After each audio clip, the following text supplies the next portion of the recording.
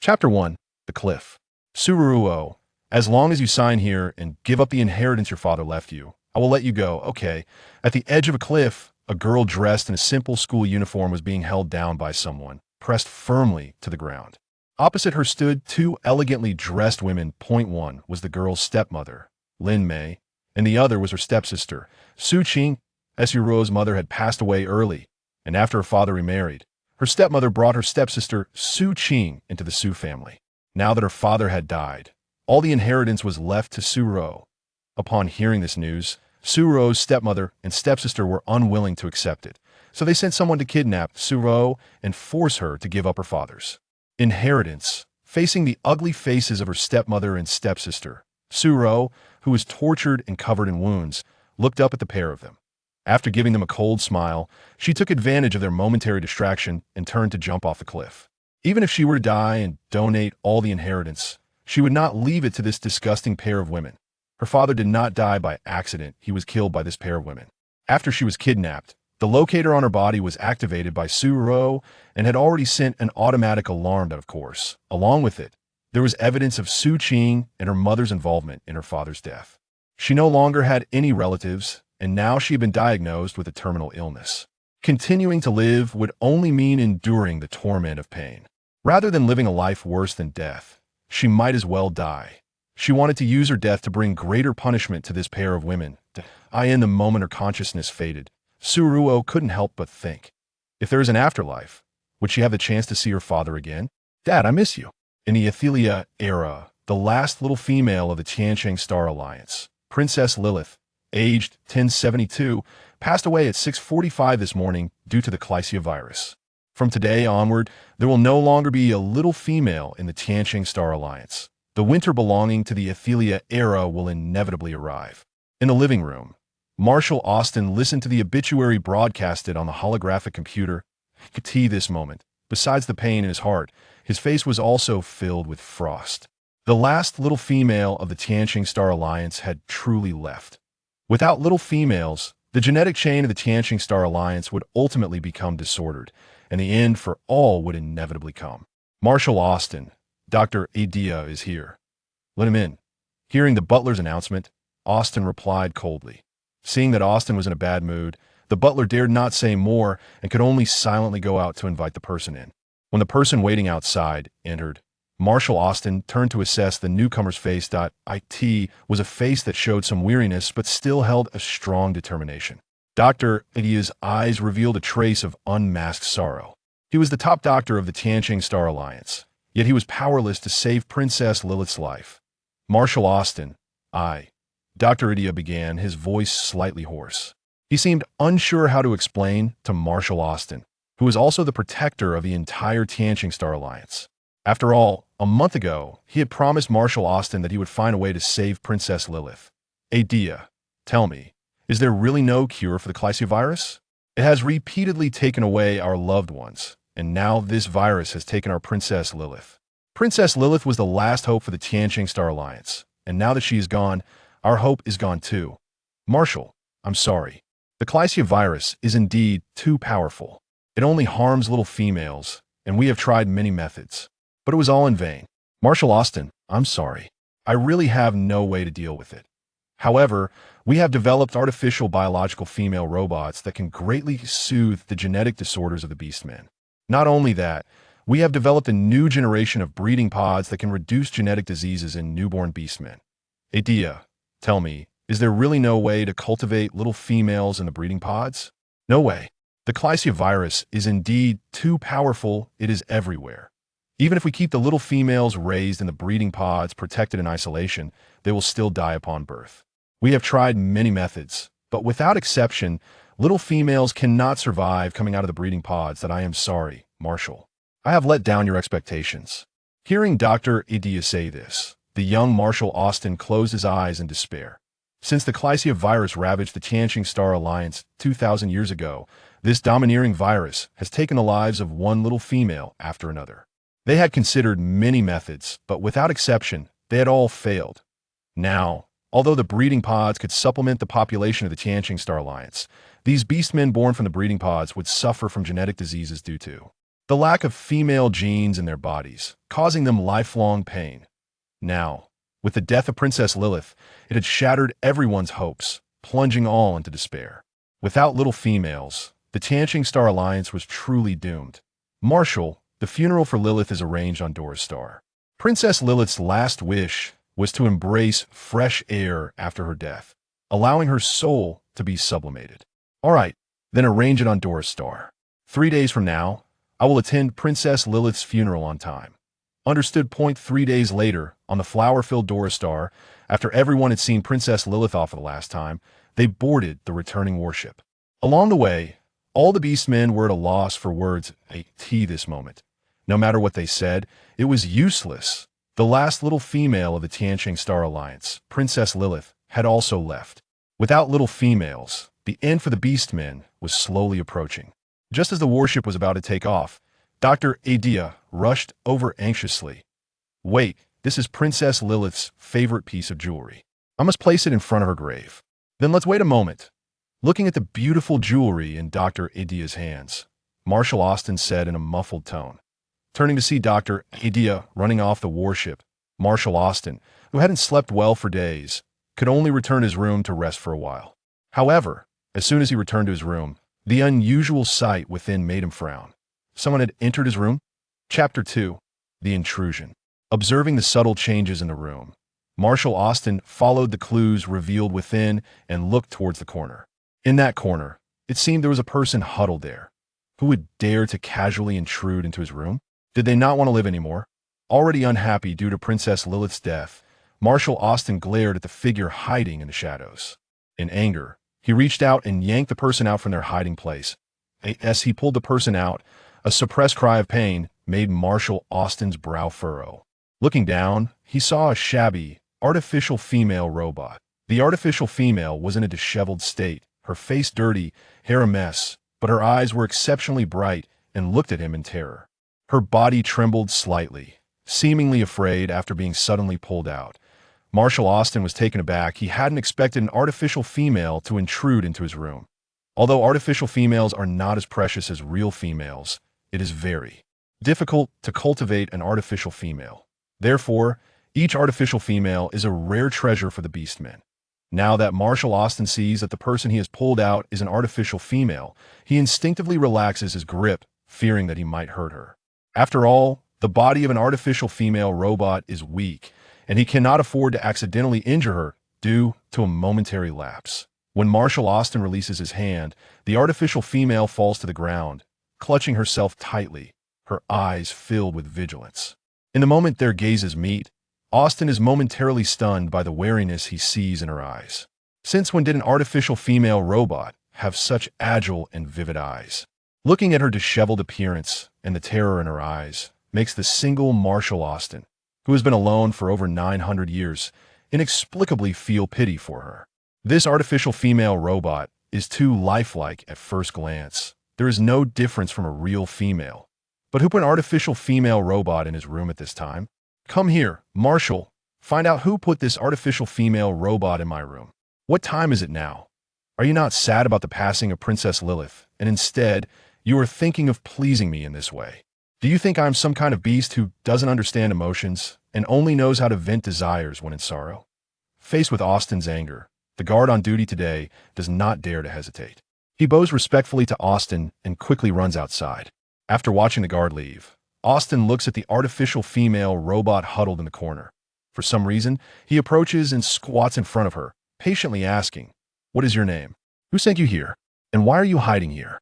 In response to Austin's inquiry, Ruo Ruo, who survived a fall from a cliff, looks up at him with a confused expression. The man in front of her, dressed in a black and gold military uniform, is extraordinarily handsome and imposing, as if he stepped out of an ancient painting of a war god, inspiring awe. Just one glance is enough to make one feel submissive to him. This man is so good-looking, yet Ruo cannot understand a single word he says. When she fell from the cliff, she thought she would surely die. However, when she opened her eyes again, she found herself in such a strange place. The place looked beautiful and vibrant, but after living there for a few days, Ruo could truly feel how dangerous it was. Not to mention the extreme temperature differences between day and night. just the caterpillars in that place were larger than her entire body. They could bite through tree trunks thicker than her waist with one snap of their jaws. Moreover, on that planet, Ruo also saw many strange plants and terrifying animals. In such a strange environment, Ruo knew she must have ended up in an unfamiliar place after falling from the cliff. But as for where it was, she had been too busy fleeing for her life these past few days to think about these questions. After struggling to survive for a few days, she thought she would surely die there. But unexpectedly, today a gigantic object fell from the sky. When the giant object stabilized, several handsome men in military uniforms came down. They carried a very luxurious-looking box and slowly disappeared into the depths of the forest. Tio survived. Ruo thought that since they were also human, they should be harmless to her. So, when no one was watching, she bravely boarded the warship. By a stroke of luck, she stumbled into the only open room. Because she was so hungry, when she saw the food and water on the table, she couldn't resist the temptation and took some to eat. Before she could finish eating, she heard someone coming in. Having intruded into someone else's territory, she was frightened and instinctively hid in the corner when Austin entered. Now, facing Austin's inquiries, Ruo, unable to understand what he was saying, could only stare blankly at him, unable to say a word. Just as they were at a loss for words, the guard who had gone out returned. "Marshal, we found out that this artificial female robot sneaked onto our warship and hid in your room. Did I ask that so?" Then how did an artificial female robot appear on the desolate planet Dora, all alone? Faced with Marshal Austin's question, the guard also didn't know how to respond. How could he possibly know how this artificial female robot ended up on the deserted planet Dora? After all, artificial female robots are extremely expensive, and the beastmen usually treat them as rare treasures, cherishing them. Now that an artificial female robot has appeared on the desolate planet, how could he know where she came from? Just as the guard was at a loss for words, Dr. Atleia, who had gone out earlier, returned. Chapter 3. Number. Austin, I just heard someone say that an artificial female robot has come to your room. Let me see what kind of artificial female robot it is. I want to check the number on the back of her neck and find out who her original owner is. As Dr. Atleia spoke, he stepped into Austin's room and immediately spotted Ruo huddled in the corner. When he made eye contact with Ruo, he was momentarily stunned. This artificial female robot looked very spirited, almost like a real female. Could this be a real female? Thinking of this, Atleia shook his head inwardly. How could she be a real female? Because of that damned Klesia virus, real females have lived in sterile rooms since birth. Now that Princess Lilith is gone, where could there possibly be any real females left in this world? Even if there were real females somewhere in this world, they should be living in sterile chambers, not appearing in front of him.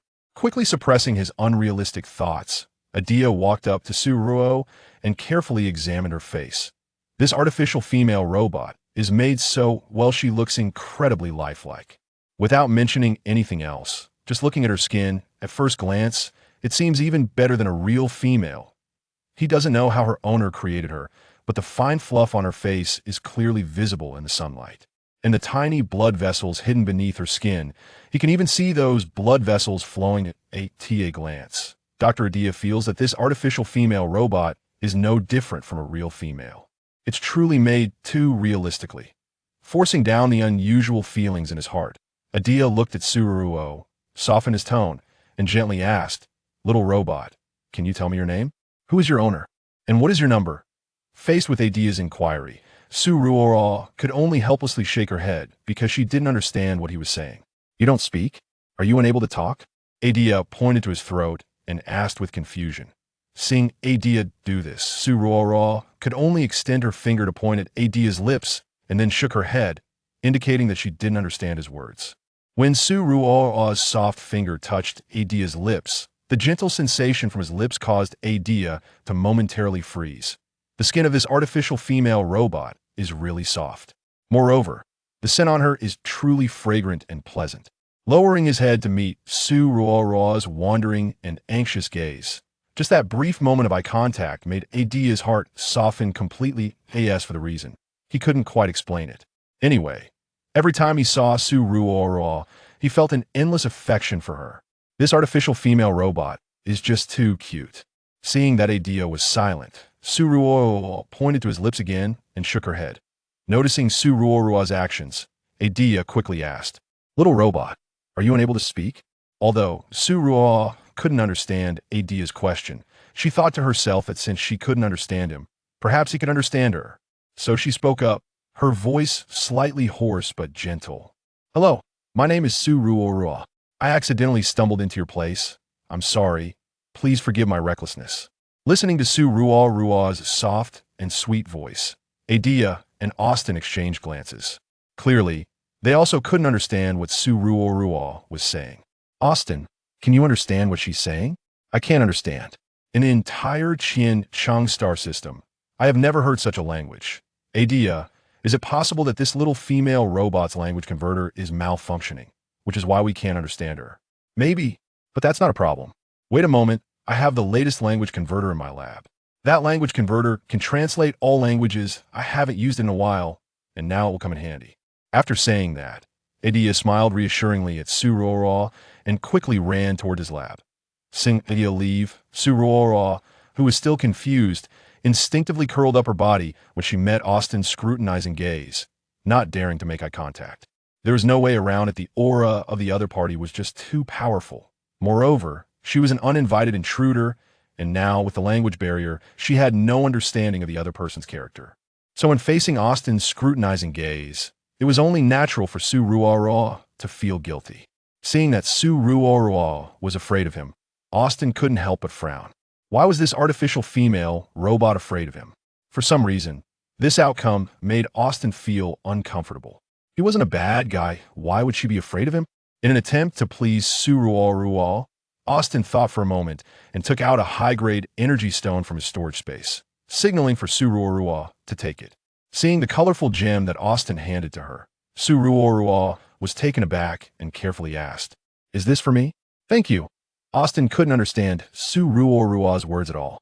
Seeing her hold the energy stone without eating it, he took the energy stone from her hand and tried to feed it to her. Austin's action startled Ruo Ruo greatly. Was he trying to choke her by shoving such a hard gem into her mouth? Even if he was angry that she had suddenly barged into his room and wanted to kill her, he shouldn't use such a cruel method to do it. Thinking of this, out of fear, Ruo Ruo instinctively stepped back, avoiding Austin's hand with the gem, and looked at him with a face full of vigilance. Seeing Ruo Ruo like this, Austin was momentarily at a loss as to what he had done wrong. Aren't artificial female robots supposed to eat energy stones?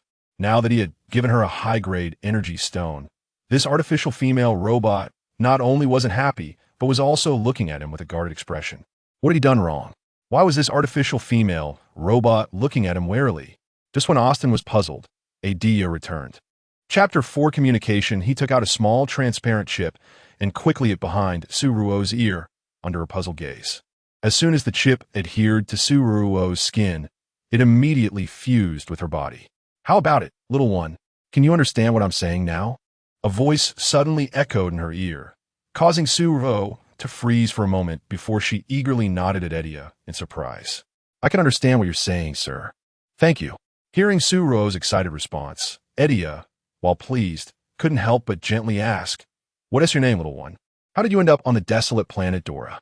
"My name is Ruo Ruo. I appeared on that planet after falling off a cliff." "Falling off a cliff?" Upon hearing this, Adea furrowed his brow. He looked up and exchanged a glance with Austin before lowering his head to ask Ruo again, "Who is your master?" "Master? I don't have a master." Ruo Ruo replied, frowning. She was a human. What kind of master did she need? Why would this handsome man ask her that? Could it be that she had ended up in some sort of human trafficking base? Just as Ruo was pondering this, Adea swept a machine over the back of her neck. As Ruo was confused, Adea spoke, "Marshal Austin, there is no code on the back of this artificial female robot's neck. I can't trace which laboratory she was cultivated from, nor can I determine who her master is. Could this artificial female robot have been cultivated by some underground laboratory?"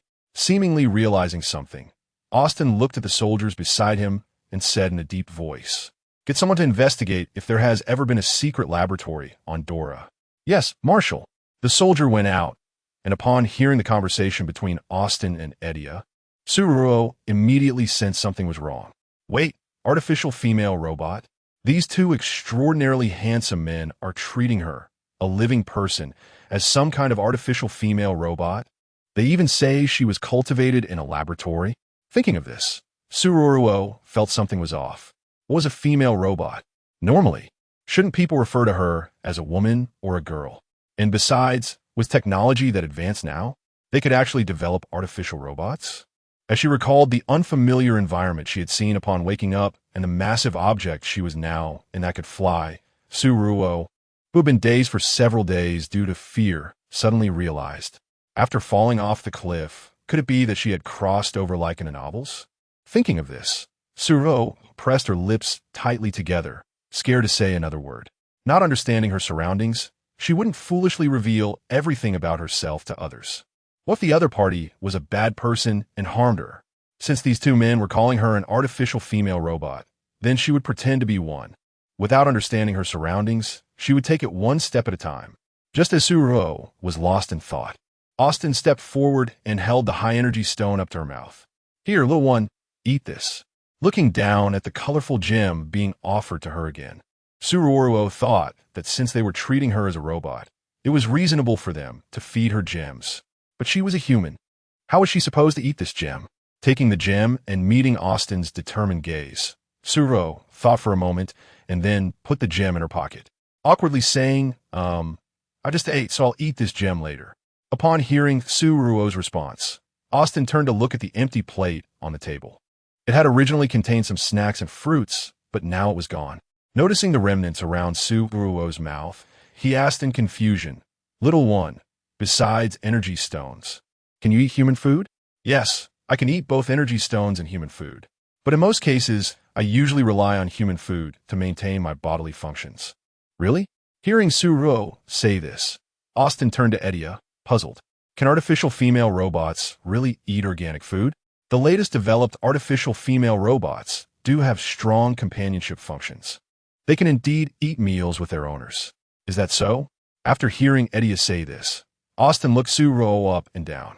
Somehow, he felt that there was something strange about this artificial female robot. But as for what exactly was strange, he couldn't pinpoint it. In short, he found that this artificial female robot emitted a familiar aura, similar to that of Princess Lilith. Austin's scrutinizing gaze made Ruo, who was already feeling guilty, uneasy. She feared that he would discover she was lying and then punish her cruelly. Just as Ruo couldn't withstand Austin's piercing gaze and instinctively wanted to lower her head. She heard the voice of a soldier outside. Marshal, we have just confirmed that 3 years ago, the 25th Legion did indeed destroy an underground laboratory on Dora. The data shows that when the 25th Legion destroyed the underground laboratory, they found that some experimental subjects had escaped. At that time, they couldn't find them and, thinking that Dora was uninhabited, gave up the search. Upon hearing the soldier's report, both Austin and Dr. Atleia turned their gazes to Ruo, meeting their piercing eyes. Ruo quickly shook her head in denial. I don't know. I remember nothing. When I woke up, I only remembered that I had fallen off a cliff and appeared there.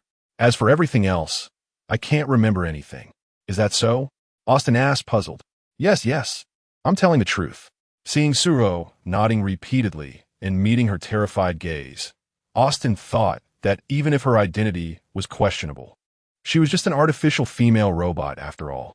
Since that was the case, he would keep her. If he discovered any issues with her identity later, he could deal with it then.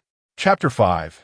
Leaking secrets. Thinking of this, Marshal Austin said in a low voice to the guard behind him, Guard, take her down. Prepare a room for her and provide her with 2 sets of change of clothes. Remember, keep a close watch on her, and do not let her move freely on the warship to prevent any leaks of Imperial secrets. Yes, Marshal, the guard replied. Upon hearing Austin's words, Ruo Ruo instinctively let out a sigh of relief in her heart. Please, don't ask her any more questions. She knew nothing about this world, and she was afraid that if they asked her just a few more questions, she'd be exposed. The most important thing was that she was suffering greatly due to her illness, and after a few days without medication, her body really hurt too much. If she stayed here any longer, she feared she wouldn't be able to hold on. When she heard that this person called Marshal was preparing a room for her, Ruo Ruo quickly got up, ready to follow the guard out. However, as she stood up too abruptly, her vision went black, and she almost fell to the ground. Be careful. At the moment Ruo Ruo was about to fall, Austin instinctively reached out to catch her. As he held her in his arms, his brows furrowed slightly. How could this female robot be so light? Besides being light, her scent was incredibly pleasant. He was usually busy and didn't have time to interact with other female robots. Could it be that other female robots were as soft as this girl named Ruo Ruo? And did they also have such a delightful scent? While Austin was lost in thought, Ruo Ruo, feeling the intensity of his gaze, quickly stood up from his arms. I'm sorry, I didn't mean to. It's fine. You can go now. Clean yourself up properly when you get back to your room. You're too dirty. Hearing Austin's words, Ruo Ruo felt embarrassed. She had survived for a few days in that primitive forest, and she was thankful to be alive. Whether she was dirty or not was not something she had considered. Now, hearing Austin's disdain for her state, all she could feel was embarrassment. After nodding politely to Austin and Dr. Atleia, she turned and followed the guard out. Watching Ruo leave, Atleia gazed at her retreating figure, his eyes unknowingly deepening. He couldn't quite explain it, but his subconscious was telling him that this female robot had a huge secret. What the secret was, he couldn't say. It didn't matter. The female robot named Ruo Ruo was now living under his nose, and he would have plenty of time to explore the secrets she carried. On Ruo Ruo's side, once she returned to her room, she immediately closed the door and leaned against it. Oh my God, what kind of world had she come to? The guard who had just taken her to her room said she was on a starship, and the dangerous planet she had left was called Dolastar. The man referred to as Marshal was named Austin, and he was the leader of the empire controlling the military power. As for the gentle-faced man, his name was Atleia, the empire's most authoritative genius doctor. There was little time to learn more, but this brief information was enough to leave Ruo Ruo feeling astonished. What kind of place had she come to? The men in this world were all very tall and handsome. At least, she hadn't seen a single ugly man as she passed by earlier. Besides these thoughts, Ruo, forcing her weak body, walked to the window. Now the warship was floating in the vastness of space, looking out at the magnificent starry river. The stars seemed to be a river of gems, so beautiful that it took her breath away. She was afraid that if she made any noise, this beautiful scene would turn into desolation. This place was truly too beautiful. But with beauty came unknown dangers. Oh heavens, where exactly have you brought me? Ruo gazed out at the stars, speaking softly. Just as she was lost in thought, while admiring the beautiful scenery outside the window, her body had weakened to the extreme. Even if she had crossed over, what use was it? She had an incurable disease, and even if she was alive now, it was merely to live in pain. When she was kidnapped by her stepmother, she had finally mustered the courage to choose to end her suffering. But now that she had barely managed to survive, she truly lacked the courage to choose death again. With her hand pressed against her aching belly, just as Ruo Ruo was about to collapse to the ground, there was a knock on her door. Realizing that her current identity was a female robot, no longer human, Ruo Ruo could only endure the pain and try to act nonchalant as she opened the door. When she opened the door, she saw the guard who had brought her to her room earlier, a man named Vaikev. Vaikev was very handsome, with light blue eyes like a deep ocean, exuding an undeniable sense of determination and loyalty. He stood there, tall and straight, holding a delicate small box with a hint of concern in his eyes. Vaikev, do you have something to tell me? Little robot. Vaikev, if possible, could you call me by my name? My name is Ruo Ruo. You could just call me Ruo Ruo. Upon hearing Ruo Ruo's words, Vaikev looked at her beautiful face. Feeling her sweet scent from a higher angle, inexplicably, Vaikev's face turned slightly red. This female robot was too beautiful. Then, Ruo Ruo. Vaikev, what do you need from me? Well, Ruo Ruo, do you still feel hungry? I have some medium-grade nutrient solution here. Would you like to drink some to fill your stomach? Nutrient solution? Looking at the box that Vaikev had opened, revealing several tubes of transparent liquid inside. These nutrient solutions were likely unique products of this world, used to fill one's stomach. To be honest, having never seen such a thing before, Ruo Ruo was genuinely curious to try it. Thinking this, Ruo Ruo raised her head to meet Vaikev's expectant gaze, pointing at the nutrient solution in the box, and cautiously asked, Chapter 6 Nutrient Solution, Vikov, can I try the nutrient solution you have in your hand? Just won't be fine. Seeing Suruo's cautious demeanor, Vikov couldn't help but feel a pang of heartache.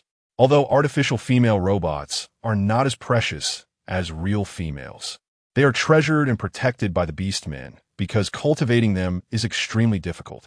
However, now, seeing this little female being so careful just to ask for a bottle of intermediate nutrient solution, how could Vikov not feel sorry for her? With this thought, Vikov handed all the boxes in his hand to Suruo and deliberately softened his tone, saying, "Ruo, go ahead and drink. I have plenty of these intermediate nutrient solutions. If you want to try other flavors later, I can get those for you too. Tomorrow, I'll bring you a few tubes of advanced nutrient solutions for you to taste." Okay. Hearing Vikov say this, Suruo looked at the box in her hands. Overjoyed, she excitedly nodded at Vikov. "Vikov, thank you. You really are a great person." Suddenly receiving a good person card from Suruo, Vikov was stunned for a moment before meeting her bright eyes. The next second, a joyful smile spread across his face. As a guard of Marshal Austin, accustomed to fighting alongside Austin, his hands were naturally not clean. Always referred to as the cold-faced killing god, he never expected that one day in the future, he would receive a big good person card from a sweet and soft artificial little female. This good person card made Vikov incredibly happy. Because of this, his gaze towards Suruo became even gentler. "Ruo, in the wardrobe to your right, I've prepared 2 sets of clothes for you to change into. After you clean yourself up, you can wear those for now. When we return to Duffy Star, I'll prepare a few more beautiful little dresses for you. Although you're not a real little female, you have the same nature as one. Liking beautiful clothes and accessories is also your instinct." Upon hearing Vikov say this, Suruo felt thankful but didn't know what else to say. After bidding farewell to Vikov, Suruo sat on the bed and opened the box in her hands. She took out a tube of nutrient solution and held it up to the light. The transparent liquid was sprinkled with shimmering lights, looking very beautiful. Such a pretty thing. Can't really be drunk? But thinking about the fact that she was about to die anyway, what did it matter if she drank it? With this thought, Suruo twisted off the cap and took a sip. It was sweet and tasted great. After sipping her lips, Suruo gulped down the rest of the nutrient solution. Instantly, a gentle energy made her painfully aching abdomen feel much better. This nutrient solution can relieve the pain in her body? Thinking of this, Suruo opened another bottle of nutrient solution and drank it all in one go. As that indescribable energy slowly spread throughout her body, Suruo, who had been tormented by illness for a long time, felt an unprecedented relaxation. This feeling was just too comfortable. Though she didn't know if this nutrient solution could cure her illness, as long as it could relieve her pain, for someone like Suruo, who didn't have much time left, it was a huge piece of good news. Looking at the remaining few bottles of nutrient solution in the box, Suruo felt that as long as her body didn't hurt, her remaining days wouldn't be too difficult to endure. With her body no longer in pain, Suruo took a set of clean clothes and went to the bathroom to take a comfortable bath. When she lay on the bed clean, the soft bedding and relaxed body allowed Suruo to have a very comfortable sleep. Although she didn't know what kind of place she had crossed into, her body surprisingly didn't hurt anymore. This feeling was truly wonderful. When Suruo woke up again, she looked out the window and saw that the outside was still a vast starry river. She had no way to check the time, so when she felt pain in her body, she quickly drank all the remaining nutrient solution. After consuming several tubes of nutrient solution, Suruo felt as if this nutrient solution was a miraculous elixir. As soon as she drank it, the pain in her body immediately disappeared. With this thought, Suruo looked at the already empty box and couldn't help but worry. She had drunk too quickly in just one night. She had finished a whole box of nutrient solution. Now what would she do when her body hurt again? She felt a bit embarrassed to ask Vikov for more. She wasn't very familiar with Vikov, and now asking him for nutrient solution felt too awkward. Just as Suruo was lost in thought while looking at the empty box, there was a knock on the door. She quickly walked to the door and opened it, only to find it was Colonel Austin, not Vikov. Upon seeing the serious expression on Marshal Austin's face, the smile on Suruo's face disappeared at an observable speed. The quick disappearance of her smile made Austin's brows furrow slightly. Was he really so unlikable? This artificial female robot immediately pulled a long face when she saw him. What was going on? What had he done to her? Though he thought this way, he also realized that since she was staying on his warship, she was still his guest. Moreover, he couldn't trace the origin of this artificial female robot, so keeping her under his watch was the safest option. With this in mind, Austin slightly furrowed his brows and looked at Ruo, speaking in a deep voice. "You are Ruo, right?" "Yes, Marshal Austin." Faced with the imposing Austin, Ruo quickly stood straight and obediently responded. "Come on, follow me to eat." "Oh, okay." Upon hearing Austin say this, Ruo dared not refuse. At that moment, she felt like a wronged little wife, obediently following behind Austin as they walked toward the dining hall. Along the way, as she looked at the vast interior space of the warship, Ruo couldn't help but marvel. This warship was indeed enormous and luxurious, filled with a sense of high-tech everywhere. Walking behind Austin and observing the high-tech environment she had never seen before, her eyes were filled with curiosity and amazement. Chapter 7: High Technology. How many years does humanity need to develop technology to reach such a level? Such high technology is an unattainable existence, even for someone like her, who knows nothing about machines. At this moment, Ruo felt like Lu Lao Lao stepping into the Grandview Garden. If it weren't for the mismatch in timing and identity, she would have wanted to exclaim in surprise. Austin could see Ruo's shocked expression. Although his battleship was luxurious, the people of this era were not completely ignorant bumpkins. Even if they were amazed by his extravagant battleship, they wouldn't be as shocked as Ruo. He couldn't help but wonder where this artificial female robot came from, as she exuded an unusual aura. Until he had concrete evidence, he couldn't take any action against her. So, the two of them, each with their own thoughts, smoothly arrived at the restaurant. As soon as Ruo entered the restaurant and saw the vast space filled with handsome guys, she instinctively exclaimed, "Wow." There was no way around it. There were just too many handsome guys in front of her, each looking like they walked straight out of comic book, strong physique, handsome faces, and extraordinary charisma. Although they all wore similar outfits, each person had a different aura. Some looked simply fashionable, while others appeared glamorous and noble, but all showcased their unique charm. Ruo felt as if she had stepped into an ocean of handsome men. Every glance and every smile made her heart race.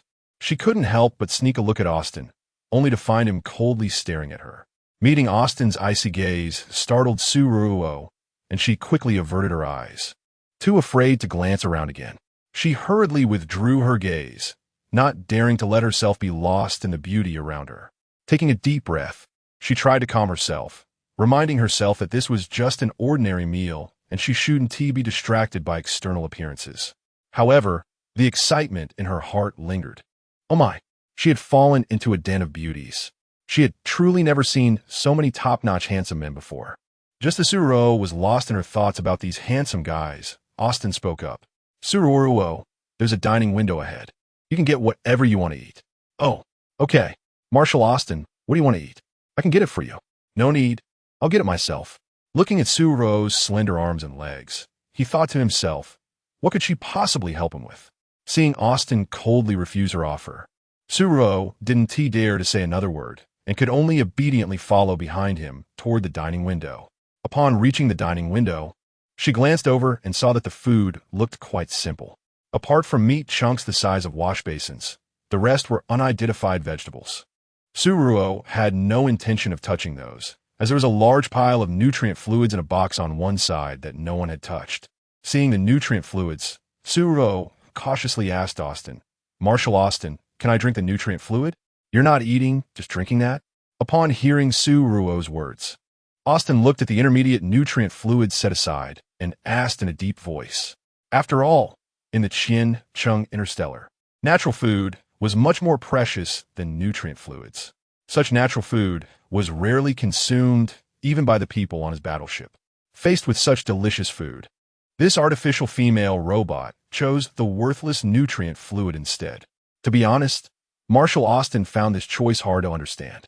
Under Austin's probing gaze, Ruo could only weakly repeat, "Marshal, I want to drink that nutrient fluid." "Then go get it. Take as much as you want, but no waste." "Okay, I won't waste it." With that in mind, Ruo poured herself a cup of water and proceeded to fill her plate with over a dozen tubes of nutrient fluid. Looking at the pile of nutrient fluids on Ruo's plate, Austin couldn't help but frown. One tube of intermediate nutrient fluid was enough to sustain an orc's energy needs for a day. Generally, an orc would drink at most one tube of intermediate nutrient fluid in a day. However, now this frail little robot, Ruo, was taking so many tubes at once. With her small frame, could she even finish it all? But then he thought, since Ruo was an artificial robot, it was entirely normal for her to consume more in a day. So Austin didn't pay any further mind to Ruo after choosing his food. He walked straight to a nearby table with his meal. Seeing Austin leave, Ruo didn't dare to linger and quickly follow behind him. However, as she passed by an orc, her gaze caught sight of the fluffy tail behind him, causing her pupils to widen slightly. Wow, this handsome guy is actually cosplaying. Look at how realistic that big tail is. It even moves. Honestly, Ruo really wanted to reach out and touch that handsome guy's big tail. But thinking that she didn't know him, she hesitated. What if she offended him by touching it? So Ruo could only suppress her eager hands and turn a walk toward Austin's location. Austin had also noticed Ruo's unusual behavior. He assumed it was just the soothing function inherent in the artificial female robot system. When she saw an orc with uncontrolled genes, she would automatically activate the companionship and soothing functions, trying to comfort the orc's lost control. Therefore, Austin paid no mind to Ruo's odd behavior and lowered his head to continue eating. Seeing that Austin was ignoring her, Ruo could only obediently drink the intermediate nutrient fluid from her plate. This nutrient fluid was incredibly delicious, and after drinking it, she felt very comfortable. Thinking that this nutrient fluid didn't cost her any money, Ruo kept drinking one tube after another.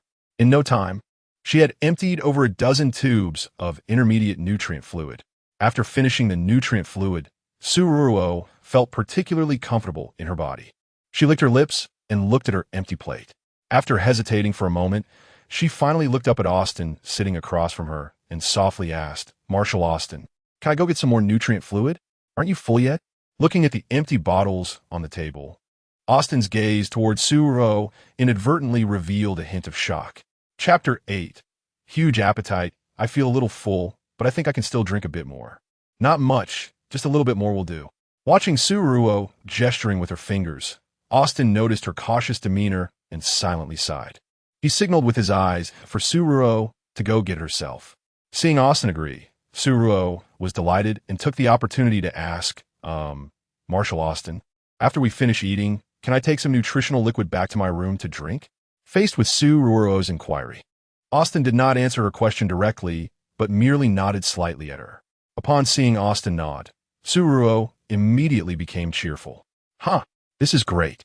With these nutritional liquids, I can have a good night's sleep tonight. Seeing Ruo eagerly go to get the nutritional liquids, Austin lowered his head and asked Edia, who was on the other end of his holographic communicator, in a deep voice, "Edia, do you think it's normal for this little robot named Ruo to eat like this? So much intermediate nutritional liquid, enough for a dozen or so beast men. And yet she alone drank so much. I don't know, Marshal. Perhaps this little robot is a new type of comfort robot. She needs to consume a large amount of food to function properly. How about this, Marshal? Later, you can find a gene-disordered soldier and let him interact with Ruo to see if she can soothe the soldier's genetic disorder. Okay, I'll let you know the results later." After glancing at his holographic communicator again, Austin put it down and continued eating. As a beast man, if he didn't drink nutritional liquids, his meal requirements were quite large. Just as Austin was eating from a huge plate, Ruo returned with the nutritional liquids. After drinking a few bottles, she finally stopped eating. As for the remaining nutritional liquids, it was clear she intended to take them back to her room. Seemingly thinking of something, Austin put down his knife and fork and called out, "Sevilla, come here." The next moment, a warrior with 9 fluffy foxtails and fox ears approached. This warrior was strikingly handsome, with sparkling fox-like eyes. He wore a tight combat suit that perfectly outlined his physique, and the 9 tails swayed behind him, giving him a wild yet charming appearance. He stood before Austin, saluted, and said, "Marshal, what do you need me to do?" Upon hearing this, Austin gestured toward Ruo with his chin, indicating for the warrior to go over. The warrior immediately understood and stepped forward, standing in front of Austin. Sevilla, sit down and eat with us. Hearing Austin's words, the beastman named Sevilla didn't quite understand what he meant. However, as a soldier, he obediently sat down in the empty spot next to Ruo and began to eat. Suddenly, having a stunningly handsome guy with 9 tails sit right beside her made it hard for Ruo to not glance at him. There was no way around it. Such a handsome cosplayer sitting next to her, with those fluffy tails occasionally brushing against her, made her unable to resist, feeling the soft touch on her arm. When Ruo's gaze fell on Sevilla's ears, her eyes nearly popped out. She had no idea what those ears were made of, but they looked soft, bouncy, and incredibly cute. Oh my God, she really wanted to touch them. Perhaps it was Ruo's intense gaze that caught Sevilla's attention. He turned to her, looked at her face seriously, and quietly asked, "Hello, little female robot. My name is Sevilla." "Hello, Sevilla, em Ruo. You can call me Ruo Ruo." "Ruo Ruo, may I ask if you could touch my ears and tail?" "Huh, can I?" Hearing Sevilla's words, Ruo's eyes lit up immediately. Oh my, this handsome guy actually invited her to touch his tail and ears. How generous of him, since he had extended such a warm invitation. It would be rude not to touch them. Thinking this, Ruo reached out and hugged one of the tails that brushed against her arm. It was fluffy, soft, and incredibly comfortable to touch. After feeling one tail, Ruo went on to touch another. She was a fair and just child, and when it came to tails, she had to share the love equally. Oh my, this tail felt so good to touch. She wondered what high-tech material it was made of. It was smooth and shiny, just like the real thing, and hugging it was truly delightful. Just as Ruo was enjoying the sensation of the tail, she didn't notice that the 2 large ears that had been standing on Sevilla's head had suddenly disappeared. Feeling something strange from his tail, Sevilla froze. What is this feeling? Why does it feel so good? In this comfortable sensation, Sevilla felt his ears itching. The next moment, he reached up to touch his head in disbelief and discovered that his beast-eared ears had truly vanished. He turned to look at Ruo, his eyes filled with shock and confusion. Ruo was still immersed in the joy of touching the tail, completely unaware of Sevilla's anomaly. "Marshall, did you see that? My beast-eared ears have disappeared." Sevilla's voice trembled slightly. He couldn't believe his ears had just vanished into thin air. This artificial female robot's soothing function was so strong that even real females couldn't achieve it. Yet, she had done it. Where on earth did this artificial female robot come from? Truly amazing. While still touching the tail, Ruo heard Sevilla's words and looked up at his head. In just a glance, she noticed that the ears that had been on Sevilla's head had vanished. "Hey, Sevilla, where did your ears go? How did they disappear in the blink of an eye? Did you retract them? What kind of high-tech is that? How did your ears retract so naturally?" Faced with Ruo's inquiry, Sevilla remained silent. He could clearly feel that his tail, which had been uncontrollable due to his genetic disorder, was now quickly retracting. The reason for all this was the beautiful artificial female robot beside him. Chapter 9. Too high a rank, she didn't say much to herself. Just gently stroked her tail a few times, and didn't engage in any intimate actions. His body, which was out of control due to a genetic disease, was now well controlled. Beast God, the artificial female robot beside him, had too high a rank. He couldn't imagine where this artificial female robot named Ruo had been cultivated from what laboratory. Just with a simple touch, she could easily control her uncontrollable tail and ears. His situation was quite serious, yet this artificial female robot could easily soothe his out-of-control genes. So, for a slightly symptomatic beastman, would she just need to say a few words to easily calm their genetic disease? As Severa observed Ruo with a shocked expression, Ruo also noticed his abnormality. "Hey, Severa, where are those fluffy tails behind you?" she asked, looking back at him in confusion. "I tucked them away," Severa replied, looking at her face, his tone hesitant. He wasn't sure if it was his psychological effect, but he always felt that this artificial female robot was different from other female robots. How to say it? The aura around her was really too comfortable and too pleasant. It made him feel an urge to get closer and closer. This feeling was something he had never experienced before. Even more surprisingly, he felt a sense of submission toward her. It was as if he would be willing to do anything for her at her command, even sacrificing his life. and he would do so willingly. He was a bit unsure if this counted as being sick. After all, he had never felt this way when seeing other artificial female robots. But if he said he wasn't sick, then what was he feeling now? Just as Severa's thoughts were racing, Suruo's voice rang out again. Severa, your tucked-away ears and tail look really beautiful. Really? Ruo Ruo, do you like my ears and tail? I do. If I could, I would also want the same ears and tail. Having such a fluffy tail looks really beautiful, Suruo said excitedly. Unfortunately, those ears and tail were high-tech, and it must have cost a lot to create such realistic ears and tails. Someone like her, who couldn't even fill her stomach, wouldn't foolishly ask how much they cost. As Suruo pondered, Severa suddenly knelt in front of her, looking at her with a pleading expression. Ruo Ruo, if you're not busy, my comrades also have ears and tails. Could you please touch their ears and tails? That is fine, completely fine. Faced with Severa's request and his affectionate peach blossom eyes, Suruo hesitated for a moment before naturally agreeing. She was more than happy to touch the cosplayer's tails and ears for free. Seeing Suruo agree, Severa instinctively turned to check Austin's expression. After seeing him nod in agreement, Severa took Suruo's hand and led her to the side. When Suruo's soft and delicate hand rested in Severa's palm, the smooth texture and slightly low temperature made his heart skip a beat. Was the hand of this little artificial female really that soft? Such a feeling was something he had never experienced before. Feeling the smoothness of her hand, Severa turned to look at Suruo's face. Her skin was as white as snow, her features exquisite. Her eyes sparkled, seemingly filled with countless curiosities and strange thoughts. One glance at her made people feel that she was full of life. Looking at Suruo like this, feeling her vibrant energy, Severa couldn't help but smile slightly. Ruo Ruo, this artificial female robot, was really too cute. If possible, he truly wanted to be with Suruo all the time. Unfortunately, that wasn't possible. Suruo was Marshal Austin's robot, and the reason he could bring her out was also at the Marshal's suggestion to test her. Now, he could only obediently follow the Marshal's orders to probe into Suruo's capabilities and background. So in this days, Austin brought Suruo to the lowest level of the battleship, which was also the most secure area.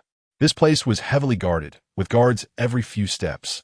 Upon seeing this area and sensing the oppressive atmosphere, Suruo instinctively stopped and dared not go further. Severa, what is this place?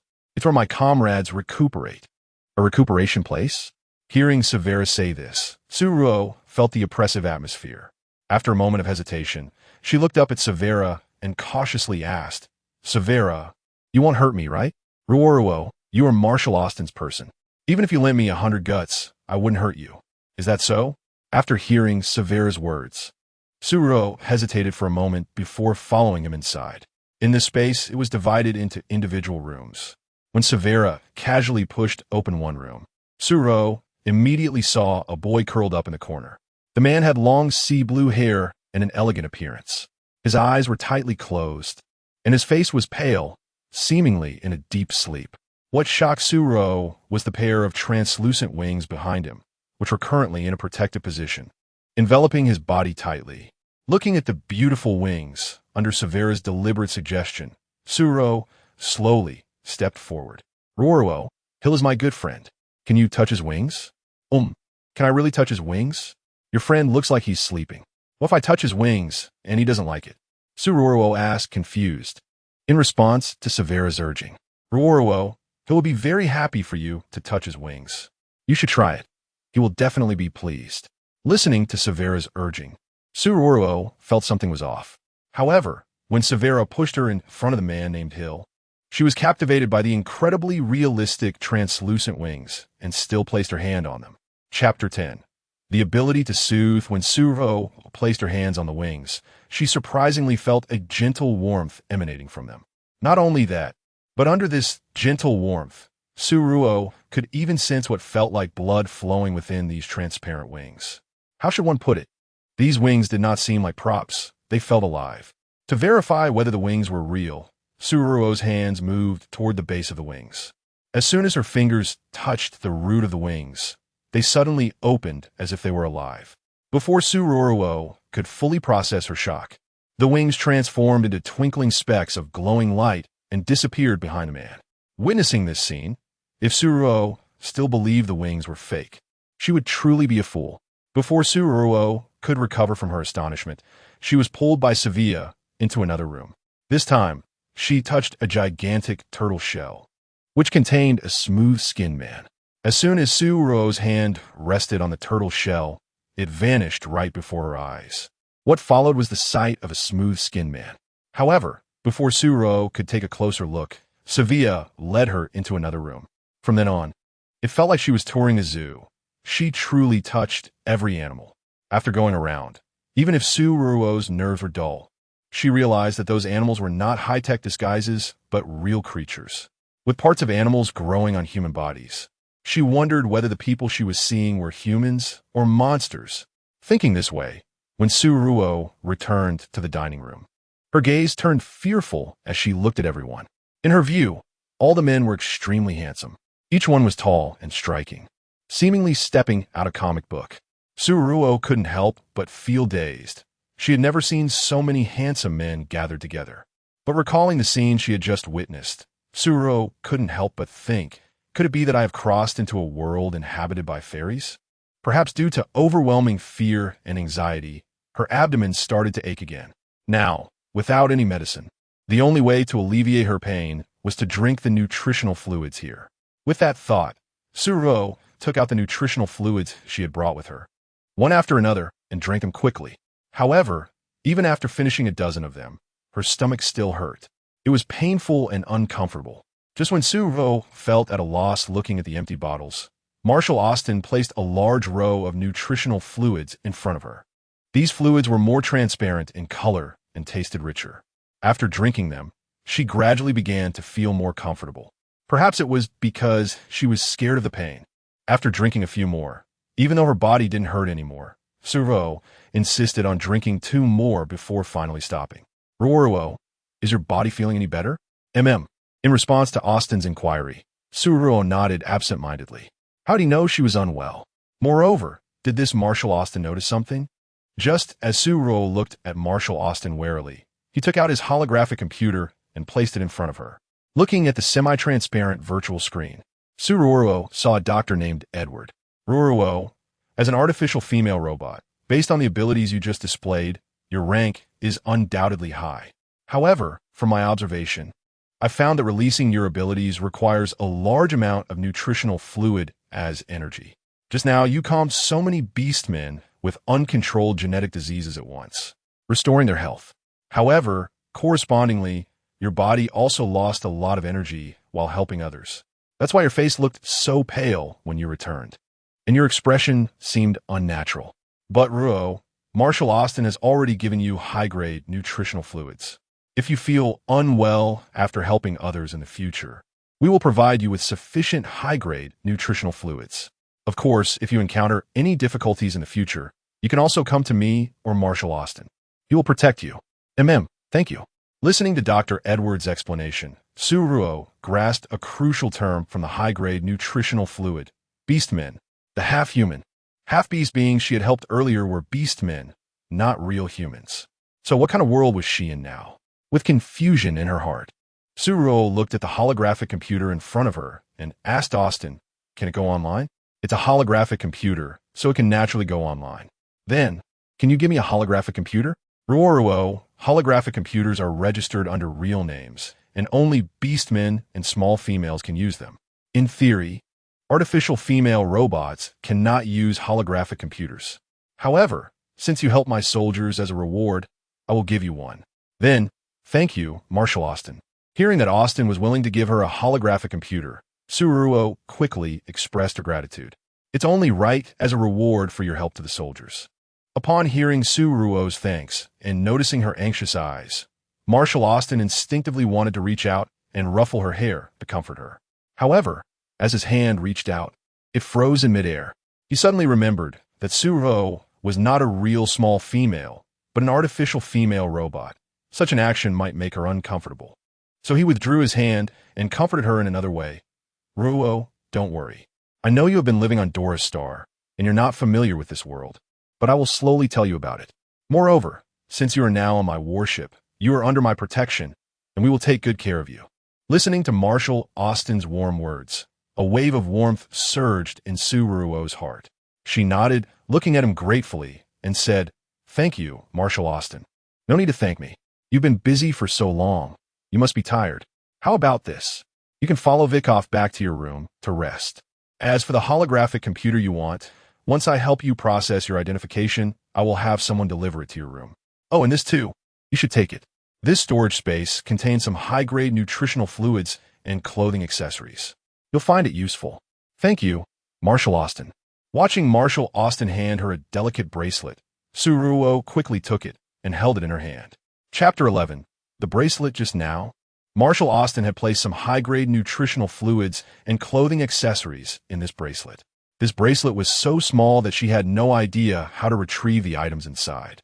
Seeing Suruo flipping the bracelet back and forth, Austin took the bracelet from her hand, demonstrated how to handle things, and then handed the bracelet back to her. "Ruo Ruo, wear it on your wrist. It will make it easier for you to retrieve things in the future." "Oh, okay. Thank you, Marshal Austin." Watching the bracelet that Marshal Austin handed over, Suruo quickly put it on her wrist. The bracelet looked very delicate, adorned with several small gemstones that sparkled with a faint glow. The texture of the bracelet seemed quite special. It felt cool and very comfortable on her wrist. Suruo gently caressed the bracelet, feeling deeply grateful for Marshal Austin's generosity. She knew that this bracelet was not just a piece of jewelry, but also a practical storage space that could help her live better in the days to come. Although she didn't know how much this storage bracelet was worth, she was clear in her heart that something given by Marshal Austin would certainly not be cheap. What made Suruo happiest was that she had clearly seen Marshal Austin place a lot of high-grade nutritional solutions in this storage space. With these high-grade nutritional solutions, if she ever felt a stomach ache again, she could drink them. As for the beautiful clothes and jewelry, she would try to dress modestly on this warship full of beastmen. Until she had the ability to protect herself, she would be cautious. It would be unwise to attract unnecessary trouble because of her appearance. After thanking Marshal Austin again, Suruo followed Wyckoff towards her room. On the way back, Suruo noticed Wyckoff hesitating to speak and asked curiously, "Wyckoff, do you have something to say to me?" "Ruo Ruo, could you do me a favor?" Seeing Wyckoff's troubled expression, Suruo asked with concern, "Wyckoff, go ahead. As long as I can help, I will definitely assist you. It's like this, Ruo Ruo. I have a brother who also has a genetic disease. Now his head has completely beastified, and it has started to spread to other parts of his body. Ruo Ruo, he is my only brother. Once we arrive at Dophi Star, could you help me to soothe my brother's genetic disease? He is my only family, and I cannot lose him. If you are willing to help me, I will give you anything you want." Facing Wyckoff's plea, Suruo did not hesitate at all. She nodded towards Wyckoff and gently said, "Wyckoff, I now know how to help you soothe your brother's genetic disease. It's just a simple stroke, and I can help your brother. This is a small matter for me, so you don't need to thank me." "No, Ruo Ruo, this is a small matter for you, but it's a big deal for me. As long as you are willing to save my brother from now on, besides the Marshal, I will be your most loyal bodyguard. Just give the order, and no matter what you want me to do, I will be willing to do it, even if it costs me my life." Seeing the seriousness in Wyckoff's words, Suruo felt a bit overwhelmed by his vow. She saw Wyckoff about to kneel down to her and quickly stepped forward to help him up. "Wyckoff, you don't need to kneel to me. How about this? Besides you guys, I don't know many people here. When we reach Dophi Star, could you help me find a place to stay? I have never been to Dophi Star, and I don't have any money. Ruo Ruo, you don't need to worry about this. You are the Marshal's person, and with your high status, once we arrive at Dophi Star, the Marshal will definitely arrange accommodation for you. Didn't you just want a light brain? The Marshal has already sent someone to take care of it for you. In a little while, the Marshal might bring your light brain over." Upon hearing Wyckoff mention the light brain, Suruo's eyes immediately lit up. Then, "Wyckoff, when Marshal Austin brings the light brain over, could you teach me how to use it?" "Sure, no problem. That's on me."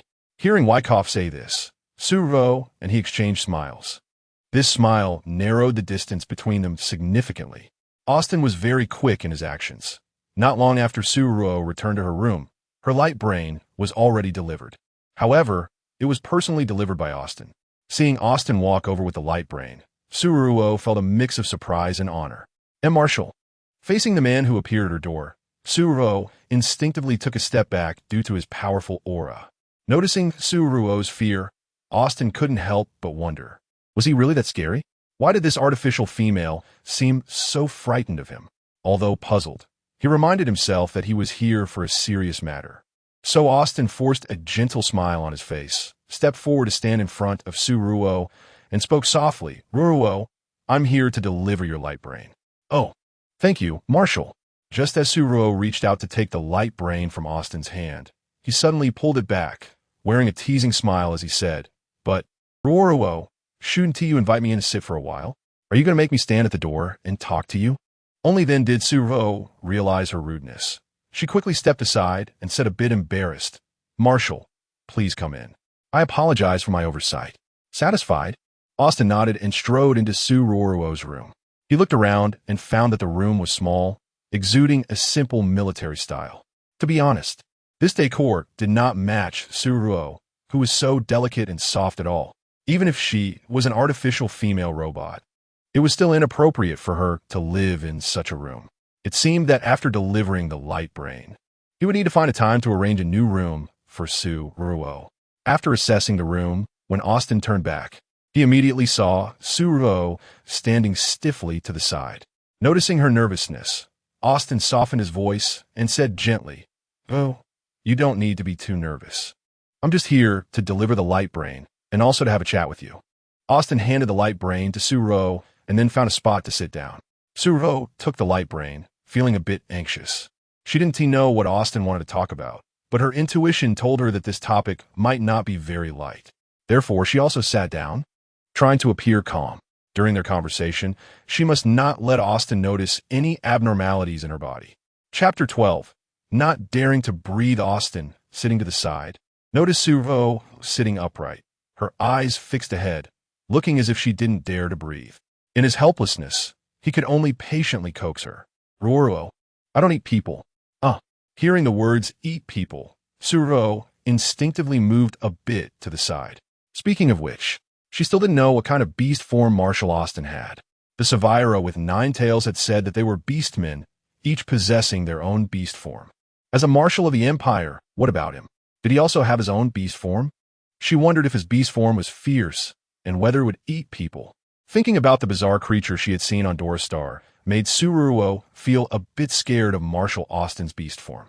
Seeing that Ruo looked afraid of him, Marshal Austin sighed inwardly and said helplessly, "Oh, I am the great marshal of the Empire who protects the home and defends the country.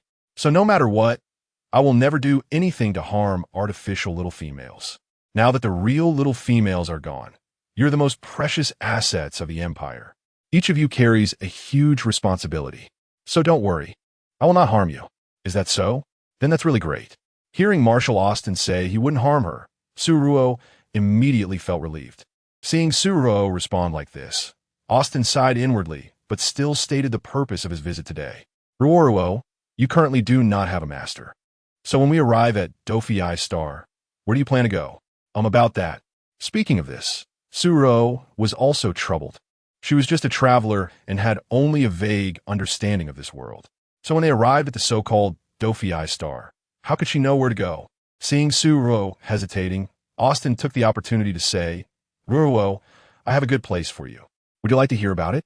"Marshal Austin, go ahead. I am listening." "Ruo, you see, you currently have no master. Without a master, it means you have no identification. If an artificial female robot, like you, doesn't have identification, then you won't be able to live on Dofei Star. So if you don't mind, you can first recognize me as your master and be my artificial robot, using my identity to live on Dofei Star.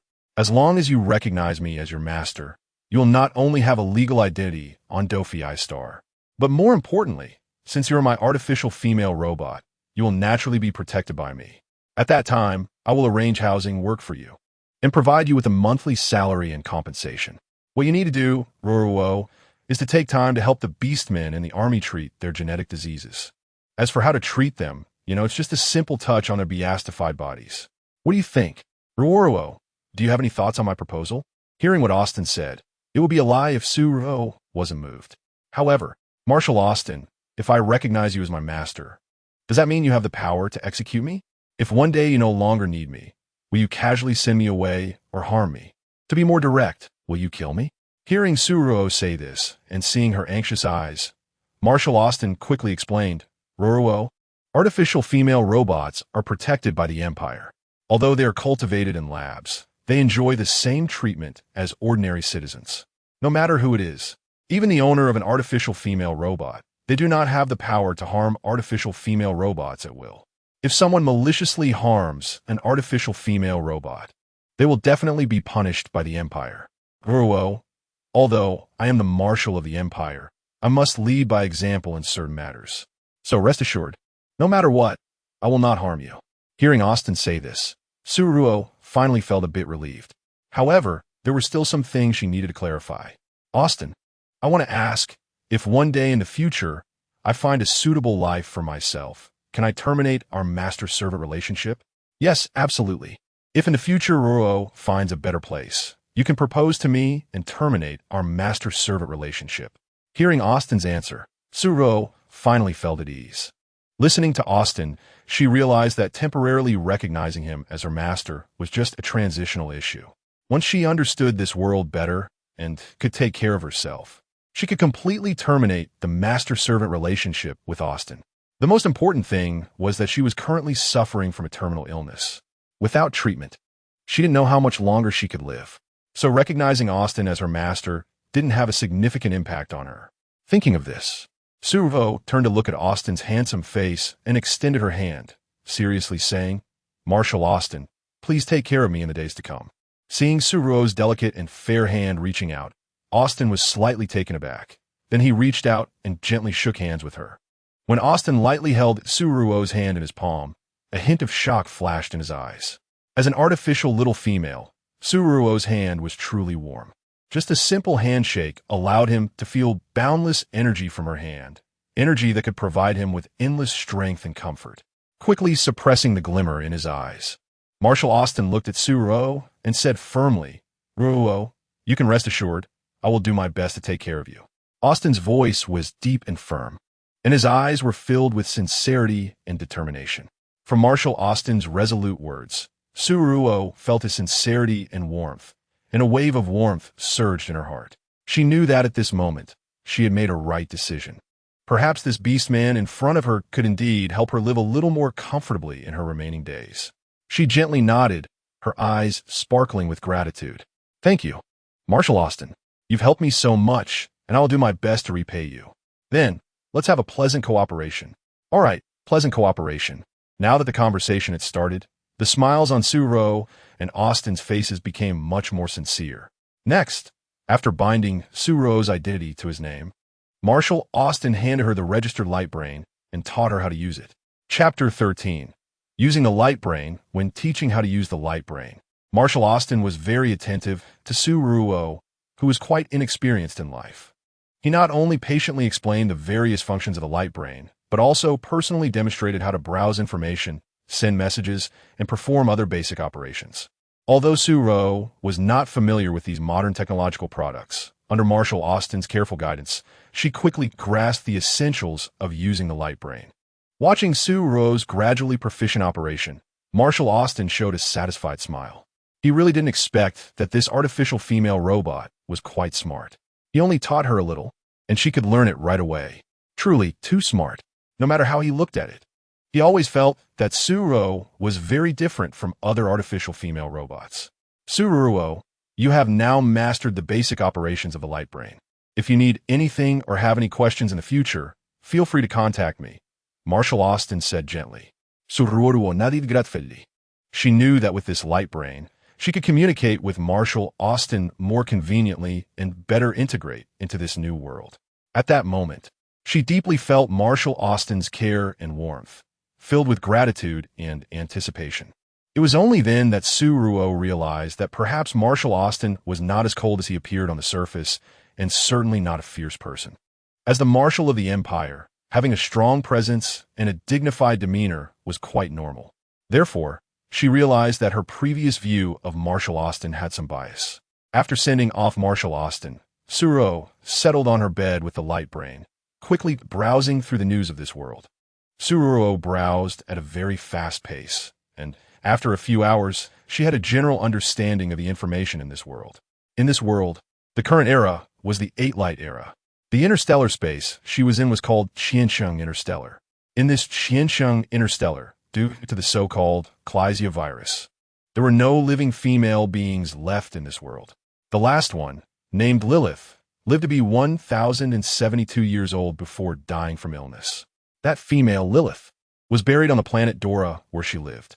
Because of this, Ruo Ruo was able to sneak on a Marshall Austin's warship and become the artificial female robot in their eyes. Thinking about how there was not a single woman, no, a female being left in this world, her sudden appearance would bring what to this world? More importantly, in this world, beast men and females only reach adulthood at 800 years old. After adulthood, as long as their abilities are strong enough, their lifespan can be extended indefinitely. In this world, living to 1,000 years is not a rare thing at all. For someone like her, who could only live up to 100 years, she would be nothing more than a mere speck. Moreover, with her terminal illness, what kind of impact could her brief presence have on this world? In this world, female beings have to live in sterile chambers since birth due to the Klesia virus. However, she didn't have to, despite her terminal illness. Living outside had no effect from the Klesia virus on her. So, was her appearance bringing new life to this world, or was it bringing her a disaster? After all, as a human, she was not afraid of the Klesia virus. Once others discovered her true identity, would the scientists in this world lock her in a laboratory and slice her open for research? Just thinking about being locked in a cold laboratory for research made Ruo Ruo break out in a cold sweat. She vowed that before she died, she must keep her true identity well hidden. After all, she had a terminal illness and wouldn't live long. At worst, after her death, she could be generous and donate her body. By then, since she would be dead, even if they sliced her body into pieces, she wouldn't know. In short, while she was alive, she absolutely could not suffer anymore, because she was truly scared of pain. With this thought, Ruo Ruo silently promised in her heart, before reaching a dead end, she must keep her cover tightly secured. On the other hand, when Marshall Austin returned to his room, he went straight to the testing chamber, lay down, and conducted a thorough examination of his body. When the test results came out, Marshall Austin's eyes suddenly deepened as he looked at the results. He quickly dialed Dr. Edia's communication. Edia, come here immediately. At your command, Marshall. In the video call, Edia saw Austin's serious expression. He didn't dare to ask too much and quickly put down the reagents he was holding and hurried to Austin's room. Marshall, what do you need me for? Edia, take a look at my test report from earlier. Hearing Austin say this, Edia took the report with urgency and asked anxiously, Marshall, is there a problem with your body? Don't ask yet. Edia, talk to me after you've looked at my test report.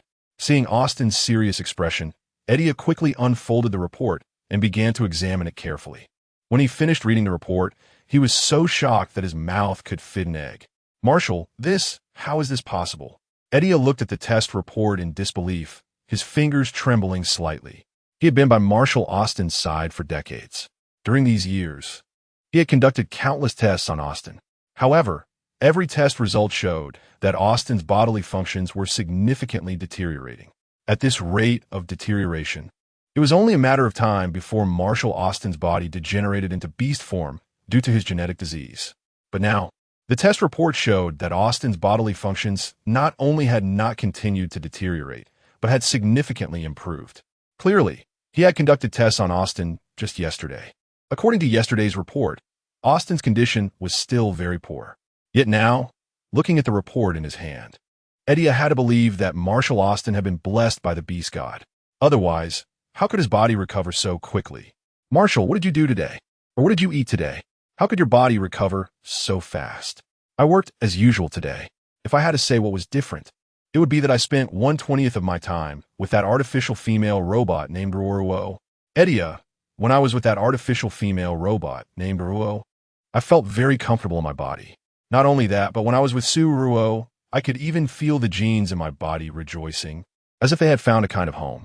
That sense of comfort is something I have never experienced in all these years. Edia, don't you think that this artificial female robot named Ruo Ruo is fundamentally different from ordinary artificial female robots? Or rather, I feel more comfortable being with Ruo Ruo than when I was with Princess Lilith. Chapter 14, Is She Really a Little Female? Princess Lilith? Edia was momentarily stunned when he heard Marshal Austin mention the late Princess Lilith. After a while, he finally reacted, looking at Austin with a shocked expression and tentatively asking, Marshal Austin, you can't be saying that the little female named Ruo Ruo is a real little female, right? Edia, do you think there's a possibility of that? Impossible. Absolutely impossible. Marshal Austin, don't forget that under the influence of the Klesia virus, any little female can only live in a sterile chamber since birth. If Ruo Ruo is indeed a real little female, then when she stands under the blue sky, she would be infected by the Klesia virus. In just an hour, she would die under the Klesia virus.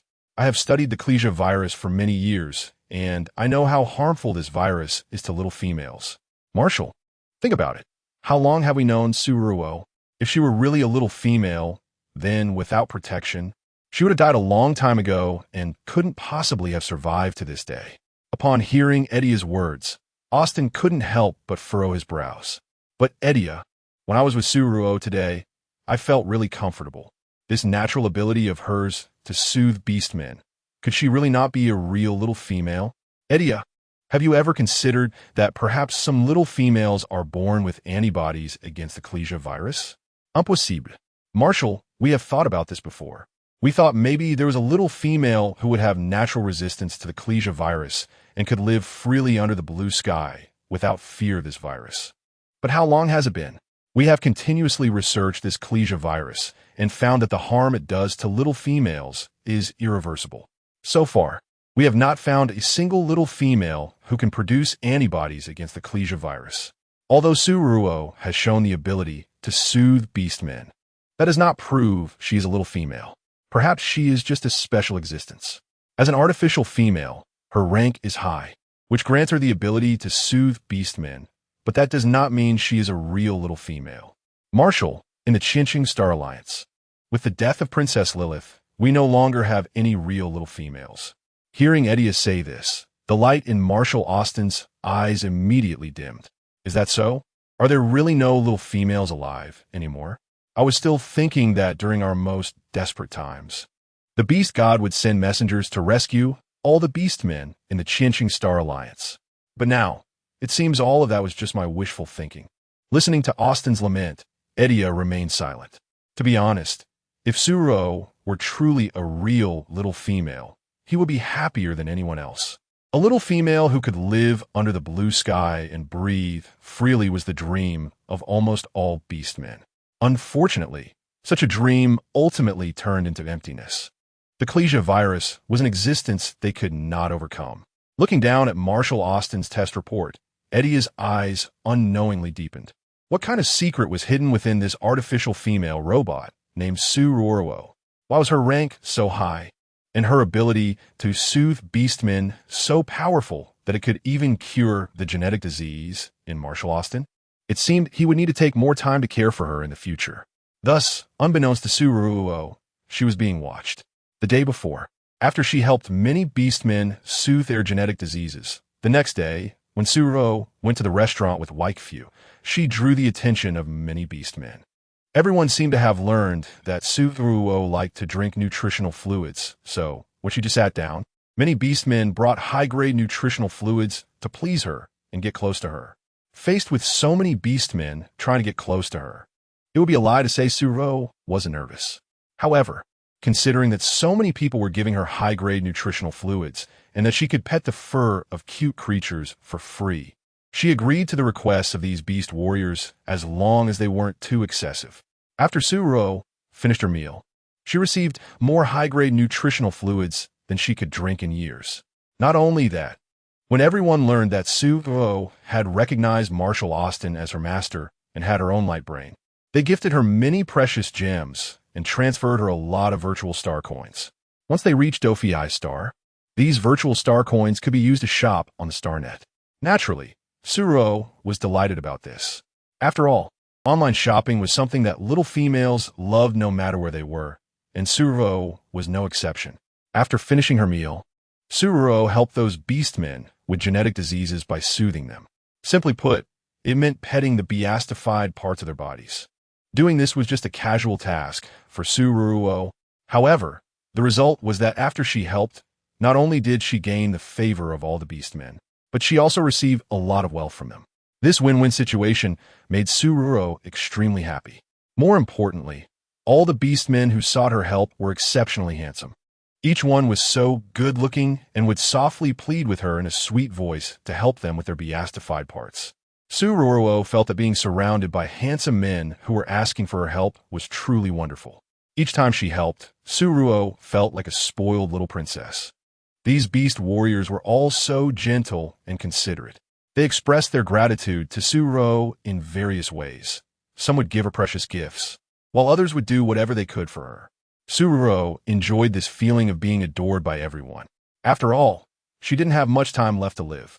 And if she didn't enjoy the feeling of being surrounded by handsome men in her last days, would she have to wait until after her death for someone to burn paper money for her? The most important thing was that this was the Qiansheng Star Alliance, and others might not know to burn paper money for her after she died. Moreover, these beast warriors were all so outstanding and exceptional. Therefore, Ruo Ruo felt that being able to get along so harmoniously with them was truly a stroke of luck. After finishing her meal, just as Ruo Ruo was happily heading back, she was urgently pulled into Dr. Atleia's medical room. Ruo Ruo, hurry! Dr. Atleia was conducting an experiment, and he came into contact with a degenerative agent. Now his genetic disease has flared up, and his body is rapidly beastifying. Once Dr. Atleia's body completely beastifies, he will turn into a mindless beast. Before Dr. Atleia's body truly degenerates, Ruo Ruo, you need to help him. Dr. Atleia is the best doctor in the Qiansheng Star Alliance. He cannot be in trouble. If something happens to him, many people will die because of it. Chapter 15. Gene Degeneration Potion, listening to the chatter of those around her. Ruo Ruo could only let herself be half-dragged and half-pulled into Dr. Atleia's laboratory.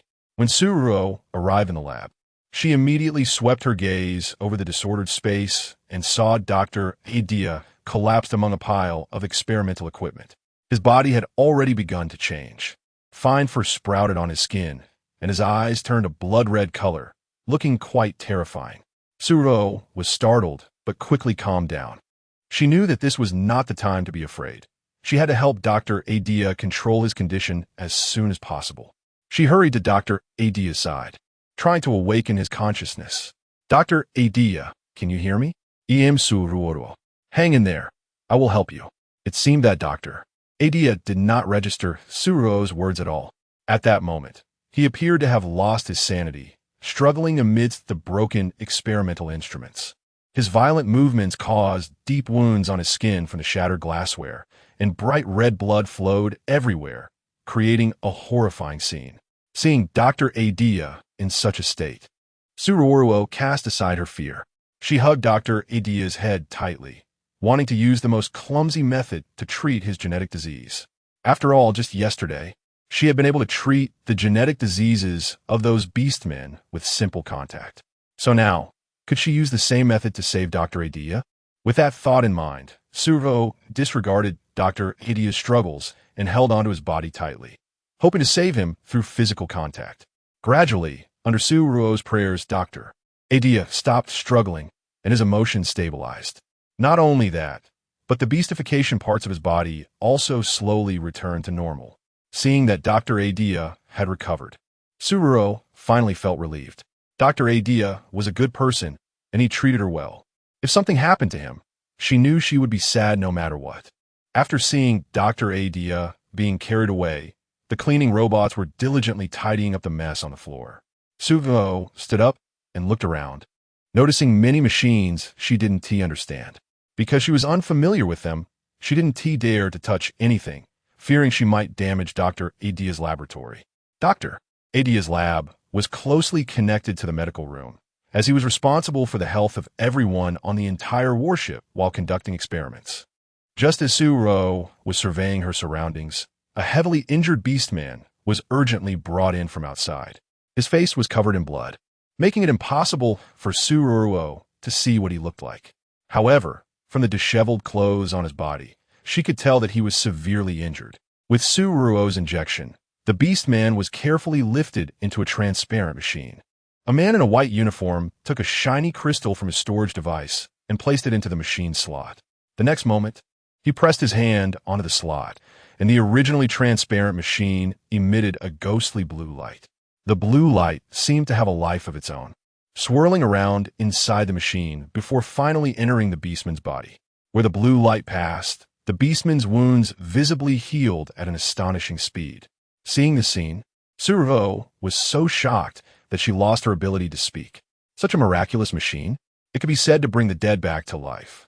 If this machine was so amazing, could it save her from her terminal illness? She had a malignant tumor growing inside her body. Now her life was on a countdown, and the pain made her daily existence very difficult. Although she was prepared for death, seeing a glimmer of hope for survival, how could she willingly accept her fate? Watching the beastman, who had just been gravely injured, now sitting up peacefully from the machine, Ruo Ruo felt a surge of shock and a powerful will to survive. She quickly stepped forward, grabbing one of the beastman's arms and pleading, Sir, can this machine cure many diseases? Ah, Ruo, little female. Recognizing Ruo Ruo. The handsome beastman softened his tone and asked gently, Ruo, little female, do you have something to ask me? I mean, can this machine cure many diseases? Yes. This treatment pod can cure everything except the Klesia virus. It can heal internal injuries, external injuries, and other diseases. However, the prerequisite for treatment is that there must be a crystal core. Only by converting the energy in the crystal core into blue microparticles can diseases be treated. Crystal core? Is it the shiny stone you just put in? Yes. Then where can I buy a crystal core? I want one too. Hearing Ruo Ruo's question, the beastman smiled and explained, Ruo, little female, this kind of crystal core is not for sale. It is a military supply strictly controlled by the army. Only after the military has achieved merit will the higher-ups reward soldiers with crystal cores as a reward. Then if I achieve merit, will Marshal Austin also reward me with a crystal core? Seeing Ruo Ruo's anxious expression, the beastman asked in confusion, Ruo, little female, although you currently possess human emotions, you are, after all, just an artificially created female robot. Your body was cultivated in a laboratory, so you cannot get sick. Then, Ruo, little female, what do you need a crystal core for? Facing the beastman's inquiry, Ruo Ruo hesitated for a moment before stammering, I like shiny things. That crystal core is shiny, and I like it. Oh, I see. Ruo, little female, although I no longer have any crystal cores, I do have many beautiful gemstones. These gemstones are also shiny, and I believe you will like them. Here, I will give you all these beautiful stones as a reward for helping me calm my genes last time. Seeing the box that the beastman forcefully pressed into her hands, Ruo Ruo felt a sudden sense of guilt for lying. This thing is too precious. I can't take it. How about you take it back? Seeing Ruo Ruo's refusal, the beastman quickly smiled and said, Ruo, little female, just take it to play with. Now that Princess Lilith is gone, there is no one in this world who likes these beautiful stones anymore. If no one likes them, then these gemstones are worthless to us beastmen. Since you like them, it's worth it for them. If I encounter these beautiful gemstones again in the future, I will bring them back to give to you. Hearing the beastman say this, Ruo Ruo felt deeply moved. Overcome with emotion, she couldn't help but step forward and hug him. Thank you. Although I don't remember your name anymore, thank you. Ruo, little female, my name is Leo, and there's no need to thank me. Feeling the soft body in his arms, a sensation he had never experienced before made Leo's body feel relaxed and joyful. Is this the magic of the little female, Ruo Ruo? Just a simple touch was enough to soothe the beast genes within him, making him feel an unprecedented comfort and peace. Chapter 16. Crystal Core. After hesitating for a moment, Leo gently patted Ruo Ruo's back, feeling a warm emotion surge within him. The feeling in his arms was fleeting, and as he looked at Ruo Ruo, who had stepped out of his embrace and was standing in front of him, Leo spoke softly, Ruo, I heard that you have your own light brain now. Can I add your light brain number? Sure, of course, she replied. Leo, if you ever feel unwell because of a genetic disease, come find me. As long as I'm here, I will definitely help you. And if your family or friends encounter difficulties, come to me and I will help them too. Remember, I'm offering my help for free. Hearing Ruo say this, a smile could not help but appear on Leo's face. All right, then we have a deal. If I earn military merits in the future and get a crystal core, I will definitely give it to you. Okay, thank you, Leo. No need to thank me. Just as Ruo was speaking to Leo, a light cough interrupted their conversation. Turning around, they saw Dr. Atleia, who had been carried away earlier. Dr. Atleia, you're all right now? Ruo asked in surprise as she looked at the doctor, who was dressed in new clothes and had a rosy complexion. I'm fine now. Ruo Ruo, I really owe you one. If it weren't for you saving me, I might have turned into an emotionless beast by now. There's no need to thank me. By the way, Dr. Atleia, can I ask you something? Go ahead. Dr. Atleia, what is your beast form? Can you tell me? Of course. My beast form is a mutated red raccoon. A raccoon? Wow. Dr. Atleia, I didn't expect your beast form to be quite cute. Really? Ruo Ruo, you just saved my life. How do you want me to thank you? Thank me? That's not necessary. Dr. Atleia, you've helped me a lot. Besides, what happened earlier was just a small effort on my part. You don't need to thank me for that. Seeing Ruo decline, Dr. Atleia didn't say anything further. He recalled that when he came in earlier, he had heard Ruo talking to Leo about the crystal core. As a synthetic female, she must have a liking for the shiny crystal core. Thinking of this, Dr. Atleia took out a fist-sized crystal core from his storage space and handed it to Ruo. Here, this is a mid-level crystal core. Take it and play with it. This is for me? Looking at the crystal core handed to her, feeling the gentle aura emanating from it, Ruo asked Dr. Atleia in surprise. Yes, it's a gift for you. How do you feel about it? Are you happy? Happy. Looking at the crystal core in her hand, which had saved her life. How could she not be happy? Seeing the hope of survival right in front of her, Ruo's smile became even brighter as she looked at Dr. Atleia. With the crystal core, when there was no one around, she could place the crystal core in the treatment pod to cure her terminal illness. Just thinking about being able to continue living made Ruo feel a little more joy. As Ruo's mood brightened, the pleasant aura around her instantly infected everyone present. Even though Ruo did not interact with others, the joyful aura radiating from her could clearly affect everyone. Under this pleasant influence, both Leo and Dr. Atleia found themselves involuntarily relaxing. By the way, Dr. Atleia, do you need extra hands here? Extra hands? Seeing Dr. Atleia's confusion, Ruo quickly explained, what I mean is, Dr. Atleia, do you need my help? I have nothing to do all day anyway, so if you have any cleaning work, you can come find me. I'm very diligent and can do a lot of tasks. If she could stay in Dr. Atleia's laboratory, she would have the opportunity to use the crystal core to save her life without raising other suspicions. Because before she had the ability to protect herself, she did not want others to know her true identity as a woman, or rather, a synthetic female. Looking at Ruo's hopeful eyes, Dr. Atleia smiled slightly and then said warmly, Ruo, I have cleaning robots here, so there is really no need for manual cleaning. Oh. Hearing Dr. Atleia's refusal, the hopeful light in Ruo's eyes immediately dimmed. Seeing Ruo like this, Dr. Atleia quickly added, Ruo, well, I don't need cleaners here. I do need someone like you who can soothe patients with genetic diseases. In the future, when patients with genetic diseases come to me, you could be a big help. What do you think, Ruo? Are you interested in this job? Don't worry, I'll one team make you work for free. I will pay you. I'm interested. I'm really very interested. Dr. Atleia, don't worry, I will work hard. That's good. For today, let us leave it at that. Starting tomorrow, you can come to work here at 9 in the morning after you finish breakfast? Okay? Sure, of course. Having confirmed that she could work here, the time until her body healed would be even shorter. With her work settled, when Ruo returned to her room with excitement, she found that her originally metallic-style room had suddenly transformed into a cute pink one. After asking Severa, who was standing at the door, she learned that her room had been tidied up by someone sent by Marshal Austin as a reward for her help in soothing the soldier's genes. Not only was her room beautifully arranged, but when Ruo opened the wardrobe, she was astonished to see it filled with clothes. Marshal Austin really knows how to be generous. However, the clothes were quite beautiful, but in order to avoid exposing her true identity too early, she decided not to wear them for now. In addition to the beautiful clothes, Marshal Austin had also placed a dressing table next to her bed. On the milky white dressing table lay beautiful jewelry.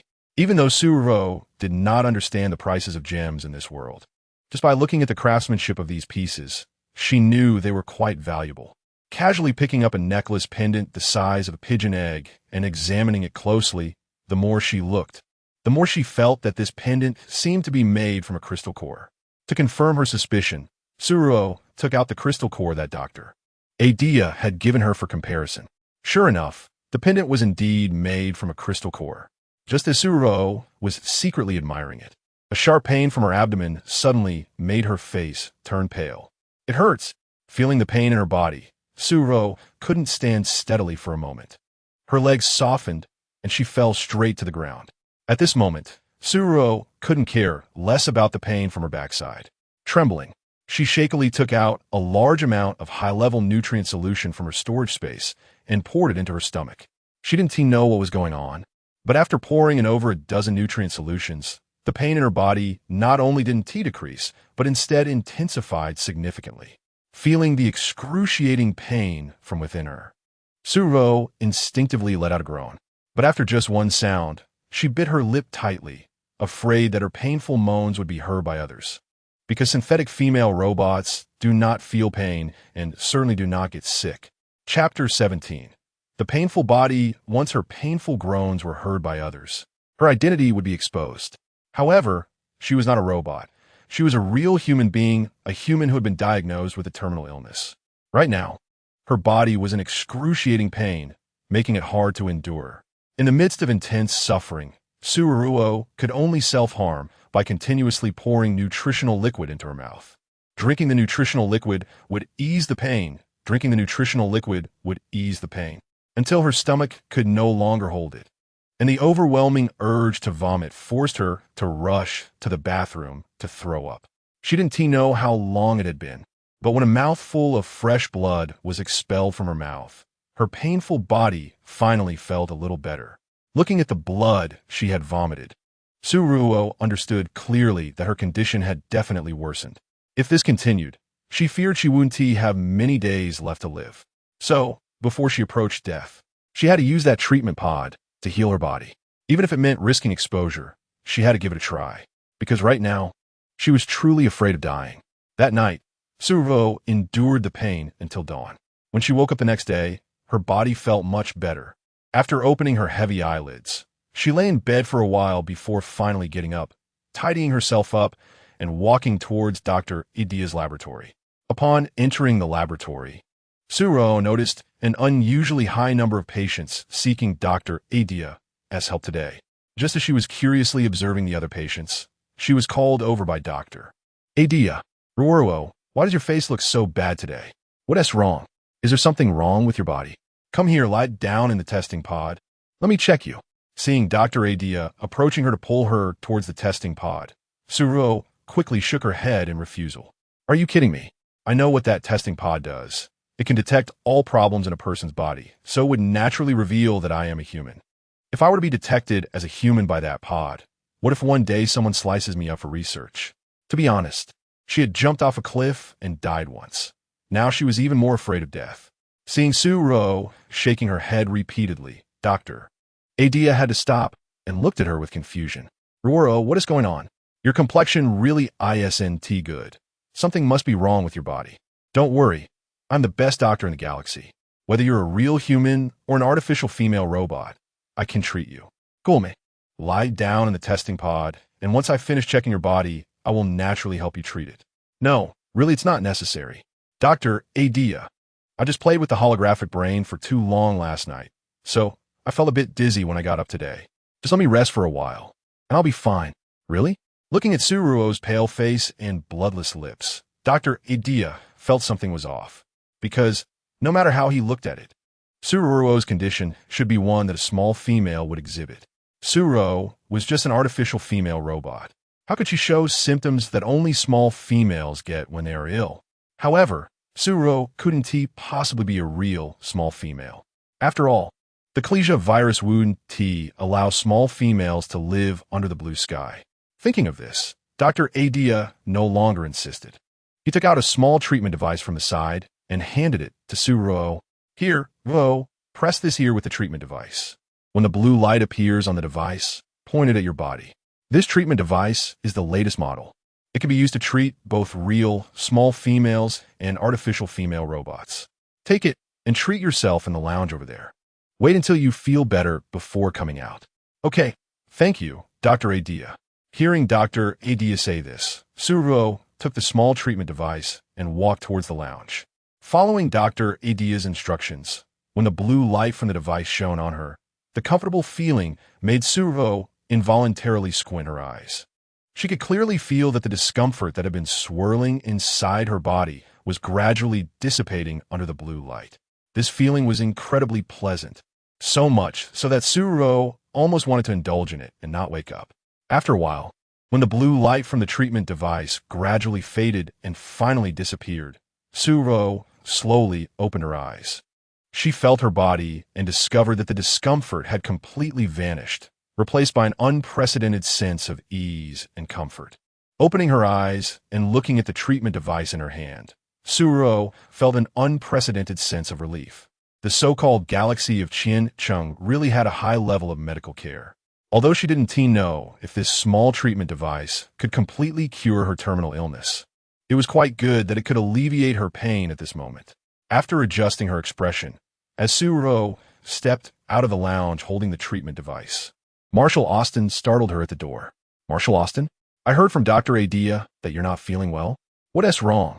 Let Dr. Atleia take a look at you. I just spent too much time looking at the holographic brain yesterday and didn't rest well at night. Is that so? Yes. Facing Marshal Austin's scrutinizing gaze, Ruo felt a bit guilty. Here, take this. What is this? Seeing what Austin handed to her, Ruo asked in confusion. This is a small treatment device used by the military. Take it. It'll be convenient for you in the future. And these are some crystal cores used to provide energy for the small treatment device. Ruo, I am now your master, so I have the responsibility and authority to ensure your safety. By the way, these are some virtual currencies. In a few days, we will arrive at Dofi Star. Dofi Star is a prosperous planet. You will definitely like it there. These virtual currencies are for buying things. Although I am your master now, sometimes I really can't figure out what you like. Take the money and buy whatever you want. You don't have to save money for me. I have plenty. Oh, Marshal Austin, thank you. No need to thank me. My help has conditions. Ruo Ruo, my shoulder hurts terribly. It's a genetic issue. Help me massage it. Consider it your medical fee. All right, Marshal Austin, sit down. I'll help you with your shoulder. Looking at the much taller Marshal Austin, Ruo said eagerly. Seeing Ruo's fawning demeanor, inexplicably, Marshal Austin's mood improved. He sat in the chair and casually took off his shirt, revealing his strong shoulders. When his bare shoulders appeared before Ruo, she noticed the two protruding lumps on them and asked curiously, Marshal, what are those? Why are they sticking out? Chapter 18. The mutated white tiger, Ruo carefully touched the protruding area with her finger and asked in confusion, what is this? This is my bone wing. Bone wing? Marshal Austin, may I ask what your beast form is? It's a mutated white tiger. A mutated white tiger? Is it a mutated white tiger with wings? Ruo asked cautiously while pressing on Austin's shoulder. Yes, it indeed has wings. Hearing Austin say this, Ruo was extremely curious about his beast form. To be honest, she had never seen a mutated white tiger with wings before. So when Ruo was massaging the two protruding bone wings on Austin's shoulder, her movements became increasingly gentle. After a while, when the two protruding bone wings disappeared, Marshal Austin's tightly furrowed brows relaxed. He got dressed and, before leaving, reached out to pat Ruo's head. It seemed he wanted to say something, but when the words were on the tip of his tongue, he held back, leaving Ruo with a gentle smile as he departed. After Austin left, at Dr. Atleia's request, Ruo began to soothe the genetic ailments of the orc warriors on the battleship. She was busy until the afternoon, and when everyone in the laboratory had left, Ruo instinctively glanced at the treatment pod set aside. If she lay down in it now and placed the crystal core inside, her terminal illness could be treated. Thinking of this, Ruo's footsteps unconsciously moved toward the treatment pod. However, just as her hand touched the pod, a voice from behind startled her, causing her to quickly withdraw her hand. Ruo Ruo, the third squad just hunted an Aram beast. The meat is not only delicious, but it's also a unique medicinal ingredient. Cool, mate. I'll take you over to try it. You're in for a treat today. Hearing Dr. Atleia say this, Ruo turned around and instinctively nodded. Although she didn't know what the Aram beast was, if Dr. Atleia praised it, it must be something good. Unfortunately, she wouldn't have the opportunity to use the treatment pod today. Following Dr. Atleia to the dining hall, she found it already filled with people. As soon as Ruo sat down, a large plate of beast meat was placed in front of her. It was steaming hot and smelled quite fragrant. Wearing gloves, Ruo picked up a big bone and took a bite. The meat was tender, with a slight sweetness and a flavor she had never tasted before, prompting her to eat several more pieces. Seeing Ruo enjoying her meal, the people around her couldn't help but laugh. Ruo Ruo, as long as you like it, we will save you some good food next time we hunt. Hearing Dr. Atleia say this, Ruo smiled and nodded. By the way, Dr. Atleia, you mentioned that this Aram beast is also a medicinal ingredient. What can it cure? As soon as Ruo asked, everyone around her chuckled softly in unison. Seeing their suppressed laughter, Ruo was puzzled. Was there something special about this Aram beast meat? Noticing Ruo's confusion, Dr. Atleia quickly explained, Ruo, this Aram beast has skin whitening and beautifying properties. Anyone who eats Aram beast meat will see their skin improve day by day, and they will look radiant. Even someone like you, who is a manufactured female robot from the laboratory, will have smoother and more hydrated skin after eating it, better than those expensive skincare products.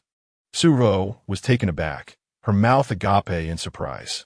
She didn't expect this seemingly ordinary beast meat to have such effects. Really? Dr. Atleia, you're not fooling me, are you? Dr. Atleia laughed and shook his head. Why would I lie to you? Once you finish the Aram beast meat, give it a few days, and if you eat it continuously for 3 days, your skin will really improve significantly. Upon hearing Dr. Atleia say this, Ruo looked at the Aram beast meat in her hand and started eating heartily. Although her current identity was that of a manufactured female robot, her true identity was that of a real girl. As a girl, which one wouldn't want to become a little prettier? Seeing Ruo devour the meat, Dr. Atleia pushed the meat closer to her and jokingly said, Ruo, don't rush. Eat slowly. That Aram beast was quite large. There's enough for you to eat for several days. Aren't you all eating? Ruo asked, puzzled by Dr. Atleia's remark. We're not eating, Ruo. We are orcs. As orcs, why would we need such tender skin? It's of no use. Although Ruo didn't understand what Dr. Atleia meant, the delicious smell of the Aram beast meat was too enticing for her to think about anything else. After finishing a plate of beast meat, Ruo couldn't help but reflect on her appetite. Honestly, before she crossed over, a plate of beast meat would have been enough for her to last a week. But now, she could eat so much in one sitting, almost like a big eater. She was really eating too much. Wiping her mouth and hands with a sterile tissue handed to her by the dining hall robot, Ruo patted her round belly. Strangely, a comfortable feeling made her want to just fall asleep.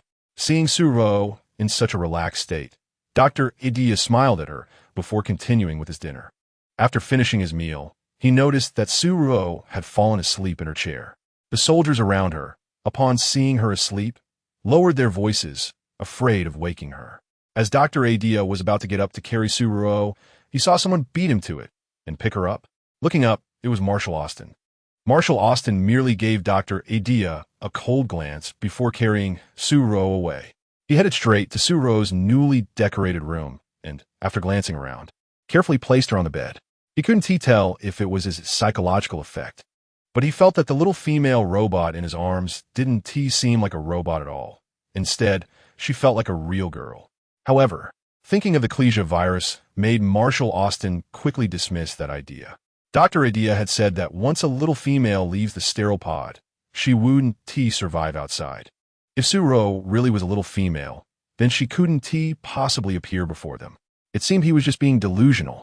Chapter 19. Doubting everything with the death of Her Highness Lilith, he became overly pessimistic about the future and even started to doubt everything. He sat on the edge of the bed, quietly watching Ruo's peaceful sleeping face, feeling a mix of emotions. This little female robot, is she really just a robot? If only she were a real female. Unfortunately, she is not, because reality is always so cruel. Her Highness Lilith is gone, and now he can only face this robot.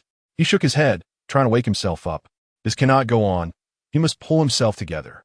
For the Empire, for the future of Qian Cheng's star, and for the legacy of the Beastmen, he must be strong. Thinking of this, Marshal Austin stood up, ready to leave the room. Before leaving, he took a deep look at Ruo Ruo, then turned and walked out. After all, Ruo Ruo is now his, as long as she stays by his side. One day, he will discover her uniqueness. The next morning, Ruo Ruo looked at her increasingly translucent and rosy face in the mirror, and she couldn't help but mumble to herself. It seems that, as Dr. Atleia said, the meat of the ram beast really can make a person's skin better. I heard that if you eat ram beast meat for 3 days straight, your skin will improve even more, so I'll eat it for 3 days in a row. After 3 days, I want to see how much better my skin will be. Before arriving at Dofi Star, Ruo Ruo had been helping in Dr. Atlaia's laboratory. But in these few days, she hadn't found an opportunity to use the treatment pod to cure her terminal illness. The illness wasn't cured, but because she had eaten a lot of ram beast meat for several days, her skin had actually become very good. The improved skin made her delicate face appear a bit more vibrant. At a glance, she does have some qualifications to be a beauty. Hey, that is pretty good. Until the warship arrived at Dofi Star. Seeing that she was about to part ways with Dr. Atleia, Ruo Ruo hurriedly grabbed Dr. Atlaia's hand and asked anxiously, Dr. Atleia, after we part this time, will we have a chance to meet again? Yes. Ruo Ruo, I have opened several private clinics on Dofi Star. If I have time later, I will return to Dofi Star. By the way, this is my private crystal card. If you encounter any problems, take my card to my private clinic. Whatever you want to do, it's all free. Looking at the crystal card that Dr. Atleia handed over, resembling a business card, Ruo Ruo reluctantly accepted it. Dr. Atleia, does your private clinic also have treatment pods? Yes, Ruo Ruo, my private clinic mainly serves nobles. So, I definitely have high-end treatments like the treatment pod. Then, what is wrong, Ruo Ruo? Seeing Ruo Ruo hesitating, Dr. Atleia asked in confusion. It's nothing. Dr. Atleia, let us add each other's StarNet IDs. How about this? If you have time, can you often contact me? Sure, of course. Ruo Ruo, I will return to Dofi Star soon. Your current master is Marshal Austin. He's a very good person. Ruo Ruo, no matter what difficulties you encounter, go find him. He will help you. And one more thing. Those who can live on Dofi Star are either rich or noble or from families with deep backgrounds. So Ruo Ruo, you must be careful on Dofi Star in the future and never offend others easily. After all, some people cannot be easily offended, even by Marshal Austin. Do you understand? I understand. A 1T cause trouble. Seeing Ruo Ruo obediently nodding in agreement and looking into her nervous and confused eyes, Dr. Atlaia's heart softened immensely. If it weren't for the fact that he really had something to do, he would want to contend with Austin for the guardianship of Ruo Ruo. After all, seeing such a lovely little female robot pitifully asking him to keep in touch in the future, any beastman would feel soft-hearted. Unfortunately, he still had important matters, so he could not fight for that guardianship. After a heart-wrenching goodbye to Ruo Ruo, Dr. Atleia turned and boarded another starship, heading into the unknown space. After seeing Dr. Atleia leave, Ruo Ruo could only reluctantly follow Wyckoff away. As for Marshal Austin, he had important matters to attend to and disappeared as soon as he got off the warship, since she had promised Wyckoff to help soothe his brother's genetic illness. Now that she had arrived at Dofi Star, she would help his brother and then return to the place Austin arranged for her to stay. Wyckoff brought Ruo Ruo to a mid-level rehabilitation center. As they passed through layers of checkpoints and entered the rehabilitation center, Ruo Ruo felt that the atmosphere in the center was frighteningly oppressive.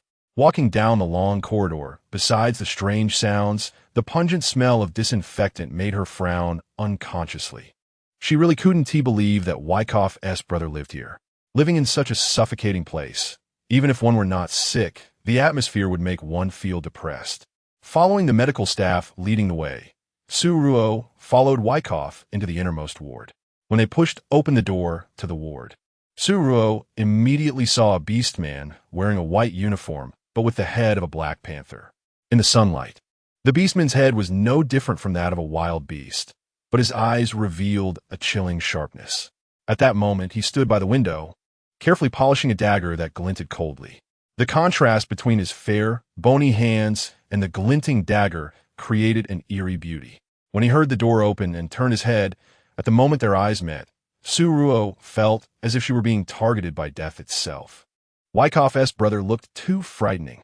Perhaps Ruo Ruo's fearful expression was too obvious, as Wyckoff instinctively stood in front of her, blocking his brother's gaze. Wyckoff, why did you bring a female robot here? What? You don't expect this female robot to cure my genetic disease, do you? I tell you, it's impossible. Soon, my body will completely beastify, and in the end, I will just become an emotionless beast. The final outcome will just be that I am disposed of harmlessly. Hearing his brother say this, Wyckoff stood in front of Ruo Ruo and said in a deep voice, Ruo Ruo is Marshall Austin's female robot. She can not only soothe Marshall Austin's genetic disease, but also saved Dr. Atlaia's life. You must know that Dr. Atleia accidentally touched the genetic degeneration agent, which caused his body to deteriorate rapidly. Not only that, but during this trip back, Ruo Ruo saved many people from genetic diseases. You must know, we are Marshall Austin-esque guards. Our abilities are not any less than yours. Chapter 20. Malicious glances upon hearing what Wyckoff said. His brother Xia quickly raised his head and formally looked at Ruo Ruo, who was hiding behind Wyckoff. The more he looked, the more his eyes involuntarily narrowed. Is she really a genuine little female? I hope Ruo is a true little female. But Dr. Atleia said she isn't. After all, the Klesia virus is unsolvable. Is that so? Xia tossed aside the dagger in his hand and plunged it into the wooden floor, then stepped towards Ruo Ruo. Xia's aura was so strong that Ruo Ruo instinctively wanted to hide behind Wyckoff. She couldn't help it. She was timid and cowardly. Seeing Ruo Ruo like this, Xia stopped in his tracks, thoughtfully observing her hiding behind Wyckoff. Aren't those artificial female robots just mindless fools? How does this one in front of me possess intelligence?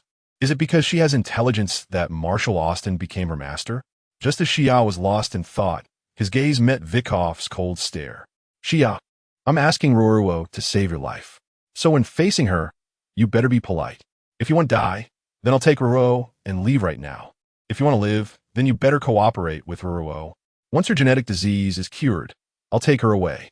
To be honest, if it weren't for the fact that you're my brother, I wouldn't have brought Ruo Ruo to this hellish place. Hearing Wyckoff's words, Xia, no matter how reluctant he was, had to sit down and wait for Ruo Ruo to help him. Watching Xia obediently sit in the chair, Ruo Ruo cautiously peeked out from behind Wyckoff and said, I need to touch your leopard head later to cure your genetic disease. So please don't get angry when I do. Just a simple head pat, no intimate physical contact. After all, other artificial female robots have to engage with beastmen to soothe their genetic diseases. Otherwise, what happens? Seeing Ruo Ruo's confusion, Xia didn't say much. He simply closed his eyes, signaling her to come over. Out of fear, Ruo Ruo walked over while pulling Wyckoff along with her. As she walked, she whispered Wyckoff, if your brother tries to bite me later, you have to help me. My skin is tender. I can't withstand a bite. Don't worry, Ruo Ruo. I'll always be by your side. If he dares to bite you, I'll help you beat him. Hearing Ruo Ruo's murmurs, Wyckoff glanced at Xia, whose veins were bulging on the back of his hands, and gently replied, Beastmen have excellent hearing, so even if Ruo Ruo spoke softly, Xia could still hear her. Probably considering Wyckoff's face, even though Xia heard Ruo Ruo's whispers, he tried hard to suppress his inner anger and not let his expression appear too fierce. If he scared this artificial female robot named Ruo Ruo, his foolish brother would definitely be angry with him. When Ruo Ruo finally reached in front of him, Xia forced a smile. However, his smile was more terrifying than not smiling at all, as his sharp teeth frightened Ruo Ruo, making her instinctively take a step back. Oh my, he looks even scarier when he smiles. Seeing Ruo Ruo's frightened expression, Xia quickly wiped the smile off his face and pursed his lips, adopting a cold demeanor. Seeing Xia like this, Ruo Ruo let out a long sigh of relief. For some inexplicable reason, Xia became even angrier seeing Ruo Ruo relax. I'm gonna put my hand on your head now. If you feel uncomfortable, just bite Wyckoff. My wrist is thin and not very fleshy. It won't feel good to bite. Shut up, just get on with it. Oh, okay. Hearing Xia's impatient tone, Ruo, despite her fear, placed her hand on Xia's head with Vikov's encouragement. When her hand touched Xia's head, the fluffy sensation made her eyes light up. This feeling, hey, it's quite comfortable. For some reason, even though she was terrified of Xia, her hand sneakily stroked his head a few times. Wow, this is the first time I've touched a leopard's head. It's quite a novelty. Unfortunately, she wasn't living in her original world. Otherwise, she would definitely post this exciting experience on social media. But wait, it's not unfortunate. Since she can't post on social media, can she post it on StarNet? After all, she had registered an account on StarNet, so she could share her experiences there to gain followers. She had heard that gaining followers could lead to money. If she could survive, she must find a way to support herself. So she would start posting interesting things on StarNet to gain followers. Once she left Austin, she could rely on her own skills to live. Thinking of this, Suruo's mood inexplicably brightened. She instinctively stroked Xia's large ears and tentatively asked, "Can I post what happens between us later on StarNet?" "Don't worry, I'll pixelate your face. I definitely won't expose you." Upon hearing Suruo's words, Xia's brow furrowed. He initially wanted to refuse, but he couldn't resist the comfort of her hand stroking his ears. He squinted his eyes in pleasure, hesitating for a moment before nodding in agreement. "Fine, you can post it later, but you must pixelate my face. No one can recognize me. If someone does, will I put my face?" "Okay." Seeing Xia agree, Suruo quickly activated the recording sphere on her light brain to document her interaction with Xia. With Xia's cooperation, and not knowing how to soothe the beastman's genetic disease, Suruo treated it like petting a dog's head, doing whatever felt comfortable. Under Suruo's enthusiastic and somewhat chaotic petting, Xia closed his eyes in pleasure and even let out a soft purring sound. He never imagined that one day he would enjoy the touch of an artificial female robot so much. This feeling was both unfamiliar and novel, leaving Xia shocked, yet unable to resist enjoying it. Chapter 21. Making a fortune by attracting fans, Suruo looked at Xia's appearance and couldn't help but chuckle inwardly. So this is how easy it is to coax orcs when they are being petted, while continuing to stroke Xia's large ears. She adjusted the angle of the recording device to ensure she could capture this rare moment. After all, she was counting on this to attract fans and make a fortune.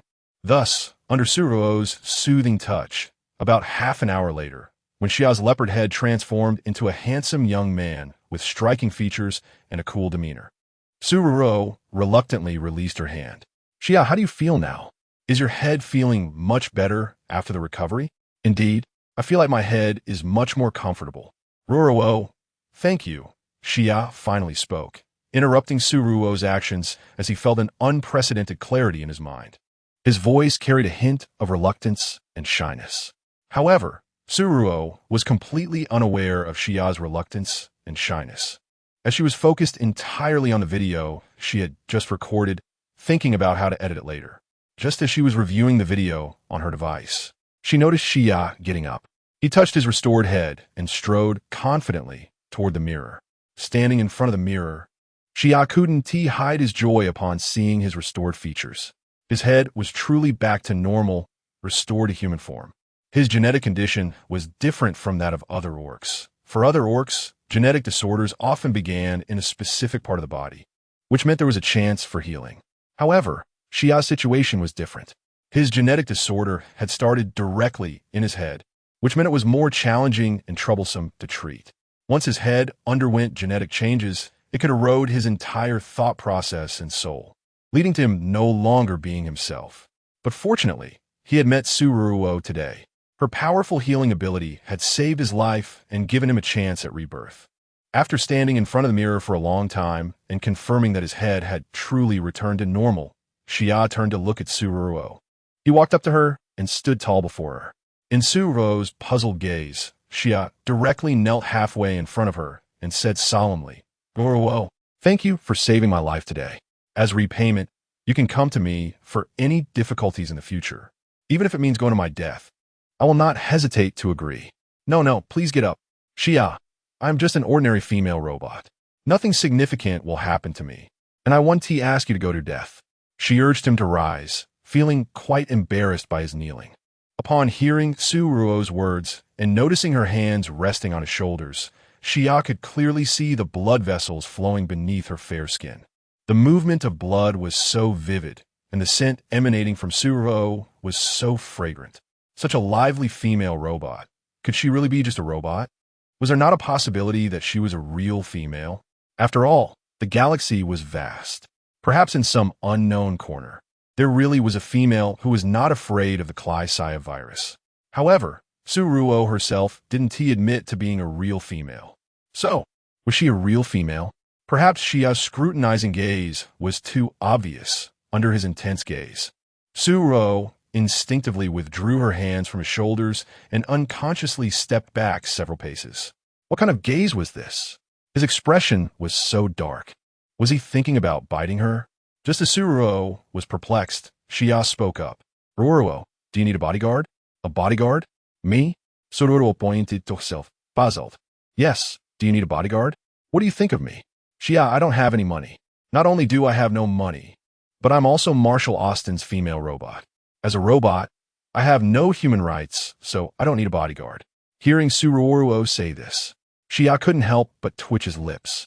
After hesitating for a moment, he got up and took out a crystal card from his storage space, handing it to Suruo. This is my contact information.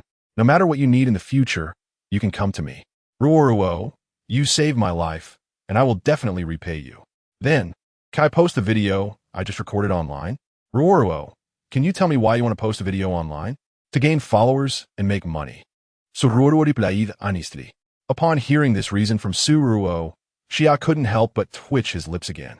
Ruo, I have money. I can give you a lot of money. I want to earn money on my own. After all, the money I earn myself feels more secure.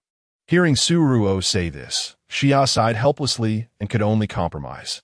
Fine, you can post a video of us online. But like I said earlier, you must blur my face so that no one can recognize me. Okay, thank you. Ruo, you saved me. I should be the one thanking you. How about this? Since my genetic condition has recovered, let us go out for a nice meal while we have the time. I know that high-class female robots like you can eat. What do you think, Ruo? Do you want to go out to eat with me? Upon hearing Xia's words, Suruo instinctively looked over at Waikfu. After all, she was brought out by Waikfu, and she should consider his opinion on when to return. Sure, there's still time. Let's go eat first and then head back. After all, Xia here is rich. We can treat him to a lavish meal before we go back. In response to Suruo's puzzled gaze, Waikfu had no reason to refuse. Moreover, since Ruo knew very little about Dophi Star, he could take this opportunity to show her around and let her understand the environment of Dophi Star. Also, he wanted Suruo to truly see what human malice was like, how some people could be human one moment and turn into devils the next. Therefore, no matter what promises others made, one should never believe them easily. As Waikfu had said, Xia was indeed very wealthy. So when he left the rehabilitation center, he didn't need to lift a finger. There were naturally people who would handle the discharge procedures for him efficiently. Holding the discharge notice, as Xia walked out of the rehabilitation center with Waikfu and Suruo, a very cool-looking flying vehicle stopped in front of them. Looking at the peculiar and flashy flying vehicle, Suruo couldn't help but marvel. She didn't even recognize the quality of the vehicle, let alone that it was a flying vehicle. In her mind, the more unusual the appearance, the more expensive the vehicle must be. Chapter 22 First encounter with a female robot in that case. The strange-looking flying vehicle in front of her must be quite expensive. Trying to remain calm, Suruo followed Vikov onto the aircraft. As she stepped inside, she was greatly shocked by the luxurious decorations within. The interior was not only lavish, but also exuded a high-tech feel. The seats were soft and comfortable, automatically adjusting to fit each person's body, as if custom-made for everyone. Various buttons and displays on the control panel flickered with a cold light, sparking her curiosity about the vehicle. It seemed that Xia noticed Suruo's astonishment and smiled proudly. What do you think? This flying vehicle is specially customized for me. There is only one like it in the entire Dophi Star. If you like it, I can give it to you. That's all right. I don't know how to fly. Ruo, this one is unmanned. You just need to input your destination, and it will automatically take you where you want to go. Not only that, but I've also equipped it with a spatial button for use with mechas. Once you reach your destination, just activate the spatial button, and the vehicle will instantly disappear into the button, so you won't even have to think about where to dock it. Hearing Xia's explanation, Ruo would be lying if she said she wasn't tempted. However, after thinking it over, she still declined. The reason was that she had promised Vikov to help treat his brother for free. It wouldn't be right for her to take advantage of Xia's wealth, especially when she owed her life to someone else. Seeing Ruo refuse, Xia didn't push further. However, his gaze on her became unknowingly intense. This artificial female robot was truly fascinating. Being wealthy and powerful, he had the fortune of meeting Princess Lilith through a sterile room. And the impression she left on him was not as strong as the shock he felt from this little female robot before him. Because of this, when he first saw Ruo, he wondered if she was really a robot.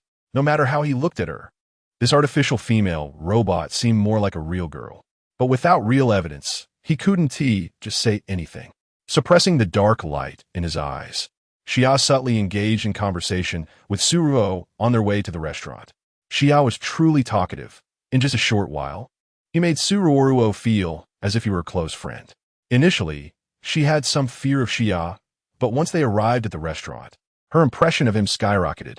Seeing Ruo and Xia walking together, chatting and laughing, Vikov, who had been following them, couldn't help but smile to himself.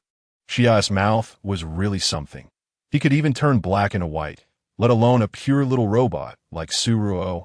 The restaurant Xia brought them to was a famous one on Dofei Star. It was well known not just for its expensive prices, but also because dining there allowed one to see artificial female robots. Ruo was very curious about these artificial female robots.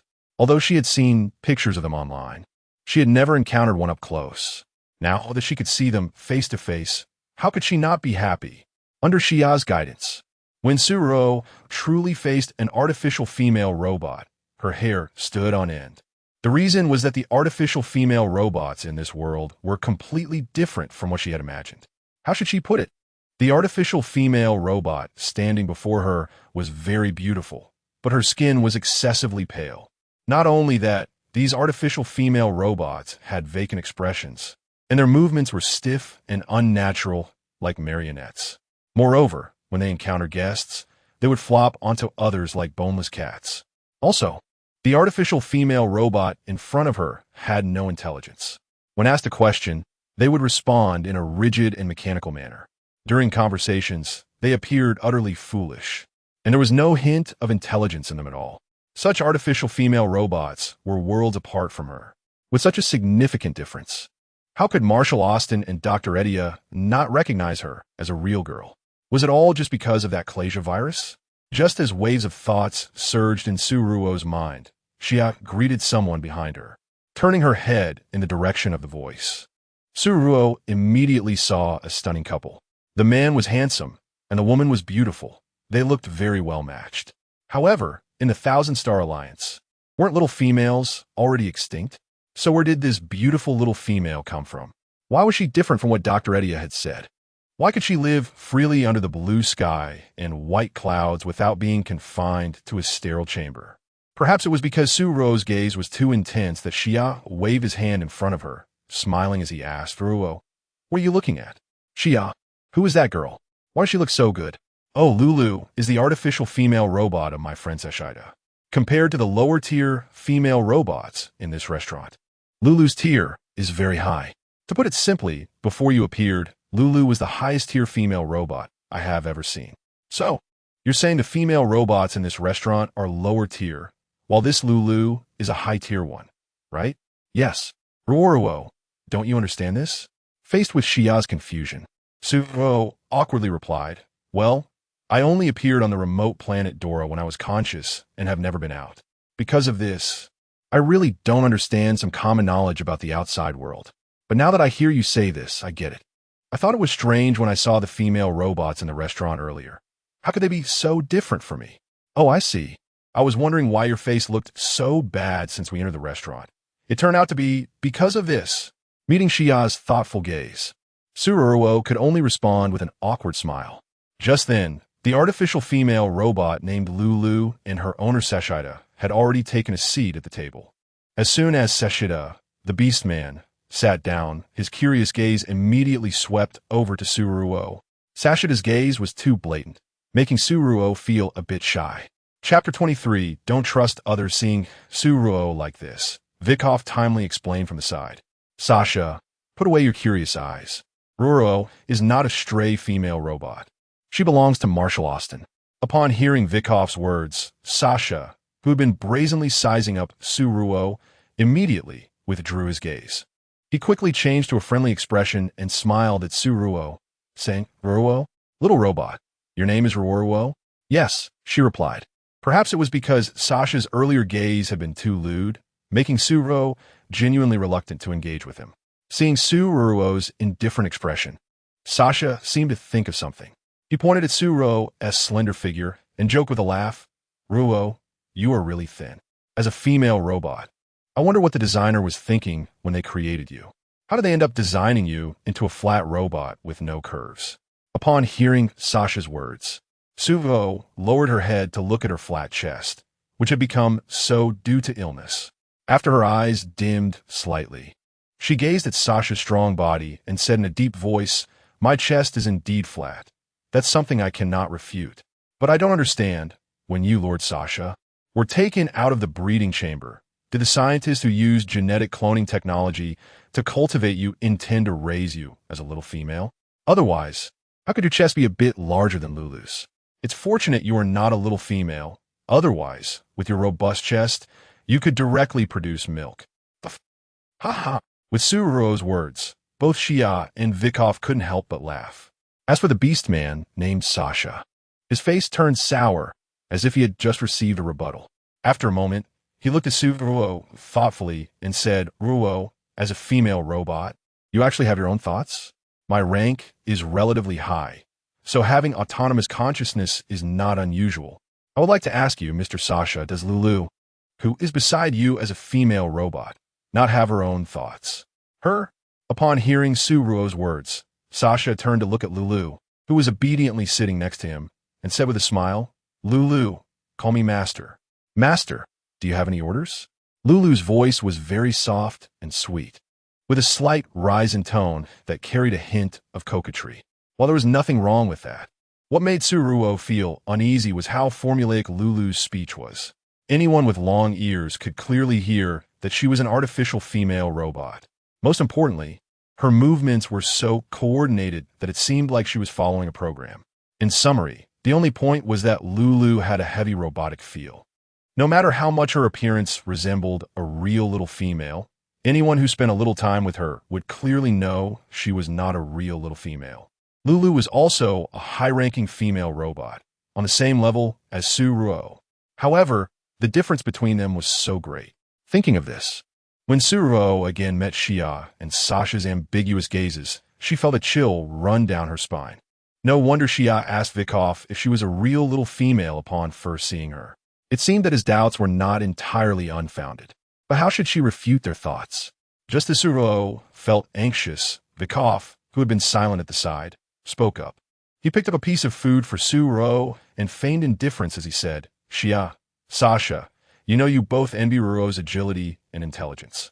But I must tell you, Ruo is now Marshal Austin's female robot. So whatever bad ideas you two are cooking up in your heads, it's best to extinguish them in time.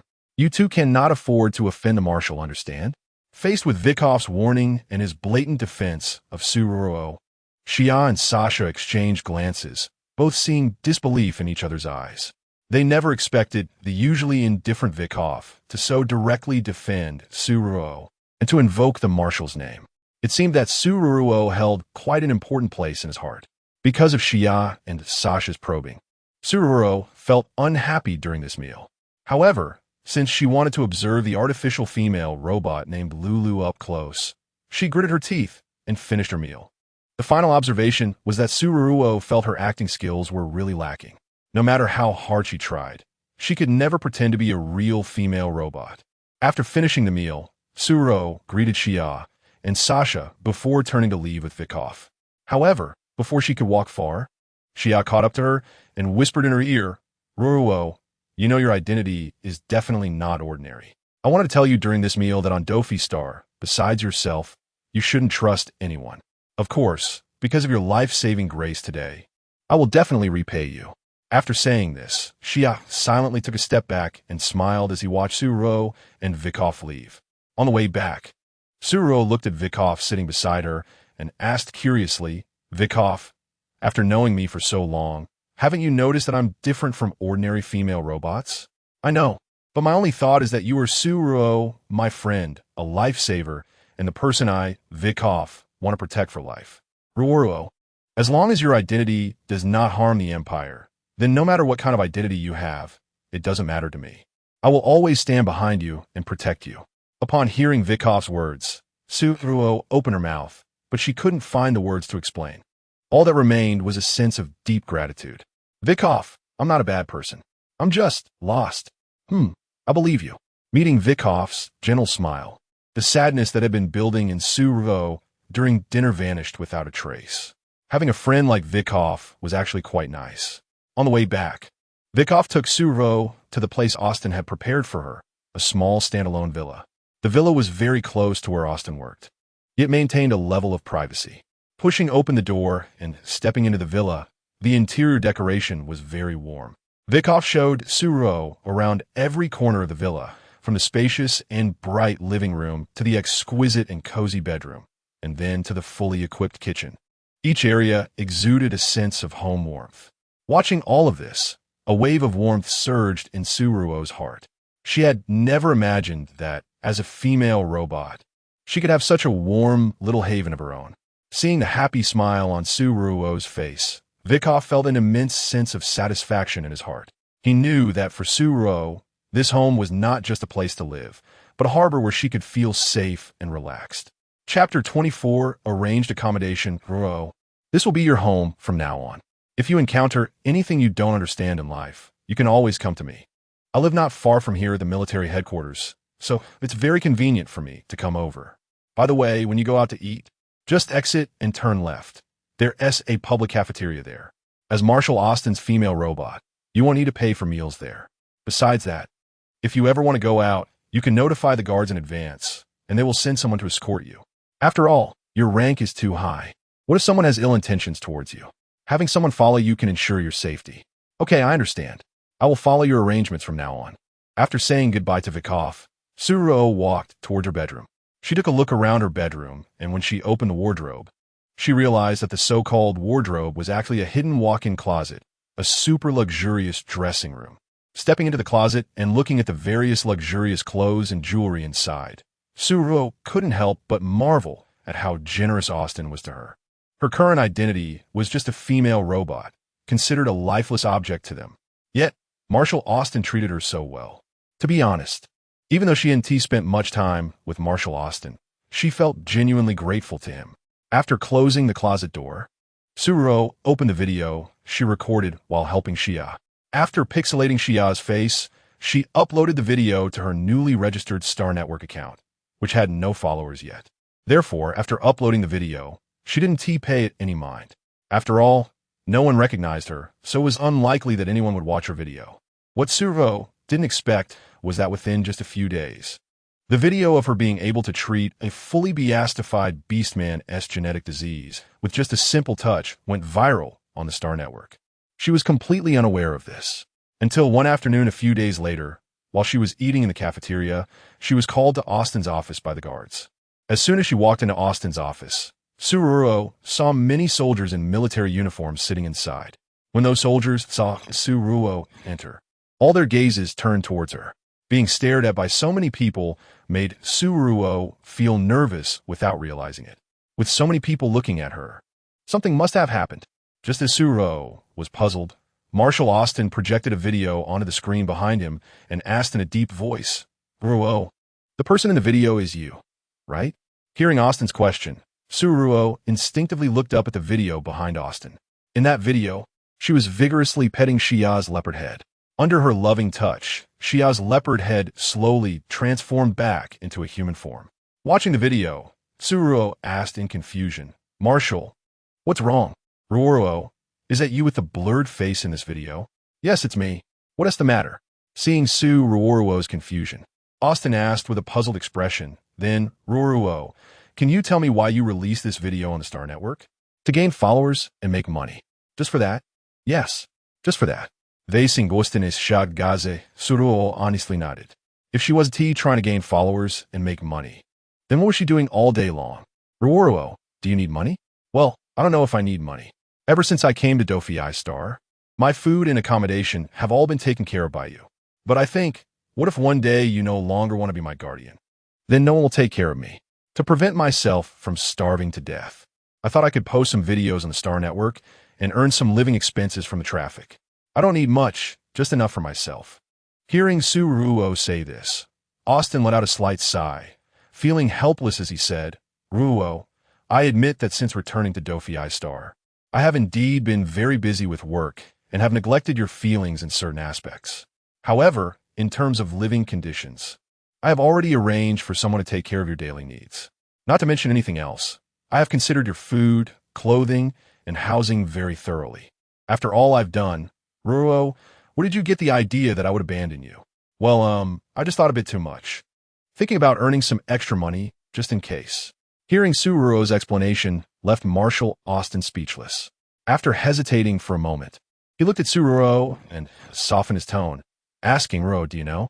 The video you posted has gone viral on the Star Network. Viral? Upon hearing Austin's words, Ruo quickly opened her Star Network account to check. Seeing the numerous comments and likes below, she immediately burst into joy. She knew that on the Star Network, the more comments and likes she received, the more money she would earn.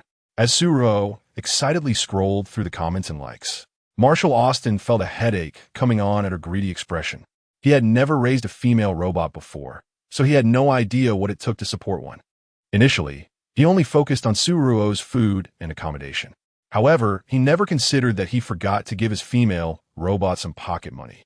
It was precisely because he didn't give enough money that Ruo had the idea that he might abandon her. Thinking of this made Marshal Austin feel guilty.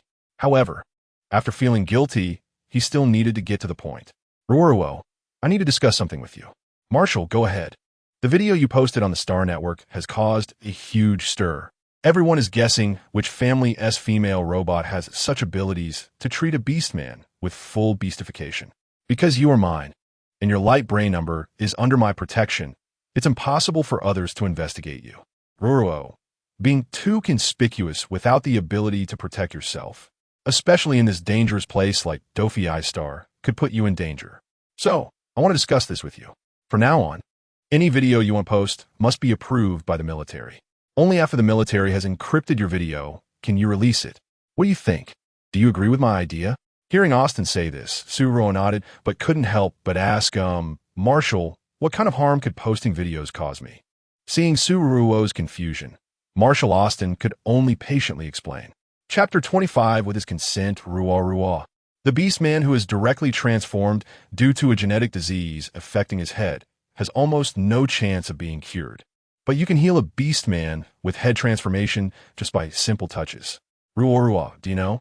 Dophi Star is another planet with a very high rate of beast transformation, and most beastmen here suffer from varying degrees of genetic diseases. Your appearance undoubtedly gives them great hope. However, not all hopes can turn into reality. If they eventually find out that you cannot cure all genetic diseases, they will certainly turn love into hate and harm you. Furthermore, those powerful families might capture you and force you to serve them. In that case, you will have no freedom left. Ruo Ruo, do you know? Ever since you released that video, the military has blocked several information networks from searching for you. Fortunately, your light brain number is under my protection, so they haven't had the chance to get close to you. Therefore, every video you release in the future must be approved by me, okay? Sure, of course, Ruo Ruo replied. Since Marshal Austin explained it so clearly, how could she refuse? Ruo Ruo, there's one more thing I need to discuss with you. Marshal, go ahead. Tomorrow there will be a banquet, and you will accompany me. At that time, I will introduce you as my female robot, under my protection.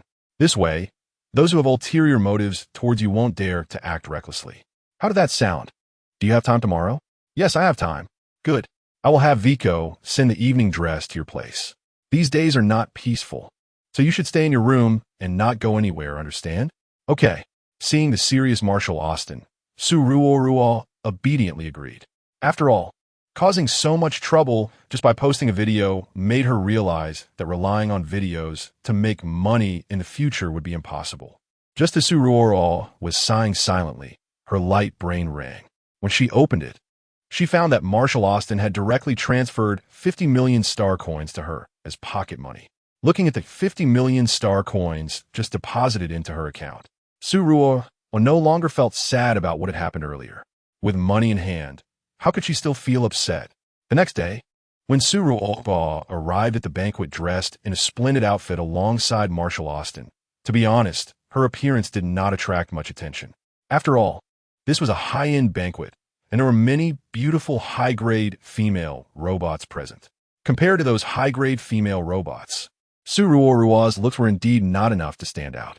Fortunately, Ruo Ruo was not ugly now, so when she heard Austin introducing her to others, she could still greet them confidently. Ruo Ruo used to attend such banquets often with her father, so she understood the basic etiquette. Even if there were things she didn't understand, she could pick them up just by watching. Just as the banquet seemed to be coming to a slow end, a commotion from the entrance caught everyone's attention. The reason was that the federal crown prince, Mo Yunjue, had entered with his female companion. Ruo Ruo had previously seen an introduction about the federal crown prince on the Star Network. He was the youngest crown prince in the Federation, having taken over many of the Federation's affairs at just 899 years old, demonstrating extraordinary political talent and leadership.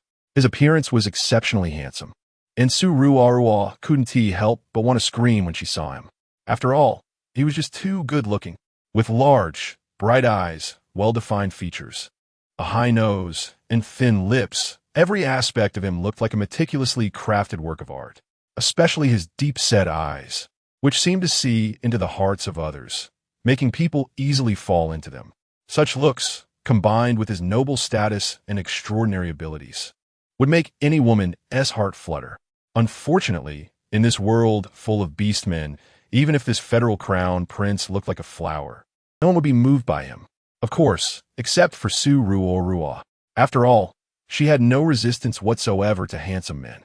However, what Ruo Ruo did not expect was that she would have the chance to see him at such a high-end banquet, and in such a striking manner. The crown prince looked stunning, and his companion was even more beautiful. To put it simply, the female companion standing next to the crown prince could easily be described as a fairy descending to earth. At a glance, she could captivate a large number of beastmen. Ruo Ruo was certain that compared to her appearance, she looked like a bean sprout, completely unremarkable. Such a beautiful female. What a pity she was a synthetic female robot. If she were a real female, how wonderful would that be? Just as Ruo Ruo was lamenting, she saw the federal crown Prince Mo Yunjue holding his female companion's hand and walking directly toward the front stage. Everyone, today I have good news to share, which is that the future of Qianqing Star is saved. Suddenly hearing the federal crown prince say this, everyone at the banquet turned their attention to him. The future of Qianqing Star? No, the females on Qianqing Star are all dead. So how could there be a future? Just as everyone was confused, the federal crown prince held his female companion's hand and spoke with excitement and pride.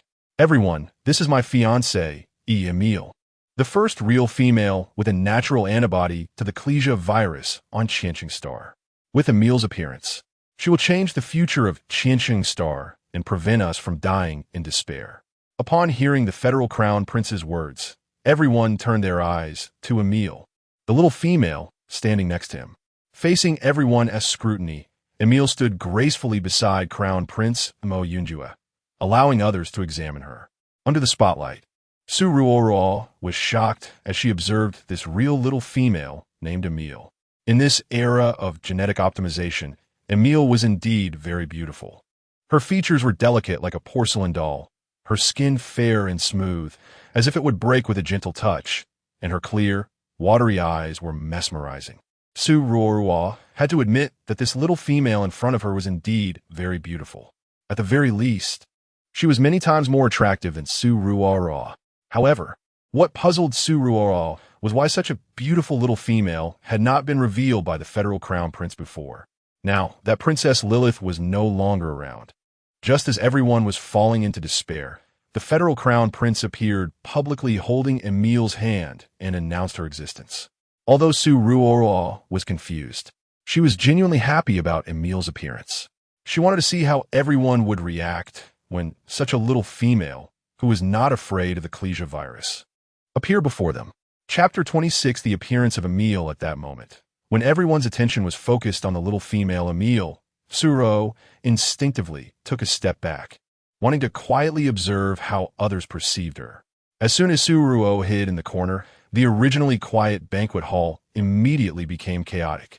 The orcs who had been gentlemen just moments ago were now acting like madmen, throwing down their wine glasses and frantically crowding around Emil. They wanted to get close to this little female Emil to see if she was a real female. Watching the crowd rush over, the imperial prince of the Federation, Mo Yunjue, seemed to have anticipated this. At the moment the crowd surged forward, a long line of bodyguards armed with heavy weapons appeared in front of him. These bodyguards aimed their guns outward, forming a circular protective barrier that securely shielded Emil within their protective circle. Faced with these dark gun barrels, the crowd, which had been somewhat out of control, quickly calmed down. Once their rationality returned, they instinctively stepped back, fearing they might accidentally bump into a gun barrel and die here. When the crowd calmed down, they all looked up to see Emil standing next to Mo Yunjue. Compared to real female robots, Emil indeed resembled a true little female in terms of demeanor, actions, and the aura she emitted.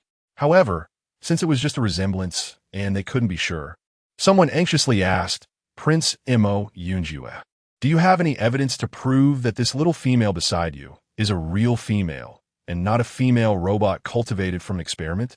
"Everyone, I brought Princess Emil here today to announce her news, so I naturally have sufficient evidence to prove that she is a real little female. Here, everyone, these are Emil's physical examination certificates. Please pass them around and take a look. In addition to these, I can let Emil lie in the testing chamber in front of everyone to prove whether she is truly a little female." Upon hearing the Federation's Prince Mo Yunjue say this, everyone looked at the test reports in their hands, and then raised their heads to look at Emil standing beside him. Just when everyone was still in doubt, the Federation's prince had already taken a testing chamber from his storage device and gently helped Emil into the chamber.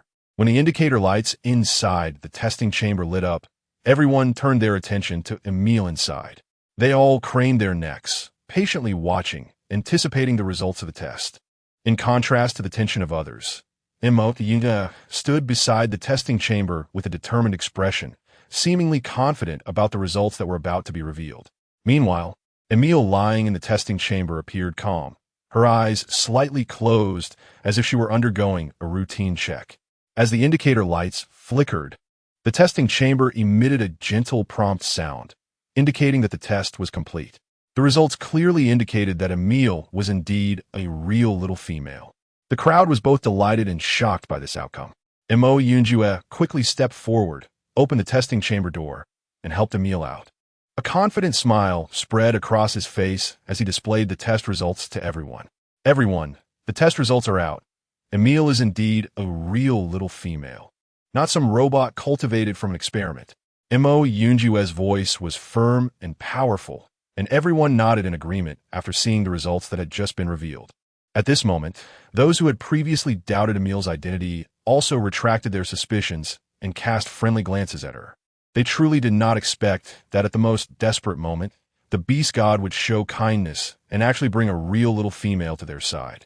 While everyone looked at Emil with reverence, no one noticed the fleeting glimmer of darkness that passed through the eyes of the Federation's prince standing to the side. It was merely a momentary flash, and the dark gleam in his eyes vanished without a trace. None of the people standing below saw this, except for the silent Marshal Austin. When he caught a glimpse of the fleeting pride in Mo Yunjue's eyes, he instinctively glanced at Emil standing beside him. For some reason, his intuition clearly told him that this little female, named Emil, had an unusual identity. However, he couldn't pinpoint what the problem was. One thing he was certain of was that this little female, named Emil, definitely had something off about her. Seeing the crowd's obsession with Emil at the banquet, Mo Yunjue stepped forward and took Emil's hand. Looking at everyone with a proud expression as he said, "Everyone, because Princess Emil naturally has antibodies to the Klesia virus. We recently utilized her genes to cultivate little females in the breeding chamber. The result of the cultivation is that the little females cultivated from Princess Emile's genes can adapt to the outside environment. This way, when we cultivate a large number of little females using the breeding chamber, the orcs and little females of the Qianqing star will reach a balanced state. When that time comes, we can achieve the continuation of life through natural reproduction. Once there are a large number of newborns, the era of using genetic cloning technology to cultivate new life in the breeding chamber will soon become a thing of the past. Hearing the Federation's prince say this, the faces of the crowd immediately showed uncontrollable excitement. They discussed among themselves as if they could already see the prosperous future of the Qianqing star. Mo Yunjue looked at the excited expressions of the crowd, and a smug smile tugged at the corners of his mouth.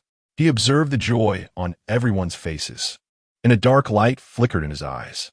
He scanned the crowd engaged in fervent discussions, but when his gaze landed on Marshal Austin standing to the side, a brief moment of astonishment passed before he flashed a provocative smile at him. When Princess Lilith was still alive, the Federation had proposed countless times to take care of her. Marshal Austin had always rejected these proposals on the grounds that Princess Lilith's health was poor and could not withstand long-distance travel. Because of this, the friction between Marshal Austin and Prince Mo Yunjue was well known. Now, seeing the satisfied demeanor of the Federation's Prince Mo Yunjue, Marshal Austin did not step forward to refute him, nor did he say another word. He simply cast a deep glance at Mo Yunjue, greeted Ruo Ruo, who was hiding to the side, and then turned to leave the banquet hall. Watching Marshal Austin leave without looking back, Prince Mo Yunjue looked at Ruo Ruo, who was following him, and a cryptic smile curved his lips. Huh, a synthetic female robot? On the way back, as Marshal Austin and Ruo Ruo each harbored their own thoughts, they sat in silence together. It wasn't until they returned to their residence that Marshal Austin, who had been silent the whole way, finally spoke up as Ruo Ruo was about to leave after bidding him farewell.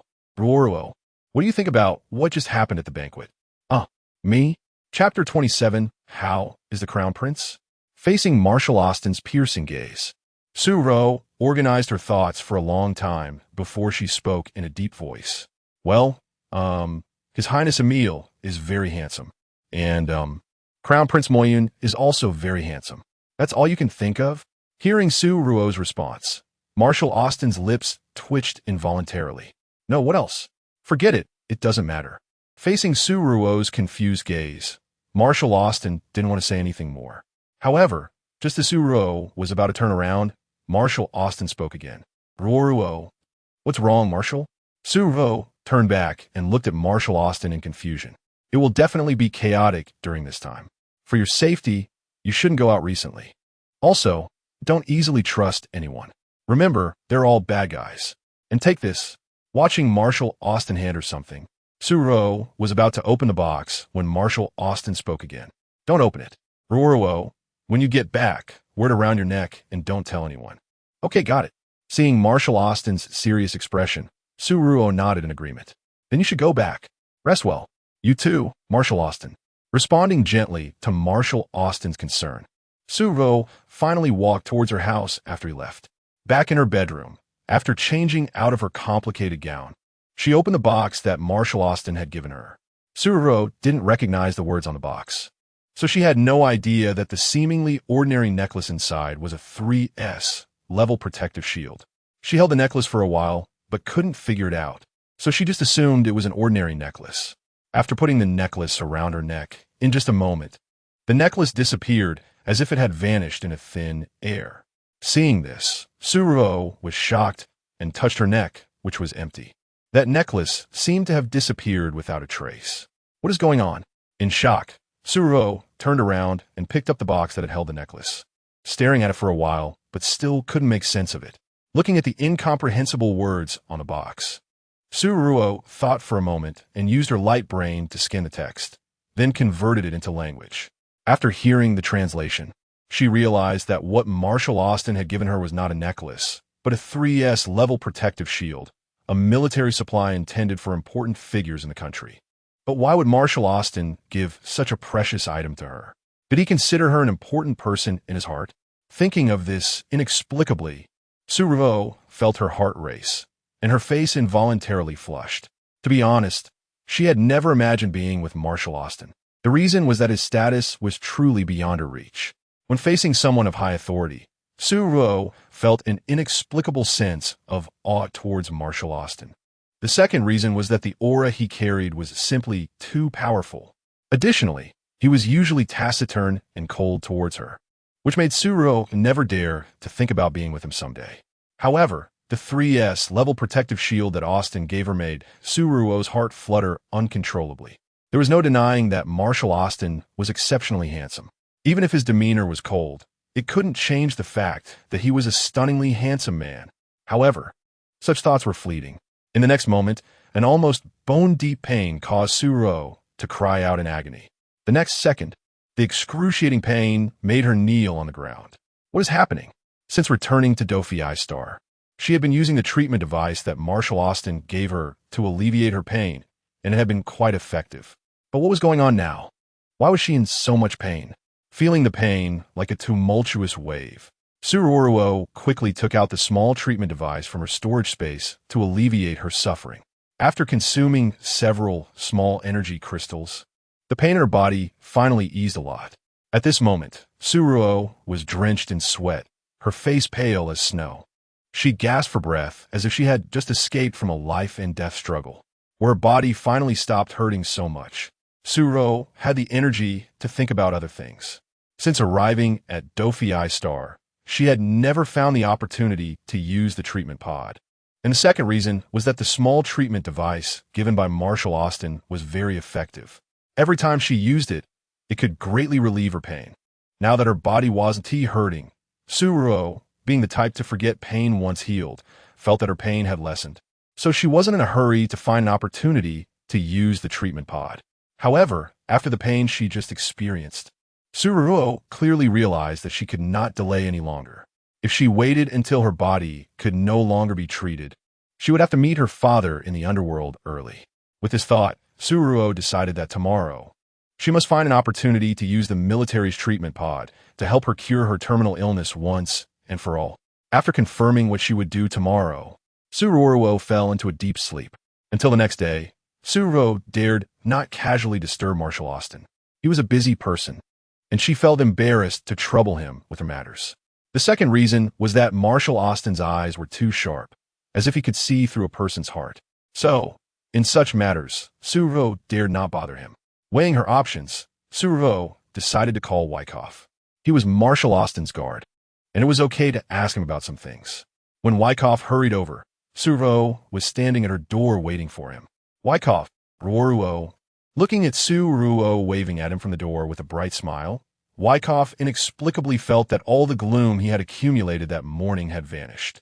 Seeing that Wyckoff was in a bad mood, Ruo Ruo tentatively asked, Wyckoff, I see you're not in a good mood. Did something happen? In response to Ruo Ruo's inquiry, Wyckoff could only sigh helplessly. Ruo, early this morning, the Federal Crown Prince, along with his companion, that is, His Highness Emil, came to see the Marshal. They came to visit the Marshal? What for? They came to trouble the Marshal. Trouble? For no reason. What trouble could they have with the Marshal? Seeing that Ruo Ruo was confused, Wyckoff could only helplessly explain. Ruo Ruo, you must know about Princess Lilith, right? Chapter 28. It's impossible to know you, she is gone. If it weren't for you wanting to bury her on Dora's star, I would never have snuck onto your warship and met you. Hearing Ruo Ruo say this, Wyckoff let out a helpless smile before slowly speaking. Ruo Ruo, do you know? It was because of that Klesia illness that now only Her Highness Lilith remains in the entire Qiansheng Interstellar. At that time, Her Highness Lilith belonged to the Empire, but because she was too precious, the Federation and the Empire reached an agreement that for the health of Her Highness Lilith, everything concerning her would be jointly managed by the Federation and the Empire. Since that agreement began, the Empire and the Federation reached a consensus that regardless of whether new females would appear in the future, once a new female appeared, her safety would be jointly responsible by the Federation and the Empire. Now that Her Highness Lilith is gone, this agreement should have been annulled. However, unexpectedly, a Prince Emil who is not afraid of the Klesia virus has appeared. The emergence of Prince Emil has caused a huge stir throughout the entire star system. Everyone is celebrating the appearance of Prince Emil. Whether online or offline, Everyone is discussing various topics about Prince Emil. The Federation and the Empire have also begun to re-examine that original agreement due to the appearance of Prince Emil. Prince Emil, as the first female in thousands of years capable of resisting the Klesia virus, holds extraordinary significance. Because of this, both the Federation and the Empire want to pull Prince Emil into their camp. The agreement that was originally established for Her Highness Lilith has now become the key to the two countries competing for Prince Emil. Just yesterday, the elders in the National Assembly were arguing with the Federation about where to place Prince Emil. No matter how the elders argued, the Federation firmly refused to agree to let Prince Emil belong to the Empire. We can understand this. After all, at that time, our Empire also disagreed with Her Highness Lilith belonging to the Federation. Hearing Wyckoff say this, Ruo Ruo asked in confusion, "Isn't it a good thing if Prince Emil belongs to the Empire?" "But Wyckoff, why do you look so gloomy?" Facing Ruo Ruo's inquiry, Wyckoff let out a helpless smile. "Ruo Ruo, you saw Prince Emil in person at last night's banquet. What do you think of her?" "What do I think? Well, Prince Emil looks like a fairy. She is very beautiful. Not only that, but she also seems to have a quiet personality. No matter how I look at it, I think Prince Emil is perfect." "Perfect? You're not the only one who thinks that. Everyone thinks that." Listening to Wyckoff's bitter laughter, Ruo Ruo asked in confusion, "Wyckoff, what exactly happened? Can you tell me clearly?" Facing Ruo Ruo's inquiry, Wyckoff took a deep breath and then said seriously, "Ruo, we were very shocked when the Federation agreed to let Prince Emil belong to our Empire. But now that they have agreed to send the precious Prince Emil to us, what is there for us to be unhappy about?" This morning, when the Federation as crowned Prince Emo Yunjue brought Prince Emil over, all the physical tests went smoothly. After the tests, the Empire and Federation signed a large number of treaties to ensure Prince Emil's safety. After we signed in a laboratory, we had a soldier whose beast form is a vulture. After he delivered fruits to Prince Emil, his expression was very bad. Or rather, it was extremely grim. What happened? Seeing Wyckoff's terrible expression, Ruo Ruo asked in confusion. "Ruo Ruo, my companion smelled the stench of rotting flesh on Prince Emil. When a person has the smell of rotting flesh, it proves that she won't live long. Moreover, the stench of rotting flesh on Prince Emil is very serious. If we're not mistaken, Prince Emil won't survive more than a month." "What? How could there be a smell of rotting flesh on Prince Emil? Besides, isn't she not afraid of the Klesia virus?" And that crown prince of the Federation even said he could use her genes to cultivate females that are not afraid of the Klesia virus. How could such a precious person like Prince Emil die? How could there be a smell of rotting flesh on her? Listening to Akofa so deeply. Ruo Ruo, we have discussed this with Marshal Austin. Perhaps the appearance of Prince Emil is a trap set for us by that Federation crown prince. If you know, according to the agreement, if Prince Emil dies in our Empire or dies here due to illness, our Empire will not only bear the crime of killing her, but will also provoke the Federation's wrath, leading to huge compensation payments and a potential war between the two countries. More importantly, Prince Emil is the hope of all beastmen in the Qianqing Interstellar. If she dies in our Empire, not to mention whether the Federation will go to war with us, our Empire will be thrown into chaos.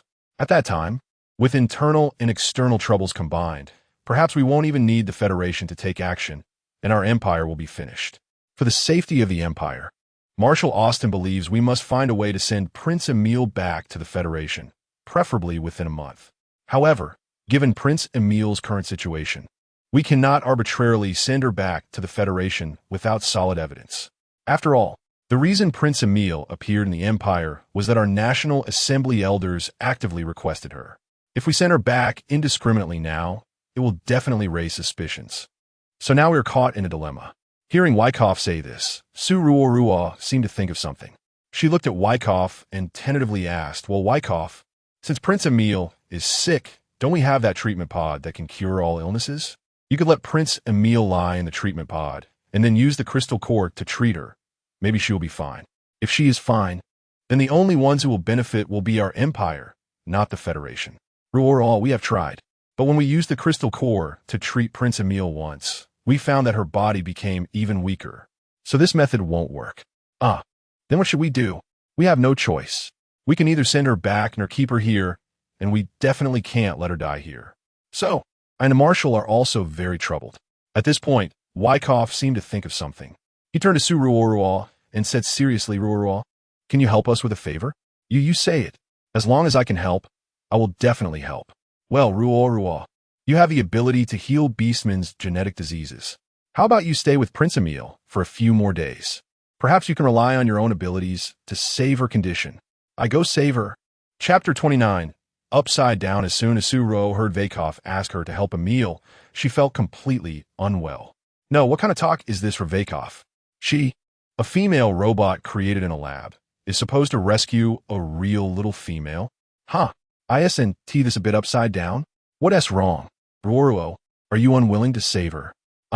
Vyckoff, I'm just a robot cultivated in a laboratory. Now you wanted to save a real little female. Do you think this suggestion of yours is reasonable? Well, we also think it's unreasonable. But Ruo, we have no other choice. If we had even a slight way out, we wouldn't ask you to save His Highness Emil. Upon hearing Vyckoff's words, Ruo felt a headache coming on. To be honest, she really wanted to refuse because she couldn't even take care of herself. She had a terminal illness and was often in excruciating pain. With her broken body, she didn't know how long she could live. However, facing Vyckoff's request, no matter how reluctant she was, she had to agree. After much thought, Ruo nodded in agreement. The reason she agreed to Vyckoff's request was not only because she couldn't refuse him, but also because the current Emil was in the medical room. The medical room had a treatment pod, and as long as she could stay with Emil, she would always find a chance to use the medical pod to treat her terminal illness. Following Vyckoff to the treatment room, as soon as she pushed the door open, Ruo saw the weary-looking Marshall Austin. His handsome face was now full of exhaustion. Upon hearing the noise, he instinctively looked in Ruo's direction. When he saw it was her, Austin forced himself to regain some energy and walked briskly toward her. Ruo, I'll be troubling you from now on. Looking at the fatigue in Marshall Austin's eyes, Ruo asked in confusion, Marshall, are you okay? Me fine. Ruo, I've already notified Adia. He's in a nearby star system, and he'll arrive in a couple of days. So during these 2 days, please keep Emil company. Okay, I will stay with her. Seeing the worn-out Marshall Austin, Ruo couldn't bring herself to refuse. Besides, it was just 2 days, which was a big deal for her. More importantly, she had to make good use of these 2 days to treat her terminal illness with a treatment pod. Ruo, don't worry, no matter the outcome, I won't drag you into this mess. Trust me, I'm your master, and I will protect you. After saying this, under Ruo's shocked gaze, Marshall Austin stepped forward and hugged her. Although he released her after a moment, this brief embrace made Ruo's heart race uncontrollably. She knew that Marshall Austin didn't mean anything else by hugging her. It was just a simple comfort. But she couldn't help but feel delighted, and her face gradually flushed with embarrassment. Seeing Ruo's shy appearance, Marshall Austin stepped closer and said gently, Ruo, I'll be troubling you during these 2 days. It's not a trouble at all. I don't feel troubled at all, Ruo quickly explained.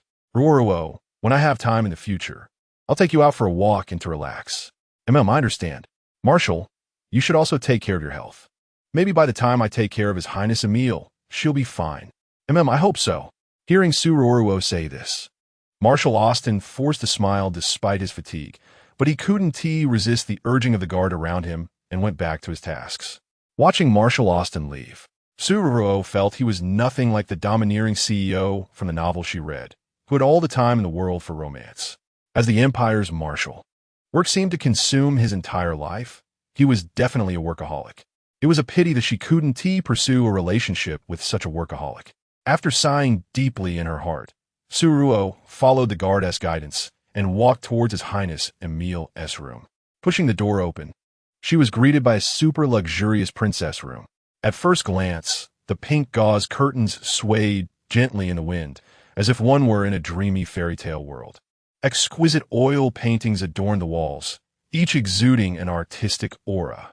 The soft bed was covered with velvet bedding, scattered with several adorable plush toys. Every corner of the room emanated a faint fragrance, making one feel refreshed. casually looking at the room's decor. Even someone like Ruo, who didn't understand luxury, could sense the smell of money in this room. This place was truly a nest of wealth. After scanning the surroundings, Ruo didn't see His Highness Emil. So she had no choice but to enter the room and tentatively knock on the doors of the compartments one by one. It wasn't until she reached the makeup room that a clear female voice came from inside. It was Emil. "Your Highness Emil, I'm your robot caretaker Ruo. May I come in?" "Sure, come in." Hearing that she was allowed in, Ruo pushed the door open and walked in. As soon as she entered, she saw His Highness Emil sitting in front of the vanity. At that moment, she was seriously doing skincare on her face, ignoring Ruo, and meticulously following each step of her makeup routine. Standing at the door, Ruo watched the exquisite girl and honestly admired Emil. No wonder people say there are only lazy women in this world, not ugly ones. Looking at Emil's entire skincare routine, Ruo was sure she would barely make it halfway through. After completing the entire skincare process, the beautiful Emil truly looked even more stunning. After finishing her skincare, she didn't communicate with Ruo and instead walked toward her large wardrobe. Next, to Ruo's disbelief, she took out one beautiful dress after another, trying them on and then taking them off. This continued for a long time, long enough that Ruo nearly fell asleep watching. After what felt like an eternity, Emil finally selected a dress she liked and stopped. Seeing her like this, Ruo let out a sigh of relief in her heart. Finally, she stopped. Regardless of whether changing clothes was tiring or not, just watching was exhausting. When Emil finally stopped, Ruo thought she could finally have a conversation with her. But the result was that Emil lay down in some unknown device and went to sleep. Well, with someone like her, Ruo feared she wouldn't be able to say a word to her all day, let alone find a way to help her treat her illness. Seeing that Emil had fallen asleep, Ruo was left to wander around the room out of boredom. Chapter 30 Hope is right in front of us when Ruo pushed open a door and saw the treatment pod placed in front of her. Her eyes lit up. Finally, the treatment pod she had been trying so hard to find was right before her. It seemed that there was hope for her terminal illness. After glancing back at His Highness Emil, who was lying behind her, Ruo hesitated for a moment, steadied her mind, and turned to walk towards the treatment pod. Opportunities are fleeting. She had to seize this one to live a better life. However, just as Ruo reached the treatment pod, a sweet voice came from behind her. "Sister, what do you want to do?" Hearing the crisp voice, Ruo instinctively turned around to see Emil standing behind her, who she didn't know and had arrived. "Emil, when did you wake up?" Ruo asked nervously, looking at Emil's sleepy face. "I woke up when you pushed open that door." "Oh, I see. Then, Your Highness Emil, do you need something to eat? I could go get it for you." "I don't want to eat. I'm feeling very uncomfortable in this position, and eating will make it hard for me to digest." Seeing Emil point to her stomach, Ruo noticed the discomfort on her face. After thinking for a moment, she took out her small treatment device and gently asked, Your Highness Emil, I have a treatment device here that can help relieve your pain. Come here, and I'll help you use it." Looking at the treatment device in Ruo's hand, Emil seriously shook her head and laughed lightly. "It's useless. I won't live much longer. This kind of small treatment device is of no use to me." Hearing Emil say this, Ruo was shocked.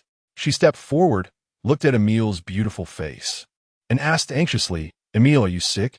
Tell me about it. And when Dr. Atleia comes back, he will definitely be able to save you. Dr. Atleia is the best doctor in the entire star system, and he will definitely be able to cure your illness." "You're called Ruo?" "Yes. I am Adio. You're older than me, so can I call you Sister Ruo?" "Sure, of course." Seeing the stunning Emil looking at her with hopeful eyes, how could Ruo bear to refuse? "Sister Ruo, I won't live much longer. I know about that doctor named Atleia. He can't save my illness. However, he can easily cure your illness." "My illness? Your Highness Emil, what are you talking about? I'm a female robot. I can't get sick." Under Emil's scrutinizing gaze, Ruo saw the understanding in her eyes. Under that knowing gaze, Ruo instinctively took a step back, frightened.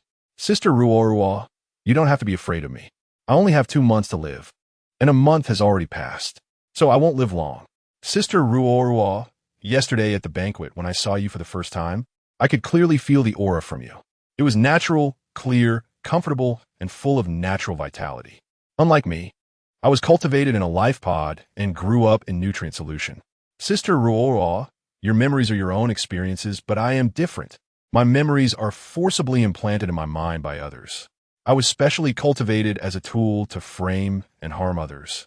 And my life is as fleeting as a mayfly. My first month was spent surviving on the operating table through one surgery after another. As for my last month, I will see myself dying day by day, decaying and stinking due to others' plots. In another month, I will die. Once I die, everyone will behave according to what my master envisioned and cause chaos and war.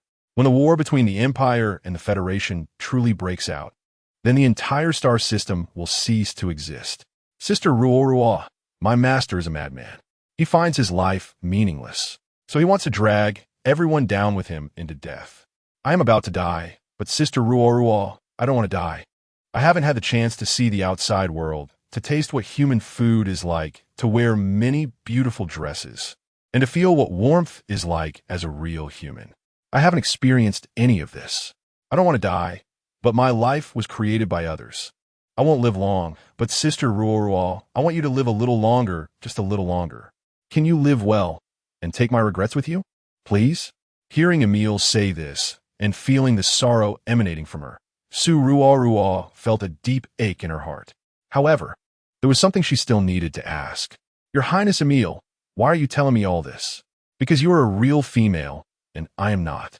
I am a tool created by humans. How did you know I'm a real female? Feeling, aura, eyes, and the way you look at me. Sister Ruo Ruo, when you look at me, your eyes contain warmth beyond curiosity. You genuinely compliment me for being beautiful, not like those beastmen who only think about possessing me, fighting over me, treating me as a tool to gain benefits from me. Yesterday at the banquet, Prince Mo Yunju suspected your identity, but I managed to conceal it. Sister Ruo Ruo, don't let others discover your identity. Once they find out, they will hurt you. Hearing Emile say this, Su Ruo Ruo felt both moved and anxious. She was touched that Emile, who was initially helpless, would be so kind to her. Yet she felt apprehensive about whether what Emile said was true or false. Did she genuinely care for her, or was she simply saying what others taught her? If she truly cared, that would be great. But if she was taught to say this, then had her identity already been exposed? Just thinking about this made Su Ruo Ruo's heart race. Just as Su Ruo Ruo was feeling extremely nervous, Emile walked up to her. Before Su Ruo Ruo could react, Emile had already taken her hand. Sister Ruo Ruo, you're sick. You need treatment quickly. If your illness drags on, you will really die. Before Su Ruo Ruo could finish her sentence, Emile took out a more advanced treatment device from her storage space and placed it in a room inside. Sister Ruo Ruo, use this treatment device. Just lie in it for a day, and your illness will be cured. Once you have a healthy body, you can live happily. Sister Ruo Ruo, come. I'll help you lie down. Hearing Emile say this, Su Ruo Ruo looked at the treatment pod in front of her. Unexplainably, she felt a strong resistance to it. Yet, for some reason, Emile's grip was very strong.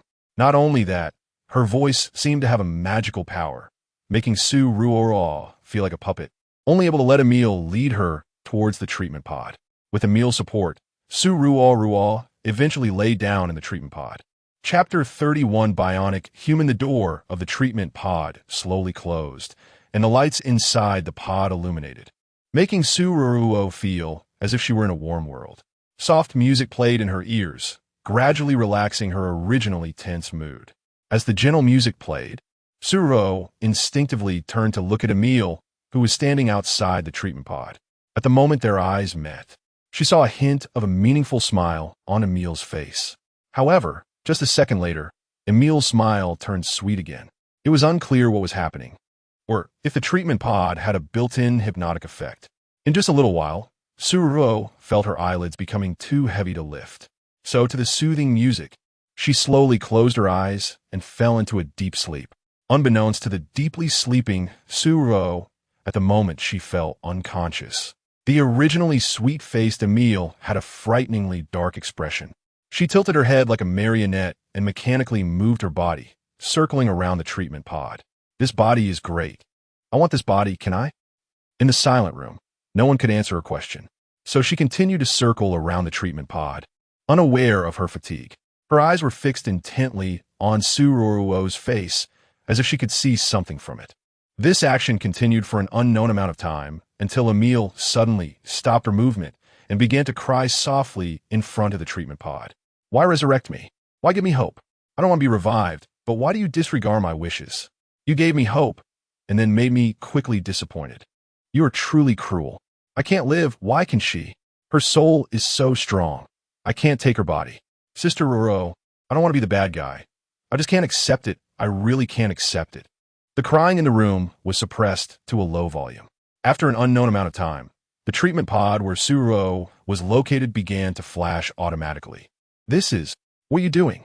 Are you collecting data from her? Are you planning to do something bad? I'm telling you, I want to let you do that. You can't, you mustn't. Watching the continuously flashing treatment pod, Emil seemed to think of something. She quickly found a connection port and directly unplugged it. At the moment the connection was severed, the treatment pod returned to calm, with only the warm light illuminating Ruo Ruo lying inside. In a dim room, a handsome but ominously breathing man looked at the interrupted transmission data, slamming his hand on the table in anger, speaking coldly. Emil, you dare to betray me. Federation Crown Prince Mo Yunjua looked at the interrupted transmission data, almost driven mad. What is going on? How dare that Emil defy his orders? The data transmission is interrupted? In his fury, Mo Yunjua looked at the data that had already been detected, turned around, and spoke in a deep voice to the busy people behind him. From the data transmitted just now, do you have any way to determine if that little female called Ruo Ruo is a real female? Your Highness, the data was interrupted from the very beginning. We have no way to detect if that female robot called Ruo Ruo is a real female. However, Your Highness, you can forcibly command Emil to obey your orders and connect the detection data. If I could forcibly command Emil to obey me, then she wouldn't have interrupted the data transmission just now. That Emil, damn bionic human. I created her, and she dares to betray me. As he spoke, Mo Yunjua, in his anger, suddenly transformed one of his hands into a pitch-black claw with sharp nails. In his rage, he slammed it onto the cultivation pod beside him. The next second, the cultivation pod containing nutrient solution was smashed to pieces by him, as the nutrient solution spilled everywhere. A bionic human that had grown in the nutrient solution also fell to the ground. This was a female bionic human, her appearance resembling Emil by 80%. Equally beautiful, equally stunning. However, with the broken nutrient solution, her body twitched slightly before her life came to an end. Looking around, there were numerous cultivation pods filled with nutrient solution. Each of these cultivation pods contained a sleeping bionic human. These bionic humans grew up in nutrient solution, and since their birth, they were forcibly infused with different thoughts and consciousness. The forcibly grown bionic humans only had 2 months of life. In the first month, they would strive to adapt to the new world. In the second month, just when they believed they were like normal people, they would have to face the arrival of death. And Prince Emil was one of them. Mo Yunjua looked around, feeling that he had worked hard to revive the little female, but after so long, he had only produced these useless bionic humans. These bionic humans had short lifespans and lacked the ability to soothe the orc gene disease. A bunch of useless beings, a bunch of lifeless waste. What good are you to me? Useless, useless. With Mo Yunjua's furious expression, he extended his hand and recklessly smashed things in the large laboratory. In just a little while, he broke numerous cultivation pods, ending many bionic lives. After venting his anger, he had killed many bionic humans. Once his mood calmed down slightly, Crown Prince Mo Yunjua turned and walked towards the detector. In front of the detector, he watched Ruo Ruo lying in the treatment pod through a micromonitor. The more he looked, the more he felt that this Ruo Ruo was not a female robot, but a real little female. Have you found the female robot that can cure head dorsifide orcs that was posted on the StarNet last time? No, Your Highness. The face of that female robot was coded and all her personal information was encrypted. No matter how our people searched, we couldn't find that female robot who could cure head dorsifide orcs. Hearing this, Crown Prince Mo Yunjua's face turned frighteningly dark. His emotions became increasingly out of control. As long as things didn't go his way, he couldn't help but feel angry and vent his fury. Not only that, but his body was also rapidly beastifying, and his gene disease was worsening. If he couldn't find a way to cure his gene disease, he would surely die. He was the crown prince of the Federation, and he didn't want to die. He had a bright future. He had power, wealth, endless riches, and a multitude of lives waiting for him to squander. But because of the gene disease, he was dying. If he couldn't survive, he would make this world die with him. Thinking of this, Crown Prince Mo Yunjue's gaze unconsciously became darker. Angrily returning to his bedroom, Mo Yunjue headed straight for the bathroom. The bathroom was built very large. Rather than a bathroom, it was more like a swimming pool. When the naked Mo Yunjue jumped into the bathtub, his body began to change rapidly. Chapter 32. Ominous foreboding from his back. A wave of black scales quickly spread out, cascading down towards his feet. It continued until it reached his feet. And with Mo Yunjue's painful howl, his legs slowly disappeared, transforming into a black serpent tail, submerged in the bathtub, writhing in agony. Meanwhile, Mo Yunjue's upper body remained intact. He lay there, painfully sprawled at the edge of the bathtub, his skin glowing white. Due to the overwhelming pain, he could only quietly lie there, gasping for breath. He didn't know how long it had been, but slowly, the redness in his eyes began to fade back to their original color. They were a pair of dark green eyes, which appeared much clearer compared to the blood-red eyes he had when he was angry. At this moment, Mo Yunjue cautiously moved his body, and when the discomfort began to fade, he opened his light brain, looking at the video that had been posted on the Star Network some time ago. If that female robot could easily heal a beast man who had undergone head beastification, then she could surely heal his genetic disease.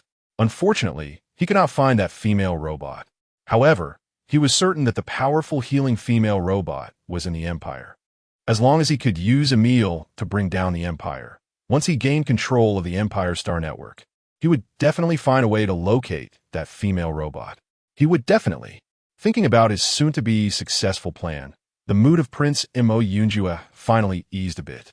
Meanwhile, Ruo Ruo was still asleep in the treatment pod. She didn't know how long it had been, but she could tell that her body felt incredibly comfortable. It was as if her terminal illness was being gradually repaired, and she could even feel the dead cells coming back to life. This feeling was truly wonderful. Unbeknownst to Ruo Ruo, on the other side of the Empire, a man was searching for her everywhere. During her slumber, Vike and Marshall Austin had come to Prince Emil several times looking for her. Unfortunately, each time they came, they were sent away by Prince Emil with various excuses. It had been almost a day since they last saw Ruo Ruo, and inexplicably, both Vike and Marshall Austin began to worry about her safety. The next day, when Austin still hadn't seen Ruo Ruo, an ominous premonition made it impossible for him to work normally. He desperately wanted to see Ruo Ruo to ensure she was safe. So, he returned to Prince Emil's ward and once again requested to see Ruo Ruo. Unfortunately, his request was still denied by Prince Emil. This time, the reason was quite flimsy. She said Ruo Ruo was helping her with something, and to avoid disturbing her, she refused to let Marshall Austin meet with Ruo Ruo. Faced with Prince Emil's repeated refusal, Marshall Austin's brow furrowed. He could no longer ignore the situation, so he did something he had never done before. As a marshal of the Empire, he forcefully barged into Emil's room, determined to find Ruo Ruo. Marshall Austin, barging into my room like this is not very appropriate, Prince Emil said, smiling, but with a tone full of reproach. She had not expected the usually gentle Marshall Austin to act so rudely. At this moment, Marshall Austin didn't care about that anymore. He searched the room for Ruo Ruo's figure, urgently asking, Prince Emil, I will apologize to you later for my rudeness. But where is Ruo Ruo? I must see her. Seeing his anxious expression, a hint of doubt arose in Prince Emil's heart. Could it be that Marshall Austin liked Ruo Ruo? However, as if recalling something, when Marshall Austin's questioning gaze landed on her, she shook her head and replied, Marshall Austin, I already said that Ruo Ruo is helping me with something. Please come back another day. Leave now, and do not wander around my room. If you don't leave, I will call someone. Leave quickly. Once Ruo Ruo is done, I will let her come out to see you. Marshall Austin, however, did not believe her words at all. He stepped closer to Prince Emil his eyes filled with determination. It's impossible. If you don't let me see her, I want to leave here. Prince Emil, please do me a favor and let me see Ruo Ruo. As long as I can see that she is safe, I will leave immediately. Prince Emil looked at him approaching and felt a surge of anger. Marshal Austin, are you threatening me? Don't forget, I am a noble female.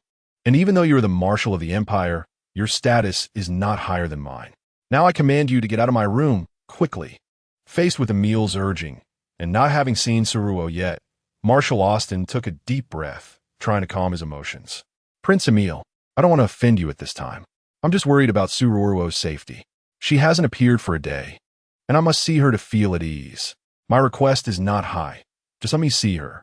As long as she is safe, I will leave your room immediately. If you don't let me see her, does that mean something has happened to Ruo? Marshal Austin, Ruo is just a lowly female robot. She is merely a product grown from a laboratory. You can grow as many of those cold robots as you want in experiments. If you really like Ruo, I can send you several more female robots. How about that? You're talking nonsense. Ruo is my family. She has saved many lives. If it weren't for her, many of my soldiers would have died from genetic diseases long ago. She is our benefactor, not just an ordinary robot. So, Prince Emil, you must hand Ruo over to me now, right away. If you dare harm her, do you believe I can easily deal with you right now? Don't think I don't know your true identity. You are not a real female. You are a bionic person. Your master, the Crown Prince Mo Yunjue, has cultivated many bionic beings in the underground city. Those bionic beings mimic the genes of real females, so they look just like real females. They are beautiful and possess human intelligence. But because they were grown in cultivation pods, their lifespan is only 2 months. In that 2-month period, they will spend 1 month getting used to their bodies and adapting to this world. By the 2nd month, their bodies will begin to age day by day. The 1st month has already passed. Emil, you only have 1 month of life left. If you want to live well in this month, you better not cause me trouble. Don't think I can't break the trap your master Mo Yunju has set. I tell you, that is impossible. If he dares to use you as bait, I will naturally find a way to easily break his trap. After speaking, under Emil's shocked gaze, Austin turned and walked into the room. He quickly opened door after door, and when he finally pushed open the last door, he immediately saw Ruo sitting in the treatment pod. Chapter 33. Letting you live a little longer, Ruo Ruo. Looking at Ruo, who was sitting in the treatment pod with no response, Austin quickly stepped forward, reaching out to pick her up and walked outside. As he passed through the living room, Marshal Austin glanced at Prince Emil, who was standing there in a daze. After hesitating for a moment, he spoke in a low voice. Prince Emil, if you cooperate, I will make sure your remaining month is a little better. Also, I have a very good friend named Atleia, a genius doctor. When Princess Lilith was still alive, he was the one taking care of her. He'll be back tomorrow, and perhaps he will have a way to help extend your life a little longer. After speaking, Austin did not look at Emil's reaction again and carried the half-asleep Ruo outside. On the way back, Marshal Austin paid no attention to the gazes of others, as he directly returned to his room with Ruo in his arms. When Austin returned to his room, Dr. Atleia had also rushed back from another galaxy. Seeing Ruo held in Austin's arms, a hint of anxiety appeared in his eyes. Austin, what happened to Ruo? I don't know. When I found her with Emil, she was like this, dazed and silly. I don't know if something happened. Atleia, come quickly and check to see if something is wrong with Ruo. Upon hearing Austin's words, Dr. Atleia hurried over to Ruo. At this moment, Ruo's expression was blank, as if she had been frightened by something. Seeing her like this, Dr. Atleia became anxious. He stepped forward, took Ruo's hand, and prepared to examine her. However, as soon as he grasped her hand, she suddenly pulled it back sharply. Ruo, are you okay? I'm fine. Faced with Atleia's concern, the suddenly alert Ruo could only try to act calm and replied awkwardly. Ruo, what did Emil do to you? Throughout the day, we tried to see you several times, but she refused. Tell us, did Emil do anything to you? Listening to Marshal Austin's concern for her, Ruo was momentarily stunned. Then she slowly realized. Marshal Austin, is he concerned about me?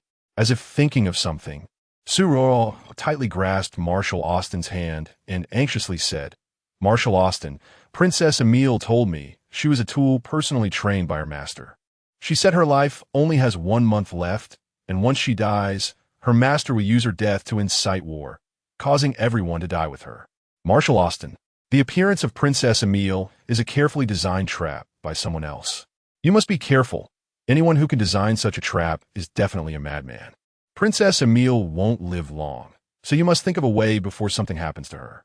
If Princess Emile really dies here, others will definitely blame you.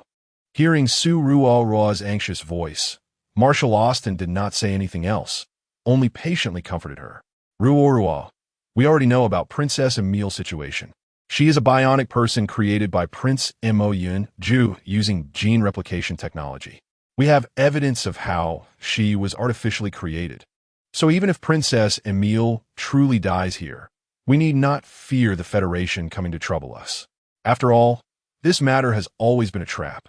As long as we don't cause them trouble, we need not fear them causing us trouble. Ruo Ruo, the situation with Emile is easy to resolve. But right now I'm worried about your issue. You were locked in a room by Emile all day without any news. Can you tell me if she did anything to you during this time? Hearing Marshal Austin say this, Ruo Ruo simply shook her head. Marshal Austin, Emile did not harm me. I just took a nap there. As for other things, she did nothing to me. Marshal Austin, Princess Emile is a pitiful person, so... Ruo Ruo, are you pleading for her? Upon hearing Marshal Austin's words, Ruo Ruo hesitated for a moment, but still nodded seriously at him. Yes, even though I know Princess Emile is a pawn in someone else's hands, I have to plead for her because she cured my terminal illness. Ever since I fully woke up and felt my body was unprecedentedly relaxed, I clearly knew that my terminal illness was truly cured by that treatment pod. Regardless of whether Princess Emile is a good person, she indeed cured my illness. If it weren't for her, I would still be suffering from my terminal illness. So, I must plead for her. But how Marshal Austin ultimately handles her is not something I can decide. What I can do now is to do my best and leave the rest to fate. Seeing the determination in Ruo Ruo's eyes, Marshal Austin hesitated for a moment, but still looked at her firmly and said, "Ooh, that so-called Princess Emile is a bionic person manufactured from a laboratory. Although her physical structure is identical to that of a real female, she cannot soothe the raging genes of beastmen, nor can she cure genetic diseases of beastmen. Those bionic beings do not have the ability to reproduce. Their existence is a waste. Most importantly, the motive behind the Federation's prince breeding them is impure. So allowing these bionic beings to live in this world is purely harmful. Therefore, this Princess Emile cannot be kept. Even if she is to be kept, I will only allow her to live for another month before she naturally dies. Tomorrow, I will make the series of traps set by the Federation Prince public, resolving this trouble as soon as possible. If a war breaks out between the Federation and the Empire over Princess Emile, the number of soldiers who will die will be in the billions." Hearing Marshal Austin say this, Ruo Ruo did not plead further, because she knew that if she were in Marshal Austin's position for the greater good, she would naturally prioritize the big picture. But, sigh, forget it. There are no buts. Then, Marshal Austin, after you expose the conspiracy of Prince Mo Ju of the Federation, can you not harm Princess Emile? Her life is extremely short. Only about 2 months left. No, only 1 month to live. Even if her life is short, I want her to die naturally. So, Marshal Austin, can you spare Princess Emile's life? Upon hearing Ruo Ruo's plea, Marshal Austin hesitated for a moment and exchanged glances with Dr. Atleia, who was standing nearby. Seeing Dr. Atleia nod, he agreed to Ruo Ruo's request. However, Chapter 34, Check Your Body, Ruo Ruo, I will let His Highness Emile die naturally. However, during the day you were asleep with Emile, I don't know if she did anything to you. How about this? Let Dr. Atleia help you check, okay? No. I feel very good physically. No need for checkup. So I want trouble Dr. Atleia. Seeing Ruo refuse, Dr. Atleia still expressed his concern. Ruo, you were asleep with Emile for a day. I'm afraid she might have done something to you. For your safety, it's better for me to check your body. You have to know, you're a high-grade female robot. If His Highness Emile did something to you, she could directly ruin your affinity ability, making it impossible for you to cure the genetic diseases of the beastmen. So Ruo, please let me check. Hearing Dr. Adia say this, to be honest, Ruo Ruo hesitated. However, she was also afraid that if Dr. Adia checked, her true identity as a real female would be discovered. In recent days, the appearance of His Highness Emil had driven the beastmen outside into a frenzy. Not to mention posters, interviews, or the support for Emil dolls. Those beastmen were passionately discussing His Highness Emil, both online and offline. They discussed her figure, looks, and whom she would be with in the future. Or rather, given Emil's noble and unique status, how many beastmen she would choose to be her partners. After all, His Highness Emil is currently the only female in Qiancheng Star. As the only one, ISNT had expected that she would choose several partners. Moreover, this is what these beastmen hope for. After all, if Emil were to choose several partners, perhaps the luck would fall on them. And wouldn't that be a great fortune? Emil's appearance had already made Ruo Ruo aware of the beastmen's obsession with female robots. What if they found out that she was not a high-grade female robot, but a real female? How would they view her? Would they treat her like they treat His Highness Emil, protecting her in a high castle, and then choosing several partners for her, so she could bear children for them? Thinking of this made Ruo Ruo feel a wave of panic. She didn't know how she would face it if that day ever came. But if she didn't let Dr. Adia check her, how could she know her current physical condition? What if His Highness Emil really did something to her? She had just managed to cure her terminal illness. To be honest, she really didn't want to die now. Ruo Ruo was caught in a dilemma, unsure of what to do. Seeing Ruo Ruo's indecision, Dr. Adia asked curiously, Ruo, what's wrong? Do you have something embarrassing to say? You can tell me. I can help you solve it. Dr. Adia, do you have any testing equipment? I can check myself. If there really is a problem, I will come to you. Okay. But Ruo Ruo, you can't read. Even if you take the detector and get a result, you won't understand what it says. Upon hearing Dr. Adia say this, Ruo Ruo fell silent. Right? As a traveler, she could understand the language of this world thanks to its high technology. She could understand the words spoken in this world, but she couldn't recognize the characters.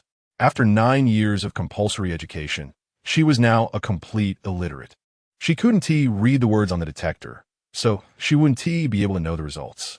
So, after hesitating for a long time, Ruo Ruo finally looked at Dr. Adia and said hesitantly, Dr. Adia, I have something I want to discuss with you. Ruo Ruo, go ahead. Can we go to the corner and talk quietly? Quietly? Upon hearing Ruo Ruo say this and seeing her expectant little eyes, Dr. Adia, although he didn't understand what she wanted to say, still agreed to her request and took her to the corner. Seeing Ruo Ruo and Dr. Adia walk side by side to the corner, Marshal Austin, who had been standing aside, immediately frowned. He didn't know why, but seeing the closeness between Ruo Ruo and Dr. Adia made him very uncomfortable. Now seeing them standing so close together in the corner whispering, Marshal Austin's mood immediately soured. Was there something important to say that he couldn't know? Most importantly, why were they standing so close together? Seeing Ruo Ruo lean close to Dr. Adia's ear to whisper, Marshal Austin inexplicably found Dr. Adia very unpleasant. He was a big beast man. Why was he acting so shy? Not very beast-like at all. While Marshal Austin was internally criticizing Dr. Adia was also having a hard time. The girl beside him was really too close. Although Ruo Ruo was a female robot, her grade was really too high. No matter how he interacted with Ruo Ruo or tried to convince himself that she was just a high-grade female robot and not a real female. The fragrant scent surrounding her still lingered in his nose. When Ruo Ruo got close to him, Dr. Adia couldn't help but feel his heart race and his cheeks flush slightly. He took a deep breath, trying to calm himself down. But Ruo Ruo's soft whispers and the faint fragrance she emitted made him feel a bit dizzy. Dr. Adia struggled to bring his thoughts back on track. He knew this was not the time for such thoughts. Ruo Ruo had come to him for an important reason. So he gently asked Ruo, what do you want to talk to me about? Is it related to the marshal? It's related, but not really. Doctor idea. Can you keep something secret for me? Keep something secret? Ruo Ruo, will what you want me to keep secret harm others? No, definitely not. Dr. Adia, it's just a personal matter of mine, and it won't harm anyone. Is that so? Then tell me what you want me to help you with. After you help me check my body, Can you not tell anyone my results? Can't even Marshall Austin know? He's your owner now. I think he has the right to know your physical condition. No, you can't say anything. Dr. Atleia, please help me just this once, okay? My request, ISNT high, and I promise I will never harm anyone or affect others. Hearing Ruo say this and seeing her pleading eyes, Dr. Atleia hesitated for a long time before agreeing. Chapter 35, Can't Tell Others All Right. I promise you, once the results of your physical examination come out, I definitely won't tell anyone else. That's good. Thank you, Dr. Atleia. Seeing that Dr. Atleia agreed to her request, Ruo immediately became happy. The sight of Ruo being so excited inexplicably made Dr. Atleia feel that she was even cuter.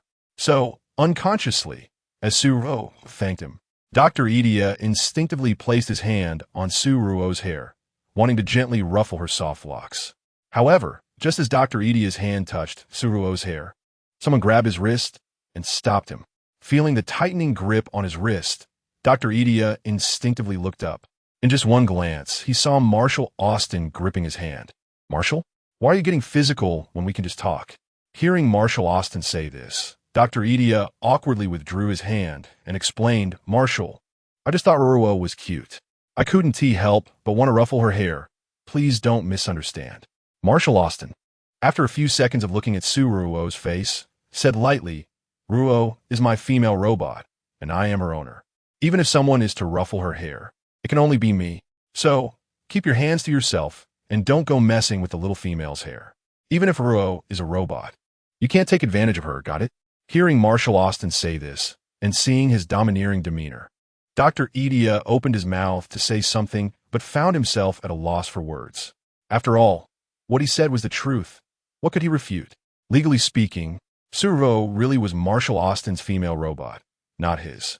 So, if he didn't want him touching her hair, what could he do? However, he couldn't help but wonder if he was misreading the situation. Otherwise, why did he feel such a strong sense of jealousy for Marshall Austin? Thus, Dr. Atleia could only look at Ruo, hoping she would say a few good words for him. However, Ruo seemed to not notice Dr. Atleia's plea for help. Her gaze fixed intently on Marshall Austin, completely acting like a little fangirl, not at all aware of his desperate look. Seeing Ruo like this made Dr. Atleia silently criticize her. How inconsiderate. Here he was, just agreeing to help her keep things under wraps. And now, when he was in trouble, she just went into her shell. But even though he thought this way, Dr. Atleia didn't dare to show it. He could only put on a smiling face and say to Marshall Austin, You're right. Marshall, I overstepped. I will be careful in the future. Don't worry. I definitely won't easily touch Ruo's hair again. But Marshall, about the upcoming examination.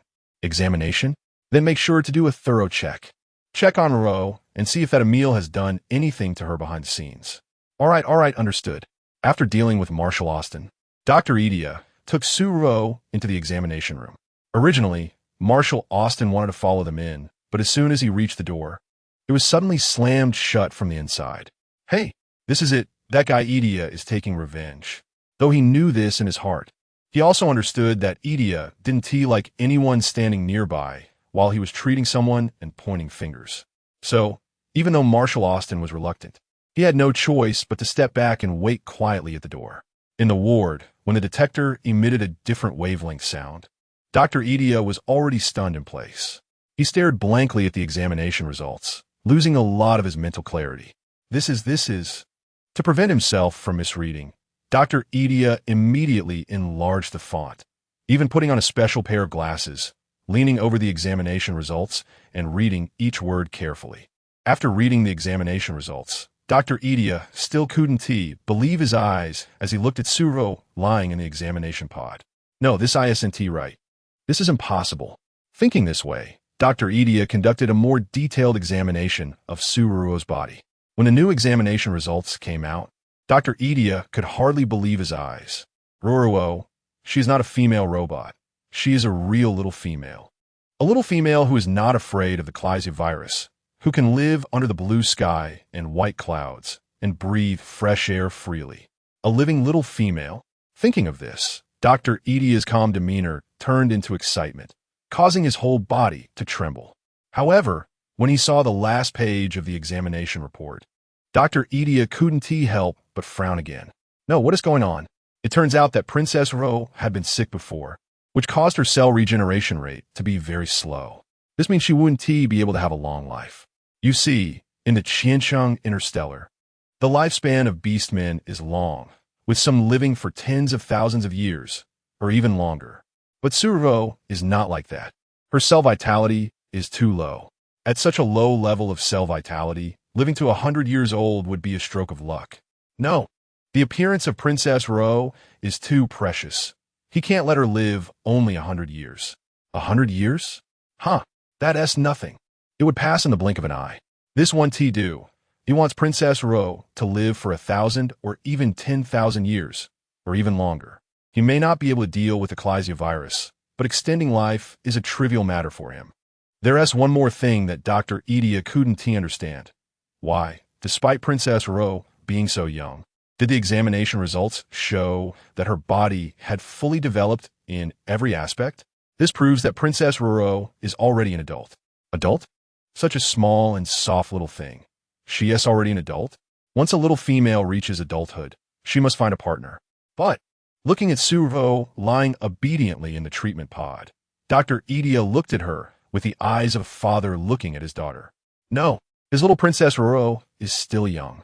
He can't let her find a partner too early. If she must, it should be after he has adjusted her body to its best condition before allowing her to find a partner. Not only that, but he also really needs to keep the secret of this examination result safe.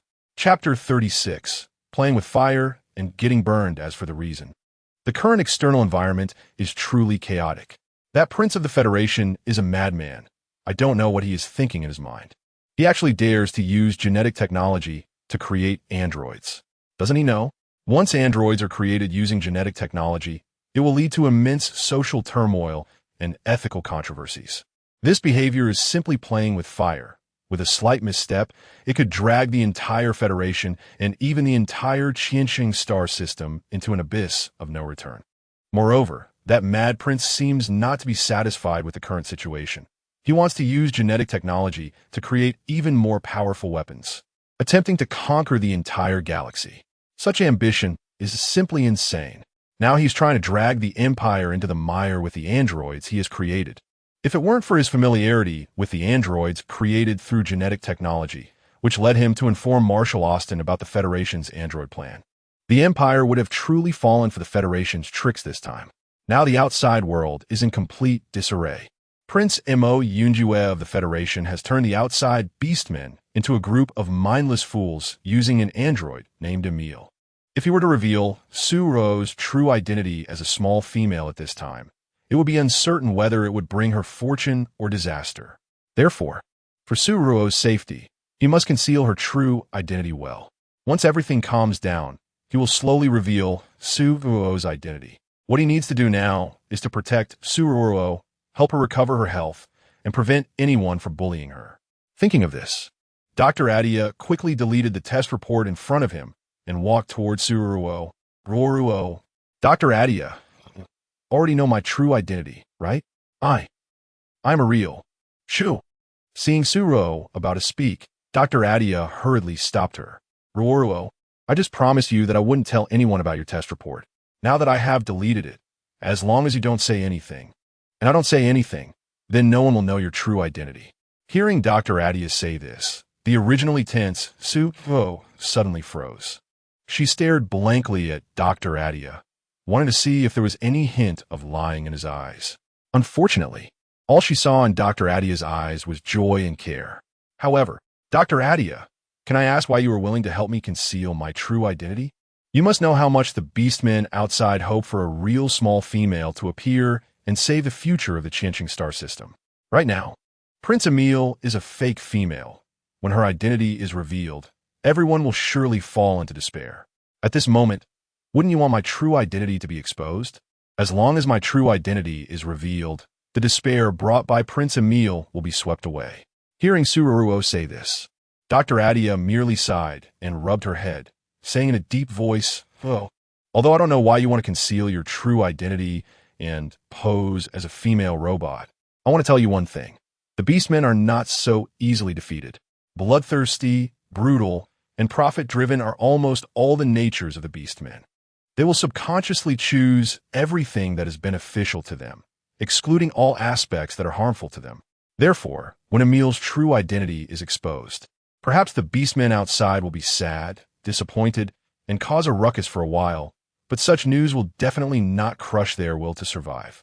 However, if your true identity is exposed at this time, those beastmen will definitely doubt your identity and want to thoroughly check your true identity. If the Empire or the Federation unilaterally checks your identity, the others will definitely be unwilling. Once one side is dissatisfied, they will certainly cause trouble to achieve their goals. In this case, they won't care whether you are a real, small female or not. For power, status, and life, what evil deeds would they not commit? If that is the case, then you would be in danger. So Ruo Ruo, especially at this time, you have no need to expose your true identity. What you need to do is to live quietly as a female robot. When the time comes and you meet someone you like, you will surely have your own children. Once you have your own children, you won't need to prove anything. Everyone will naturally believe you are a real small female. So Ruo Ruo, take good care of yourself. This is what you should do now. By the way, Ruo Ruo, I just saw your test report. You had a very serious illness not long ago. Although your illness has been cured now, your body is really too weak and needs proper recuperation. If I don't take good care of your health, you can only live for a maximum of 100 years. 100 years? How can that be? Ruo Ruo, you are the only living small female in the Qianqing star system, and the only small female who is not afraid of the Klesia virus. Since that is the case, if you can't live for 10,000 years, it would be my incompetence. Ruo Ruo, my gene recombination technology is very powerful. With me here, I can make you live a very long life, long enough that you won't want to live anymore. So Ruo Ruo, believe me, I will definitely protect you.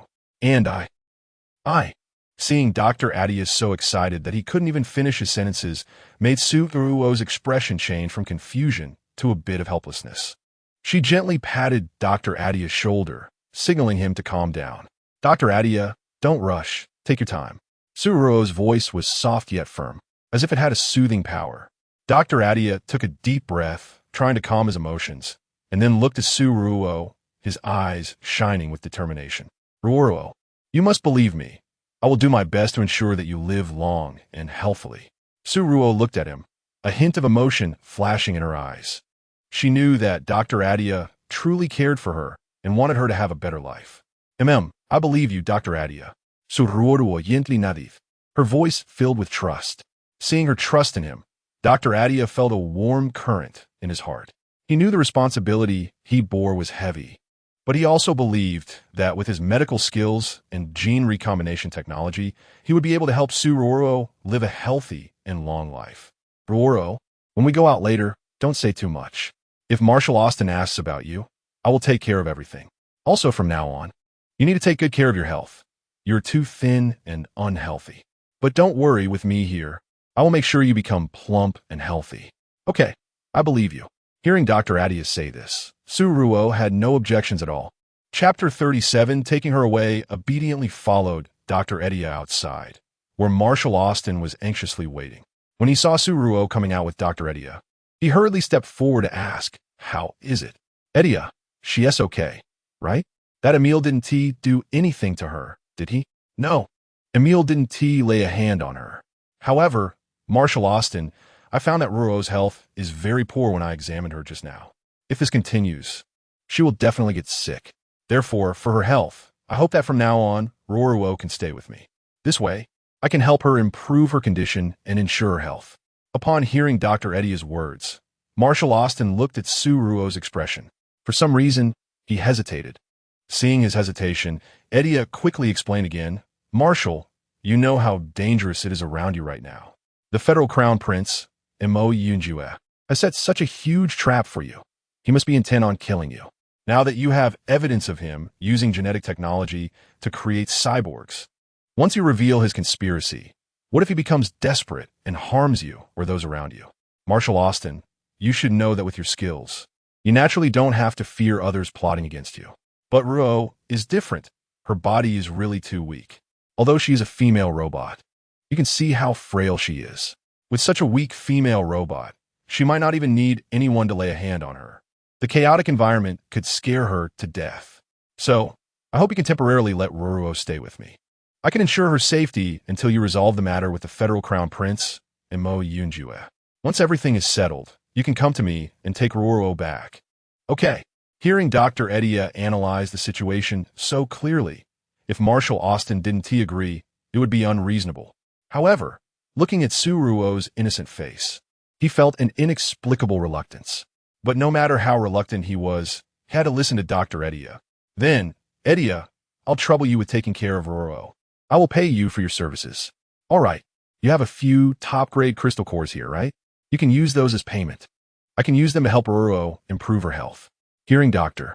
Edia say this, and seeing his hand stretch out towards him as if it was a matter of course, Marshal Austin was slightly taken aback, but still took out the precious top-grade crystal cores from his storage space. Here you go. Take good care of Ruo. Her nature is pure. You must ensure she isn't deceived by others. By the way, I will send someone to help you leave later. As for Ruo's belongings, I will have someone pack them up for her. Okay, just have her people move quickly. I want to take Ruo away tonight. All right. Listening to the conversation between Dr. Edia and Marshal Austin, Ruo quickly tugged at Edia's sleeve and quietly asked, Dr. Edia, if you leave, what will happen to His Highness Emil? She only has 1 month left to live. Isn't there really nothing you can do to save her? No. Ruo, from the day Emil was artificially created, her fate was already sealed. She can only live for 2 months. It's impossible for her to live even 1 more day. Even if I could extend her life by a few days, during those days, she would be living in misery. Ruo, I will leave here, but I will still send someone to take care of Emil, just to show some pity for her. Is that so? Dr. Edia, are we leaving at night? Yes, we are leaving at night. Before we leave, can I meet Emil alone? This. Upon hearing Ruo's request, Dr. Edia looked at Marshal Austin, who was standing aside. Ruo, I'll accompany you. If you want to go there alone, then you shouldn't go. It's not safe. All right. Hearing Marshal Austin say this, Ruo could only agree. After a simple lunch, Ruo accompanied Marshal Austin to Emil's room. She first knocked on the door, and after receiving Emil's consent, slowly walked in. As soon as the door opened, a beautifully dressed Emil appeared before her. Today, Emil's dress was very bright, like a peacock spreading its feathers, stunningly beautiful. A faint smile graced her face, which seemed to hide a hint of subtle sorrow. At some point, a delicate piano had been placed in one corner of her room, with a few sheets of music scattered on it, as if she had just played. Ruo gently walked in, her gaze lingering on Emil for a moment, and a complex emotion surged in her heart. Seeing Ruo, Emil's smile brightened even more. She gently patted the spot beside her, indicating for Ruo to sit down. Ruo sat down as instructed, and for a moment, the atmosphere between them was somewhat silent. After a while, it was Emil who broke the silence first. Ruo, do you have something you want to say to me? Emil, I came to see you. Is that all? You just came to see me? Don't you have anything else to say? I'm leaving tonight. Is that so? Upon hearing that Ruo was leaving, Emil's face revealed a helpless smile. But in just a moment, she composed herself, took Ruo's hand, looked carefully in her eyes, and said seriously, Sister Ruo, I really envy you.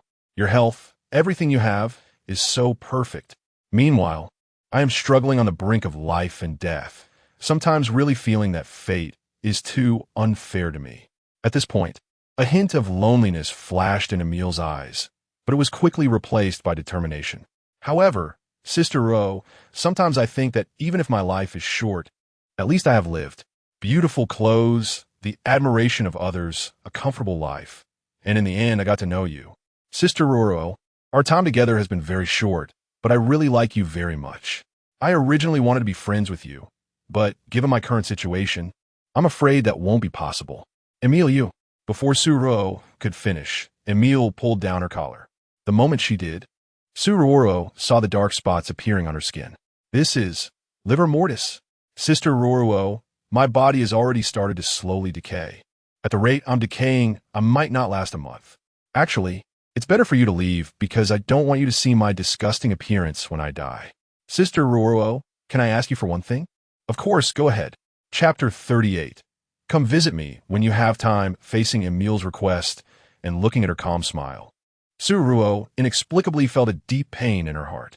Sister Ruo, if I have a grave of my own after I die, will you come visit me if you have time?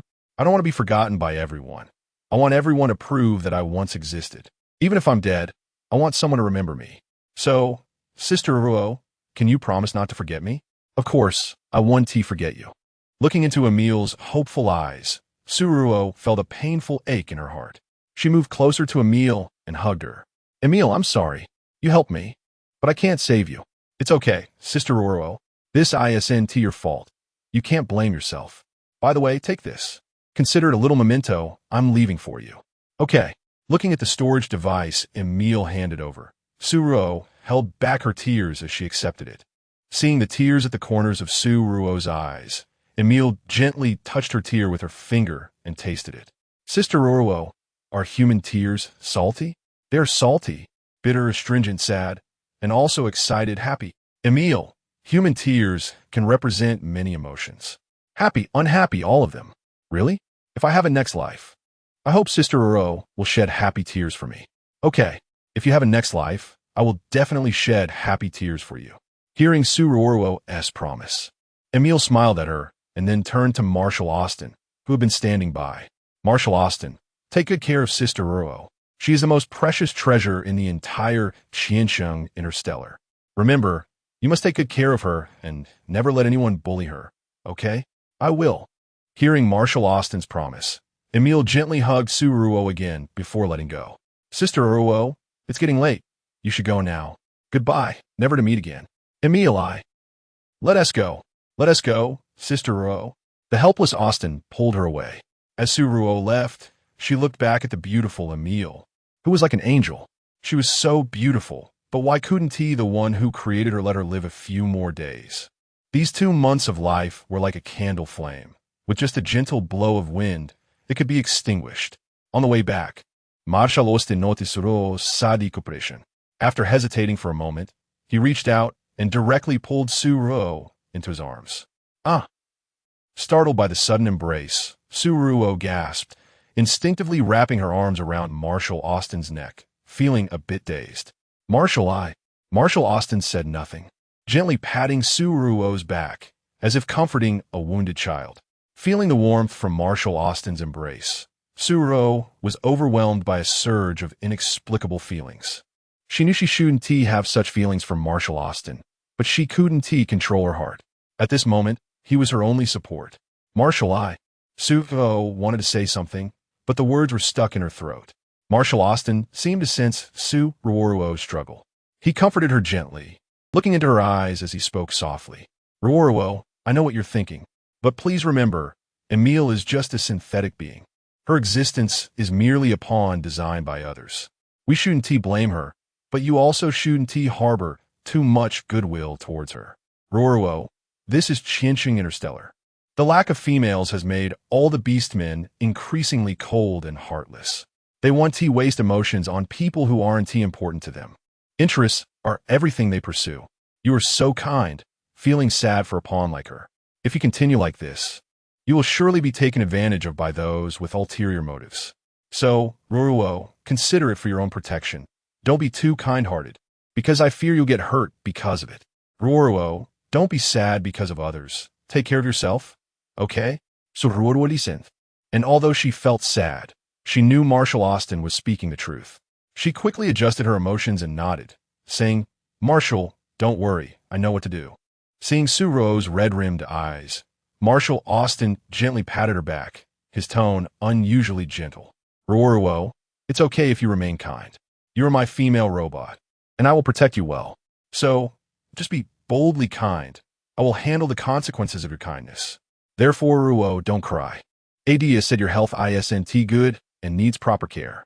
If you keep crying, it will harm your health. Looking at Adia, who was holding her and gently comforting her, Ruo felt touched. After hesitating for a moment, she couldn't help but ask Marshal Austin, you are so good to me. Do you like me? Of course I like you. You're my female robot. If I don't like you, who else would I like? Hearing Marshal Austin say this, Ruo was stunned, and her face immediately turned red. Not only her face, but her heart also raced. She never expected Marshall Austin to admit his feelings for her so directly. After all, she had never dared to think in that direction before. After all, Marshall Austin's status was there, while she was just a female robot. There was a vast difference between them. However, hearing Marshall Austin say this now made Ruo Ruo feel a sweet sensation rise in her heart. She looked at Marshall Austin, her eyes shining with happiness. But this feeling was fleeting. The reason was that Ruo Ruo knew that Marshall Austin's affection for her was like a master's affection for a pet. After all, her identity as a female robot was nothing more than a pet to Marshall Austin, right? Thinking of this, Ruo Ruo's smile slowly faded. Forget it. Being a pet is better than being disliked. To be honest, she didn't know why she liked Marshall Austin. They hadn't spent much time together, and Marshall Austin wasn't a romantic person.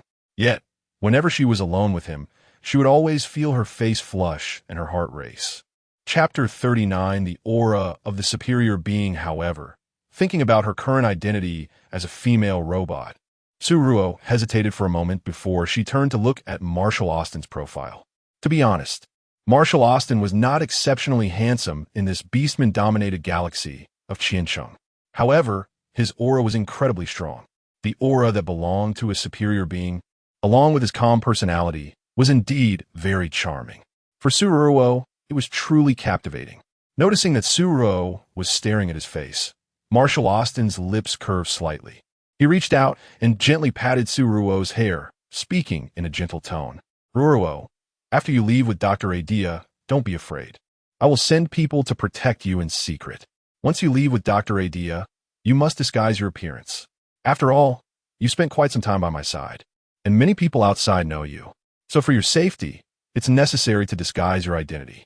Also, Ruo Ruo, you must wear the protective shield I gave you last time. It will protect you at critical moments. By the way, I prepared a lot of clothes, jewelry, and money for you. If you ever run out of money, just let me know. Spend freely. I have money, a lot of money. I only earn and don't spend, so supporting you is more than enough. Oh, and after you leave with Dr. Atleia, you must listen to him. Dr. Atleia is a good person, and I trust him. And one more thing. On the way back, Ruo Ruo kept hearing Marshall Austin's voice of reminders. He meticulously went through everything he could think of. Ruo Ruo knew that all these reminders contained Marshall Austin's concern for her, so she listened quietly.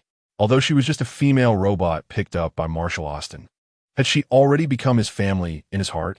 Thinking of this, hearing Marshall Austin's nagging voice, the feeling of being cared for warmed Ruo Ruo's heart. She tightly wrapped her arms around Marshall Austin's neck, feeling extremely happy inside. No matter what image she currently held in Marshall Austin's heart, this moment of peace was something she had longed for since her father left. Thus, in the midst of Marshall Austin's nagging, Ruo Ruo was carried back. They had just reached the door when Dr. Atleia was already waiting there. Seeing Ruo Ruo in Marshall Austin's arms, he wanted to step forward to check on her. But when he met Marshall Austin's piercing gaze, Dr. Atleia had to stop in his tracks. Atleia, there's still a little time before you depart. Come talk with me. Okay. After placing Ruo Ruo on the sofa and ruffling her hair, Marshall Austin turned and walked towards the study with Dr. Atleia. As the two of them left, Vikov approached Ruo Ruo with a robot. Ruo Ruo, come here. I will give you a new appearance. Change to a new appearance? Seeing Ruo Ruo's confusion, Vikov could only explain gently. Ruo, the Marshal said he has too many enemies. There are many people who know you now, and the Marshal is worried those people might take it out on you. So he asked me to temporarily change your appearance. Don't worry. As long as you don't want to, you can change your new appearance at any time. Come on, I will change your face now. Once the Marshal and Dr. Atleia finished talking, you can leave with Dr. Atleia. As he spoke, Vikov took Ruo Ruo's hand and walked to the mirror. As soon as Ruo Ruo sat down, a robot began to work on her face. Even though the robot's tentacles did not touch her skin, in the blink of an eye, the originally delicate-looking Ruo Ruo transformed into a stunning young beast man with blue eyes. Looking at her brand-new appearance in the mirror, Ruo Ruo curiously reached out and pinched her cheek. The touch was smooth, just like real skin. This is so amazing. Pinching her cheek, Ruo Ruo iklemet. Her eyes filled with disbelief. Vikov, standing by, smiled and explained, Ruo, This is the latest high-tech product that can change a person's appearance in a short time without harming the skin. Moreover, it can be adjusted according to personal preferences. If you're not satisfied with this face, you can change your appearance at any time before your new identity is confirmed. Hearing how magical Vikov's explanation was, Ruo turned to him, her eyes sparkling with excitement. Can I change into other looks? For example, a handsome guy with 8-pack abs? Or a charming fox tribe boy? Vikov chuckled and said, of course, but let's leave here first. The Marshal and Dr. Atleia should have finished their conversation by now. Ruo Ruo, remember, after you leave with Dr. Atleia, you'll have to live with your new identity for a while. In the future, no matter who asks about your original identity or tries to pry into your past, you must never tell anyone. Once we handle matters with Emil and the Federation Prince, I will come to pick you up with Marshal Austin. Ruo Ruo, take care of yourself. By the way, this is your luggage, which the Marshal specially had us prepare for you. It contains food, drink, and other necessities. Oh, and there's money too. Once you go out, don't save money. Spend freely. We have enough money to support you. Listening to Vikov's chatter, Ruo nodded repeatedly, stood up, and followed Vikov out of the room. As they just walked out of the room, Dr. Atleia and Marshal Austin had already finished their conversation. Ruo noticed the strange look in Dr. Atleia's eyes when he looked at Marshal Austin. But compared to Dr. Atleia, Marshal Austin appeared much more natural. Seeing Ruo come out, Marshal Austin disregarded Dr. Atleia standing next to him. He stepped forward, directly took Ruo's hand, and began another round of patient reminders. Listening to Marshal Austin's meticulous reminders, Ruo inexplicably felt that in some ways, Marshal Austin was really similar to her father. He really talks too much. However, she didn't dare to say it. Chapter 40, New Identity, Ruo Ruo. When you go out, you will be called Sierra, a beast man from the Mermaid Clan. Because your body is incomplete, you were expelled by the Mermaid Clan and saved by Atleia. As for your true identity, Ruo Ruo, do not tell anyone. Remember, keep it a secret. Also, if Atleia bullies you, contact me, and I will come to get you as soon as possible. By the way, I have arranged a school for you. Since you can't read right now, just go to school and study hard, trying to recognize more characters. I still have to study. What's wrong? Ruo Ruo is unwilling? Well, I'm willing. Facing Austin's inquiry, Ruo Ruo dared not say she was unwilling. After bidding farewell to Austin and Waikfu, Ruo Ruo was finally pulled away by the eye-rolling Dr. Atleia, looking back 3 times. Seeing the starship carrying Ruo Ruo and Dr. Atleia leave, the originally gentle expression of Marshal Austin suddenly turned cold. He gazed at the horizon, took a deep breath, and then said solemnly, Waikfu, what is going on with the Federation now? I heard that many bioengineered humans died in the laboratory of the Federation's Crown Prince Mo Yunjue. All of them were unfinished products, killed by the mad Mo Yunjue. Marshal, the genetic disease of the Federation's Crown Prince Mo Yunjue is getting worse. He is currently sending people everywhere to find someone who can save him. The video of the rescue that Ruo Ruo posted on Starnet was seen by Mo Yunjue. And now he is sending people to look for Ruo Ruo, but our people have secretly intercepted them. If this Federation Crown Prince can't find a way to cure his genetic disease, he won't last a few years. He won't last, then he can die. Mo Yunjue is too deep-minded, and his actions are too shrewd. It is both my honor and my sorrow to have such a person as an opponent. But if he can't hold on, then for me, it will be one less strong opponent. Marshal Austin paused slightly before looking at Waikfu. Waikfu, how is Emil doing? Has she agreed to cooperate with us? Marshal, she disagrees. She only has 1 month left to live, so she won't be threatened by us. Emil said that although she hates Crown Prince Mo Yunjue, she is also grateful to him for giving her life. Therefore, she will not participate in our conflict with Mo Yunjue. That's fine. I don't need her to deal with just one Mo Yunjue anyway. By the way, Waikfu, send someone to redraft the female protection regulations and make sure to maximize the benefits for the little females. Female protection regulations? No, Marshal. There are no little females left in Qiancheng Star. So what use is it to redraft this female protection agreement? Just do it. Why waste your breath? Let's go. I still have a pile of work to finish. Waikfu, you say I'm not that old, right? Marshal, beastmen come of age at 800 years. and you are now 982 years old, still young. Your age is not old at all. Is that so? But when I hear you say 982, I feel particularly old. Old? Marshall, you're not old at all. You should know that beastmen have long lifespans. Some can live for tens of thousands of years, while longer-lived beastmen can live for over 100,000 years. Compared to those lifespans, your age is just a short time after adulthood. Is that so? Speaking of which, Whitefew, back when the Klesia virus had not truly spread, although beastmen's lifespans were not as long, everyone lived happily back then. But then, that damned Klesia virus appeared. The emergence of this virus caused all the females to die because they couldn't adapt to it. And the beastmen, they gained long lives due to this virus. Now, the females are all dead, yet the beastmen live longer. Whitefew, do you think the emergence of this virus is a punishment sent down by the beast god, causing Qian Chung Star to become what it is today? Now there are no real little females left in Qian Chung Star. How long do you think our beastman's genetic chain can last? 100 years? 1,000 years? 10,000 years? Or even longer? But no matter how long our genetic chain can last, one thing I can be sure of is that Qian Chung Star will ultimately face extinction. Whitefew, if one day in the future, a little female who is not afraid of the Klesia virus appears from some corner of Qian Chung Star, what will you think? Happy, excited, thrilled, grateful, maybe a little incredulous too. After all, ever since Princess Lilith passed away, we beastmen have been fantasizing about that day coming. Yet we have never dared to truly hope for it. If that day really comes, I think all the beastmen in Qian Chung Star will go crazy. After all, that has been the only obsession and expectation of our beastmen for so many years. Yes, it is the expectation of all of us. Whitefew, you say Ruo Ruo's rank is so high, and her ability to cure the beastman's genetic disease is so strong. Sometimes, I even suspect that Ruo Ruo is a true little female. But when I think of that damned Klesia virus, I can only hide such thoughts in my heart. If Ruo Ruo is a real little female, how wonderful that would be. Listening to Marshall Austin's heartfelt sigh, Whitefew secretly sighed in his heart, but did not respond. To be honest, seeing Su Ruo Ruo, who is so much like a real little female, he also thought in his heart, how wonderful it would be if Su Ruo Ruo were a real little female. But she isn't. No matter how similar she isn't. However, it doesn't matter if she isn't. As long as Su Ruo Ruo can live well, living in their world.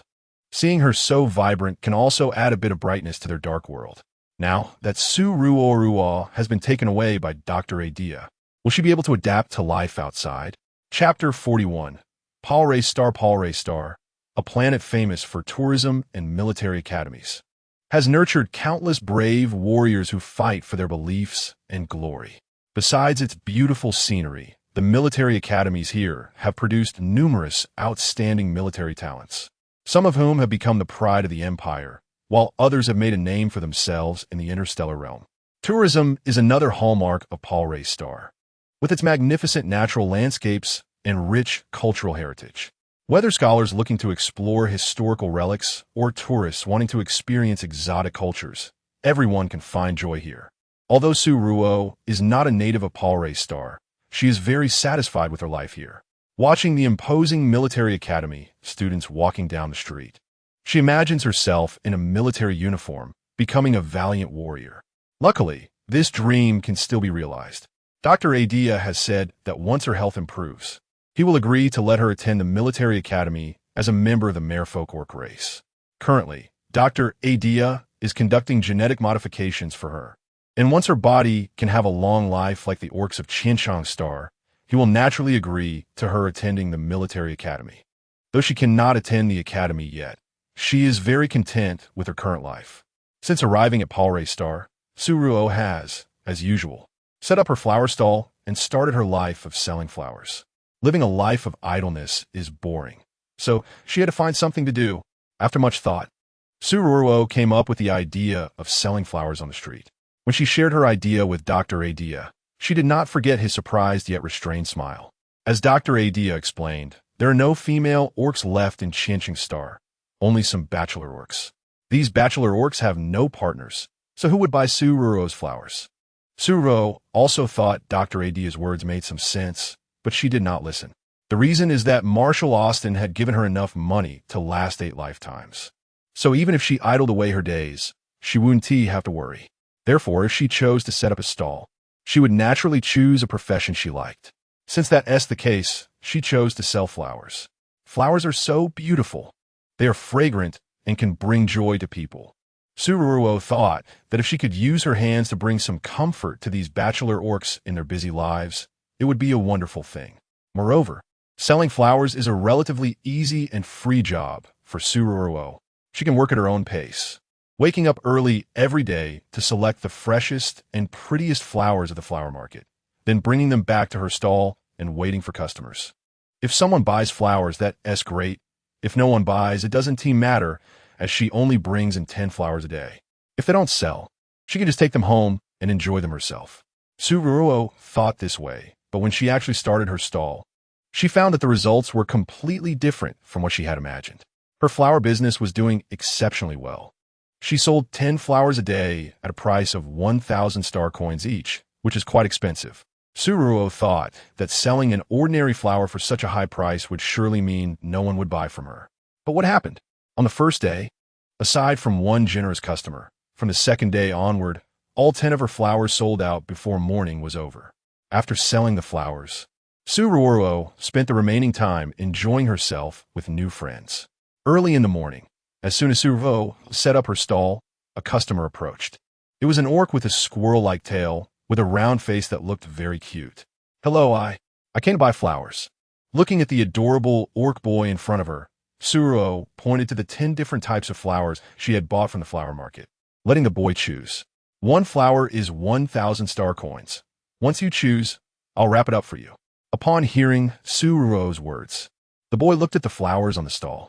With different varieties and all freshly picked, each flower exuded a faint fragrance that made people want to buy one. The boy took a long time to choose, and finally selected the one he thought was the most beautiful. I'll take this one." The boy pointed at the flower, a shy smile on his face. Ruo wrapped up the flower he chose, handed it to him, and accepted the 1,000 star coins he paid.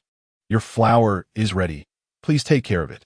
After receiving the flower from Ruo, the orc boy tightly clutched it in his hands. After hesitating for a moment, he shyly spoke up, "Stall owner, I heard from others that buying flowers allows you to touch the tail. Now that I've bought your flower, could you please touch my tail?" "Huh? Touch your tail?" Looking at the fluffy tail behind the boy, which was swaying due to his nervousness, Ruo thought it looked quite cute. She stepped closer, signaling for the boy to come over. "May I ask your name?" "Pros. Stall owner, my name is Pros." "Pros. That's a nice name. Also, I'm not stall owner. My name is Hier, and I'm a merfolk orc." "Merfolk? What a rare race. But I heard that merfolk have the ability to heal the genetic diseases of orcs. So, Hier, you can heal the genetic diseases of orcs, right?" "Yes." As Pros moved closer to her, Ruo gestured for him to bring over his big tail. When a large, fluffy tail was waved in front of her, Ruo found herself quite fond of it. Free fluffing? What could she possibly be unhappy about? Pros's tail was fragrant and soft, and it felt very comfortable to touch. However, the downside was that his tail shed a bit. After a round of fluffing, Ruo's black cardigan was covered in yellow-white fur. But that was okay.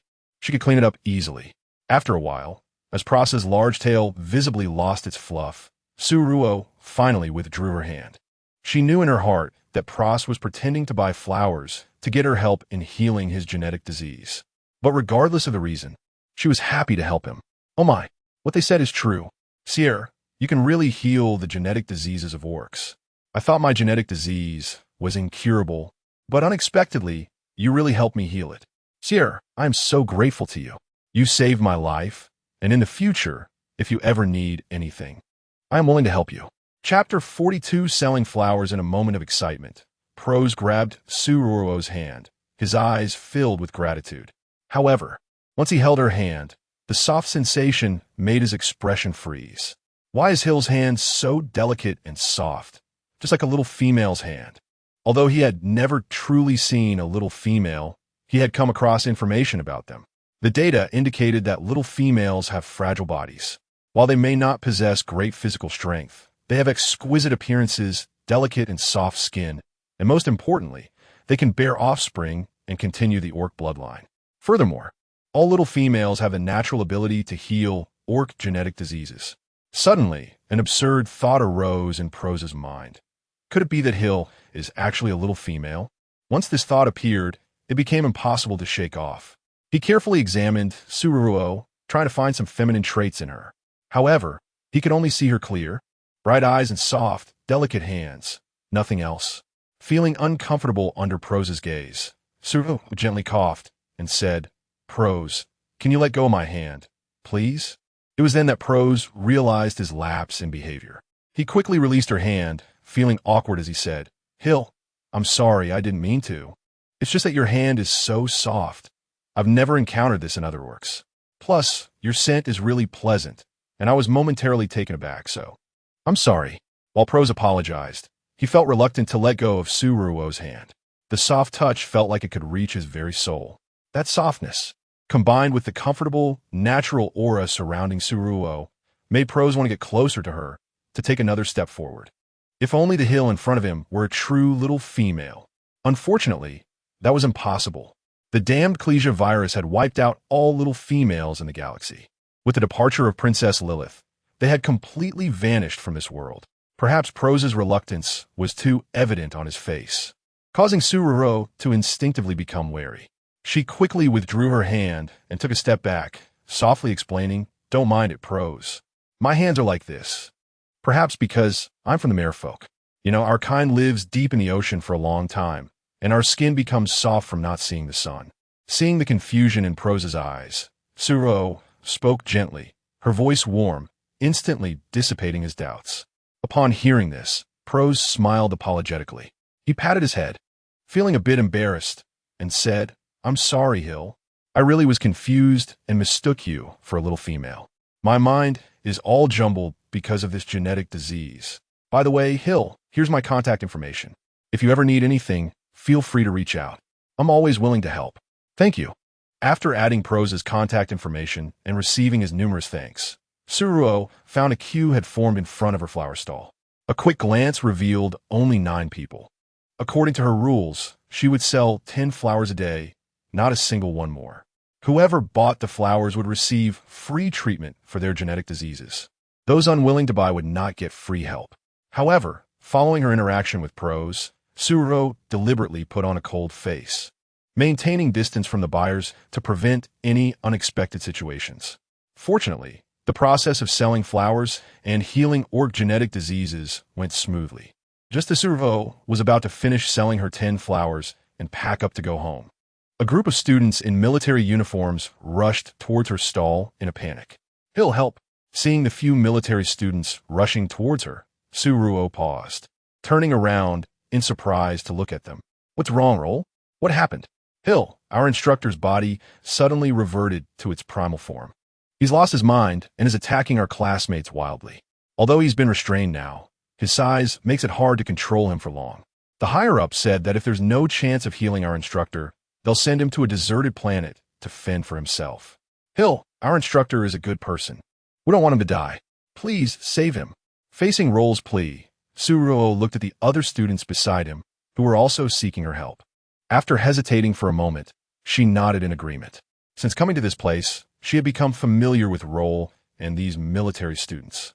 Now that they faced a life-and-death situation, it would be too cold-hearted of her not to help. However, she needed to clarify some things first. After all, she wasn't a do-gooder. "Roll, I can save him, but as per our usual arrangement, I need 1,000,000 star coins as payment. You pay me, and I'll save your instructor." "Okay, we'll transfer 1,000,000 to you right away." "Hill, can we leave now?" "Sure." Hearing Ruo Ruo's agreement, Roll and the other military students immediately cheered. "Hill, we forgot to bring the flying vehicle. How about this?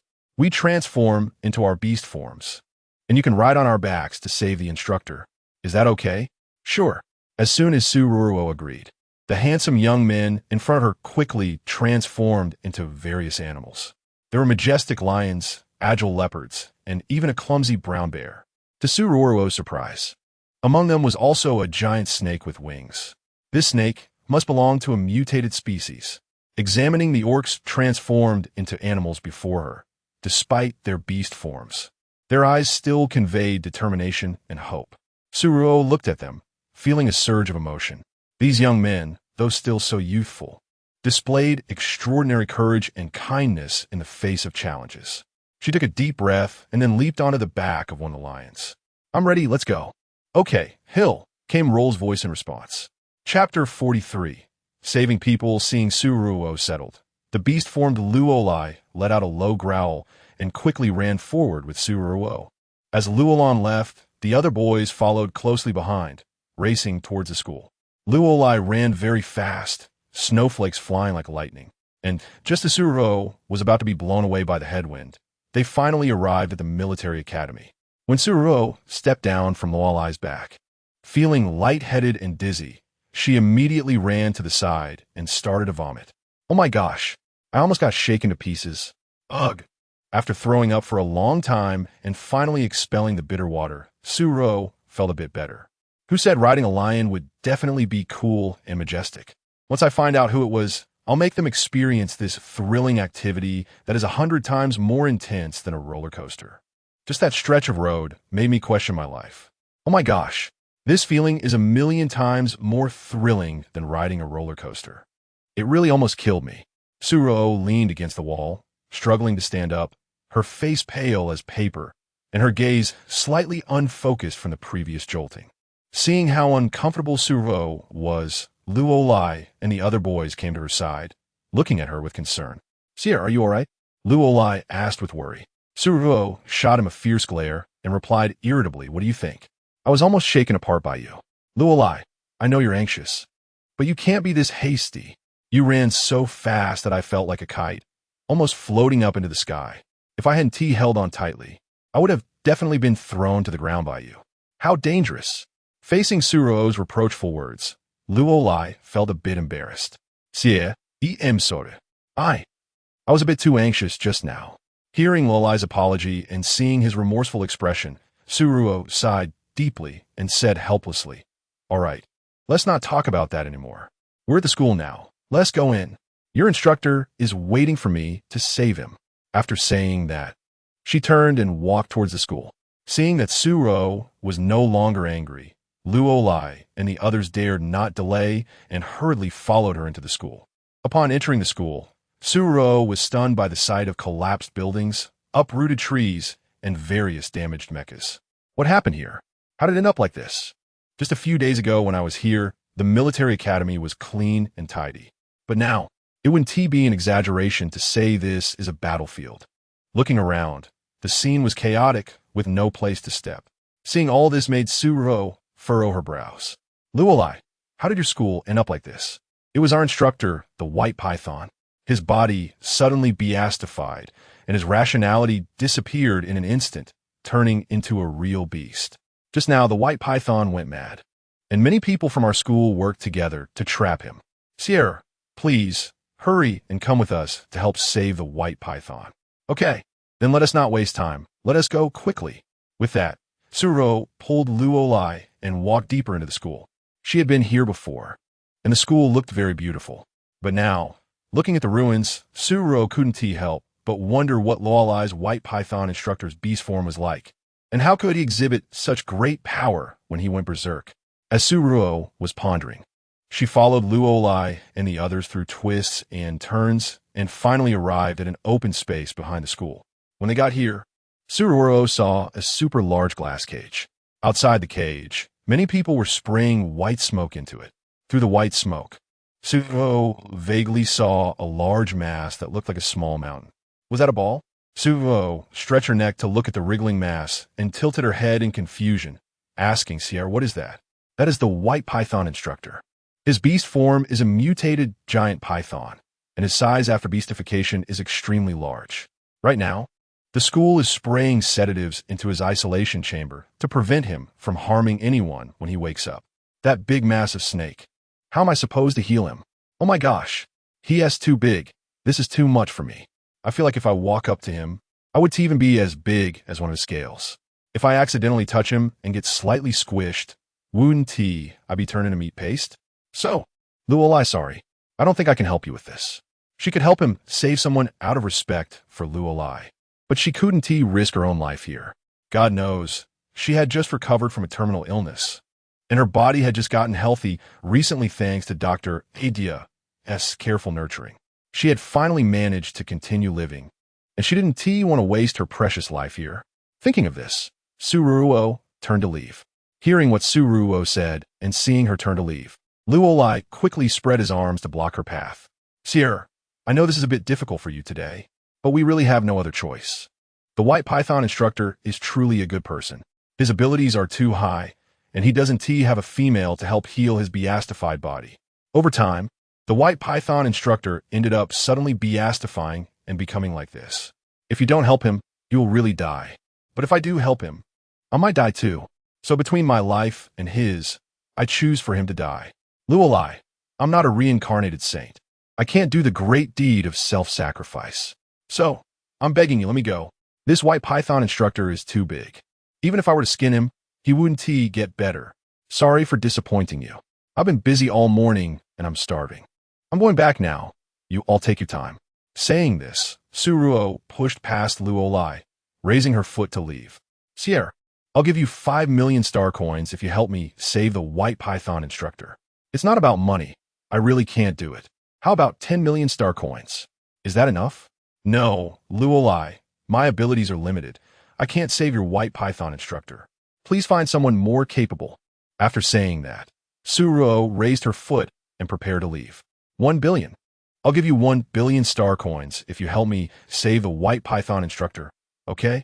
10 billion. Sir, if you save the White Python instructor, I'll give you 10 billion. Is that okay? 10 billion? That is a good deal. Saving a life is worth building a 7-story pagoda. I may not be a great philanthropist, but I can't just stand by and watch someone die. Moreover, this big massive snake is still your instructor. For the sake of affection and reason, I definitely have to save him. With that, Ruo walked back while handing her light brain number to Luo, indicating him to transfer the money. Chapter 44.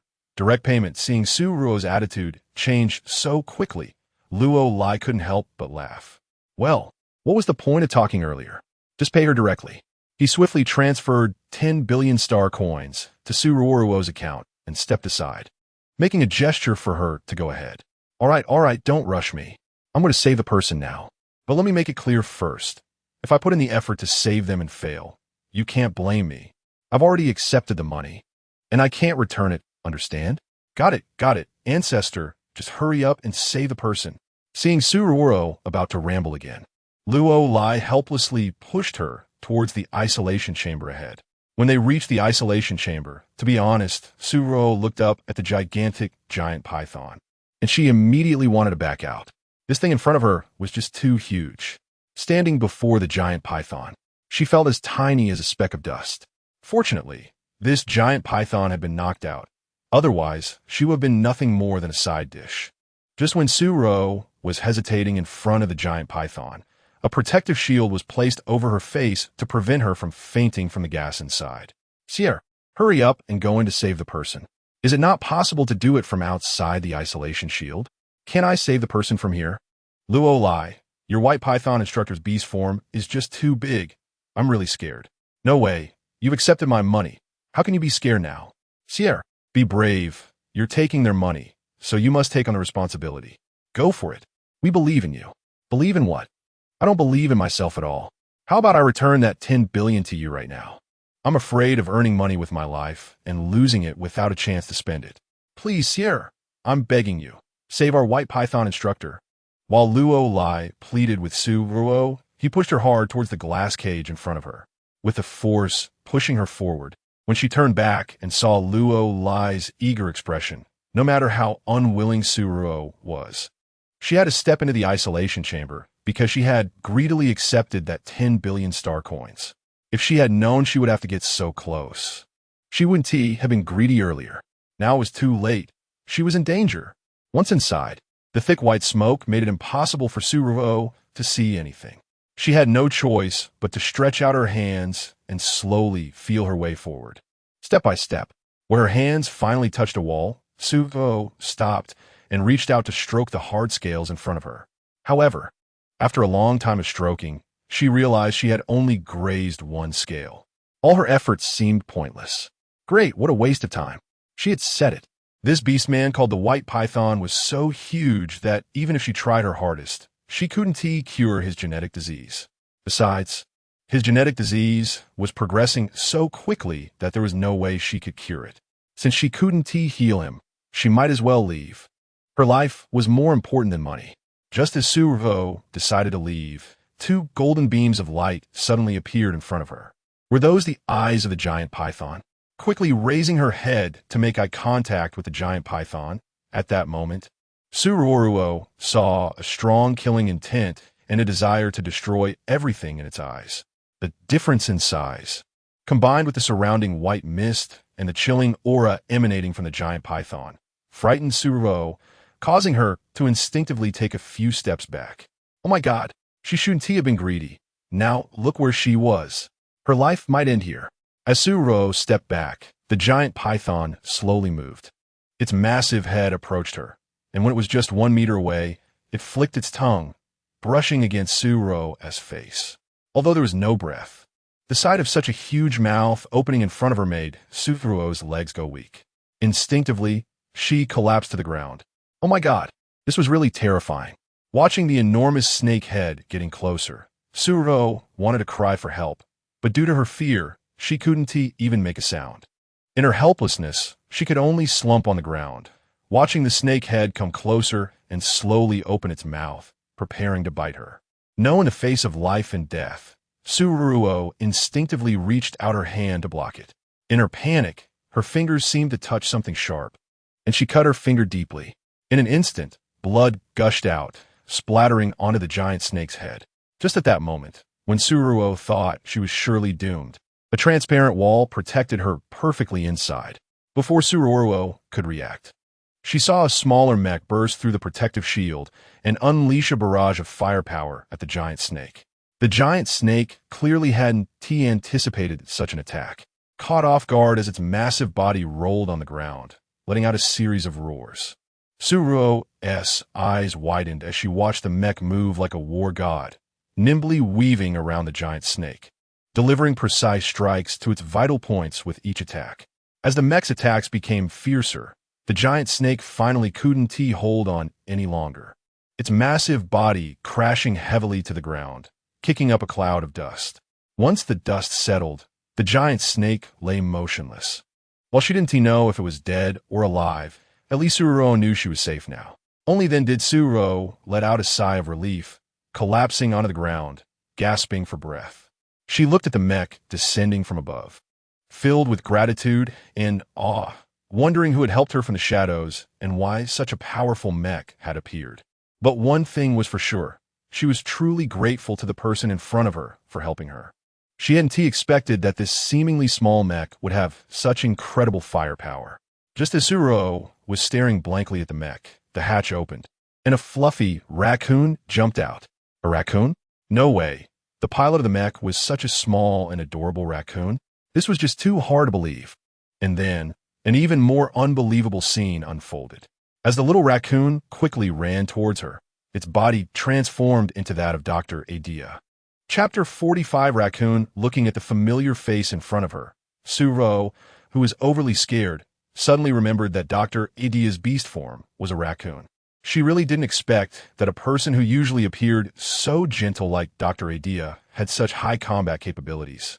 Just look at how he single-handedly took down such a huge snake just now. It was really too cool. Just as Ruo Ruo's eyes sparkled with admiration, Dr. Atleia walked up to the protective shield, nervously looking at her. "Sir, turn off the protective shield and let me in. Your finger is bleeding. I need to treat you." Hearing Dr. Atleia say this, Ruo Ruo glanced at the protective shield that had suddenly appeared to protect her. This shield had automatically deployed when she was in danger earlier. It was a protective shield given to her by Marshal Austin to ensure her safety. After examining the shield for a long time, Ruo Ruo still didn't know how to turn it off. "Atleia, what should I do? I can't turn it off." "Sierra, listen to me, you need to." Following Dr. Atleia's instructions, as soon as Ruo Ruo turned off the protective shield, Dr. Atleia immediately stepped forward, took out a healing device, and began treating her finger. The technology in this world was indeed advanced. In just a moment, the cut on Ruo's finger healed completely. Sierra, what are you doing here? Don't you know? The beast form of the white python is a mutated ancient giant python. Its power is too strong. Once its body shows signs of rapid degeneration, the white python will instinctively attack and destroy everything it sees. You have no self-defense capabilities at all. How could you have the courage to come here to save someone? I am well.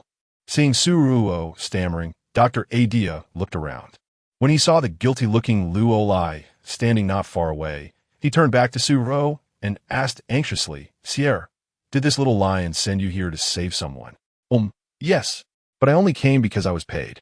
Well, Dr. Atleia, I just received 10 billion star coins from Luo to come in and save someone. Hearing this, and seeing Luo's guilty expression, Dr. Atleia, while feeling angry, reached out to give Ruo a light knock on the head. Unfortunately, as soon as he raised his hand and saw Ruo shrinking back, he helplessly withdrew his hand and instead helped her brush off the dirt on her clothes. Slowly opening her eyes, seeing Dr. Atleia's annoyed expression, Ruo cautiously asked, Dr. Atleia, are you not angry anymore? Stop with the nonsense. Stand up. Oh, okay. After obediently standing up, Dr. Atleia pulled Ruo in front of Luo and pointed angrily at his nose. Sierra, I am clearly telling you now. I do not allow you to associate with this kind of person. He has ulterior motives, and if you become friends with him, he will eventually harm you. No, Atleia, I was paid. Seeing Luo's awkward expression, Ruo hurriedly explained. Even if you were paid, that's not okay. It's just 10 billion. How much do you want? I'll give you as much as you want. In short, you're not allowed to associate with him anymore. He clearly knows how dangerous the ancient giant python is after transformation. How dare he let you go close to heal that damn giant python? If I hadn't arrived in time just now, you would have lost your life, and you were still speaking for him. Also, when you were in danger just now, why didn't he come to help you, but instead cowardly hid to the side? Hearing Dr. Atleia say this, Ruo and Luo fell silent, because Ruo felt that Dr. Atleia was right. However, this was also her fault for being too greedy. Ruo Ruo, do you understand what I'm saying? You're not allowed to associate with him anymore. Do you understand? I understand. That's good. Come back home with me. From now on, you will set up a stall at the entrance of my hospital and will not be allowed to run out again. After saying this, Dr. Atleia took Ruo's hand and started to walk back. Just as Ruo obediently walked back, a series of gasps erupted behind them. Following the sound of the gasps, Ruo saw the ancient giant python that Dr. Atleia had just knocked down slowly shrinking and transforming, eventually turning into a naked man. Looking at the naked figure in front of her, Ruo instinctively widened her eyes. But before she could take a closer look, someone covered her eyes. All right, I can't see anything now. Ugh, this is so frustrating. Dr. Atleia, let go of me. I haven't seen clearly yet. Ruo, you a little female. How can you look at a beastman's body? Dr. Atleia covered Ruo's eyes and whispered in her ear. He dares to expose himself. Why can't I look? I should be able to look. It's a handsome guy's body, after all. You can't look. A little female should understand modesty, you know? I don't know what modesty is. Dr. Atleia, let me take a look. Hearing Dr. Atleia's gritted teeth, Ruo pushed his hand away from her eyes and said nonchalantly. Unfortunately, when Ruo managed to push Dr. Atleia's hand away, she was disappointed to find that the handsome guy who had transformed from the giant python had already put on pants. But fortunately, his upper body was still bare. The handsome guy had very long hair, almost reaching below his waist. Because his hair was so long, Ruo couldn't see his face and figure clearly. However, this semi-hidden appearance was even more attractive. Just as Ruo stared at him with sparkling eyes, the white python, who had regained consciousness, instinctively raised his head towards Ruo, sensing her fiery gaze. At the moment their eyes met, Ruo clearly saw his face. He was a cold-looking, handsome man with deep, sharp eyes that seemed to be able to see into people's hearts. His facial features were well-defined, with every line perfectly outlining his ruggedness and handsomeness. Although his expression was indifferent, Ruo inexplicably felt that deep inside him, there might be hidden tenderness and passion. Chapter 46, Too tempting. This discovery made Suro's heart race a little faster. She felt as if she was being drawn in by an inexplicable force. Unable to look away. Wow, this handsome guy is just too captivating. She couldn't blame herself for being attracted. The other party was simply too enticing. Just as Suro's eyes sparkled, Dr. Ia leaned close to her ear and said in a strange tone, "Oh, this orc named by Sean is at least 70 to 80,000 years old.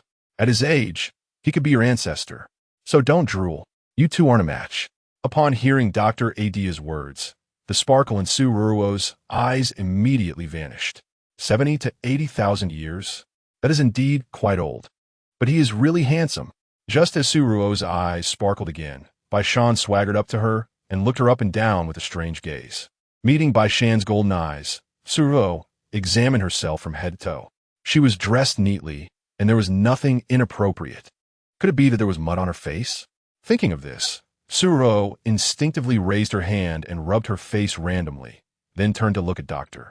Adia, who was standing to the side. "Dr. Adia, is there something dirty on my face?"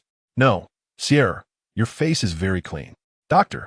Adia pulled Suruo behind him and looked at Bai Shan with a vigilant expression. "Just now, the blood on her finger got on me, which saved my life. Adia, I've lived long enough to tell the difference between females and orcs at a glance. She is not an orc. I can see that. Bai Shan, what do you want?" Hearing Bai Shan's deliberately lowered voice, Dr. Adia's face turned frighteningly cold. It seemed that if Bai Shan dared to say something he didn't want to hear, he would directly resort to violence. "You don't need to be nervous. I want to harm her, and I can't possibly harm her. Adia, I know why you're hiding her identity, and I understand your reasons for doing so. Bai Shan, what exactly do you want?" "I want to become her guardian and protect her." "Impossible, you can't." Upon hearing Bai Shan's words, Dr. Adia rejected him without a second thought. "Why can't I?" "Because you are unworthy." "What?" Seeing Bai Shan's shocked expression, Dr. Adia showed no signs of backing down. "Bai Shan, let me tell you, my child is just in her 20s and hasn't truly grown up yet. If you dare to have any intentions toward my child, I will skin you alive." After saying this, without caring about Bai Shan's expression, Dr. Adia turned around and pulled Suruo out. As they walked, he kept mumbling some instructions. When Suruo tried to look back, Dr. Adia forcefully turned her head, not allowing her to look back. "Ruo Ruo, Bai Shan is just an old man. He is not worthy of you. Don't like him. Let us set our sights higher and not bring back some rotten fruit to annoy me." "No, Adia, I think." "No, you don't think." Before Suruo could finish her sentence, Dr. Adia interrupted her directly. Watching Suruo being taken away by Dr. Adia, Bai Shan opened his palm. There was a drop of bright red blood there. That was the blood that fell on him when Suruo cut her finger earlier. That blood saved his life. And this drop of blood was what he had miraculously managed to keep, just by smelling the blood on his hand. He could tell that the orc from the mermaid clan named Sierra was a little female, not a little orc. Although he didn't know why Adia was protecting this little female so closely, one thing he knew was that with this little female around, he wouldn't have to fear his genetic disease anymore. In short, he was determined to stick to this little female, carefully storing the blood in a bottle. Bai Shan turned to look at Rolai, who was approaching him from a distance, and said coldly, "Rolai, your actions just now were excessive. You know how dangerous an orc can be after going berserk, yet you pushed that child in front of me. If it weren't for the last moment, I would have killed that child. Rolai, I don't think I ever taught you to be so ruthless, nor did I teach you to use others to do your dirty work. White instructor I, and I want to know, what kind of grudge do you have against that boy named Sierra that you would spend 10 billion star coins to use my hand to kill him? White instructor, what are you talking about? I don't understand." Hearing his inner thoughts being directly exposed, Rolai pretended not to understand. "I don't care what grudge you have with that boy named Sierra. In any case, I'll tell you one thing. If you dare to lay a hand on him again, I will take your life directly. Also from now on, Rolai, you are no longer my student. I cannot accept nor dare to harbor a student with such malicious thoughts." After saying this, Bai Shan ignored Rolai's pale face and turned to walk towards the principal's office. It was unclear what Bai Shan and the principal discussed, but when the principal looked at Rolai again, his gaze was no longer gentle. Rolai understood this well. Once he was no longer Bai Shan's student, He would be abandoned by his family and school. Today's events were a miscalculation on his part. Bai Shan's beast form was that of a mutated ancient giant python, which directly determined how powerful Bai Shan's abilities were. It was precisely because Bai Shan's abilities were strong enough that he had gone to great lengths to become his student and receive his protection. Only in this way could he transform from an uncherished imperial child at home to the most direct heir of the family. Today, Bai Shan suddenly went berserk and attacked people everywhere. Bai Shan made such a big mistake. He originally thought that Bai Shan's body transforming into this state meant he would not be able to recover. Since he couldn't recover after going berserk, Bai Shan would certainly be of no use to him. A useless person naturally didn't need to be kept around.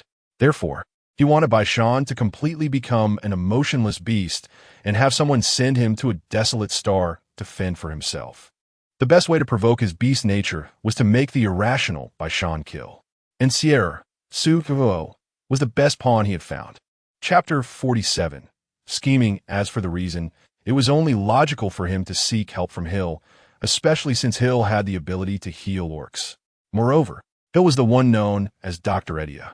If Hill were to die at the hands of the white python, Atleia's protective nature would undoubtedly drive him to seek revenge against the white python.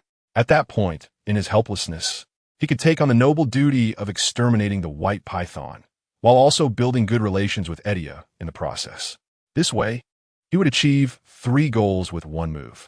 He would eliminate the useless burden of the white python, kill Hill, and thereby gain Atleia's trust to find a new backing.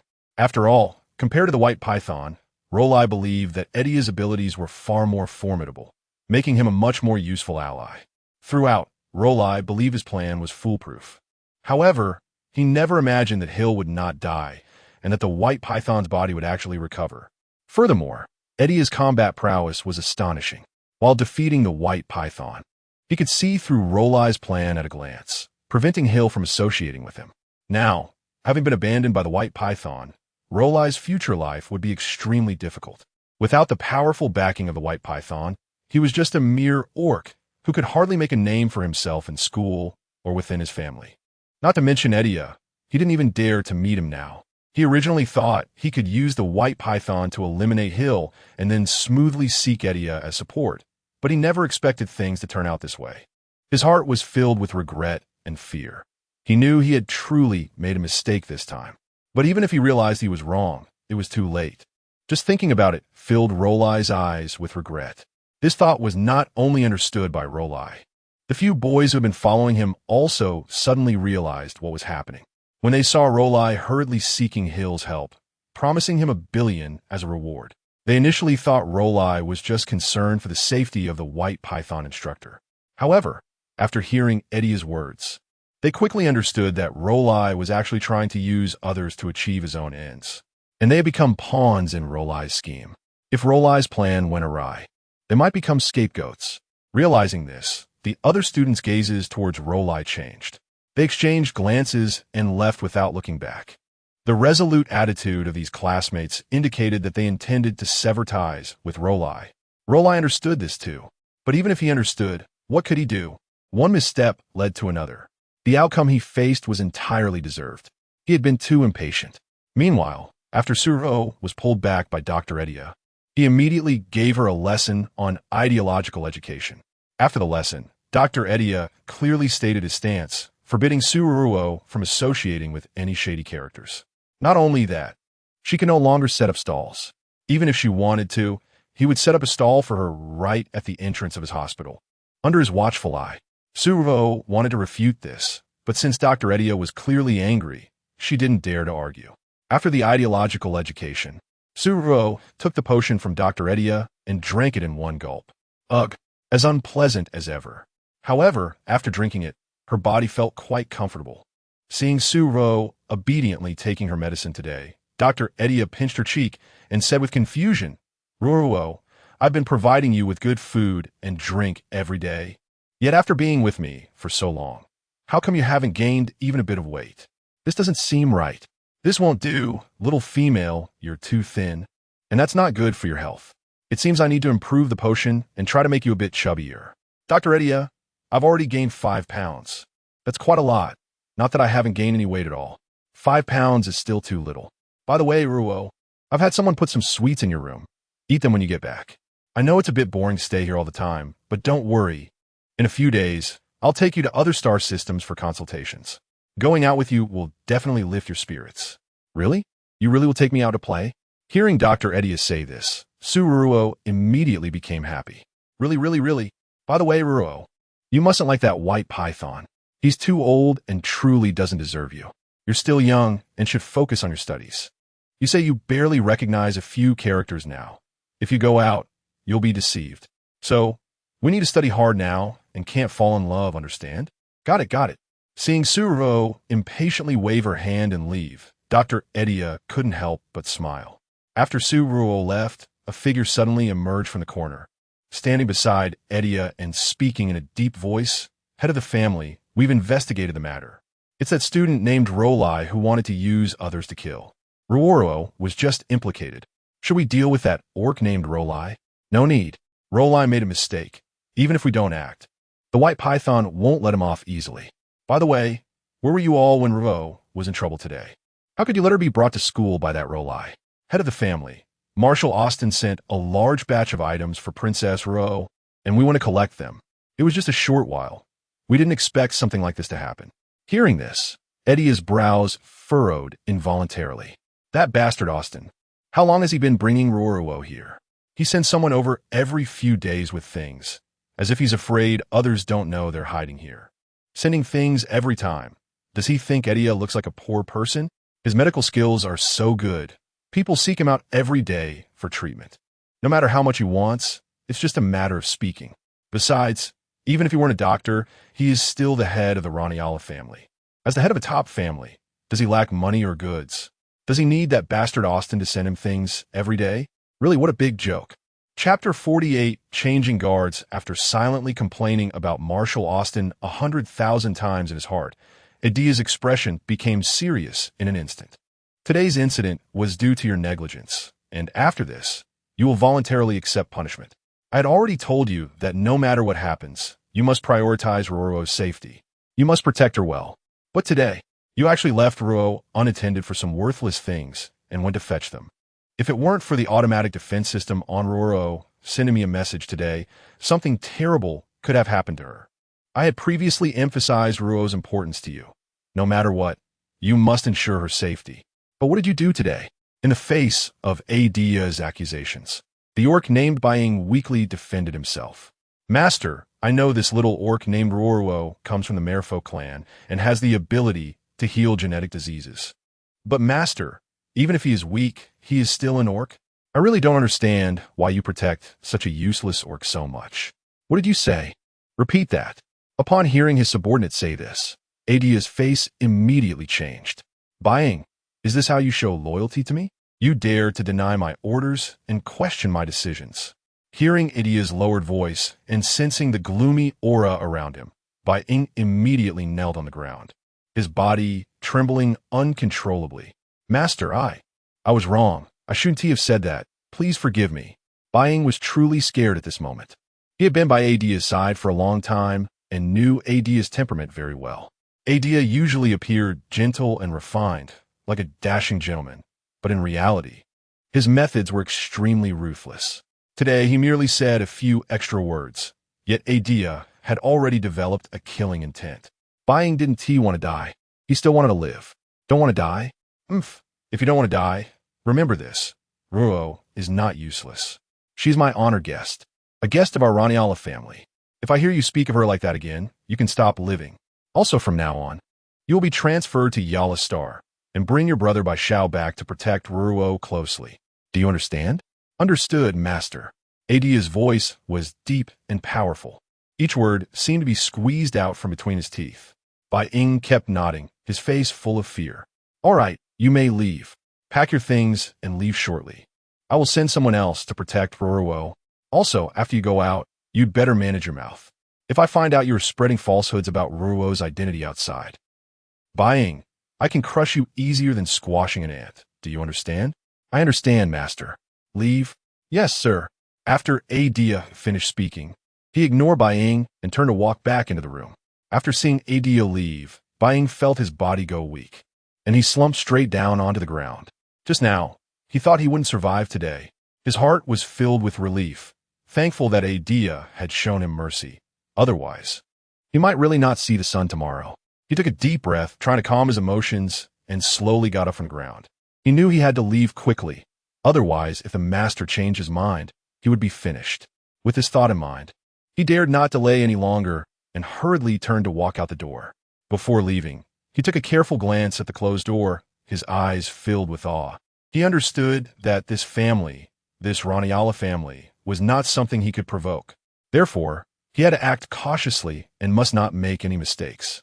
Only by doing so could he continue to survive in this family. Meanwhile, as Ruo Ruo sat in the small courtyard with her eyes closed, basking in the sun, Atleia came over with someone.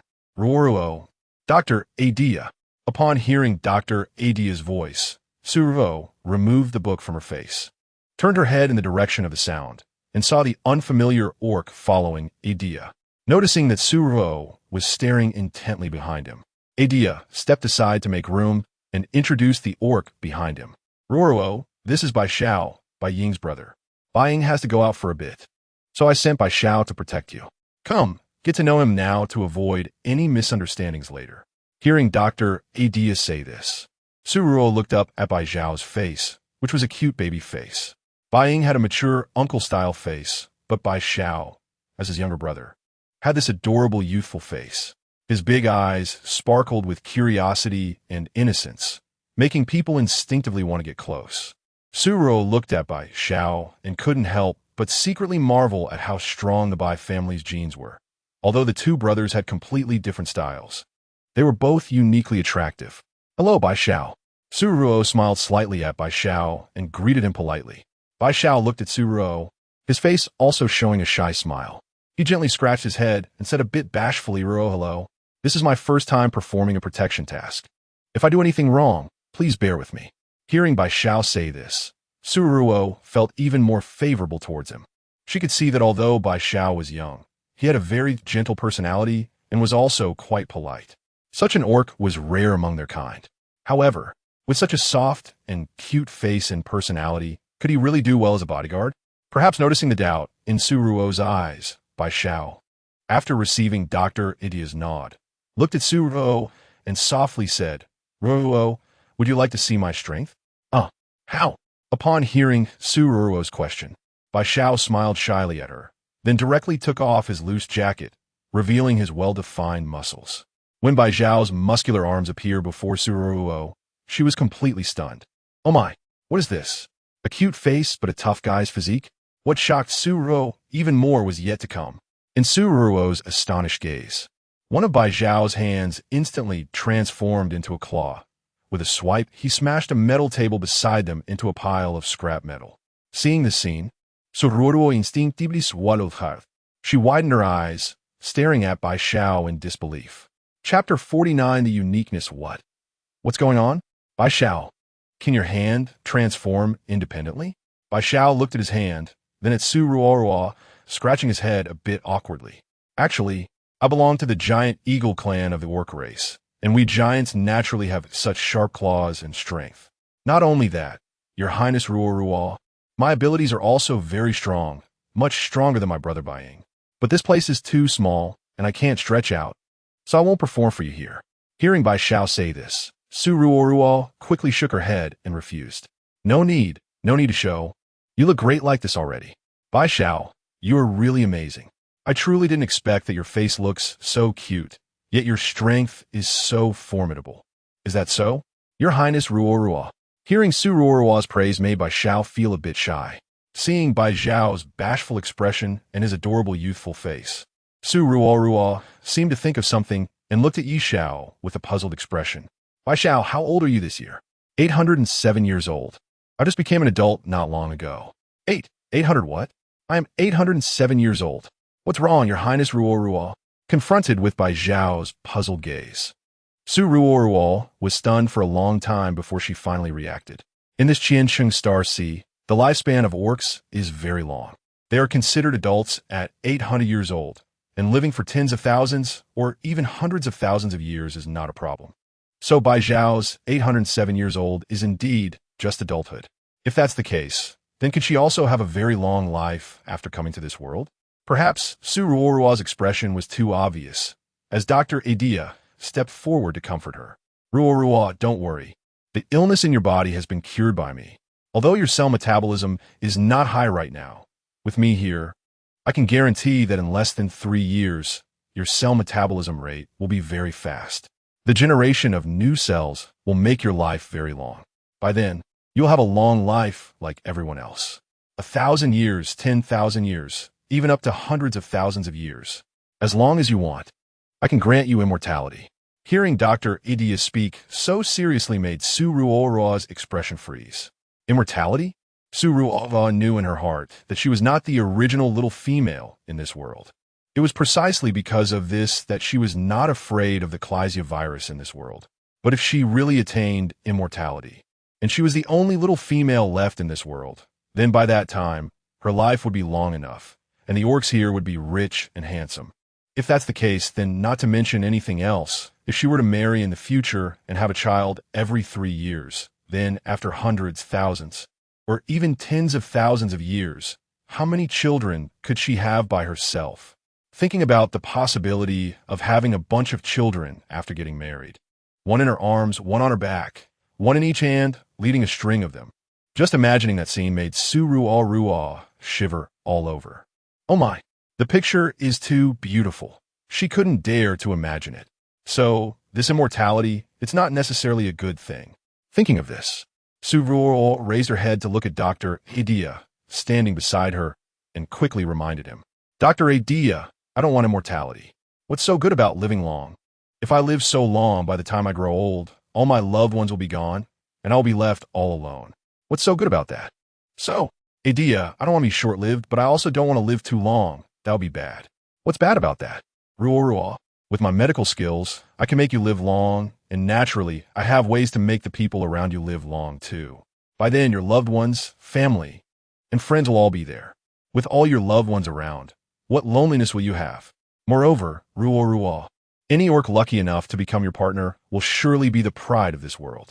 As the pride of this world, their abilities will definitely be very strong. As long as their abilities are strong enough, then their lives will be extended infinitely, just like their abilities.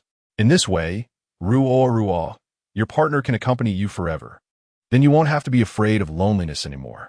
Furthermore, even if your partner dies of old age in the future, as the only little female in the Qian Cheng Star Sea, finding a few more partners won't be a problem at all. So what loneliness will there be? But what?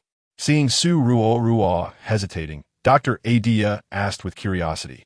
But I don't want to have a bunch of children. What did you say? Hearing Ruo Ruo's voice like a mosquito, Dr. Atleia leaned in closer, puzzled. It's nothing. Atleia, you said that Bai Zhao's face is so small, and he just became an adult. If that's the case, when I go to military school in the future, can you let Bai Zhao accompany me? Sure, of course. The reason I let Bai Zhao protect you is partly for this reason. Since Ruo Ruo likes Bai Zhao, from now on, Bai Zhao is yours. Besides you, no one else can command him. At this point, Atleia turned back to look at the bewildered Bai Zhao and said in an extremely serious tone, Bai Zhao, from now on, you are Ruo Ruo's. You must protect her, be loyal to her. Live for her, die for her, give everything for her, including your life. Hearing Dr. Atleia say this, Bai Zhao's originally indifferent expression suddenly became serious. He turned sideways and looked at Ruo Ruo with a very serious gaze, wanting to see something different about her. From the information he currently had, he learned that the little orc named Ruo Ruo from the merfolk tribe in front of him was saved by Dr. Atleia. To protect her better, he used the name Hill outside. As a merfolk orc, Ruo Ruo possessed the ability to heal orc genetic diseases. For this reason, although Ruo Ruo's identity was rare, it didn't seem to reach the level of needing to protect her with his life. He knew that the reason he was loyal to Dr. Atleia was because Dr. Atleia had helped there by family. If it weren't for this, the heir of the Bai family, wouldn't have ended up as someone else's bodyguard. But, no matter how Bai Zhao looked at it, he couldn't find anything particularly special about Ruo Ruo. Chapter 50. Discovering something strange, although he was good-looking, In this world of Qianchang Star, where everyone had evolved to the extreme, beautiful people were everywhere, and ugly ones had become a rarity. With Ruo Ruo's appearance, he couldn't bring himself to the point of risking his life to protect her. As for his ability to heal the orc gene disease, the mermaid clan wasn't extinct after all. If one day he really needed a mermaid, he could just put in a bit more effort and catch one from the sea, right? After all, he had done it before. So, no matter how Bai Xiao looked at it, he was unwilling to make a vow to protect Ruo Ruo with his life, because it wasn't worth it. Seeing Bai Xiao's hesitation, Dr. Atleia stepped forward, moving to Ruo Ruo's side, taking her hand and placing it in Bai Xiao's. Bai Xiao, hold Ruo's hand, close your eyes, and with the abilities of your giant eagle clan, see what you can feel from Ruo Ruo. Atleia's action stunned Bai Xiao. He looked at the hand in his own, small and soft, just a gentle squeeze, and Bai Xiao could feel that this hand had no strength at all. Even as an orc of the mermaid clan, the power she had was too little, with no strength in her hand. It was no wonder she had been abandoned by her own kin and then saved by Dr. Atleia. However, although her hand lacked strength, how should he put it? When Bai Xiao held Ruo Ruo's hand, the soft touch made him instinctively not want to let go, coupled with the comfortable aura emanating from her. Bai Xiao's feelings for Ruo Ruo surged dramatically. This little orc in front of him had an aura that was even better than those artificial female robots. Wait, thinking of this, Bai Xiao carefully scrutinized Ruo Ruo's face. The more he looked, the more his brows unconsciously furrowed. Ruo Ruo, are you wearing a realistic mask? Yes. You noticed? Ruo Ruo touched her face, asking excitedly. Since she put on this realistic mask, no one had ever figured out that she was wearing one. But now, Bai Xiao had recognized the mask on her face after just a short interaction. Truly worthy of being an orc from the giant eagle clan, his eyes were sharp enough. Ruo Ruo, since you want me to pledge my loyalty to you, can you let me see your real face? Hearing Bai Xiao say this, Ruo Ruo turned to look at Dr. Atleia, her eyes asking for permission. After Atleia nodded in agreement, she took off the realistic mask, revealing her original face. When Bai Xiao saw Ruo Ruo's face clearly, he couldn't help but gasp softly. You're an artificial female robot? No, your hands are warm. Your aura is comfortable, and your face is real. You are a little female, a living little female? No, you can't be a living little female. In this world, there are no little females left. How could you possibly be one? But Dr. Atleia just asked me to pledge my loyalty to you, to live and die for you. At this point, Bai Xiao suddenly turned around, and he instantly saw the hint of a smile in Ruo Ruo and Dr. Atleia's eyes. Suddenly, it seemed like he understood everything. Dr. Atleia, what I guessed earlier, is it true? She's a real little female, right? Be quiet, be careful of eavesdroppers. Seeing that, Dr. Atleia did not deny it. Bai Xiao's eyes were filled with shock. He turned to look seriously at Ruo Ruo's face, and in his excitement, he took a step forward to hold Ruo Ruo's hand. Unfortunately, he was slapped away by Dr. Atleia. Hey, Bai Xiao, pay attention. You are an orc. How can you be so unchivalrous? Getting hands-on with a little female? That's not proper. Atleia's reprimand meant nothing to Bai Xiao. He looked at Ruo Ruo standing in front of him with excitement on his face, nervously rubbing his hands together. After an unknown period, Bai Xiao finally organized his words and shyly said to Ruo Ruo, Ruo, my name is Bai Xiao. I am the heir of the giant eagle clan, the future clan leader. Well, I am now an adult, I have money, and I look decent. The most important thing is that I am still single. So, Princess Ruo, please take a good look at me and see if I'm suitable. Suitable my foot. I brought you here to protect Ruo, not to be your partner. Hearing Bai Xiao's words getting more and more off track, Atleia immediately sensed something was wrong. He had been too reckless earlier. How could he not control himself and leak Ruo's true identity? Now it was too late. Their Ruo hadn't truly grown up yet, and now an old eagle wanted to swoop in and take her away. No way. He didn't even think highly of Marshall Austin, let alone this little eagle chick in front of him. Seeing Atleia's protective demeanor, Bai Xiao reluctantly said, Dr. Atleia, don't you think Ruo and I are quite a match? I have money, and my abilities are pretty good. Most importantly, our giant eagle clan is particularly loyal. We only have one partner in our lifetime.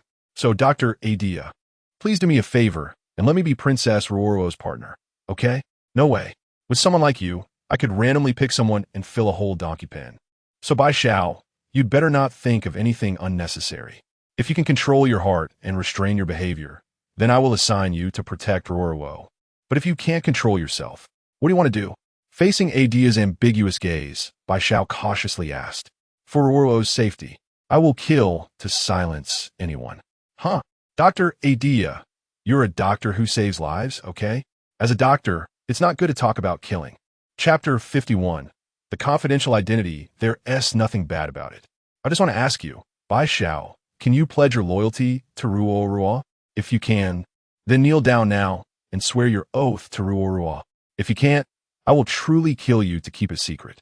After all, Ruo Ruo's identity is a top secret. Apart from me, even your brother doesn't know her identity. If it weren't for what happened today, and my fear that no one could truly protect her, I would never have revealed Ruo Ruo's true identity to you. So, Bai Xiao, how to choose is up to you. Hearing Dr. Atleia say this, Bai Xiao looked seriously at Ruo Ruo's face. After hesitating for a moment, he confirmed again, Dr. Atleia, apart from you, am I the only one who knows Princess Ruo Ruo's true identity now? That's right. Okay, then I am willing to swear. I am willing to give my all to forever pledge my loyalty to Princess Ruo Ruo, never to abandon her until the moment my life ends. If I dare to break my oath, then let me, Bai Xiao, die by falling into the abyss, never to return to the embrace of the sky god. As he spoke, Bai Xiao directly half-knelt in front of Ruo Ruo, his fingers turning into sharp claws. After pricking his forehead, he let his blood drip onto the back of Ruo Ruo's hand. When the warm blood fell onto her hand, a totem of a giant eagle suddenly appeared on Ruo Ruo's hand, shining with dazzling red light. In just a moment, the totem of the giant eagle slowly disappeared from the back of Ruo Ruo's hand, vanishing without a trace. Seeing the scene, Ruo Ruo was so shocked that her mouth formed an O shape. She truly did not expect that in such an advanced technological place, their oath would be real. If it weren't real, then what was the giant eagle totem that appeared on her hand just now? Now that Bai Xiao's oath was effective. Could it mean that from now on, he was someone she could trust? The thought of having someone she could talk to without hiding her identity filled Ruo Ruo's eyes with uncontainable excitement. Atleia, since Bai Xiao swore. Does that mean from now on he is my person? Sort of. What do you mean, sort of? Atleia, I have sworn by the highest contract of the Eagle clan, so from now on, I am Ruo Ruo's person. Since I have become Ruo Ruo's person, why do you say I am sort of a person? I am already her person, okay? Saying this, Bai Xiao pushed Atleia aside and moved closer to Ruo Ruo, reaching out to shake her hand, excitedly saying, Princess Ruo Ruo, from now on, I am your person. No matter what happens in the future, you can command me. If you fight, I will beat people for you. If you are angry, I will help you vent. If you are hungry, I will take you to eat delicious food. If you are tired, I will carry you home. In short, I am willing to bear everything for you. Ruo Ruo looked at Bai Xiao's serious expression, feeling quite touched. She had never thought that there would be someone in this world willing to give everything for her, even their life. Bai Xiao, Ruo Ruo just wanted to say something, but was interrupted by Atleia. All right, you two don't get all mushy here. Bai Xiao, since you are now Ruo Ruo's person, you must protect her well and not let her suffer any harm. Especially after what happened today. No matter what you encounter in the future, do not meddle. Just remember one thing. You are Ruo Ruo's person, and your main duty is to protect her safety. As for other matters, even if someone dies in front of you, it's best for you to not get involved. At most, you can send someone else to handle it. But one thing is certain, you must follow Ruo Ruo closely and absolutely cannot let her have even a slight accident. Understand? Yes, Dr. Atleia, I will definitely protect Princess Ruo Ruo well. After Bai Xiao finished speaking, he looked at Ruo Ruo, his eyes filled with determination and tenderness. Ruo Ruo looked at Bai Xiao, her heart full of gratitude and trust. She knew that from now on, she was no longer alone. Bai Xiao, since you are my person now, let us go play by the sea later. Atleia is always busy, and he doesn't trust me to go out alone. Even if he sends someone to follow me, he is reluctant to let me go out. Now that I have you, can we go out to play? Sure. But Ruo Ruo, when you go out later, you must hide your appearance. Also, your name when you go out will be Sierra, understood? Got it, got it. After answering the talkative Dr. Atleia, Ruo Ruo grabbed Bai Zhao's hand and ran towards the outside. Since she came to Ball Race Star, she and T had a good time playing once. Although she could go out each time, she couldn't go too far. Once she wandered too far, Dr. Atleia would definitely catch her back in no time. As for the reason, it was because he had to ensure her safety. But now it was great. She had someone she could completely trust by her side. This way, she could go out to play. As soon as they exited Dr. Atleia's hospital, Bai Zhao transformed into a giant black eagle, crouching in front of Ruo Ruo, signaling her to jump onto his back. Seeing Bai Zhao like this, Ruo Ruo was not pretentious. She held onto the feathers on Bai Zhao's body and carefully climbed onto his back. Bai Zhao, let us start flying. Okay.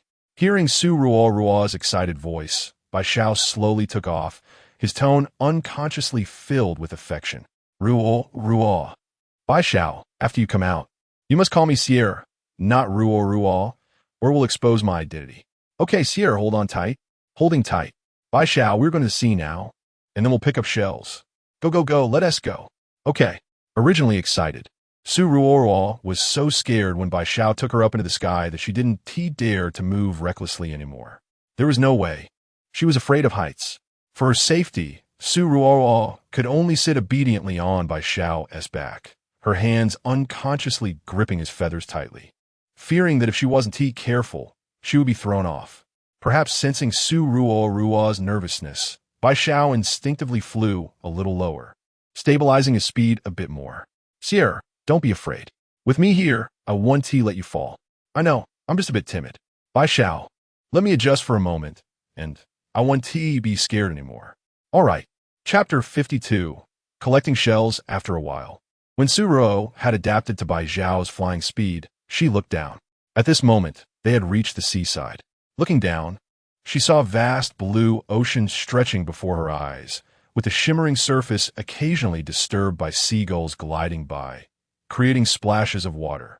The sunlight cast a golden glow on the sea, making it breathtakingly beautiful. Wow, it's so beautiful! Ruo couldn't help but exclaim. To be honest, she had never seen such a stunning ocean view from this angle before, and for a moment, all her fears were replaced by this beautiful scenery. How is it, Ruo Ruo? Aren't you scared anymore? I'm not scared anymore. Bai Zhao, the view down there is really beautiful. Of course, I already knew it was beautiful. That's why I brought you here. Hey, look ahead. Isn't the scenery there even better? Indeed, it was incredibly beautiful. Following Bai Zhao's direction, the sky and sea merged into one, with endless blue waves and under the glow of the setting sun. It looked like a scene from a fairy tale. It's really beautiful here. Bai Zhao, thank you for bringing me here, Ruo Ruo said sincerely. She felt very lucky to have met a friend like Bai Zhao who cared for her wholeheartedly. You're welcome, as long as you like it. By the way, didn't you want to collect shells? I'll take you to collect shells now. Ruo Ruo, I know a great place. On that beach, there are many beautiful shells. Not only do they look good, but they are also very large. When you see them, you will definitely like them. As Bai Zhao spoke, he flew towards the beach. Hearing this, Ruo excitedly clapped her hands and said, Great, let's go now. Saying this, she tightly held onto Bai Zhao's feathers, afraid that she might fall if she wasn't careful. After all, he was flying really fast. When Ruo finally arrived at the beach Bai Zhao mentioned, she was completely stunned. The vast beach was filled with colorful shells of all sizes, shapes, and colors. Under the setting sun, they sparkled with enchanting light, as if each shell contained a magical story. Ruo excitedly jumped down from Bai Zhao's back, barefoot on the soft sand, and began to carefully search for shells. She was determined to find the most unique and beautiful one to take home. Casually picking up a shell that was closed, Ruo shook it. Although she didn't know much about shells, her not-so-smart brain could tell that there might be a pearl inside. She strained to pry it open, but it didn't budge. Bai Zhao. Suddenly hearing Ruo call him Bai Zhao, the originally quiet Bai Zhao, who was watching her collect shells, froze in place. He didn't know why, but Ruo's calling made his heart feel inexplicably warm and soft. Bai Zhao turned around, looking at Ruo with gentle eyes and a hint of puzzled smile, as if asking her why she suddenly called him that. This form of address was truly too endearing. Compared to Bai Zhao's confusion, Ruo Ruo was completely focused on struggling with the shell in her hand, completely unaware of Bai Zhao's change. She pulled at the shell again, and this time it finally loosened. The two have slowly separating. A dazzling light shone out from the shell, and when Su Ruo looked closely, she saw a round pearl, radiating a faint luster, quietly lying inside the shell. She exclaimed in surprise, "Oh my, Bai Xiao, look, there really is a pearl. It's so big, it must be worth a lot. Bai Xiao, why are you just standing there? Come and look." Su Ruo carefully squeezed the round pearl out of the shell's flesh, holding it in her palm to show off to Bai Xiao. "Bai Xiao, what do you think? Isn't this pearl I found very pretty?" "Very pretty indeed." "Ruo Ruo, do you really like these beautiful little pearls?" Bai Xiao asked with a smile, taking the pearl from Su Ruo's hand. "I like it, of course. Bai Xiao, don't forget my true identity. I'm a little female, so of course I like shiny and beautiful pearls." Seeing Su Ruo holding the pearl with such a precious expression, Bai Xiao looked at the small pearl in her hand. He seemed to think of something, gave Su Ruo a defensive device, and then turned to walk towards the sea. "Huh, Bai Xiao, where are you going?" "Ruo Ruo, I'm going into the sea for a bit. I'll be back in half an hour. During this time, just stay here quietly. I'll be back soon. Take the defensive device I gave you. If anything happens while you're here, I will rush back to protect you at lightning speed." "Hey, wait, you're leaving me here alone? Aren't you afraid someone will hurt me?" "Ruo Ruo, this is my territory. No one has the guts to hurt you. Produce. With the defensive device in your hand, no one will dare to harm you. Be good. Ruo Ruo, stay here. I'll be back soon." "Okay, you go and come back quickly. I'll wait for you here." Seeing Su Ruo's obedient appearance, Bai Xiao felt his heart soften to the extreme. Look, how obedient this little female is. No matter what I say, she just agrees. Unlike the little beastmen of our giant eagle clan. They promise verbally but disappear in the blink of an eye. In short, they vanish. "Be good. Ruo Ruo, stay here. I will be back shortly." "Okay." Before leaving, Bai Xiao ruffled Su Ruo's hair, then took off. In the next second, he dove into the sea, watching the splashes of water until the surface of the sea calmed down again. Su Ruo slowly came back to her senses. Isn't Bai Xiao a beast man of the giant eagle clan? How can he dive underwater? A creature that flies in the sky doesn't fear choking on water when it goes into the sea. In any case, she wouldn't dare. She was born in the north, and seeing the ocean was her wish. But at the same time, her fear of the sea was deeply rooted in her bones. With Bai Xiao gone, Su Ruo could only squat on the beach collecting shells, mainly looking for pearls inside the shells. Chapter 53. The mermaid in the shell. Perhaps it was because there were no small females in this world that the beastmen here never bothered to pick up pearls. On the beach, in just a short while, Su Ruo found a large handful of pearls from the shells. There were big ones and small ones of various colors. In short, one thing was certain. These pearls were all very beautiful. Carefully placing the pearls into her pocket, Su Ruo thought that when she returned home, she would definitely let the household robot design her pearls into beautiful jewelry, and then she would change and wear them every day. Just as Su Ruo was contemplating how to turn the jewelry in her hands into various styles, a splashing sound made her quickly look toward the sea. In just one glance, she saw Bai Xiao walking out of the water with wet hair, dragging something unknown behind him. As he slowly walked ashore, Su Ruo was finally able to see what Bai Xiao was dragging. It was a shell nearly the size of a house. The shell looked super big, making the tall and strong Bai Xiao appear much smaller in front of it. No, that wasn't the most important part. The most important thing was, could there really be such a big shell in the sea? Moreover, if the shell was this big, how big would the pearls inside be? They must be enormous. Just thinking about this made Su Ruo's eyes light up. Seeing Bai Xiao dragging the shell onto the beach, Su Ruo excitedly rushed forward, reaching out to feel the shell. The exterior of this giant shell looked clean, with a white surface. However, under the sunlight, it emitted a faint, colorful glow. At first glance, it resembled a colorful castle from a fairy tale, so beautiful that it was hard to look away. This was truly stunning. Standing beside her, Bai Xiao saw Su Ruo's excited expression and proudly patted the giant shell, asking in a somewhat smug tone, "How is it? Sire, do you like it?" "I love it. I really love it too much." "Bai Xiao, where did you find such a big shell?" "It's so big, I really love it." "Bai Xiao, if the shell is this big, How big must the pearls inside be? They must be enormous, right? At least this big. Ruo Ruo gestured with her hands, her eyes full of excitement. It should be even bigger than what you're showing. Bai Xiao said, come on, let me help you pry open the shell so we can see how big the pearls are inside. As he spoke, Bai Xiao's hands transformed into claws. With one swipe, he could easily smash the shell to pieces. Hey, wait a minute. Bai Xiao, don't break the shell. I want to take it home and use it as a bed later. All right, I'll be careful, Bai Xiao replied, returning his hands to normal. He carefully searched for a gap and used brute force to pry open the giant shell. At the moment the shell was pried open, Ruo Ruo immediately leaned in excitedly, waiting to see if there were any big pearls inside. But the result was, when she saw what was inside the shell, she was frozen in place. The reason was that there were no pearls inside the shell, but a beautiful black-tailed mermaid. Fish? What fish? After Bai Xiao completely pried open the shell and followed Ruo Ruo's gaze to see what was inside, his expression immediately darkened. This is the Mermaid King, say Yin.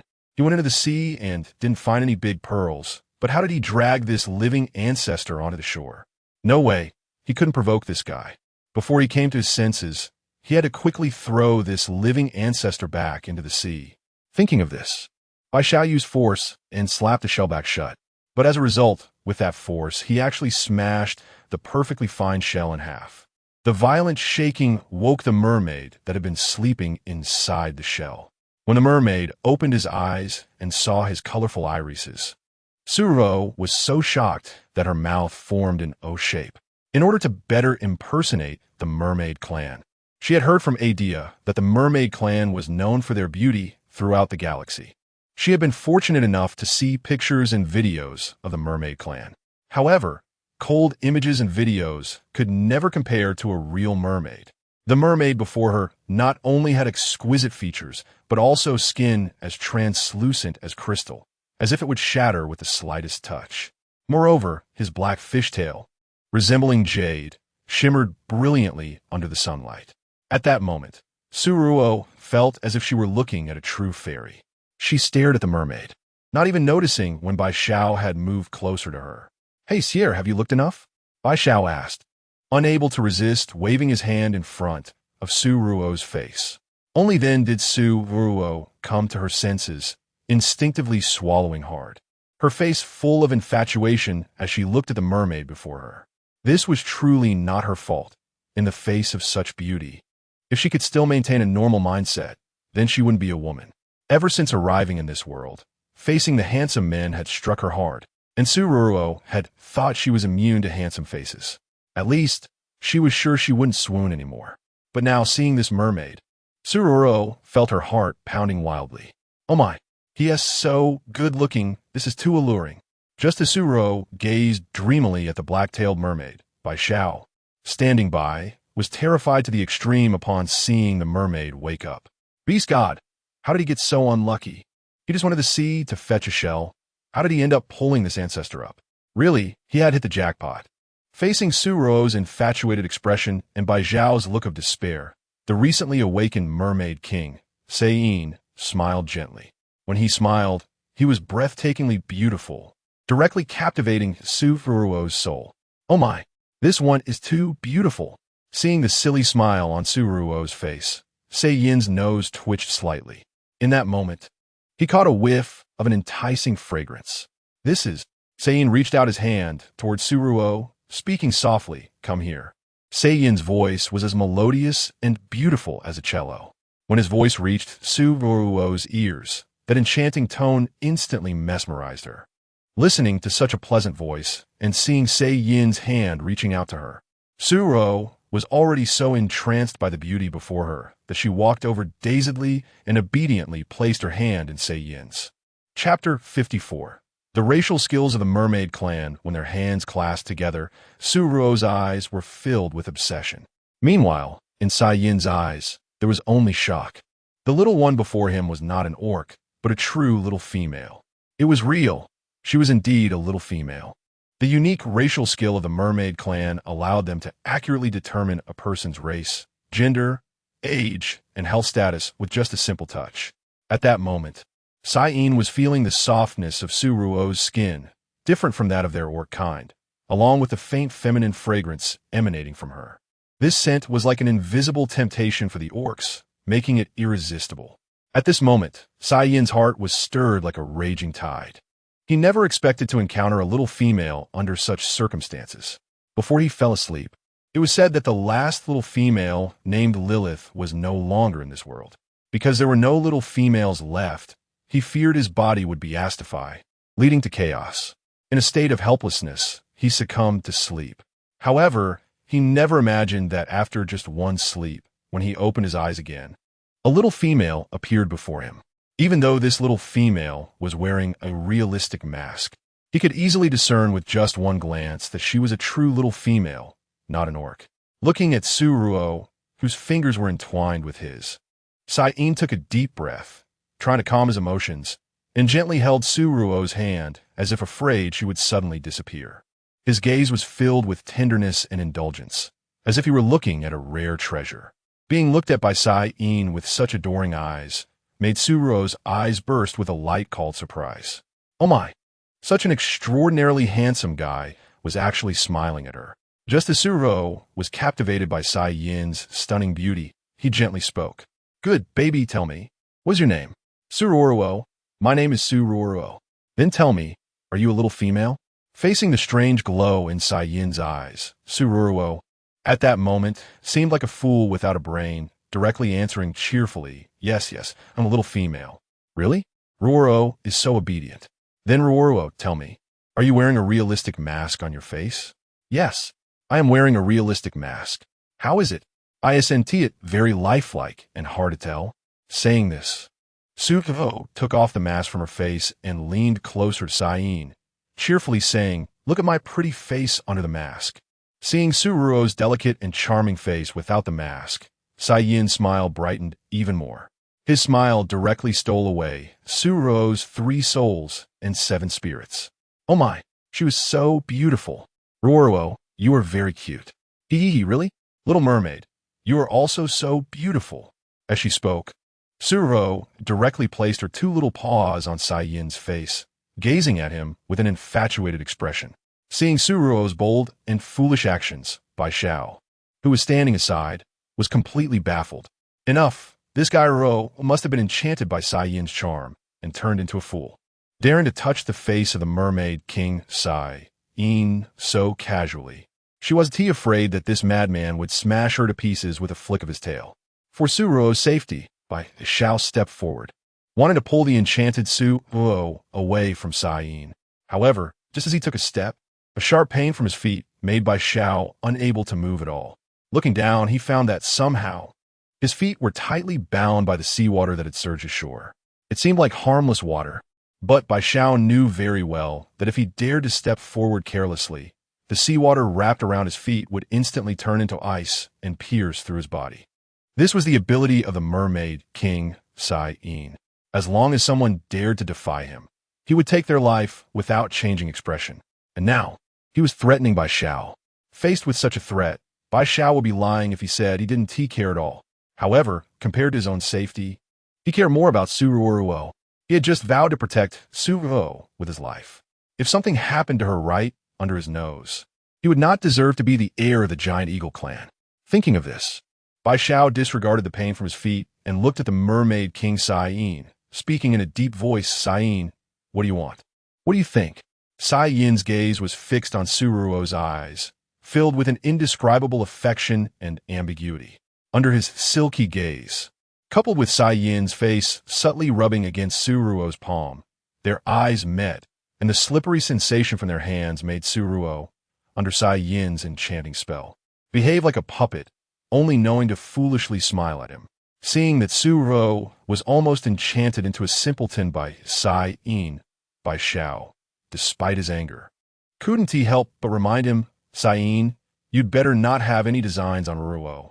I tell you, Ruo belongs to Marshal Austin of the Empire. With Dr. Atleia taking extra care of Ruo, if you dare to have any ill intentions toward her, I can guarantee that within a day, Marshal Austin and Dr. Atleia's people will drain this sea and capture all of your mermaid clan to dry them out.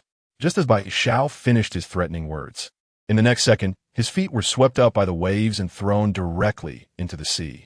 Turning back to see Bai Xiao being tossed into the ocean by the waves, Saiyin looked back at Su Ruo, his expression instantly turning gentle and kind. Chapter 55 Obsession. He reached out and placed his hand on Su Ruo's waist, effortlessly pulling her into his embrace, gently comforting her. Ruo Ruo. I'm here. Su Ruo looked at Saiyin's face, speaking in a dazed tone. Do you like me? I like you. Staring into Saiyin's colorful eyes, Su Ruo replied foolishly. Then what do you like about me? Saiyin lowered his head and gently kissed Su Ruo's cheek, asking softly, I like how good-looking you are. Your eyes are beautiful. Your face is beautiful. Your mouth is good. Everything is beautiful. At this moment, under Saiyin's enchanting spell, Su Ruo answered as if she were mentally challenged. Really?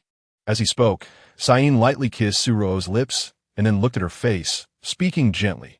Since Ruo likes me, will you let me be your partner, okay? Sure. I like you, as long as you like me. Ruo, remember, my name is Saiyin, the king of the sea.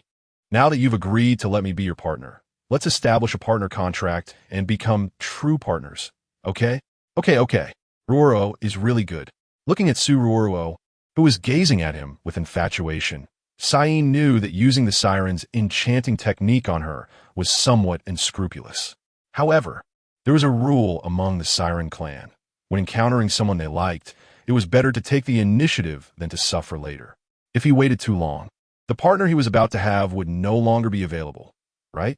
Besides, how rare was the little female in his arms? If he dared to let go today, she would definitely be gone in the blink of an eye.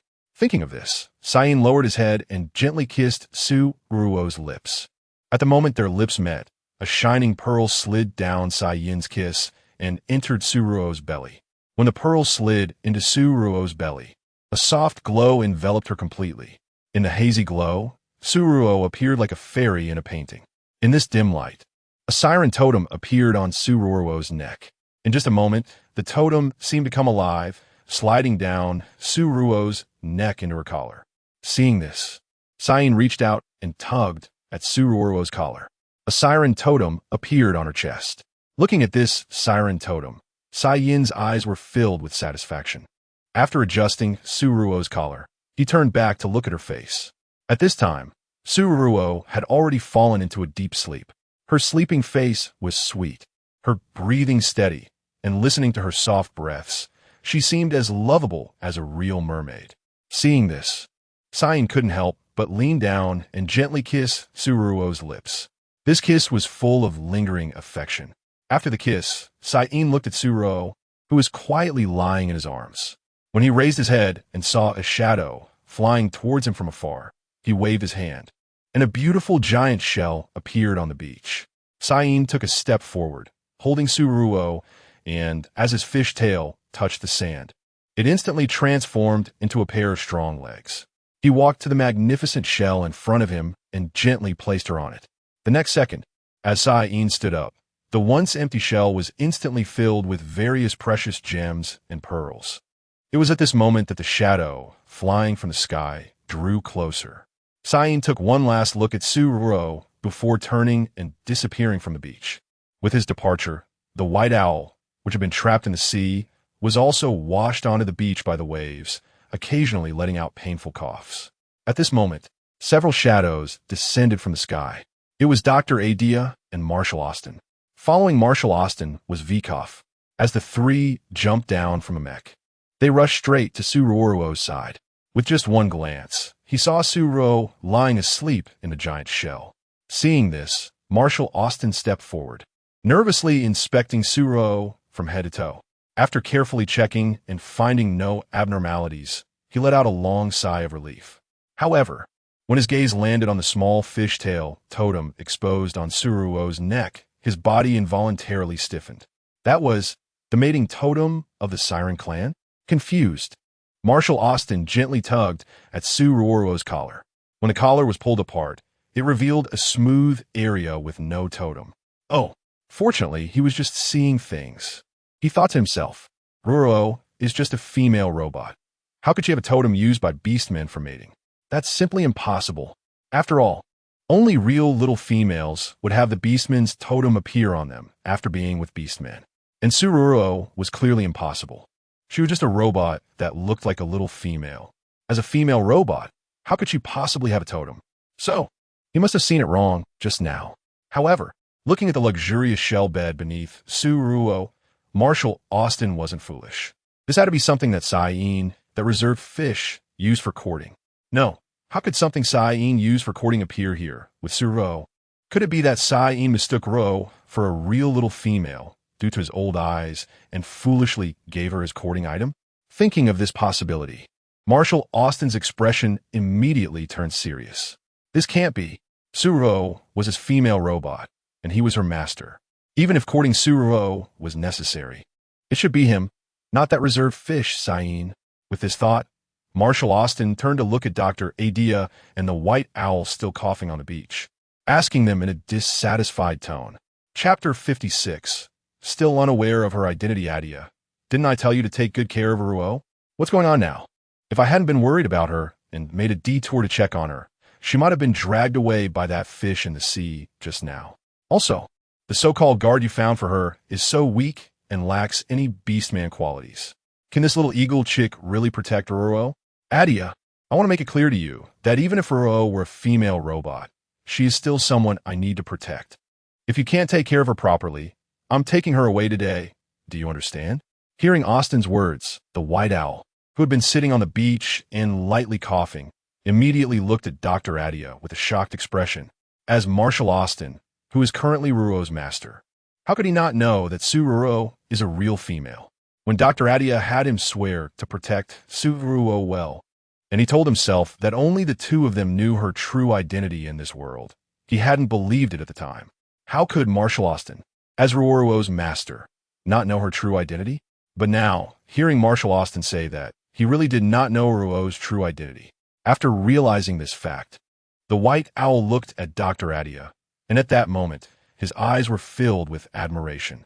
He was really impressive. He didn't know how Dr. Atleia had managed to keep Marshal Austin, her master, in the dark about Ruo Ruo's true identity. Just as the white owl was admiring him, Dr. Atleia stepped forward and gently patted Marshal Austin's shoulder, saying lightly, "Austin, the matter regarding His Highness Emil hasn't been resolved yet. If you take Ruo Ruo away now, do you think you can take care of her?"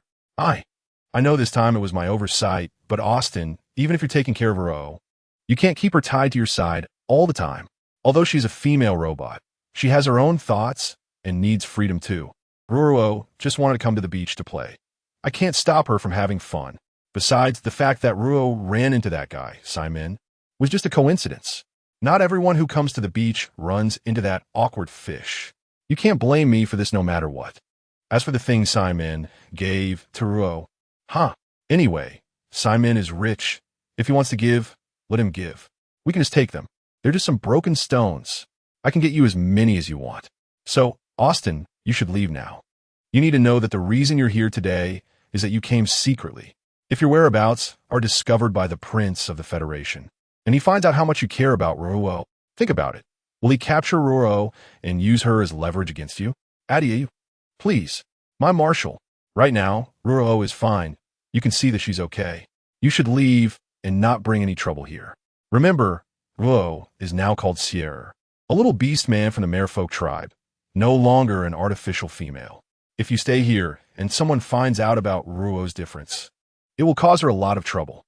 Hearing Dr. Atleia's relentless urging to have them leave, Marshal Austin was so angry that he felt like he was about to explode. This guy, Atleia, was too unreasonable. Oh, was his, right? Why couldn't he even meet her now? Most importantly, facing Atleia's urging, Marshal Austin had no way to refute. For Ruo Ruo's safety, he really couldn't stay here any longer. Although he didn't want to leave, he had seen her. It was time for him to go. Unfortunately, Ruo Ruo was still asleep, and when she woke up, she wouldn't even know he had come to see her. Though he felt a deep reluctance in his heart, Marshal Austin could only leave. However, before he left, he gently touched Ruo Ruo's hair and put a bracelet on her wrist before turning to leave with Wyckoff. Seeing Austin leave, Wyckoff handed a storage device to Dr. Atleia before leaving, saying somewhat reluctantly, "Dr. Atleia, these little things are gifts for Ruo. When she wakes up, please tell her I came." By the way, Dr. Atleia, I'm begging you to take good care of Ruo Ruo. Although she is an artificial female robot, we treat her like family. Once we settle our matters with Prince Mo Yunjue of the Federation, we will definitely bring Ruo Ruo back quickly. Thank you for your trouble during this time, Dr. Atleia. It's no trouble, Wyckoff. The prince from the Federation, Mo Yunjue, is ruthless and has all sorts of schemes. You must be on guard. Although Austin is strong, it's easy to dodge a direct attack, but hard to guard against hidden ones. You all must be careful when you return. Once the matter regarding His Highness Emil is resolved, I will personally bring Ruo Ruo back. All right, then we'll wait for your return. Before leaving, Wyckoff looked at the white owl standing aside and said in a deep voice, "Little eagle chick, take good care of my Ruo Ruo. If you dare to bully her, I will pluck all your eagle feathers." With that, he climbed into his mech and followed Marshal Austin away. After seeing Marshal Austin and Wyckoff leave, the white owl finally spoke up. "Dr. Atleia, does that Marshal Austin really not know Ruo Ruo's true identity? After spending so much time with her, hasn't he suspected her true identity? He has suspected it. How could he not? But because of that Klesia virus, he can't believe that there are still little females in this world who are not afraid of the Klesia virus. If I hadn't personally examined Ruo, I wouldn't have believed she was a real little female either. Just now, if I hadn't told you that Ruo is a real little female, would you, White Owl? I've been so sure of your judgment that Ruo is a real little female." Upon hearing Dr. Atleia's words, the White Owl hesitated for a moment before seriously shaking his head. To be honest, he didn't believe it either. After all, since the Klesia virus appeared, all little females had died because of it. So many little females had died, witnessing so many lives and deaths, when they were at their most desperate moment. Suddenly a little female appeared who was not afraid of the Klesia virus. How could he believe his own judgment? It was precisely because of this that even if Marshal Austin suspected Ruo's identity, the harsh reality made him hesitant to easily believe his judgment. So, in this uncertain state of mind, all he could do was to treat Ruo well. Thinking of this, the White Owl couldn't help but sigh. "Dr. Atleia, what should we do now? Chapter 57, are you not anxious? What to do? Of course we go back. Otherwise, do we have to wait for that shameless, brooding guy, Sain, to come ashore and take Ruo Ruo away? That bastard actually dared to privately bond with Ruo Ruo and put his broken contract totem on her. If I hadn't been on guard early on, Austin would have discovered Ruo Ruo's true identity just now." After Dr. Atleia picked up Ruo Ruo, he walked while complaining. Seeing Dr. Atleia leave, Bai Xiao couldn't help but ask curiously, "Dr. Atleia, why don't you tell Marshal Austin about Ruo Ruo's true identity? If Marshal Austin knew Ruo Ruo's true identity, wouldn't he be able to protect her better?" "No, he can't protect Ruo Ruo," Bai Xiao replied. "As the Marshal of the Empire, Austin carries a heavy burden. With such a heavy responsibility, if he learns that Ruo Ruo is a little female, he will face many choices. One is to continue to hide Ruo Ruo's identity and protect her safety in secret. The second choice is to bring Ruo Ruo into the public. I like that, Prince Emil. If that happens, with Ruo Ruo's innocent character, her future will be very difficult. So until Ruo Ruo has truly grown up, I won't let her become anyone's pawn. Growing up happily is what Ruo Ruo should do right now." After speaking, Atleia carried Ruo Ruo onto the mecha and flew back. After Dr. Atleia left, Bai Xiao stood still for a while before transforming into beast form, grabbing the huge shell with his claws and quickly following after. After returning, Dr. Atleia placed Ruo Ruo in the testing chamber. When he found that apart from forming a partnership contract with the Merman King Sain, nothing else was wrong, he couldn't help but breathe a sigh of relief. Seeing Atleia like this, Bai Xiao couldn't help but ask curiously, "Atleia, now that the Merman King Sain and Ruo Ruo have formed a partnership contract, aren't you anxious?" "What am I anxious about?" Atleia asked, puzzled. "I mean, Sain has formed a partnership contract with Ruo Ruo. Aren't you afraid he will spread Ruo Ruo's true identity? Also, do you think it's appropriate for a merman to form a partnership contract with Ruo Ruo?" "It's appropriate. I think it's quite appropriate." "Huh? What?" Seeing Bai Xiao's confused expression, Atleia looked at Ruo Ruo lying in the testing chamber and said solemnly, "Bai Xiao, Sain and Austin are two completely different people. Compared to Austin's heavy responsibilities, Sain is someone who can live for himself. As long as he likes something, he will do everything to protect it. No one and nothing can force him to do what he doesn't want to do. Moreover, the Merman tribe is known for their loyalty. Now that he has formed a partnership contract with Ruo Ruo, he will definitely protect her well in the future. And there's a very important point. The Merman King Sai-in is good-looking, wealthy, and capable. I think someone like him is worthy of Ruo Ruo. So, what does it matter if I give him a chance? Hearing Dr. Atleia say this, Xiao wanted to argue. Is he not worthy of Su Ruo Ruo? But thinking about how he had almost drowned after being thrown into the sea by the Merman King Sai-in, he couldn't say anything about it. When Su Ruo Ruo woke up again, it was already the next evening. She had actually slept for a whole day and night. After waking up and simply drinking some nutrient solution, when the drowsy Su Ruo Ruo finished her shower and walked to the mirror, the totem emanating from her chest suddenly woke her up. What is this? Su Ruo reached out to touch the spot on her chest, and when her fingers touched the totem, it seemed to come alive and swam around her chest. Wow, it's alive. Su Ruo quickly withdrew her hand and looked at the moving totem on her chest in the mirror. Seemingly thinking of something, she pinched the skin on her chest to see if she could catch the totem. But the result was that she couldn't catch it at all. After trying for a long time and failing to catch it, and seeing that the totem was flickering in and out, she thought that it posed no harm to her body. So Su Ruo Ruo got dressed and turned to walk outside. When she came outside and saw the huge shell placed by the bed and the dazzling jewelry inside the shell bed, she was stunned. So many jewels. And such a big shell, where did they come from? Looking at the luxurious shell, bed, and jewelry in front of her, Su Ruo rubbed her aching head and suddenly thought of that incredibly handsome face she saw yesterday. The merman. Yesterday, I saw a merman with a black tail in the shell. At that time, she was fascinated by the merman's stunning face. But then what happened? What else happened? Why did she forget everything? Just as Su Ruo was deep in thought while standing by the shell bed, someone knocked on the bedroom door. The door is not closed. Come in. As Su Ruo finished speaking, Dr. Atleia and Xiao walked in one after the other. They first glanced at the super large shell bed in the bedroom before stepping forward to stand in front of Su Ruo. Ruo, yesterday Marshal Austin brought Vico to see you. At that time, you were in a deep sleep after forming a partnership contract with the Merman King Sai-in. So Marshal Austin and Vico left you some things before they left. Dr. Atleia's words were very brief, but when he connected them all together, Su Ruo realized she couldn't quite understand what he was saying. Yesterday, Marshal Austin and Vico came. I formed a partnership contract with the Merman King Sai-in. Me?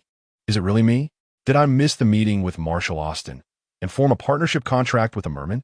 Su Ruo pointed at her nose, incredulously asking. Chapter 58. The gifts, yes. It's you. Hey, Ruo Ruo, this storage device was left for you by Waikfu when he left. That shell bed was a gift from the Mermaid King, Sai-in, to signify your partnership contract. As for the bracelet on your wrist, it was given to you by Marshal Austin.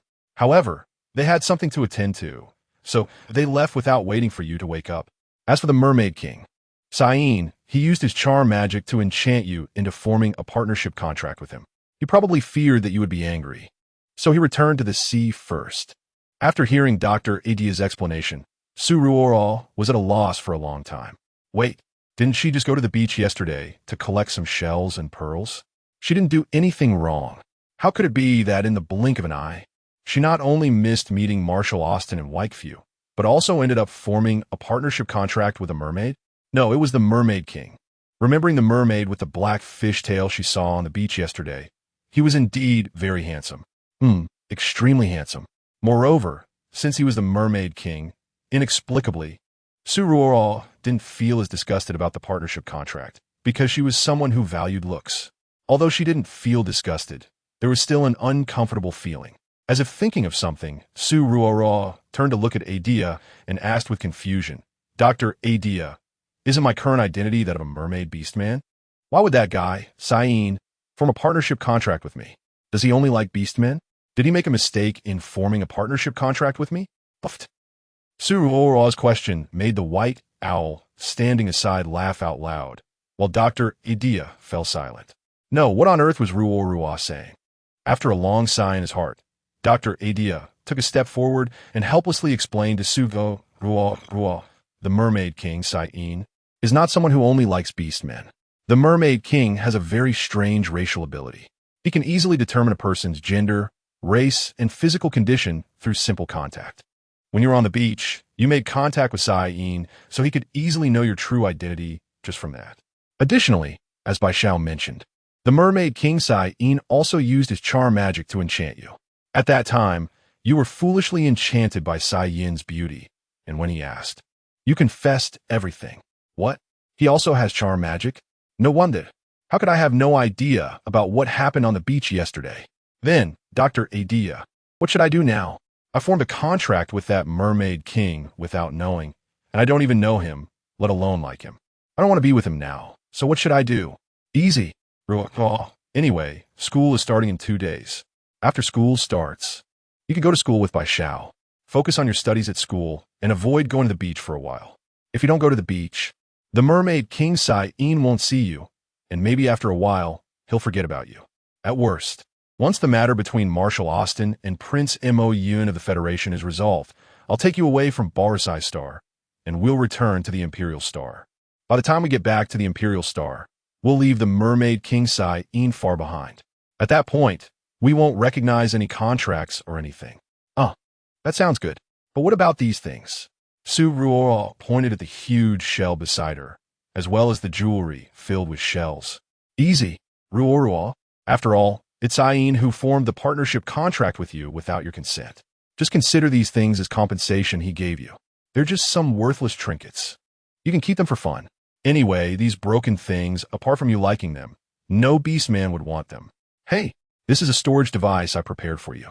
If you don't want to play anymore, just pack everything into the storage device. Receiving the storage device handed over by Dr. Atleia, Su Ruo looked at the many pieces of jewelry and for a moment didn't know what to say. Just as Su Ruo was in a daze, Bai Xiao stepped forward to say something but was silenced by Dr. Atleia's glare. Seeing Dr. Atleia's cold gaze, Bai Xiao had to swallow back the words he wanted to say. All right, Ruo, you just woke up, so rest for a while. Austin and Waka have sent you gifts. You can open them and see what they sent you later. In a few days when school starts, I'll personally take you to school, okay? Okay. Hearing Dr. Atleia say this, Su Ruo obediently agreed. After Dr. Atleia and Bai Xiao left, Su Ruo first put the jewelry from the shell into the storage device, and then opened the storage device that Waifu sent her. Upon opening it, there were all kinds of items inside. Food, toys, clothing. Waifu had prepared everything for her. Besides these, there was also a large box inside. When Su Ruo opened the box, it was filled with exquisite jewelry. Each piece of jewelry sparkled brilliantly, radiating enchanting light. There were necklaces and bracelets embedded with various gemstones, earrings and rings carved with beautiful patterns. Each piece exuded an aura of nobility and elegance. Looking at the large box of jewelry, Su Ruo couldn't help but feel a warm current in her heart. She knew these were all carefully prepared for her by Waifu. She gently touched the jewelry, feeling the warmth they brought, as if she could also sense Waifu's care and affection for her. Suppressing her emotions, Su Ruo opened the bracelet that Marshal Austin sent her. It was a spatial storage device, and she wanted to know what Marshal Austin had given her. When Su Ruo opened the spatial storage device, it contained not jewelry, but a very delicate pink mech. Looking at the mech in front of her, Su Ruo was a bit surprised. She had never expected Marshal Austin would give her such a special gift. The mech was exquisitely designed and small, with a pink paint job that made it look even cuter. Su Ruo carefully observed the mech and found that every detail was designed perfectly. The smoothness of the lines and the overall structure exuded a sense of high technology. She gently touched the mech's exterior, feeling the cold metallic texture. Although she had never piloted a mech before, she could imagine how exhilarating it would feel to ride this mech across the battlefield, feeling brave and fearless. Chapter 59. Finding the purple nine-tailed fox, a strong sense of gratitude surged within Su Ruo's heart. She knew that this mech was not just a gift from Marshal Austin, but also a form of expectation and encouragement from him. He probably knew she was going to military school, which is why he specifically gave her such a gift. Marshal Austin was a man of few words, but his actions could touch one's heart deeply. Gently stroking the mech, An inexplicable longing for Marshal Austin deepened within Ruo Ruo. She wondered when the situation over there would come to an end, and she was uncertain whether His Highness Emil was still alive. When she and Dr. Atleia arrived on Pulsar Star, Emil had only 1 month left to live. Now that month had long passed, and there had been no news of Emil's death on the Star Network, nor had there been any war between the Empire and the Federation. Although there was no war, the feeling of an impending storm still made Ruo's heart tense. In such a major power struggle, she was aware of her own limitations. For such national matters, she could not help at all. Once her true identity was exposed, she would inevitably be swept into this political tide, unable to extricate herself. After a long sigh in her heart, Ruo decided to cherish this mech well and wait until she was capable of piloting it to let it play its true value. She carefully returned the mech to the spatial storage device and then closed the device, turning back to look at the now empty giant shell. It was indeed very large and beautiful. Seemingly thinking of something, Ruo walked to the bedside, grabbed a blanket, and laid it all inside the shell. She had to lie in the shell that night to see how comfortable it was. After doing all this, Ruo clapped her hands and turned to walk outside. After she left, she did not notice that the originally empty shell bed was now filled with various jewels. In the spacious room, these jewels appeared exceptionally dazzling. At the entrance of the hospital, when Bai Xiao saw Ruo about to go out, he instinctively followed her. He had sworn to protect Ruo for a lifetime, so he naturally had to follow her wherever she went. As soon as Ruo reached the hospital entrance, a large group of orcs supporting each other caught her attention. These orcs were covered in wounds, looking as if they had gone through a fierce battle. Their faces, arms, and even bodies were filled with various scars, some still oozing blood. Despite their severe injuries, their eyes revealed an indomitable spirit as they slowly made their way into the hospital, supporting each other. Watching these orcs, Ruo instinctively focused her attention on their waists. She wondered what kind of professions these orcs had, as the weapons hanging from their waists looked so strange. Noticing Ruo's curiosity, Bai Xiao stepped forward, standing beside her, and gently explained.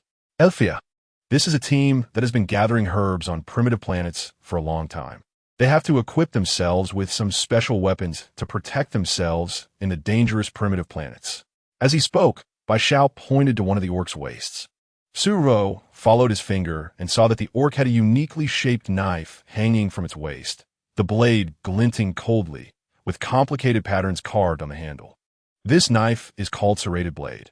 It is made of special materials and is exceptionally sharp, able to easily cut through various hard plants and even some low-level animal skins.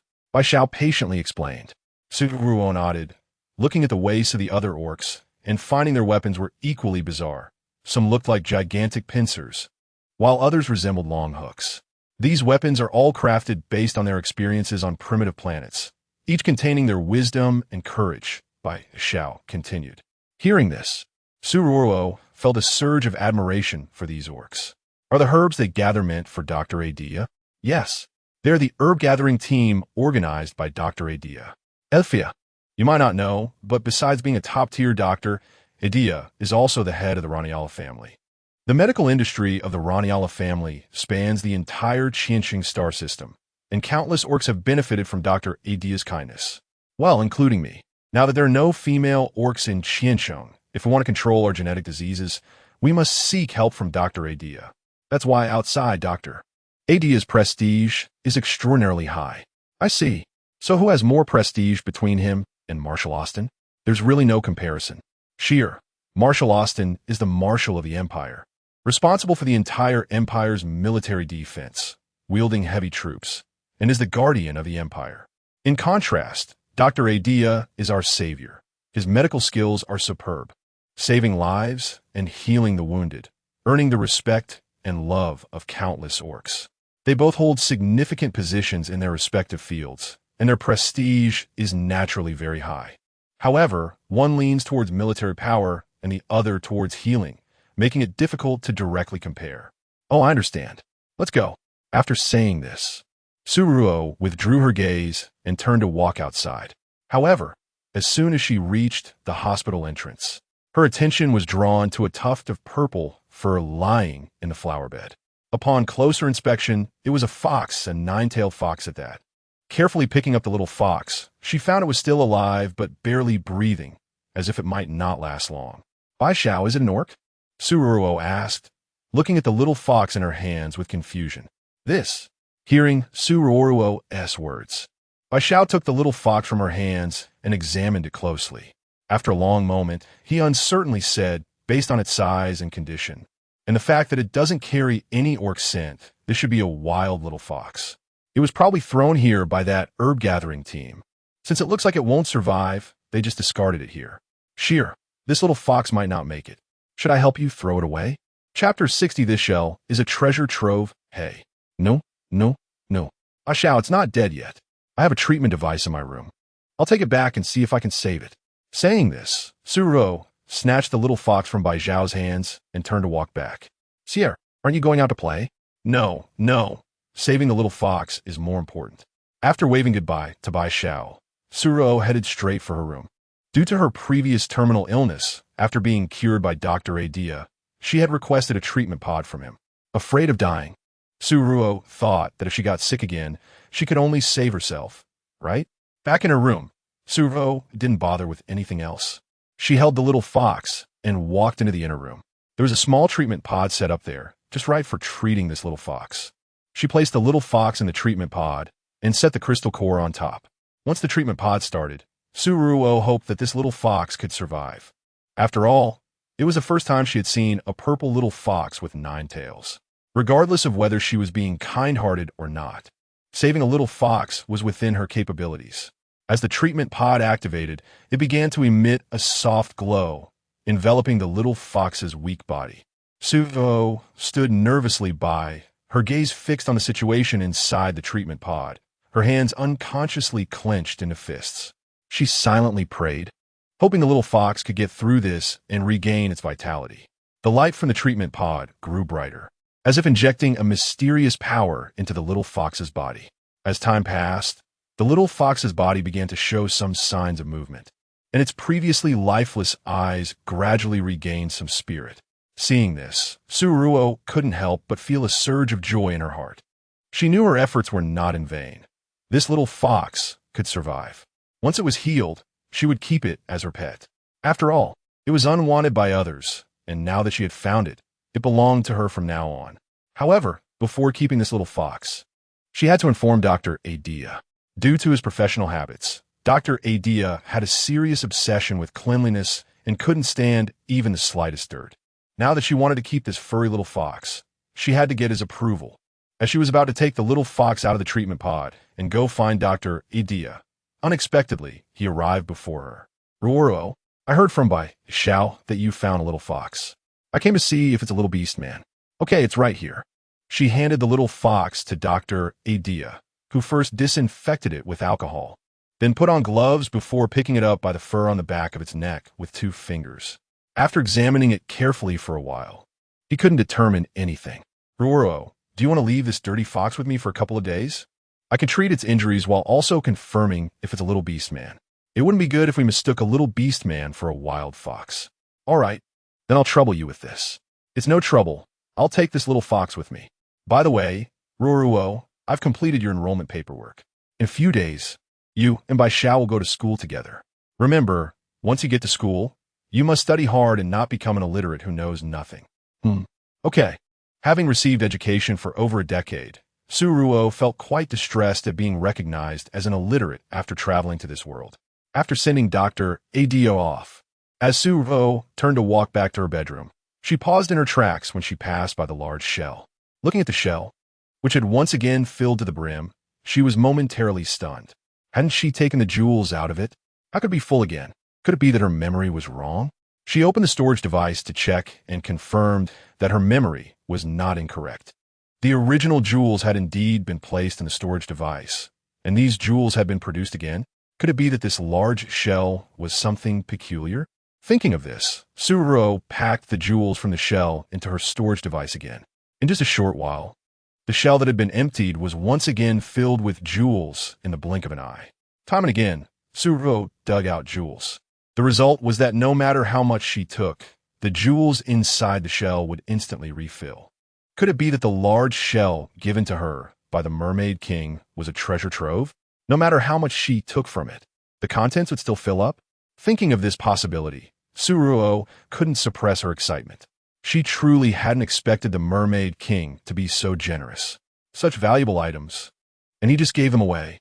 However, it wasn't safe to leave such a precious treasure trove out in the open. So Ruo tried to put it into her storage device, but wouldn't fit. What to do now? She couldn't just keep this large shell in her room. Could she? Frustrated, she slapped the shell, and with a loud clap, it unexpectedly closed up.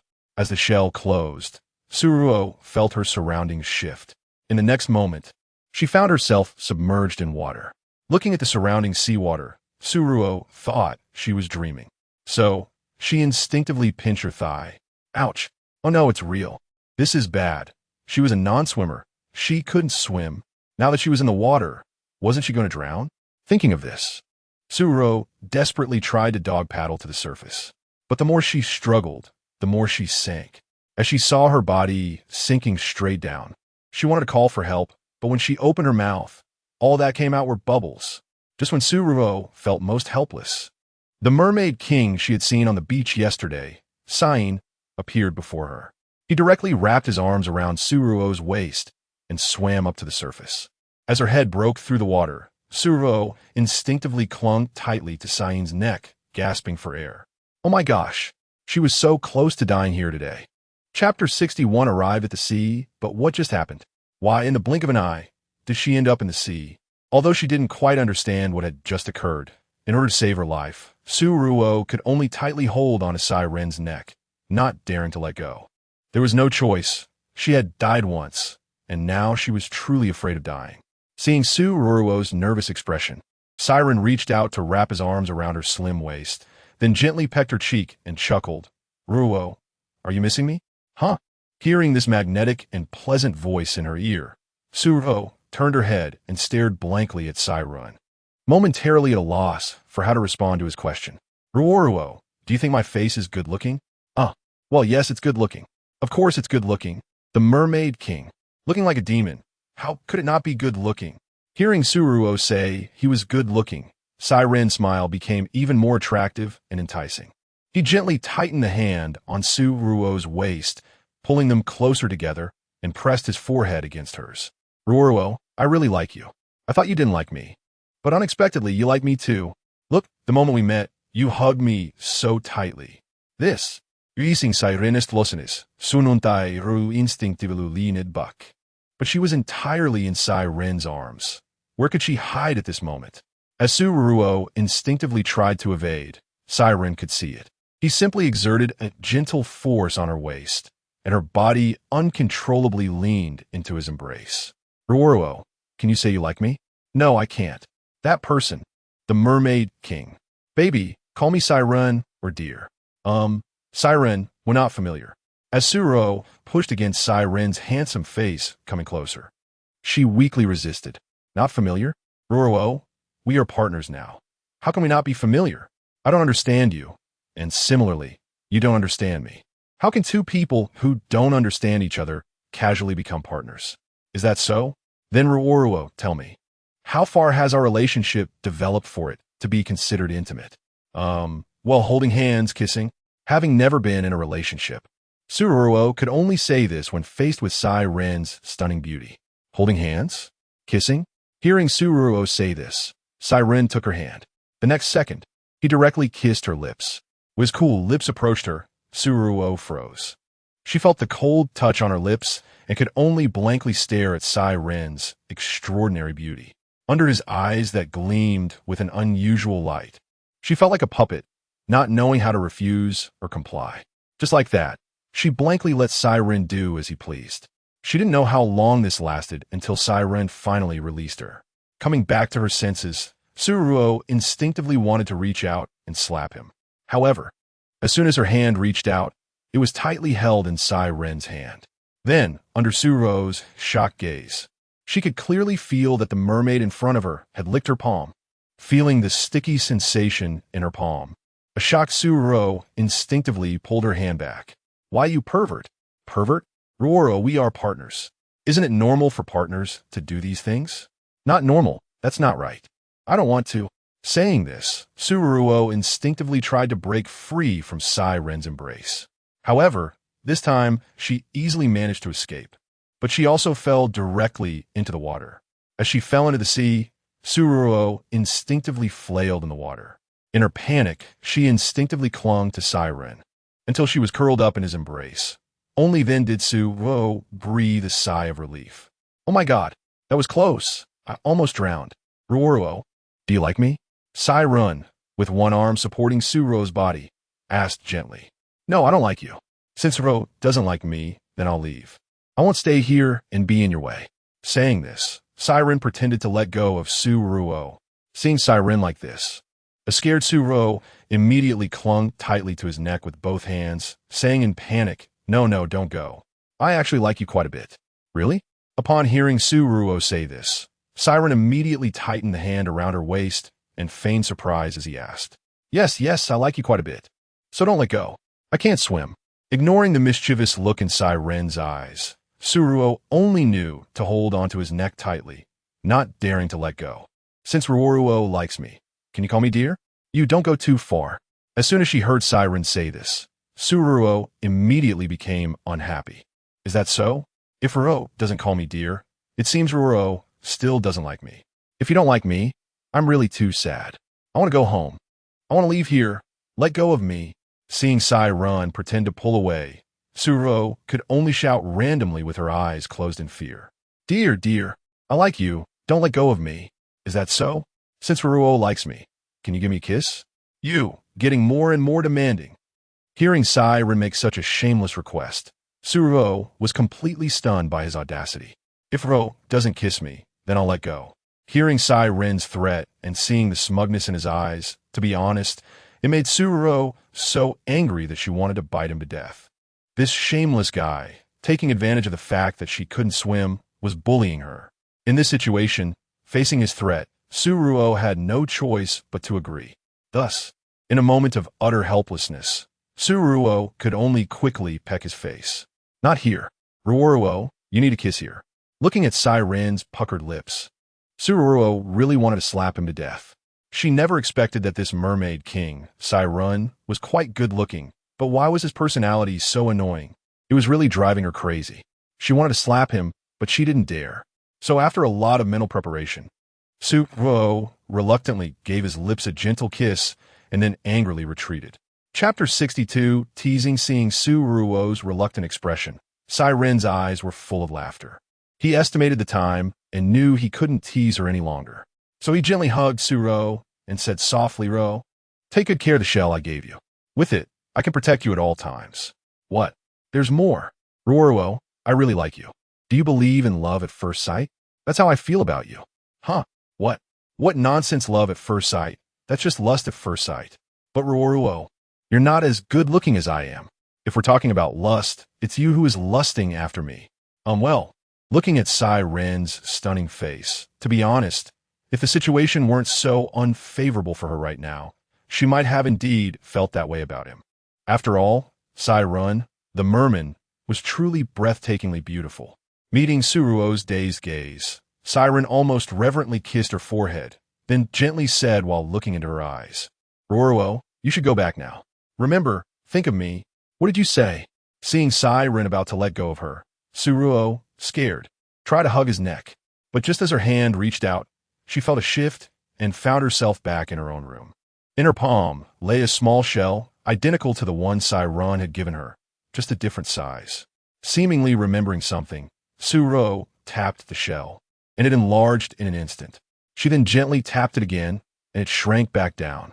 Seeing this scene and recalling Ren's words, Ruo suddenly understood.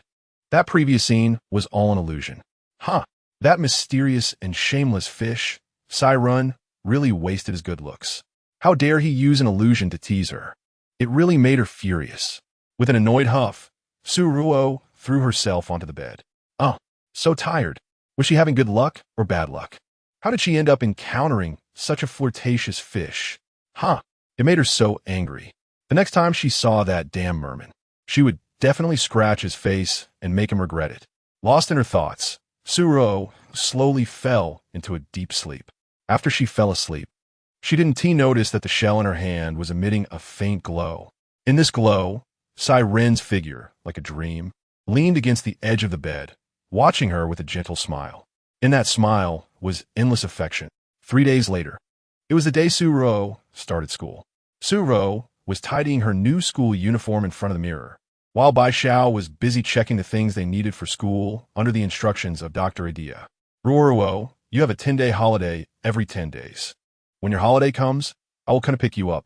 I have already contacted your school principal, and you and Bai Xiao will be in the same class. If anyone bullies you at school, tell me, and I will take care of it for you. Also, you need to take the medicine I prepared for you on time. Your gene metabolism isn't very good. You must take the medicine on time, understood? Yeah, I got it. By the way, the most important thing is little kids are not allowed to date, got it? Got it. You've said it 800 times from yesterday to today. Besides, my current identity is a little beast man. I'm not foolish. We are all beast men, so they might date me. That's not necessarily true. Looking at the carefree Suruo, Dr. Atleia's heart, like a worried father, was truly distressed. Seeing Suruo not taking his words seriously, Dr. Atleia could only turn to Bai Xiao, who was standing by, and remind him again. In short, just one thing. Take good care of Suruo, and absolutely don't let her date any of those little yellow-haired kids at school, because they're not worthy. Listening to Dr. Atleia's repeated reminders, Bai Xiao almost rolled his eyes. But facing Dr. Atleia's serious and earnest expression, Bai Xiao could only nod helplessly. Understood, Dr. Atleia. Don't worry. I will take good care of Suruo. Hearing Bai Xiao's assurance, Dr. Atleia finally nodded in satisfaction. Okay, that's better. By the way, when you go out, Ruo will be called Sierra, a beast man from the Merfolk tribe. I have already arranged her identity for you. So you must not let anything slip and expose her true identity. Okay, Dr. Atleia, I will definitely pay attention. Bai Xiao nodded again, indicating that he understood. All right, now it's getting late, so I'll take you to school. Ruo Ruo, the school dormitory is a 4-person room. Besides you and Bai Xiao, there will be others. But your rooms are separate, so you must pay attention. You can't wear shorts, can't expose your shoulders, and can't have close contact with classmates. Some beastmen have a racial talent that allows them to know your true identity through contact. Just like that merman Siron. He can tell your true identity just by contact. For your safety, it's best not to have overly intimate contact with your classmates. Understood? Yeah, I got it. By the way, Atleia, what about my little fox with 9 tails? Is its injury healed? It's healed. Ruo, I've never seen a little fox of this breed before. It's probably a mutated species. Its personality is quite good. I've given it deworming and vaccinations. And it's clean now. You can keep it as a pet. Okay, thank you, Dr. Atleia. Taking the little fox that Dr. Atleia handed over, Suruo looked it over. It was much more beautiful than when she picked it up a few days ago. Atleia, is this a male fox or a female fox? As she spoke, Suruo instinctively tugged at the fox's tail. But as soon as her hand touched the fox's tail, it began to struggle in Suruo's arms, seemingly shy and not wanting her to see its private parts. Ruo, don't look. This is a male fox. Let us go. If we don't hurry, we'll be late. Hearing Dr. Atleia's urging, Suruo had to give up on checking the little fox's gender. As she walked out, she didn't notice the fleeting glimmer in the little fox's eyes that she was holding in her arms. Chapter 63. Boarding school. When she arrived at the school, thanks to Atleia, the enrollment process went very smoothly. By the time Suruo sat in her dorm room, only half an hour had passed. The dormitory consists of 4 bedrooms, a kitchen, and a living room. As for the bathrooms, they are in each individual room, perhaps because of Atleia's influence. Suruo's room is in the best location and has the best decor. Bai Xiao lives in the room next to hers, while the 2 rooms across the hall are still vacant, and she has no idea who will be moving in. Suruo isn't interested in that, as she is already anxious about the upcoming military training. Atleia hadn't mentioned anything about military training during enrollment.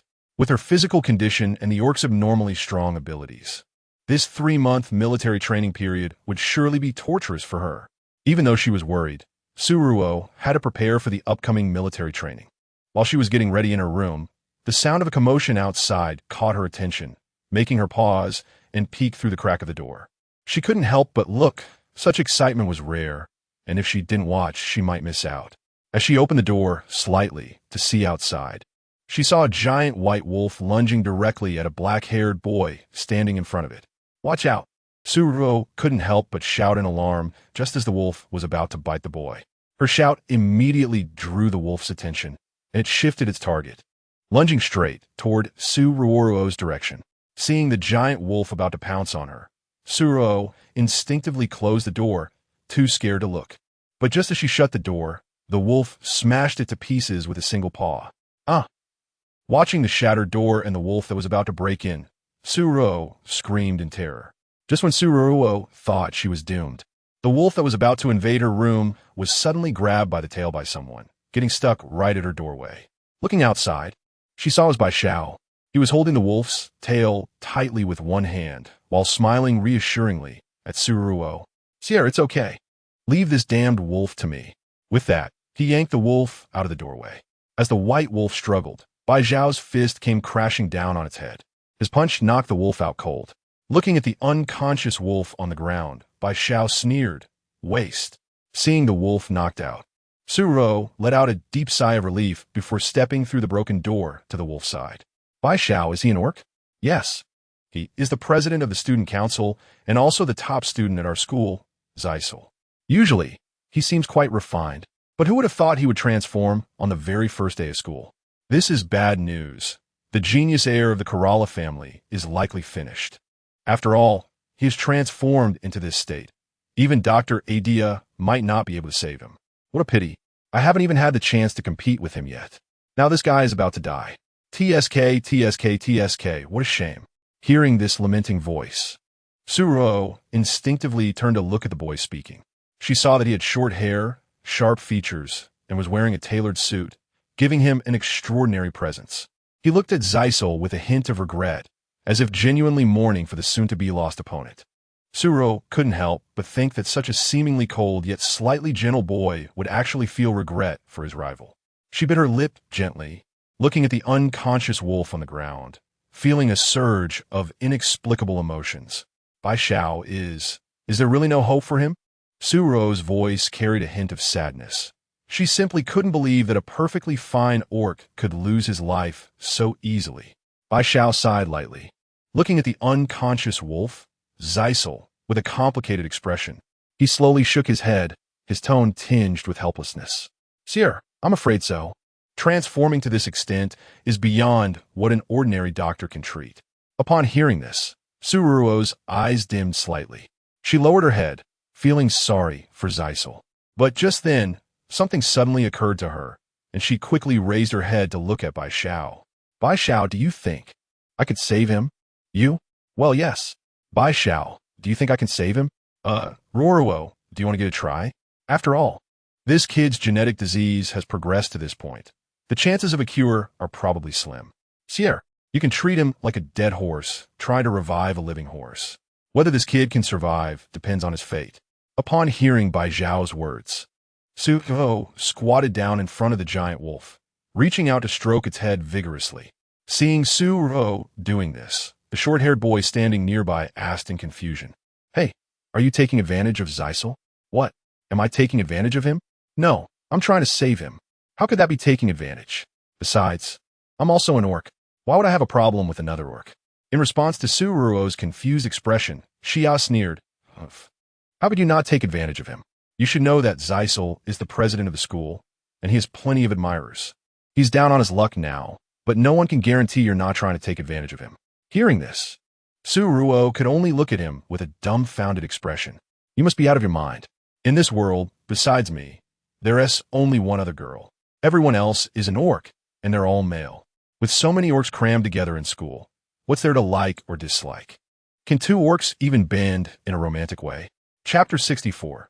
No hope. Thinking of this, Ruo raised her head to look at Xia, who was standing aside, and gently asked, "Hey, classmate, what's your name?" "Xia, what's up? You're called Xia. Do you like him?" "It's because you like him that you care about me touching him while saving him, right?" Ruo pointed at the fallen Hisar and asked with a smile. "You're talking nonsense. I only see Hisar as an opponent.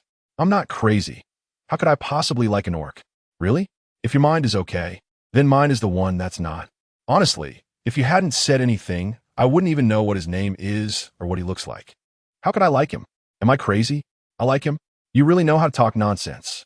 With a disdainful glance at Shia, who was standing aside, Ruo looked down at the giant wolf lying on the ground.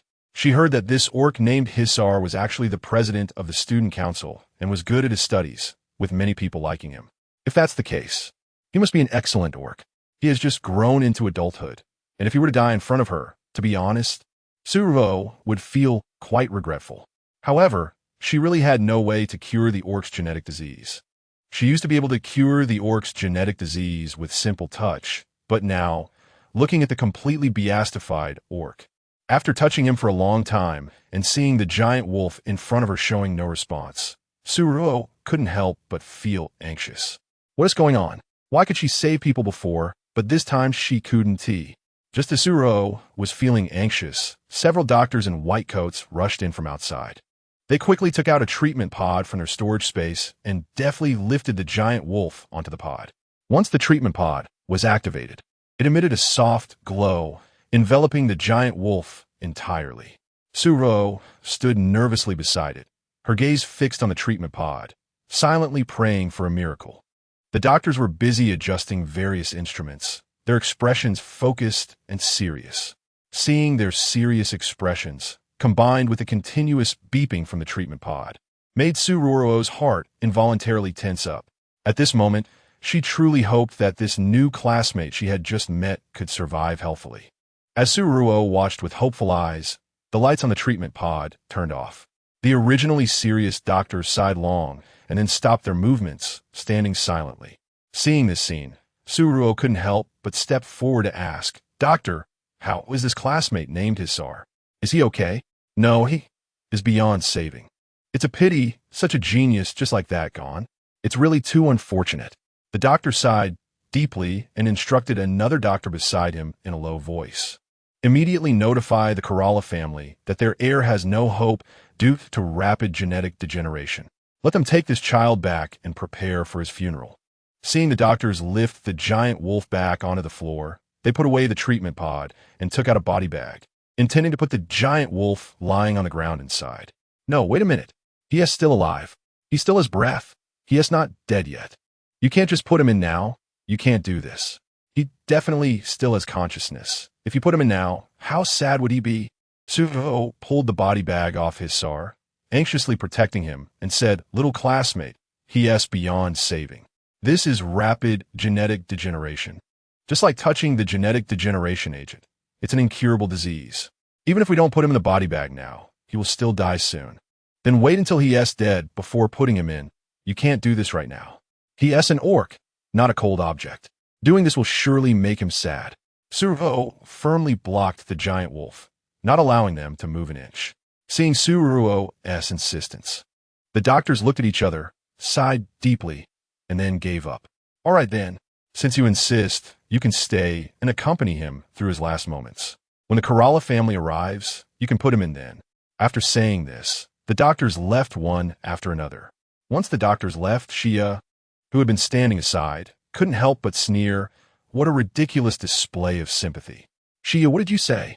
Ruo raised her head and met Shia's face, which was filled with undisguised mockery, and asked in a deep voice, "I said, you're too soft-hearted. Situations like Hisar's happen at least 100 or 80 times a year in school. Maybe yesterday he was still the esteemed president, the white moonlight in others' hearts. But once his body degenerates due to genetic disease and he turns into a beast, he won't be worth even a piece of trash by the roadside. They wouldn't care whether you have taken your last breath or not. Putting him in a body bag for burial is only out of respect for him being the heir of the Kerala family. If it were an ordinary student, they would directly drag him to the crematorium.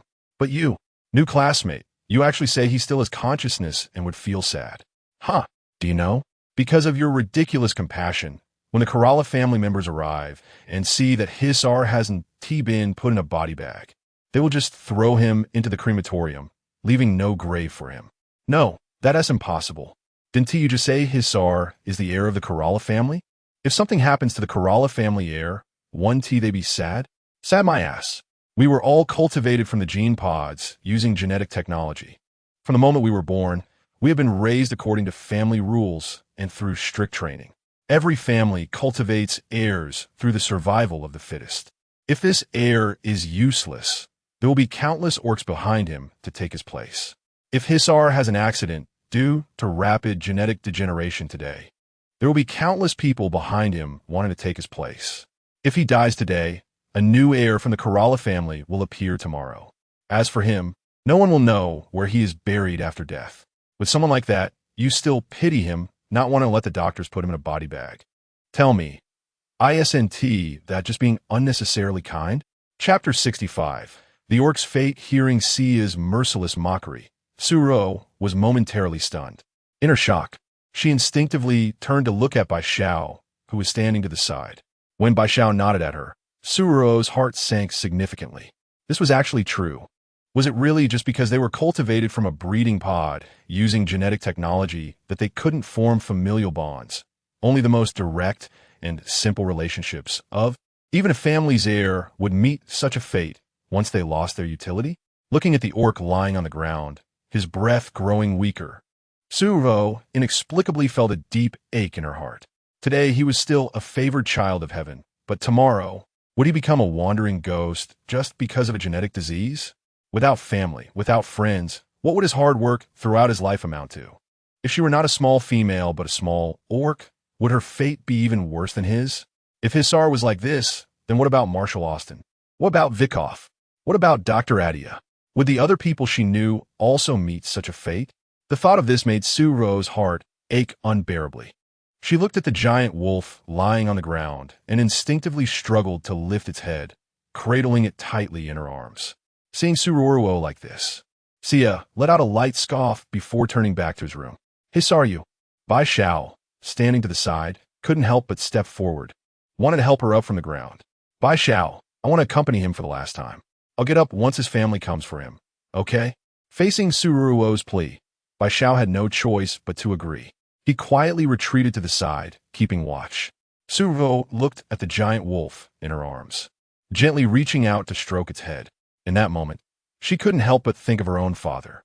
Where her father was dying in that vast room, she was the only one quietly by his side, watching him breathe his last. In his final moments, he spoke, calling out her mother's name. It was only when she saw her father's heart monitor turn into a flat line that she could no longer hold back her tears.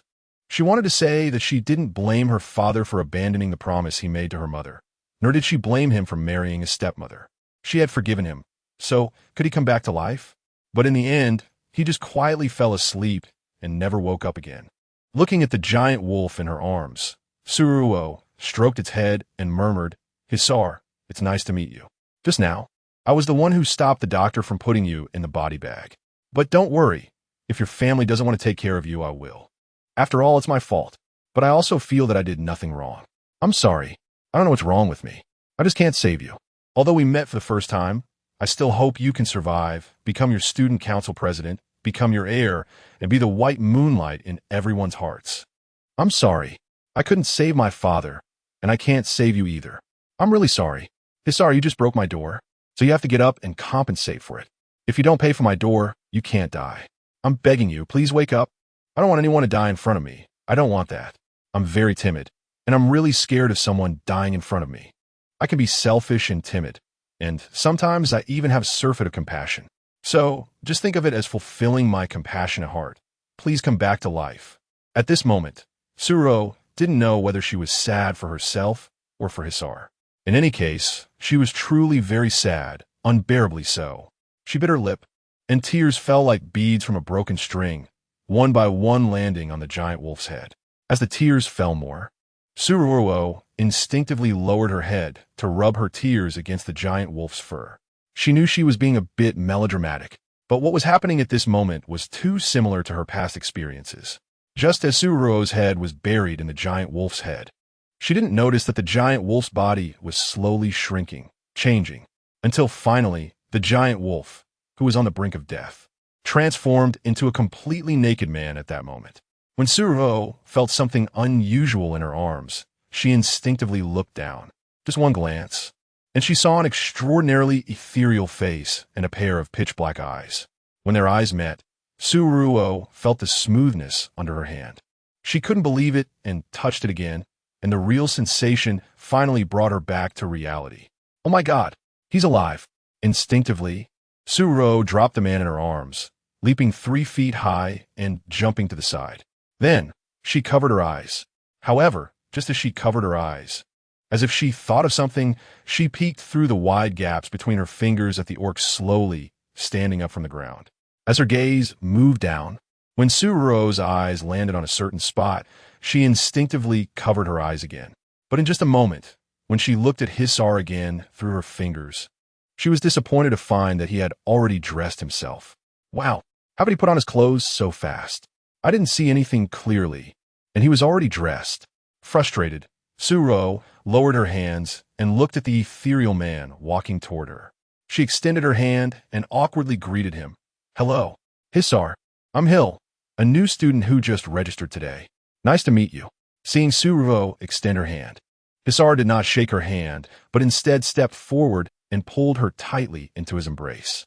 Suddenly being hugged, feeling the warmth of the other person's body, Ruo Ruo was momentarily stunned, but she still slowly reached out to embrace him back. Hisar, congratulations on being okay. Hill, thank you, really, thank you for saving me. Hisar held Ruo Ruo tightly. His emotions at that moment were extremely complex. He had felt the situation just now. He could clearly sense his body losing temperature due to the genetic disease. His life was gradually fading away. Chapter 66. Despairing acceptance of death, he could hear the doctor talking to him, wanting to directly put him in a body bag. He could also hear Zaire talking to Ruo Ruo. At that moment, he understood his situation even more clearly. He knew that, besides himself, no one would care about his life or death. Just when Zaisar had despairingly accepted his inevitable fate, he never expected that this little orc, who had never intersected with him before, would be willing to help him at all costs, considering his feelings and preserving his dignity. Until the end, he was even willing to shed tears for him and save his life. Such kindness, such sincere feelings, filled Zaisar's heart with gratitude and shock. He realized that in this unfamiliar world, he was not alone. Zaire's appearance was like a warm ray of light, illuminating his originally bleak world. He took a deep breath, feeling the softness and warmth of the person in his arms, and a previously unseen determination surged within him. He knew that from now on, no matter what happened, he must protect this kind little orc well and not let him suffer any harm. Zaire, thank you, really thank you. Thank you for saving me when I was at my most desperate. Really, thank you. Zaisar's voice was a bit choked, and he tightly hugged Ruo Ruo as if he wanted to merge her into his body. Ruo Ruo was being hugged so tightly by Zaisar that she could hardly breathe, but she did not struggle. Instead, she quietly nestled in his embrace, feeling the warmth and strength he transmitted to her. She knew that at this moment, Zaisar truly needed her. She gently patted Zaisar's back, unsure of how to comfort him. After all, having just experienced life and death, it was quite normal for him to be emotionally unsettled. However, seeing Zaisar's excited demeanor, Ruo was slightly taken aback, and after a moment, she gently patted Zaisar's back and managed to squeeze out a sentence despite not knowing what to say. Zaisar, you just broke the door to my dormitory. Remember to fix it later. After Ruo finished speaking, what answered her was Zaisar's silence. But just a moment later, Zaisar, holding her, chuckled softly. Zaire, I'm here. You really are a very cute little orc. I know. But I still hope you compliment me on my good looks. After all, her current realistic face was indeed quite cute. Hearing Ruo admit it so generously made Zaisar smile even brighter. He slowly released Ruo, took a step back, and intentionally bent down to meet her gaze. Zaire, from now on, you'll be my best friend, Zaisar. Whenever you need me, I will appear before you, helping you, never leaving you. I will prove with my actions that my friendship with you, Zaire, is the most sincere in the world. Zaisar, me too. So from now on, we're good friends, right? Looking at Ruo's outstretched hand, Zaisar reached out and firmly grasped her hand, stating confidently, yes, from now on, we're the best of friends. So my good friend, since I just broke your door, what kind of door do you want to replace it with?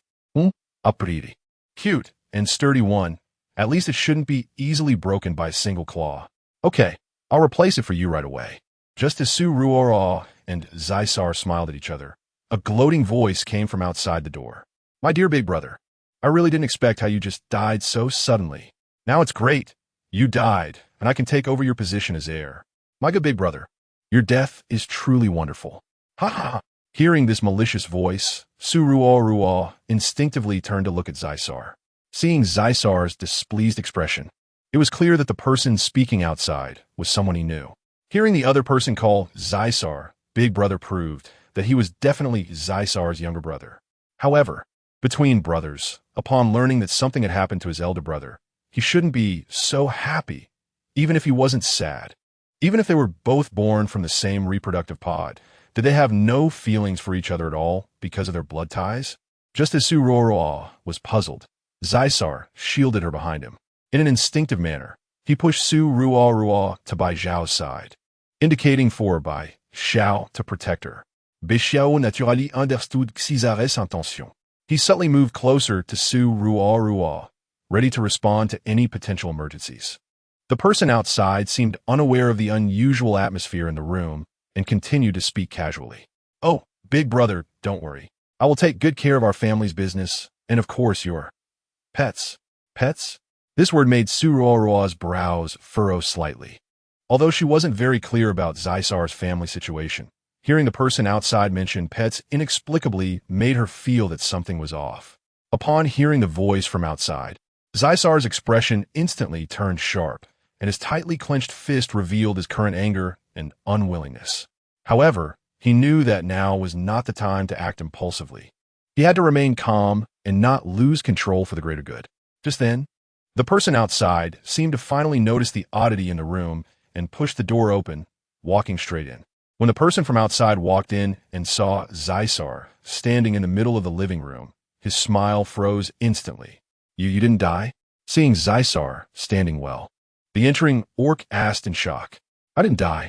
Third brother, you seem quite disappointed. What? Now that I'm not dead, are you doubting that the dose of the drug you gave me wasn't heavy enough? Big brother, what are you talking about? When did I give you drugs?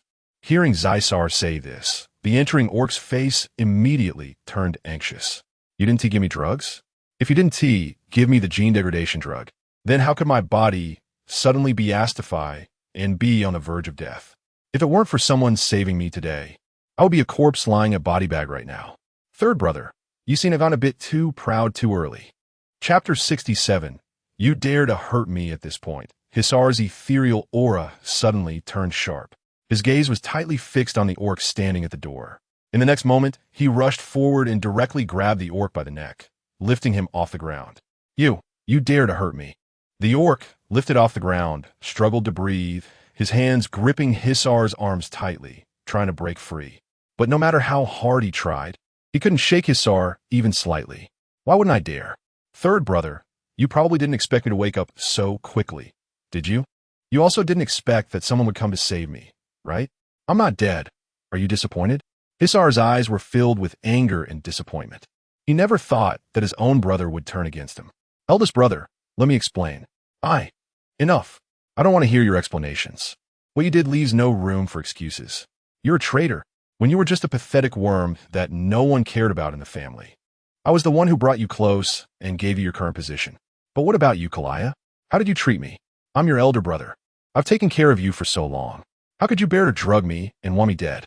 After saying this, Hisar tightened his grip and directly threw Klesia away. Klesia crashed heavily to the ground, spitting out a mouthful of blood, looking at Hisar in terror, seemingly unable to believe what was happening. You dare to do this to me. You will regret it.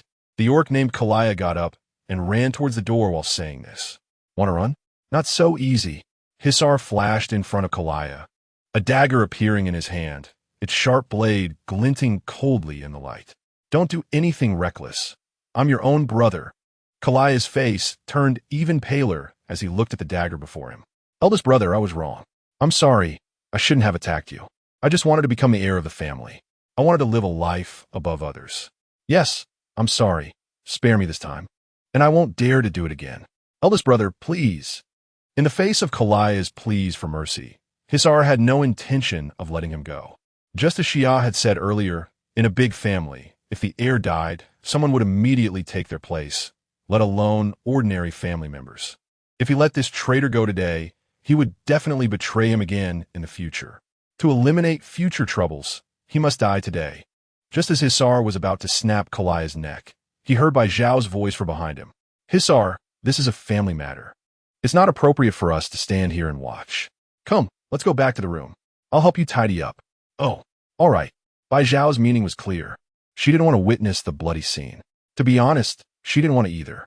Although she had gained a lot of knowledge following her father since childhood, she also had no interest in witnessing such bloody scenes.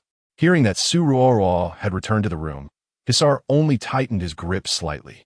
With a crack, Klesia, who was being choked, slumped to the ground, gasping for breath, looking at the usually gentle Hisar with terror in his eyes.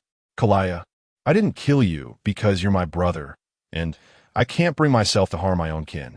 However, from now on, I will no longer involve myself in any family matters concerning you, nor will I intervene. Klesia, from now on, take care of yourself. After dropping this sentence, Hisar turned and left. Seeing Hisar leave, Kalia's heart sank to the bottom.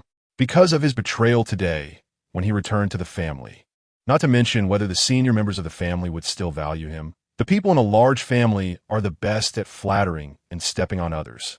To curry favor with Hisar, they would surely make his life miserable. Thinking of this, despair spread across Kalia's face. He knew he had taken a wrong step today, a step that was completely outrageous. But it was too late to regret now. The situation had developed to a point beyond his control. What to do? What should I do? Klesia muttered to himself, but couldn't come up with a good solution to resolve the predicament he faced. In the room, when Ruo Ruo saw Hisar return, she quickly stepped forward to ask, Hisar, are you okay? I'm fine, just dealing with a traitor. Xia, I've arranged for someone to change your door. If you're okay now, I'll treat you to a meal. How about it? Would you like to join me? But the school doesn't allow us to go out freely. Where can we eat? Let's go to the school cafeteria. The food there's pretty good. Are you in, Xia? Of course. But let's bring Bai Zhao along. She's my best friend. All right, let's bring her along. Besides her, let's also bring that Xia guy. From now on, we'll be roommates and we'll inevitably spend a lot of time together. Today, let's have a good meal and consider it a chance to get to know each other. After saying this, Hisar called out towards Xia's dormitory. Xia, you've been hiding there watching for so long. We're going out now. If you want to come out yourself. As Hisar's words fell, Xia came out from the room. Upon his emergence, he looked at Ruo Ruo with an extremely complicated expression. Xia's gaze was very straightforward, and under his scrutiny, Ruo Ruo felt a bit embarrassed. So instinctively, she leaned back behind Bai Zhao, trying to avoid Xia's gaze. Seeing Ruo Ruo like this, Xia's eyes shifted slightly. His Adam's apple bobbed as if he wanted to say something, but when the words reached his lips, he ultimately didn't speak them. He had secretly watched the miraculous scene behind the door. Originally, he wanted to see Hisar's embarrassment and witness his death. But he never expected that Hisar, who was destined to die, miraculously revived in the arms of this little beast man named Hisar. It was truly beyond his expectations. Seeing Ruo Ruo instinctively avoiding his gaze, Xia awkwardly looked away and turned to leave, speaking in a calm tone. Let's go. After saying this, Xia turned and walked outside. Seeing Xia leave, Ruo reached out and tugged at Hisar's sleeve, lowering her voice to ask, Hisar, are you familiar with Xia? Chapter 68. A chance encounter at the restaurant still somewhat familiar, huh? What's wrong, Hill? It's nothing, I just noticed his expression was cool, so I asked casually. All right then, let's go. After saying this, Hisar nodded at Bai Zhao and followed Ruo out. The school's cafeteria was divided into aristocratic and civilian types, and just by the names, Ruo knew that the cost for the two types of cafeterias would definitely be different. Just as Ruo was following Hisar to the second floor of the aristocratic cafeteria, someone blocked her path. Looking up, she found the person somewhat familiar, but couldn't recall his name immediately. You are. Seeing that Ruo didn't recognize him, Bai An's eyes darkened slightly. He looked at Ruo and gently said, a few days ago, you saved an ancient giant anaconda. That giant anaconda was me. My name is Bayan. Oh, I remember now. Instructor Bayan, hello. Aren't you working at another school? How come you're here? I am a special instructor at this school. I am in charge of preparing the special training for the new students. Hearing this, Ruo's expression stiffened. She looked up at Bayan's serious face and hesitantly asked in a low voice, Instructor Bayan, my physical abilities are not very good. Could you, considering that I saved you once, go easy on me during the special training? Sure. Hill, add my communicator number, and I will go easy on you then. Saying this, Bayan handed his communicator number to Ruo, signaling her to add him. Hearing that, Bayan readily agreed to her unreasonable request. Ruo, dazed, added Bayan's communicator number. Seeing that he had successfully added Ruo's communicator number, Bayan's originally cold expression softened immediately. He couldn't help but smile slightly at the corners of his mouth. This smile from the icy beauty made Ruo momentarily mesmerized. There was no way around it. The other person's appearance was simply too striking for her not to notice him. But when Bayan smiled, it was like spring returning to the earth, and everything was reviving, causing her heart to race. Feeling her wildly beating heart, Ruo shyly averted her gaze, pretending to look at the scenery around her to cover her embarrassment. Meanwhile, Bayan watched Ruo's shy demeanor, and the smile on his lips grew wider, eventually breaking into a light laugh. His laughter was like a gentle spring breeze, making the atmosphere around them softer. Listening to this refreshing laughter, Ruo looked up at his handsome face, and her heart felt joyful as well. She raised her head and boldly looked at Bayan, her eyes filled with curiosity and inquiry. Instructor Bayan, may I ask how old you are today? 79,000 years old. 79,000 years old. Upon hearing Bayan's age, Ruo couldn't help but swallow hard. In this world, the older the age, the stronger the abilities represented. 79,000 years old was equivalent to an ancestral level among humans. Moreover, Bayan looked so young, completely unlike someone who had lived for 79,000 years. This made Ruo even more curious about his abilities.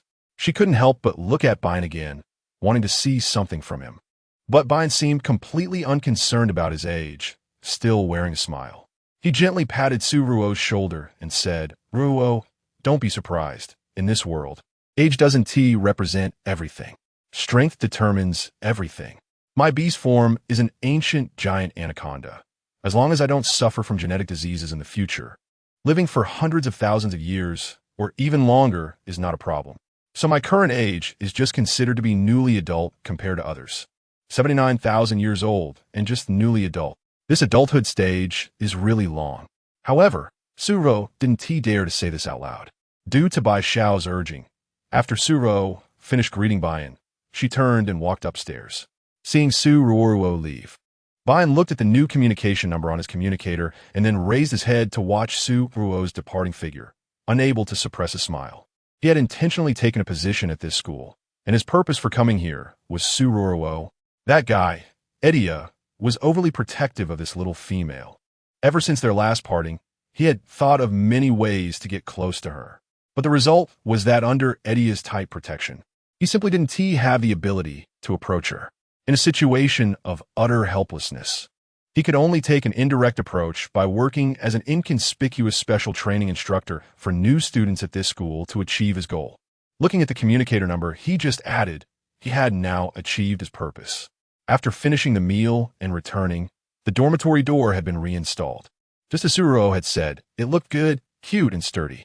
Most importantly, it appeared quite luxurious because it was inlaid with beautiful gems. At a glance, it was extremely lavish, yet somewhat like a nouveau riche's door.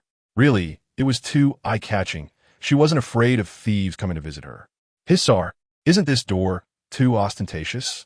Not ostentatious. It suits you well. Me?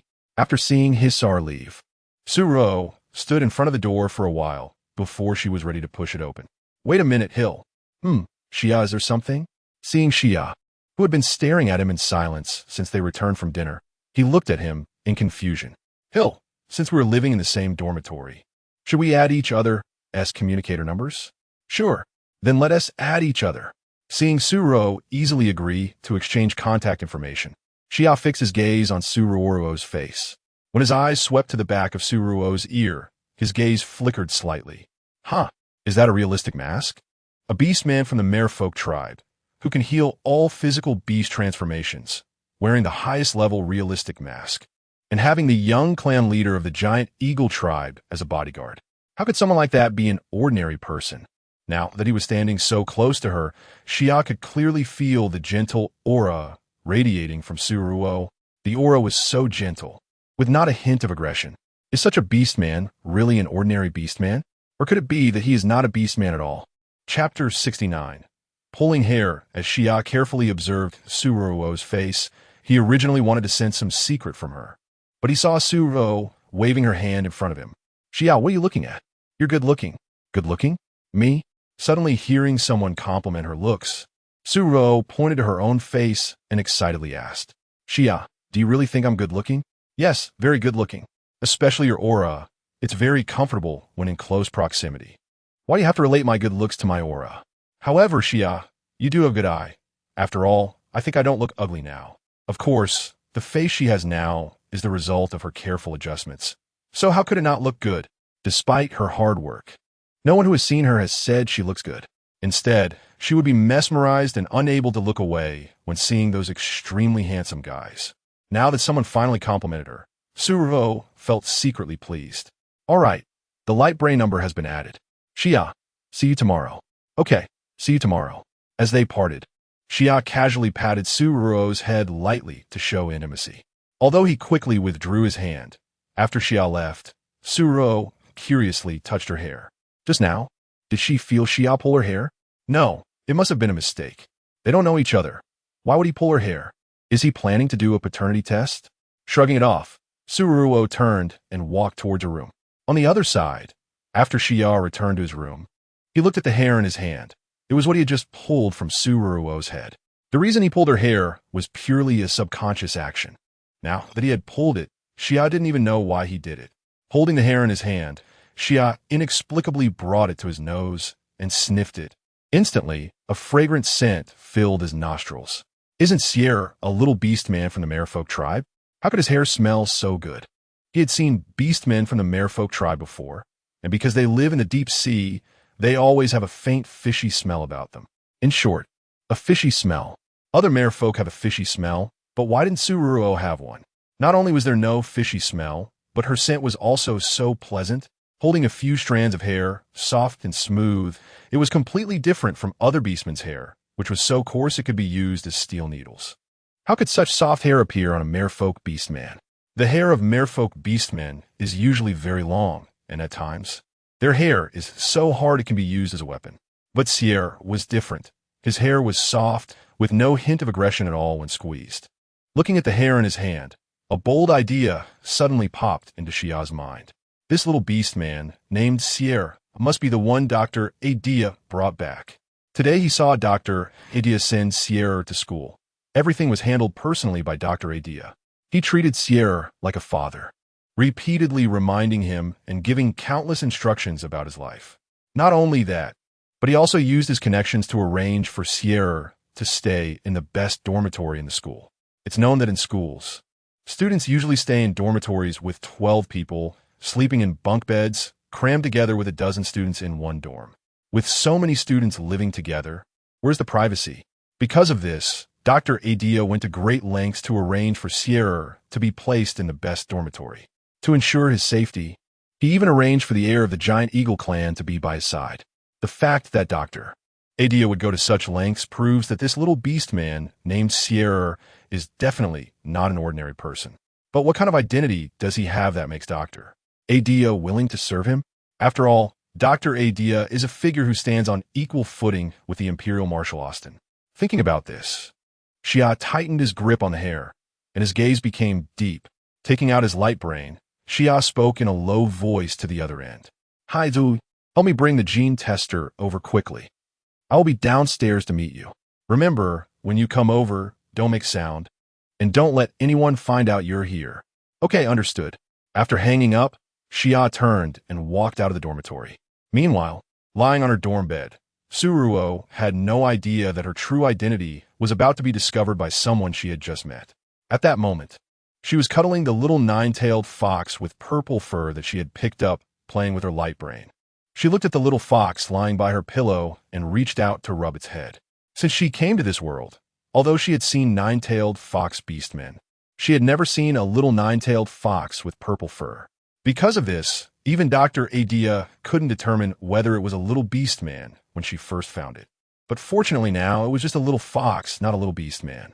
Flipping through the messages on her light brain, Ruo didn't see any unusual movements between the Empire and the Federation, nor did she know whether His Highness Emil was still alive. Opening her contacts, she wanted to contact Marshal Austin. However, she hesitated, afraid of causing trouble for him. Just as Ruo was in doubt, her light brain lit up. The caller ID showed an unfamiliar number. Looking at the bright screen, after a moment of hesitation, she answered it. "Hello, Ruo Ruo, it's me." Hearing that familiar voice, Ruo quickly looked at the screen of her light brain. It was pitch black, and she couldn't see what was happening on the other end. "Marshal Austin, is that you?" Chapter 70 Confession of Feelings. It's me, Ruo Ruo. Last time, I went to see you with Wakefew, but you had fallen into a deep sleep. I was in a hurry to come and leave, so I couldn't say a word to you. Ruo Ruo, how are you doing now? Today is your first day of school. Are you okay? I'm fine, and you? How are you doing? How's your health? Does your shoulder still hurt? Has the genetic disease flared up again? I'm doing well. Ruo Ruo, just wait a bit longer. Once I handle the matters at hand, I will definitely come to bring you back. Remember, even if you're just a female robot, you must protect your safety and not easily trust others. Ruo Ruo, you are too kind. I always worry that you might get hurt by others. When I came to see you last time, I initially wanted to bring you back. But Ruo Ruo, it's too dangerous around me right now, and I'm afraid you might get hurt if you return to my side. Just wait a little longer. I will personally bring you back. Hearing Marshal Austin's sigh, Ruo was stunned for a while before she cautiously probed the dark screen. Marshal Austin, do you like me? I do. Of course I like you. But my robot, how can I not like you? Robot. Hearing Marshal Austin say this, she realized he still didn't know his true identity. After hesitating for a while, Ruo tentatively asked Marshal Austin if one day in the future I were to become a real little female, would you like me? Would you be with me? After Ruo finished speaking, Marshal Austin took a long time to answer her question. Just when Ruo thought the connection had dropped, Marshal Austin finally spoke. Ruo, if you could really become a real little female when that time comes, I'm afraid I won't be worthy of you. How could that be? Austin, you're the Marshal of the Empire, with such a high status. How could you be unworthy of me? My status is indeed high, but if the Empire lost me, someone else would take my place. But Ruo, you are different. If you could really become a true little female, then you would be unique in this world, irreplaceable. Ruo, even if you're currently a female robot, you are so unique and wonderful, like the brightest star in the night sky, making people want to get close and cherish you.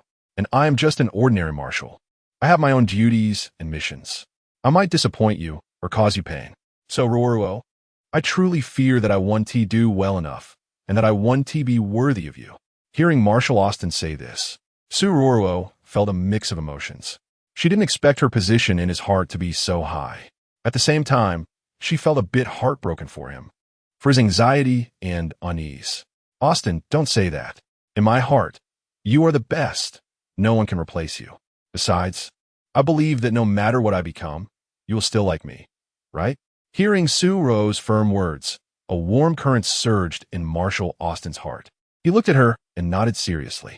Yes, no matter what you become, I will like you. Okay, Austin, when you come to pick me up next time, I will tell you a little secret. When that time comes, if you are willing, we can be together, okay?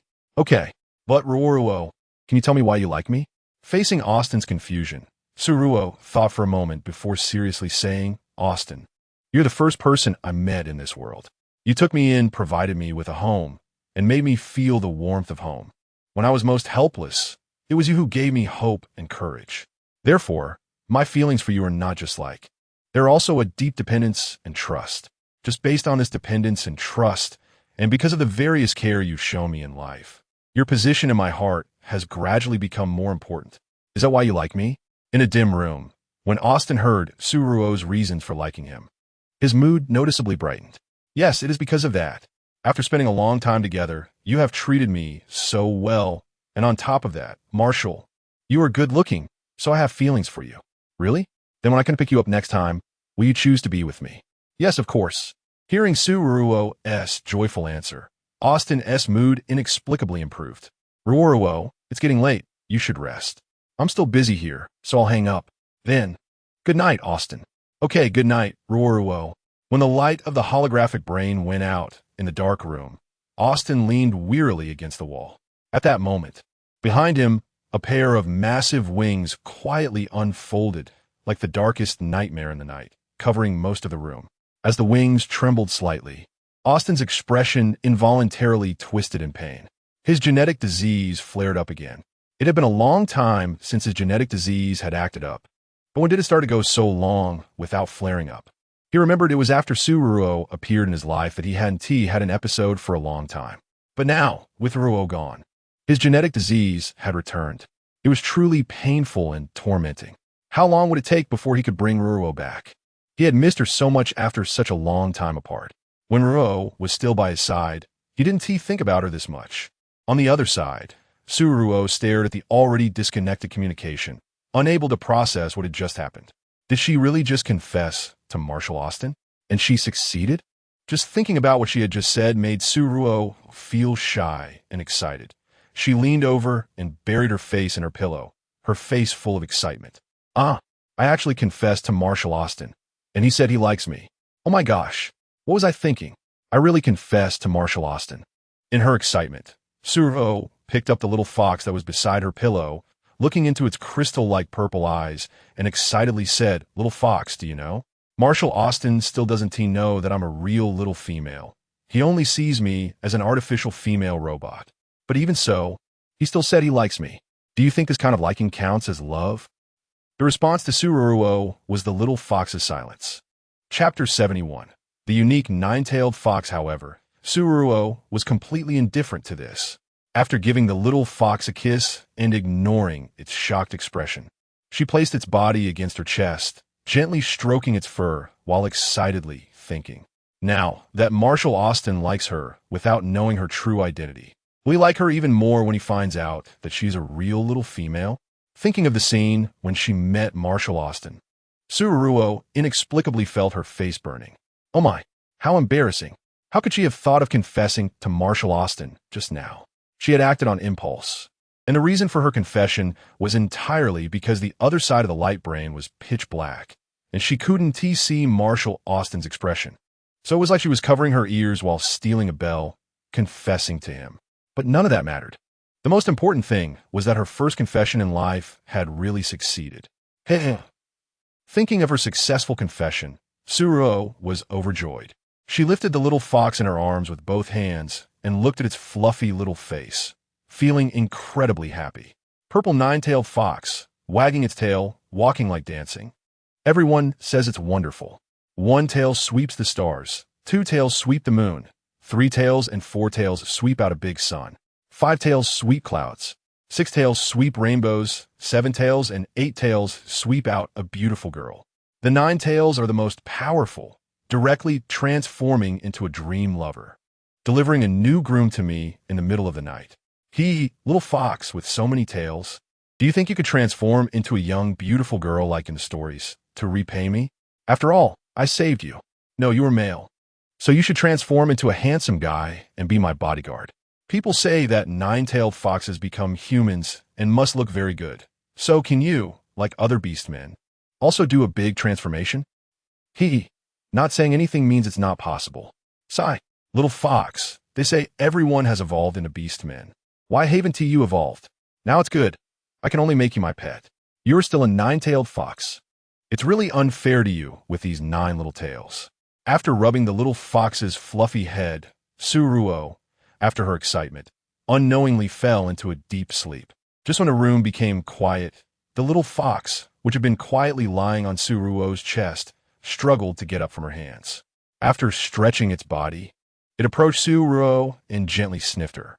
Looking at the sleeping Ruo in front of it, it stuck out its tongue and lightly licked her lips before leaping out of the window. Under the hazy night, this purple nine-tailed little fox looked dreamy under the moonlight. It moved very quickly. Because of its light frame, even when walking in a bustling school, no one noticed its presence. This purple nine-tailed little fox avoided one surveillance camera after another, quickly walking in the darkness. In just a little while, it had left the school grounds and arrived at a hidden place, quietly observing the two people below. Hey, hi Ruo, did you bring the gene detector? In the shadows, the one who snuck out of the school, Xia, deliberately lowered his voice to ask. I brought it. Young master, what do you need the gene detector for? You'd better not ask what you shouldn't. Just hand it over and leave quickly. Okay, young master.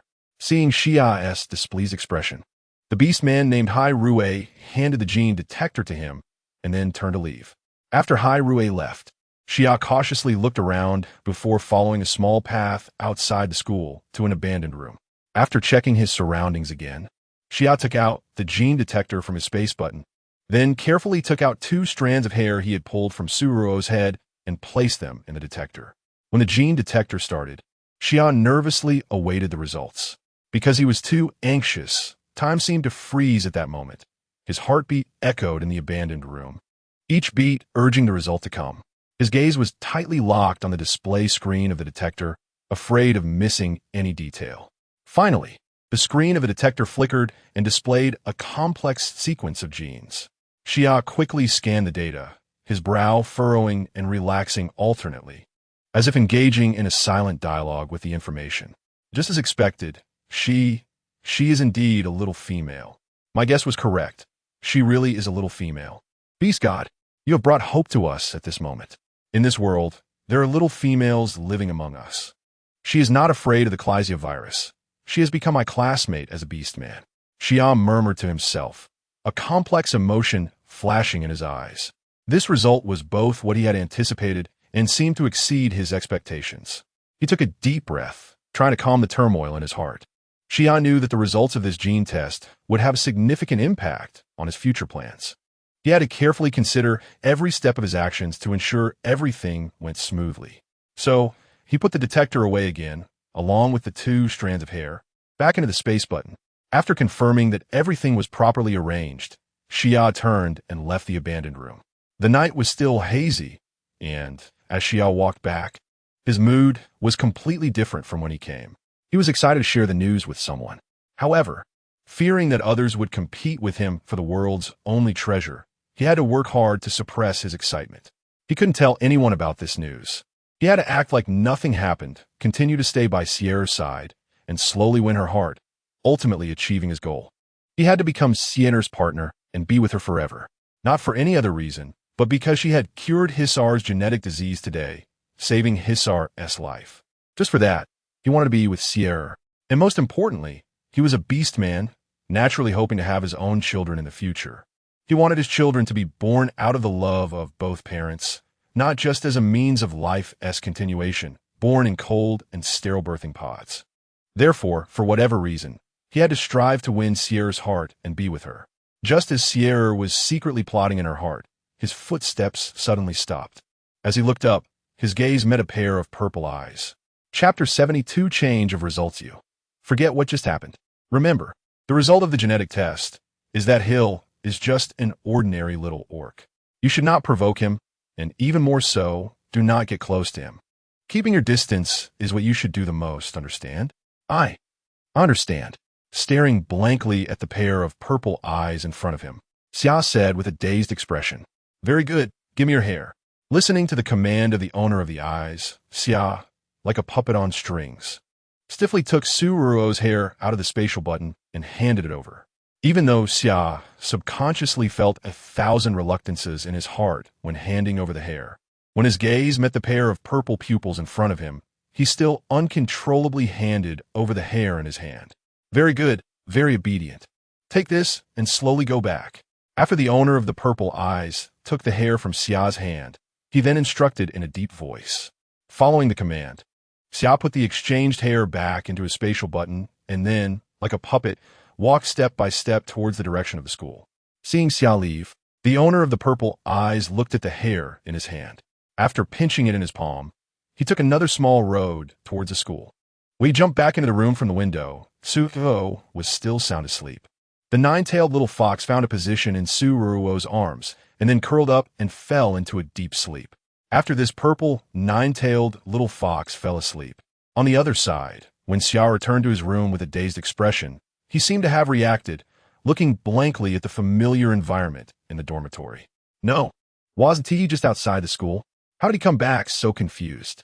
Didn't he take Hill's hair to test his gender? So what was the result of the test? A little orc? No, it seems that the result he tested was not this. However, in his mind, he knew that the test result showed that Hill was indeed a little orc. But Xiao was still a bit disbelieving. He took out Suruo's hair from the spatial button and carefully examined it in his hand. The hair was stiff, hard as steel needles, and felt uncomfortable to touch. Looking at the hair in his hand, Xiao was not willing to give up. He placed the hair back in the genetic tester and tested it seriously again. The test results showed that the one he suspected to be a little female, Hill, was indeed a little orc, not a little female. It seems that he was thinking too much. Because of that damned Klesia virus, all the little females died. How could there still be little females living by his side as little orcs? He really was being unrealistic. Feeling a bit deflated, he threw the hair in his hand onto the ground. Just as Xia was about to put the genetic tester back into his spatial button, he seemed to think of something and bent down to pick up the hair from the ground again. As for the reason, he couldn't explain it clearly. In short, his mind felt strange right now, and in his unclear state of mind, he didn't want to make any decisions that he couldn't judge, because that would be irrational. He lived in the same dormitory as Hill, and even if he wasn't a little female, but a little orc, with his ability to cure orc genetic diseases, he would still be willing to befriend Hill more in the future for any unforeseen needs. As for Xiao's plans, Suruo was completely unaware at this moment. Early in the morning, she only felt that her neck was being choked. The most important thing was that the weight from her chest was almost suffocating her. With all her strength, she opened her eyes, and as soon as she did, her view was blocked by a mass of purple fluff. In her daze, she reached out to push aside the purple fluff in front of her. This is a purple tail. A tail? Feeling the weight coming from her chest, Suruo reached out and pushed the little fox lying on her chest aside. When she slowly sat up from the bed, she finally saw the little fox's current appearance. Originally the size of a kitten, the nine-tailed little fox had somehow grown to the size of a small dog overnight. No way. How did a little fox grow so much in just one night? Shocked, Suruo hugged the little fox in her arms and examined it closely. Indeed, it was the little fox she had treated. But how could it grow so fast? Could it have caught some strange disease? That's why it grew so quickly? Doubting in her heart, Suruo took a picture of the little fox in her arms with her light brain, then uploaded it to the Star Network, asking, "My purple nine-tailed little fox has gained weight overnight. What is going on? Does anyone know? Please explain." After posting this question on the Star Network, Suruo gently placed the still sleeping nine-tailed fox aside, covered it with a quilt, and then walked towards the bathroom. After washing up and coming out, she looked at the little fox that was still sound asleep, patted its head, and then walked outside. "Hill, today we need to report to the Academic Affairs Office and pick up our school uniforms." Pick up the school uniforms? As soon as she heard Bai Xiao say they were going to pick up the school uniforms, Suruo's eyes immediately lit up. There was no way. The school's uniform was military style, and the cut and design were very much to Suruo's liking. When Dr. Adia let her choose a school, a large part of the reason she chose this one was because the school's uniform was so beautiful. Now hearing Bai Xiao say they were going to pick up the school uniforms, Suruo's eyes sparkled. "Ah Xiao, let us hurry. I wanted to pick up the school uniform yesterday. You don't know how beautiful this school-less uniform is. Such a good-looking uniform would make even an ugly person look like a male god. Come on, let's go now and aim to be the first to get the school uniform." Chapter 73. Getting the school uniform, seeing Suruo's anxious expression. A helpless smile appeared on Bai Xiao's face. "Sire, we will receive our school uniforms today, and tomorrow we will start military training. I'm not afraid of military training. But what about you? Aren't you scared?" "I'm not scared at all." "Ah Xiao, you don't know, that instructor Bai Shan said yesterday that if he becomes my instructor, he'll go easy on me." Hearing Suruo say this, Bai Xiao couldn't help but smile helplessly.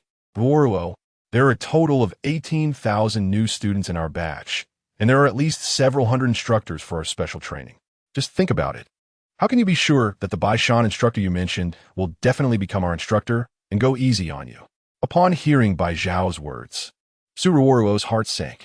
"Yeah, With so many students and hundreds of instructors, how can I be sure that instructor by Sean will be my instructor and go easy on me? If my instructor isn't by Sean, but a very strict one, what if he makes me train like a beast? I feel like I won't be able to last even a day, let alone 3 months. I'm just too weak. So what should I do? If my instructor is not by Sean, I'm already scared. My stamina isn't good. I doubt I can last even 3 days. At this rate, I'm doomed. It's over. I'm finished. I'm definitely going to die. Seeing the terrified expression on Ruo Ruo's face, Bai Xiao was about to comfort her when a calm voice came from behind them. Sierra, I'm the president of the student council. I will be following the instructor as a teaching assistant during your military training to supervise you and ensure everything goes smoothly. I will try to be assigned to your side, so if anything unexpected happens, or if you need help, feel free to come find me. His voice was gentle yet firm, as if it gave Ruo Ruo a sense of reassurance. Ruo Ruo suddenly looked up, her eyes sparkling with excitement. Really? Zissar, if I can't get up after being trained, you have to help me. And can you talk to the instructor for me and let me have a bit easier? Just a little bit. Ruo Ruo gestured with her hand, looking hopeful. Zissar smiled helplessly and gently patted Ruo Ruo's shoulder. Sierra, military training is meant to strengthen our bodies and willpower. Although I will be next to the instructor, I can't let you avoid the training. However, don't worry. I'll keep an eye on you and won't let you suffer too much. Hearing Zissar say this, Ruo Ruo still felt a bit anxious. But she was no longer as scared. She nodded and looked gratefully at Bai Xiao. Zissar, thank you. With you around, I feel much more at ease. Zissar smiled and shook his head before speaking gently. All right, Sierra, it's getting late. I'll take you to get your school uniform. With me here, you can get your uniform a bit quicker. Okay, thank you, Zissar. When they arrived at the place to collect the school uniforms, it was already crowded. Fortunately, the beastmen studying in this military academy were quite orderly. They formed 4 long lines and waited in an orderly fashion. Seeing everyone queuing, Ruo Ruo felt embarrassed to cut in line with Zissar. So, after declining Zissar's kind offer, she and Bai Xiao stood in 2 separate lines, obediently waiting. This way, whoever got the uniform first could help the other get it as well, making the process quicker. After Zissar explained everything, he went to the front of the line to help. Once Zissar left, Ruo Ruo then noticed that she was the shortest among the people in line. Not just short, but she stood out like a little dwarf among adults. It really made her feel self-conscious. Because she was so short, the big-tailed panda beast man in front of her would often swing his tail, which would hit her in the face. Once was fine, but after instinctively stepping back to create distance, there were too many people in line, and she couldn't avoid the big tail of the panda beast man. When that big tail swung in her face again, Ruo Ruo, with hair in her mouth, really had no choice but to grab the panda beastman's tail and push it down a bit, hoping it would stay a bit further away from her face. However, tails of beastmen are not meant to be touched lightly. As a result, when she grabbed it, the beastman in front of her suddenly let out a soft HM. That HM was incredibly melodious and charming, like a spring breeze brushing over the surface of a lake, creating ripples that stunned those around them. Especially Ruo Ruo, upon hearing that extremely charming HM, quickly released her grip and her face turned bright red. She looked up at the beast man in front of her, only to see him turn around, his bright eyes showing a hint of surprise and embarrassment. It was an extremely cute panda beast man, with fluffy ears gently twitching and a blush on his face, clearly taken aback by Ruo Ruo's earlier action. Sorry, I didn't mean to. Ruo Ruo quickly apologized, feeling regretful. She never expected that trying to avoid the tail that kept hitting her face would accidentally offend this beast man and lead to such an awkward situation. However, what she didn't expect was that the panda beastman's voice was too enchanting. Luckily, she was a female and not a true beast man. Otherwise, looking at the shy and timid appearance of this panda beast man, she might lose her composure. But looking at this delicate-looking panda beast man made Ruo Ruo feel something was off. Until the panda beast man spoke, she finally realized what was strange. Hey, that's not nice. Why are you touching my tail? You don't really want to date me, do you? Buddy, I'm a beast man, not a female. We can't date since we're the same gender.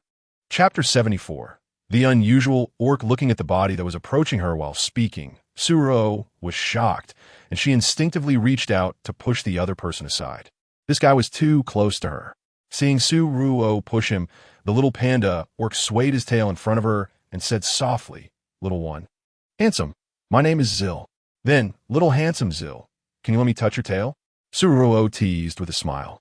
"As long as you don't call out so enticingly, I can touch your tail." Facing the shy face of this little panda orc, Ruo couldn't help but laugh. "How annoying. By the way, my name is Lulu. Can you call me Brother Lulu from now on?" Hello, Lulu." Watching the person in front of her, whose beauty rivaled that of flowers, Ruo held back her laughter and touched his tail, then prepared to let go. Don't stop. Touch it some more." Lulu's enticing voice attracted the attention of the orcs waiting in line around them. Facing the ambiguous gazes from others, Ruo felt awkward, not knowing whether to continue or not. In short, she was extremely embarrassed at that moment. She knew that orcs felt comfortable when she touched their beastified bodies. But she had healed many orcs before, and none had called out like this Lulu did. It was clear that she was helping Lulu heal his beastified body. But anyone unaware might think she was doing something inappropriate. Really, this guy was unbelievable. "Lulu, if you keep calling out like that, I won't touch your big tail anymore. Seriously, calling out so enticingly is making me embarrassed." Saying this, Ruo gave Lulu's tail a couple of strokes before letting go. Just as she released Lulu's tail, the large tail that had been swaying behind him instantly disappeared. Great, she had healed his genetic disease, so she didn't need to touch his big tail anymore. It was really too embarrassing. Just when Ruo was secretly relieved, someone cut in line. However, it was behind her. "Hello, classmate Zil. You know me?" Looking up at the 2-meter-tall classmate standing behind her, Ruo tried hard to see his face. There was no choice. He was just too tall. Not only tall, but also strong. From his physique, if she guessed correctly, he was likely a Bear Clan orc. "Classmate Zil, I am an orc from the giant bear tribe. My name is Hallie. I've heard that you are from the mermaid tribe and that you have the ability to heal genetic diseases. Last time, you healed the fully beastified instructor by Sean. Your healing ability is so strong. Can you help me? Don't worry, I will pay you." Looking at Hallie standing in front of her, Ruo glanced around at the orcs who were eyeing her and said a bit shyly, "Classmate Hallie, let's wait in line first. After I get my school uniform, I can help you heal your genetic disease, okay? Don't worry, it's free. I won't take your money. If I help you heal your genetic disease here, it will affect the line, and that wouldn't be good." "All right, thank you, classmate Zil. You're welcome." Glancing at Hallie, who was like an iron tower behind her, Ruo lowered her head, trying to reduce her presence. There was no choice, due to the line. She noticed that everyone around was staring at her. Feeling the gazes of those around her, just when Ruo was feeling extremely awkward, the classmate Hissar, who had been in front of the line, walked over. "Zil, you don't need to wait in line anymore. I brought your Anbai Zhao school uniforms. Don't worry. Just a small favor. Consider it a privilege as the student council president. It's getting late. Let me take you for breakfast. You're so small. If you don't eat well, I'm afraid you won't grow tall in the future." Seeing Hissar wanting to pull Ruo away, Hallie, who was standing aside in line, quickly said, "Zil, what about me? What should I do? Simple. Let's add each other's light brain numbers. When you finish waiting in line, come find me, and I'll help you." After quickly adding Hallie's light brain number, Ruo was pulled away by Hissar. When Ruo left, just as Hallie was secretly happy, he didn't notice that many people had gathered around him. "What are you doing?" Putting away his light brain, Hallie warily looked at the orcs surrounding him. "Classmate Hallie, don't you think we should help each other as students of the same military academy?" "No, what do you want?" Looking at the people crowding around him, Hallie asked nervously, "Can you let us add that classmate Zil's light brain number too?" "Yeah, just add it. There will be rewards. We won't let you do it for free." Looking at the flattering smiles of the classmates surrounding him, the tall Hallie suddenly fell silent. These guys are really shameless. That little guy named Zil was the first one I recognized, and I haven't even enjoyed his help yet. Now so many people are trying to snatch the opportunity to be healed. So shameless. However, seeing more and more people gathering around him, Hallie knew that even if he was unwilling today, he probably wouldn't be able to keep Ruo's contact information. On the other side, when Ruo had just followed Hissar to the school cafeteria, she ran into Baishan, who was heading toward the cafeteria. As soon as she saw Baishan, Ruo's eyes lit up. "Instructor Baishan." Hearing Ruo's voice, By Sean, who had been lingering at the cafeteria entrance all morning, quickly turned around. He looked at Ruo Ruo walking from afar, and a joyful smile immediately appeared on his stunning face. Zil, are you here for breakfast too? Yes. Instructor By Sean, since we've met, should we have breakfast together? Sure. Since Zil invited me, I'll gladly accept. Seeing By Sean agree, Ruo Ruo immediately became happy. After all, she had a favor to ask from him. Because she had a favor to ask, during the meal, Ruo Ruo was particularly attentive to By Sean. Seeing Ruo Ruo busy serving food for herself, By Sean, while happy, couldn't help but gently inquire, Zil, you don't need to worry about me. I can handle it myself. No, I can do it. Instructor By Sean, you sit down. I'll serve you. Chapter 75. Asking for help after placing the beautifully prepared meal in front of Instructor Ruo Ruo immediately sat down opposite him, smiling brightly as she looked at him. Seeing Ruo Ruo like this, Instructor Ruo, who was originally about to eat, suddenly lost his appetite. He put down his chopsticks, raised his head, and looked at Ruo Ruo with a puzzled expression, asking, Shier, are you looking at me like that because you have something to say? Wow, Instructor Ruo, you are really smart. You figured out my worries so easily. So Ruo Ruo exclaimed, Shier, just tell me, is there something you need my help with? As long as I can help, I will do my best. Seeing the seriousness in Instructor Ruo's words, Ruo Ruo felt a bit shy as she replied, well, it's not a big deal. It's just that, Instructor Ruo, starting tomorrow, we will begin military training, right? During the training, could you be my instructor and go easy on me? My physical fitness isn't great, and I'm afraid I can't keep up with the training intensity of others. Upon hearing Ruo Ruo's request, Instructor Ruo, who had been sitting upright, couldn't help but chuckle. Shier, is that all you want? Yes, that's all I want. So, can you do it, Instructor? Sure, of course. Shier, don't worry. When you start military training tomorrow, I will definitely be your instructor, and, as you wish, I won't let you suffer, he assured her. After all, becoming Ruo Ruo's instructor was also his purpose for this trip. Upon hearing Instructor Ruo's guarantee, Ruo Ruo felt relief. That's really great. If I had to train with another instructor, I would be worried that I couldn't last 3 days in that high-intensity training, let alone 3 months. With her worries resolved, Ruo Ruo was in the mood to eat. She took out a large number of high-grade nutritional supplements and drank more than 10 in a short while, leaving both Bayan and Hisar sitting nearby in shock. These are high-grade nutritional supplements. Usually, other beastmen feel full after just one. But how could someone as small and weak as Ruo Ruo drink over 10 at once without feeling stuffed? Moreover, what happened next left Bayan and Hisar even more astonished.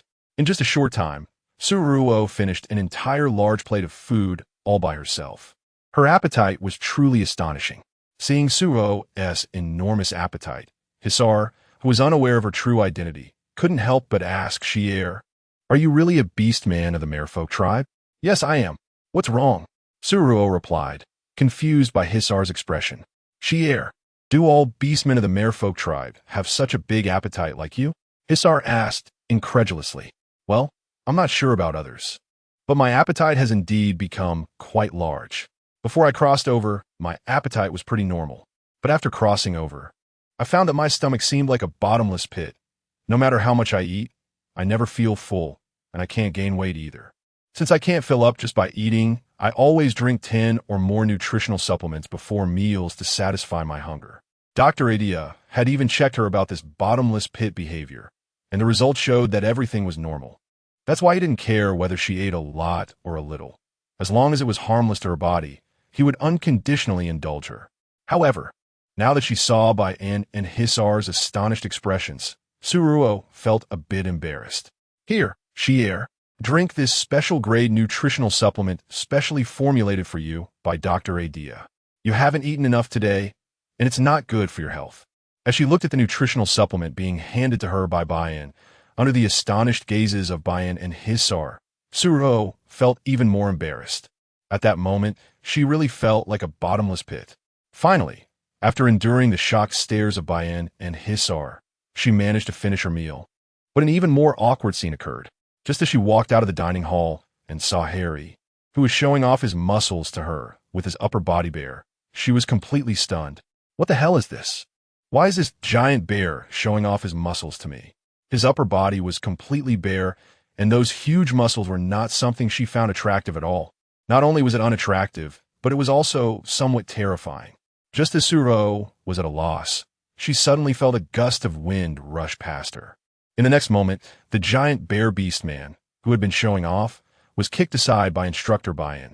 As a military academy student, being undressed and causing a ruckus while disregarding school rules is unacceptable. Instructor Bayan's voice was filled with undeniable authority, and his gaze was as sharp as a knife, causing Harry to instantly retract his actions.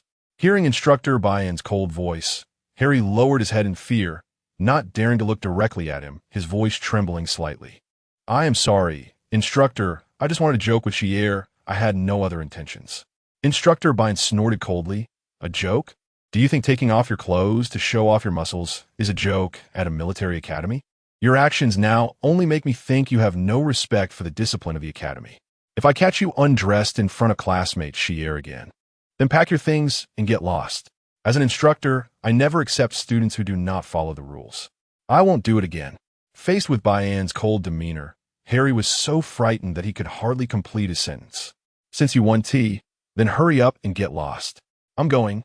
I'm leaving right now." As Harry hurriedly crawled away in fear, Suruo, who turned to face Bayan's chilling aura, instinctively wanted to hide behind Bayan. Oh my god, she never expected that Instructor Bayan could be so intimidating. When Bayan turned around and saw Suruo's shocked expression, he immediately realized that he had been too rash. His earlier behavior had scared her. After all, she was just a little female. Just as Instructor Bayan was about to say something, Suruo grabbed Bayan's hand and said anxiously, Instructor Bayan, see you tomorrow. We need to go back and try on our uniforms. Then, see you tomorrow." Chapter 76, Is It Really a Pet? Seeing Suruo dragged by Xiao and run away in a flash, it was obvious that she was scared by his earlier angry expression. Just thinking about this made Rant's gaze dim a little. He didn't want to leave a bad impression in front of her. However, today he indeed acted too rashly. When he saw the beast man from the giant bear clan showing off his muscles in front of Suruo, a feeling of jealousy almost overwhelmed his reason, making him unable to resist wanting to tear that giant bear beast man apart. Although he had held back earlier, his actions still frightened her. After letting out a long sigh, Rant knew that he really needed to restrain his behavior in the future. When they returned, Suruo didn't mention what had happened, and naturally, Bai Xiao and Hisar wouldn't ask either. After changing into their uniforms, Suruo looked at herself in the mirror wearing the military uniform. Quite handsome.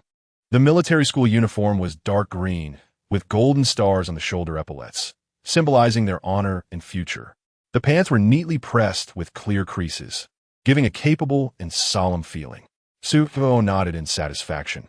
She had never thought she would look so impressive in military attire. She looked so good in the uniform. So how did Bai Xiao and Hisar look? Thinking of this, Suruo hurriedly opened the dormitory door and walked out. When Suruo saw Hisar and Bai Xiao in their uniforms, she felt that people could really be infuriatingly good-looking. She thought she looked quite handsome in her uniform. But compared to Bai Xiao and Hisar, she felt as weak as a little chick under their tall and straight figures. Bai Xiao and Hisar stood together like two tall pine trees, radiating youth and vitality. In comparison, Suruo felt like a bush, truly helpless.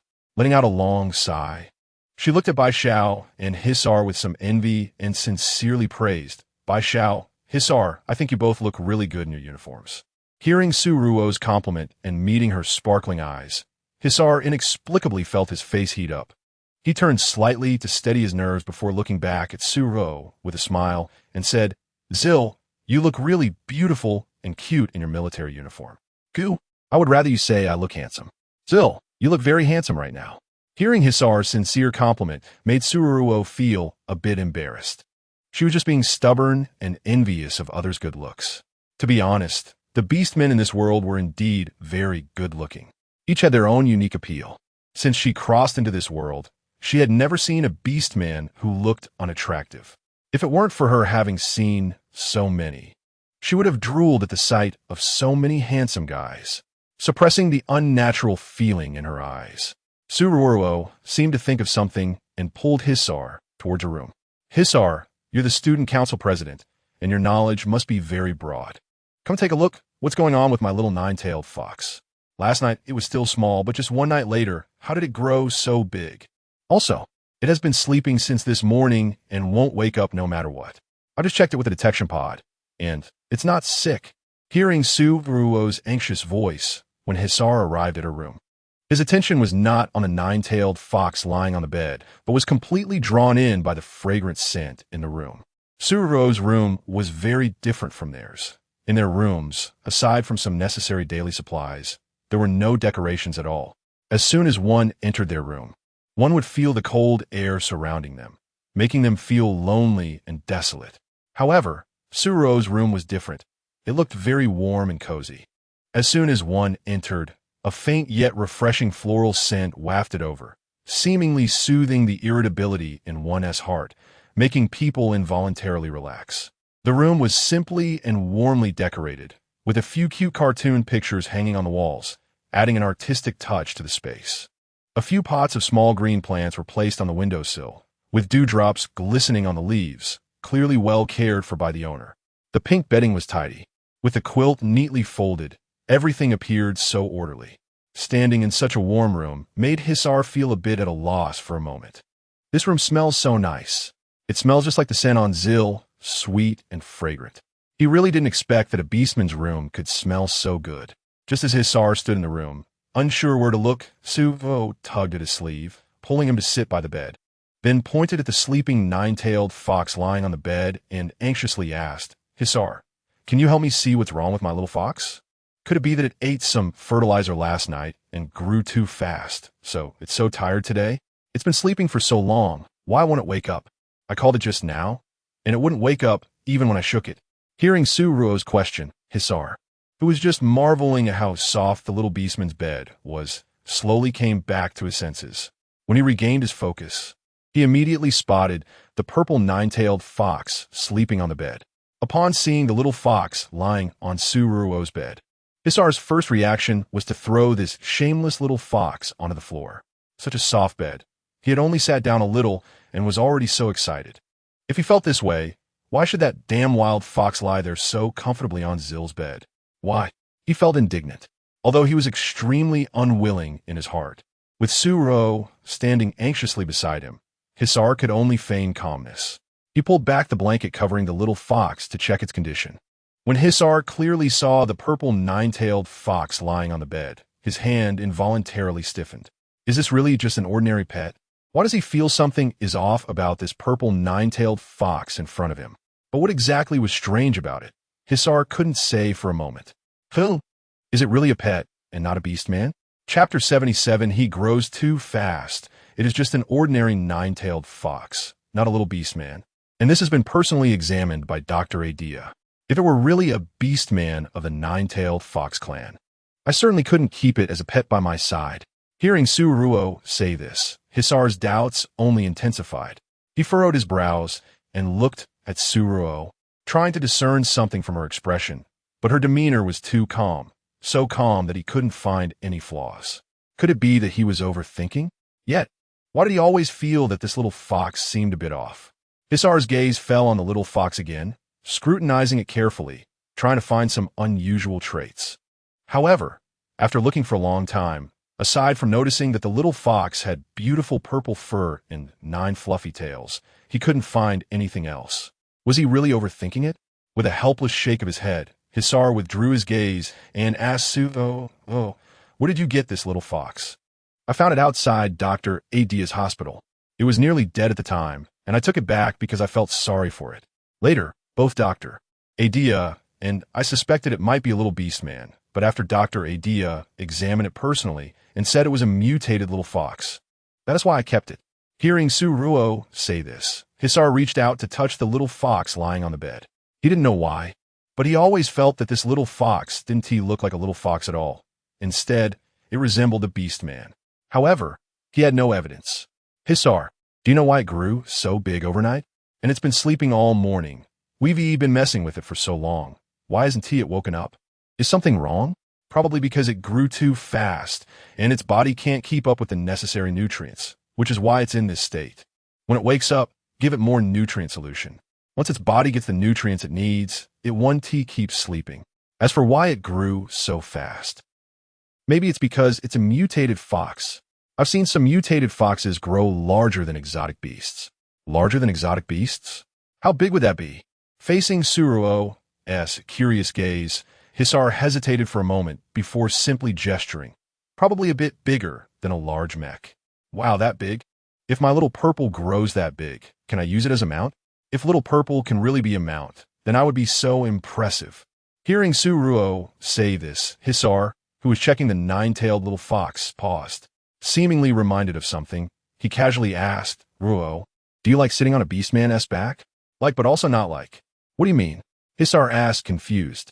If it's someone I know well, and their beast form is particularly majestic, I would actually quite like it. But if the other party's beast form is something like a lizard or a hard-shelled bug, then I definitely wouldn't like it. If the other party's beast form is a caterpillar, I would be scared to death. How could I even sit on that? What about my beast form? Do you like it? Like it, really like it. Hisar, your beast form is a white wolf. Your beast form is so big and fluffy. It feels so nice to touch, of course I like it. Hearing Suruo say she liked his beast form made Hisar's lips curve into a slight smile. If Ruo liked his beast form, didn't that mean she also liked him?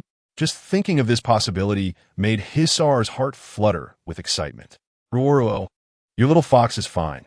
It just grew too fast and needs to rest. When it wakes up, just feed it some nutrient solution. All right, I have things to do, so I'll leave now. If you need anything in the future, come to my room to find me. Thank you, Hisar. No need. Ruo, you never have to say thank you to me. As he left, Hisar couldn't help but reach out and pat Suruo's head. Feeling the soft touch under his hand made Hisar distinctly aware of his accelerated heartbeat.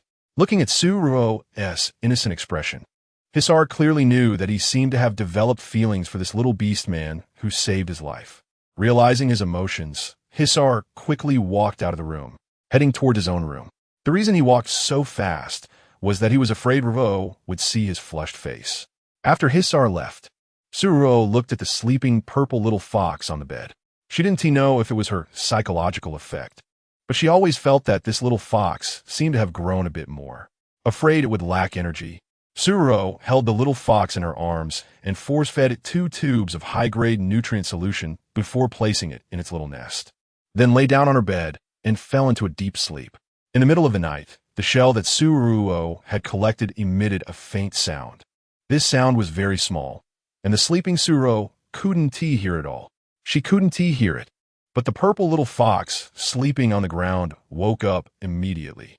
As it opened its eyes, its gaze met a pair of colorful eyes. What the hell, dead fox? You're not dead yet. You're still lying in your dad and wife's room. Before the nine-tailed little fox could react, its head was heavily slapped. The next second, the drowsy purple nine-tailed little fox was grabbed by its tail and mercilessly thrown out of the window. Vulgar fox, daring to steal my wife. You're seeking death. Looking through the window at the nine-tailed little fox that had been thrown out, the Merman King, saying, glanced at it with disdain before quickly shutting the window. A useless dead fox, being plotted against and ending up in such a cowardly state. That is incompetence. With such incompetence, what right does he have to stay in his partner's room?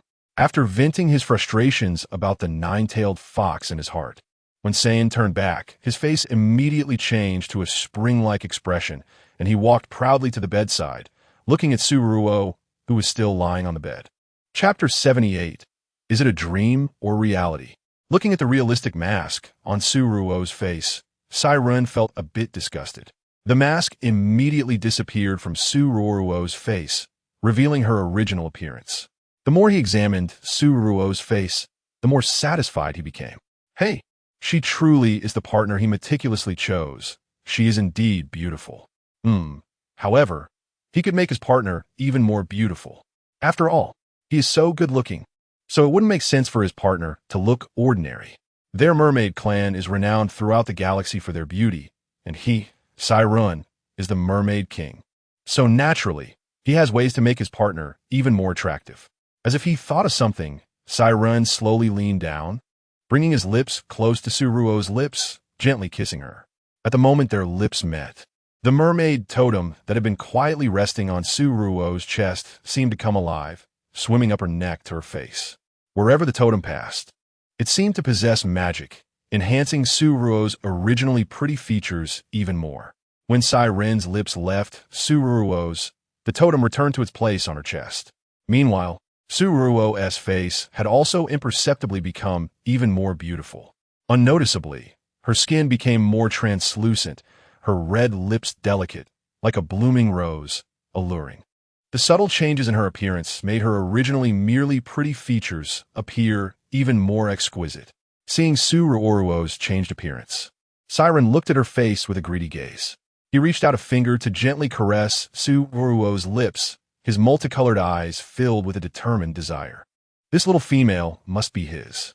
In fact, he wanted to take Ruo Ruo back to his ocean. But Siren knew in his heart that Ruo Ruo was a land female. If he carelessly brought her to the ocean, she would certainly not be able to adapt to life there. So, without a foolproof plan, he couldn't take Ruo Ruo back to the ocean without permission. However, he didn't need to rush. Once he built that paradise in the middle of the ocean, he would definitely bring his lover home. For now, he wanted to collect some interest. He is the mermaid king, and the nature of mermaids is to plunder. He likes Ruo Ruo and is willing to give her everything. His identity, status, even his life. Correspondingly, the depth of his love equals the depth of his obsession with Ruo Ruo. He is not a fool.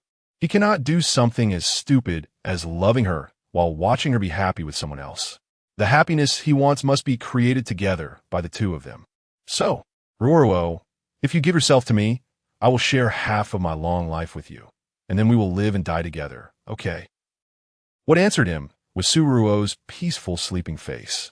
If you don't speak, then I'll take it as you agreeing to my request, okay?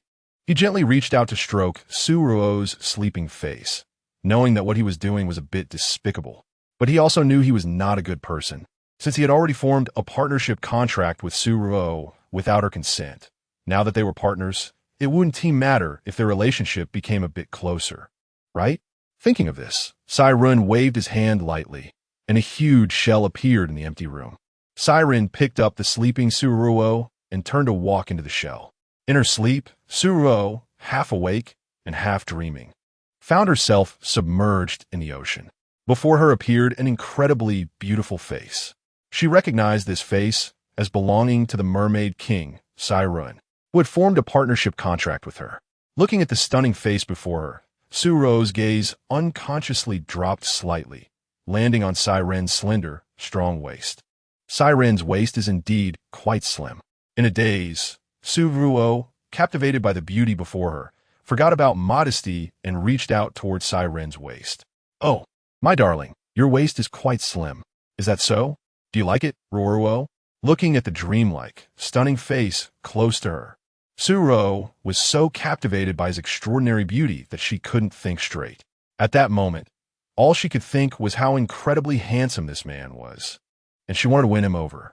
Besides, being able to breathe underwater right now proved that she was dreaming. If she dreamed of such a stunningly handsome man, she had to seize the opportunity. Otherwise, it would be a waste of this beautiful dream. With that thought, Ruo Ruo pulled at Siren's waist. In the next second, Siren seemed to have no bones and fell softly into Ruo Ruo's arms, allowing her to do as she pleased. Looking down at the obedient Siren nestled in her arms, Ruo Ruo couldn't help but ask him, "Aren't you going to resist at all?" "No, I'm already Ruo Ruo's.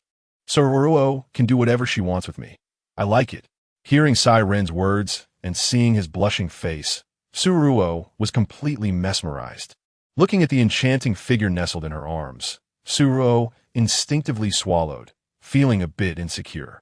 If I make a move on you, you can't go back on your word, okay? I won't go back on my word.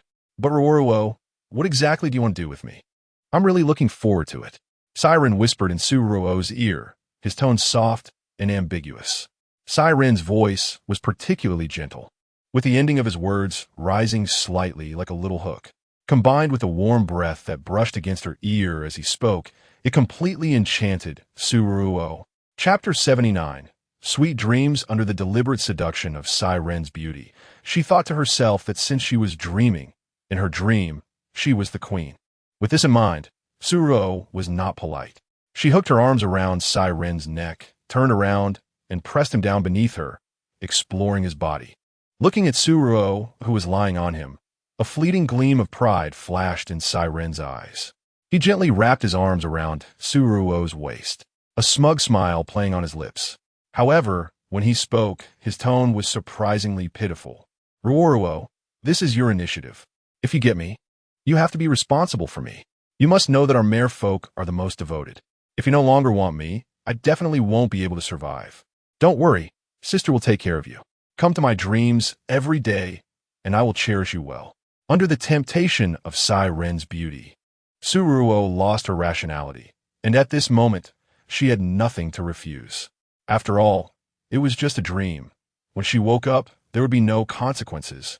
So what responsibility could she have? Therefore, what she needed to do now was to enjoy the moment. The night was hazy, and the water reflected the moonlight. Beneath the quiet sea, the waves mirrored the moonlight, enveloping the entwined couple in a layer of hazy beauty. As time passed, the moon rose higher and higher over the sea. With intermittent moans coming from the surface of the water, everything became beautiful and romantic.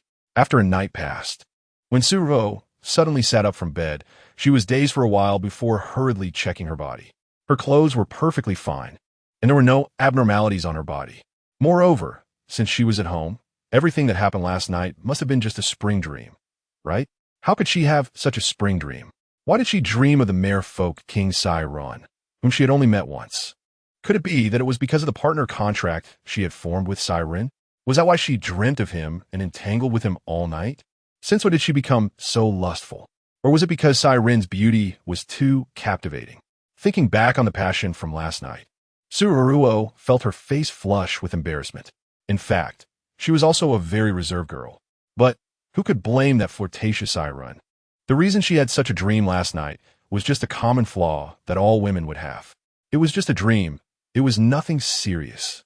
Just as Ruo was hugging the quilt and pondering, a voice came from outside the door.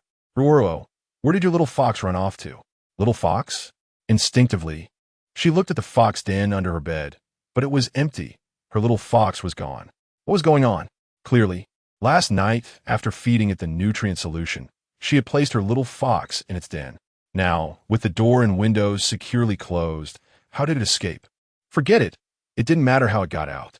She needed to bring her little fox back first. With this thought, Ruo got out of bed and walked towards the door. As soon as she opened the door, she saw Bai Xiao. She saw her, and she is standing at the entrance.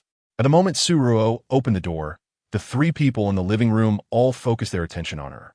In that instant, Bai Xiao, she saw her, and she all froze in place, staring blankly at Ruo's face, momentarily at a loss for words. Ruo was completely unaware of their unusual reaction. At this moment, all her attention was on the little fox in Bai Xiao's arms. She didn't know why, but she noticed that just after one night, her little fox seemed to have grown a bit. As Ruo cuddled her little fox and observed it, Bai Xiao, standing in front of her, finally snapped out of his shock. Ruo, your face. Huh, what's wrong with my face? Meeting Bai Xiao's anxious and shocked gaze, Ruo touched her face, puzzled. Seeing Ruo's confused expression, Bai Xiao didn't answer her question, but directly pushed her back into the room and quickly closed the door. Bai Xiao's overreacting response made Ruo sense that something was off. Back in her bedroom, she quickly walked to the mirror. In front of the mirror, she saw her real appearance without the realistic mask. However, this wasn't what shocked her. What shocked her was that after wearing the mask for a while, her face had suddenly become more beautiful. Her skin was more tender, her eyes sparkled more, her figure was more alluring, and she looked like a blooming flower, charming enough to captivate anyone. What was going on? Clearly, she hadn't looked like this yesterday. Could it be that after having a night-long spring dream with the Merfolk King, her estrogen levels had surged, causing her face to become more beautiful? Thinking of this made Ruo feel uneasy. Even worse, just moments ago, she saw her and Bai Xiao had seen her face. Her face was quite alluring. Even a fool wouldn't mistake her for a little beast man. Plus, Bai Xiao had called her by her original name in shock, which meant that her real identity was about to be exposed at the start of the school year. This was bad, really bad. Sure enough, Xier's real name is Ruo. The way she looked just now must have been her true appearance. Looking at her face, She seemed like an artificial female robot. That face was so alluring. How could she possibly look like a little beast man? Coming to his senses, she looked at the closed door of Ruo Ruo's room and asked in shock, Ruo Ruo, why does that name sound so familiar? Not long ago, the federal crown Prince Mo Yunjue had secretly issued a wanted notice, searching for an artificial female named Ruo Ruo. The artificial female in that wanted notice looked exactly like Xier. Plus, with the similar names, it meant, when she saw her got to this point, they had nothing left to misunderstand. Their roommate, Ruo, was originally an artificial female. She wasn't a little beast man. She was an artificial female robot. No wonder. Even if he was a beast man from the merfolk tribe, his healing ability couldn't be this strong. It turns out she was actually an artificial female robot. Moreover, her aura was so pleasant, and her behavior didn't seem as rigid as that of a beast man. No wonder. No wonder. Chapter 80, Keeping Secrets, Hearing Xia's Murmurs. Bai Xiao took a step forward in shock and directly swung his hand towards the back of Xia's neck. He had promised Dr. Atleia that he would ensure Ruo's safety and absolutely not disclose her true identity. If her identity were to be revealed, the federal prince Mo Yunjue would quickly find her. If that prince found Ruo, he would definitely use her to threaten Marshal Austin. Currently, he was secretly holding Emile, the synthetic human's life, as a way to find Marshal Austin's weakness to threaten him. Therefore, for both personal feelings and the greater situation, he could not let Ruo's identity be exposed. Seeing Bai Xiao attacking him, Xia quickly stepped back and precisely blocked his strike aimed at the back of his neck. Bai Xiao, have you lost your mind? Why are you attacking me out of nowhere?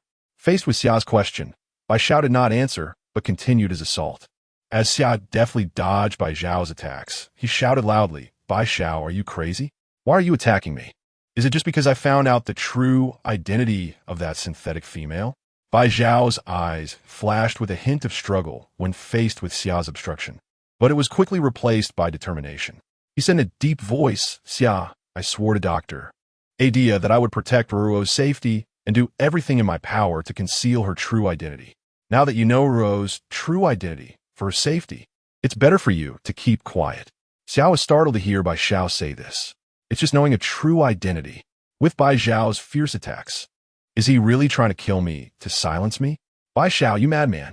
Even if I know the true identity of that synthetic female, I'm not a blabbermouth. How can I possibly go around spreading her identity? Your actions are way too extreme. Not extreme at all. Not at all. After all, only a dead person's mouth is the most secure. Only when you are dead will Ruo's identity be the safest. At this point, when Bai Xiao looked at Xia, his eyes were filled with murderous intent. Seeing Bai Xiao's unyielding demeanor, Xia, while desperately trying to block, could not help but look at Hisar standing aside and anxiously asked, Why are you only attacking me and not Hisar? He also saw that synthetic female's face and knows her true identity, right? If that's the case, why are you only attacking me and not him? Hearing Xia say this, Bai Xiao coldly replied, I want to let anyone who knows Ruo's true identity go. After giving Hisar a cold glance, Bai Xiao's eyes were filled with killing intent. Just as he was about to attack Xia again, Ruo pushed the door open and walked out. Bai Xiao, what are you doing? Seeing Bai Xiao's claw-like hand, Ruo asked in confusion. Ruo, these two guys know your identity, and I have to kill them to silence them. Hearing this, Ruo was stunned. Wait, what did I just hear? My Bai Xiao wants to kill to silence them? No, Bai Xiao, isn't this a bit too impulsive? Killing to silence is not acceptable. Exactly. No, it should be Ruo. She's just a synthetic female robot, right? As a synthetic female robot, she's just an experiment raised in a lab. Bai Xiao, you want to kill us over a worthless experiment? Are you out of your mind? Hearing Xia say this, Ruo rolled her eyes. To be honest, she really wanted to let go of Bai Xiao and let him directly kill Xia. That jerk. What do you mean for a worthless experiment? Even if her true identity is that of a real female, even if she's really a synthetic female robot, she's still alive? Okay. But what about this guy, Xia? He actually said her life is worthless. Huh. This is too much. Xia, you jerk. Despite her anger, she still couldn't condone murder. Bai Xiao, calm down first. Let us discuss this. We can have Hisar and Xia give us a guarantee that they won't disclose our identities. No, Ruo Ruo. Only a dead person's mouth is the most secure. Only when they are dead will they not leak your true identity? Seeing Bai Xiao insist on this. Just as Ruo was about to persuade him again, Hisar, standing aside, spoke up. Bai Xiao, I will never disclose Ruo's identity as a synthetic female robot to anyone. Ruo saved my life, and I haven't repaid her yet. How could I be a treacherous person? Moreover, leaking Ruo's true identity brings me no benefit at all. I absolutely won't do that. So Bai Xiao, calm down, and let's discuss how to peacefully resolve this matter. Exactly.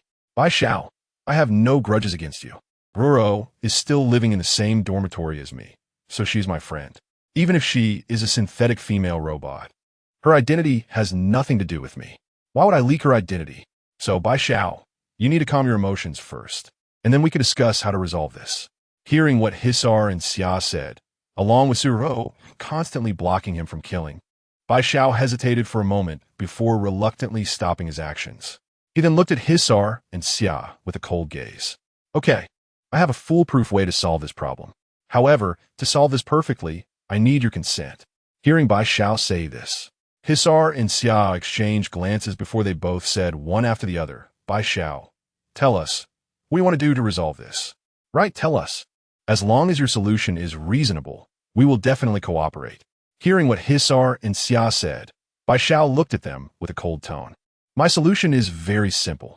I will install oath bombs on you. You will swear that you will never disclose Ruo's true identity. Once you swear, if either of you dares to leak Ruo's true identity, then this oath bomb will instantly take your lives. What do you think? Are you two willing to have this oath bomb installed? Chapter 81. Will you choose me? Upon hearing Bai Xiao say he wanted to install oath bombs on them, Hisar and Xia fell silent simultaneously. After a moment, Hisar was the first to agree. As for Xia, he hesitated for a long time before casting a vague look at Ruo. It seemed like he was contemplating something, and reluctantly agreed to Bai Xiao's request. Fine, I accept your condition. I agree to have this oath bomb installed on myself. However, before installing this oath bomb, I have a request, he said. Go ahead. Bai Xiao replied coldly. Since you want to install this oath bomb on both of us, then correspondingly, you must also install one on yourself. Once you trigger this oath bomb for no reason, you have to die alongside us. Are you daring enough, Bai Xiao? What do I have to be afraid of? As long as it's for Ruo's safety, isn't it just installing an oath bomb? What do I have to be afraid of? The conversation between Bai Xiao, Hisar, and Xia left Ruo, who was standing aside, in a daze for quite a while. Seeing that they were serious, she quickly stepped in to stop them. All right, stop arguing. The situation has developed to this point, and it's all my fault. I didn't even know how my realistic mask disappeared early this morning, revealing my true identity in front of you. However, that's not the most important thing. Xiao, my identity needs to be kept secret, but it doesn't require killing to silence me. Let's just talk it out, and everything will be fine. Besides, I trust Hisar and Xia's character. It definitely won't leak my true identity. But I don't trust them. Ruo Ruo, in the face of immense benefits, character means nothing. Seeing Bai Xiao's reaction, just as Ruo was about to say something, a hand suddenly pressed down on her shoulder. Turning to look at the hand on her shoulder, as soon as she turned around, she saw a pair of purple eyes. You are. Before Ruo could finish her question, her vision blurred, and she fell weakly. However, she was firmly caught by someone as she fell, looking at the man who suddenly appeared in the room like a demon. Bai Xiao asked in shock, who are you? How did you suddenly appear in a room? Oh, I'm here to help you. 3 fools, it's just a secret. I'm here to help you keep this secret. The man spoke with a teasing tone, his purple eyes resembling a starry sea, beautiful and unforgettable.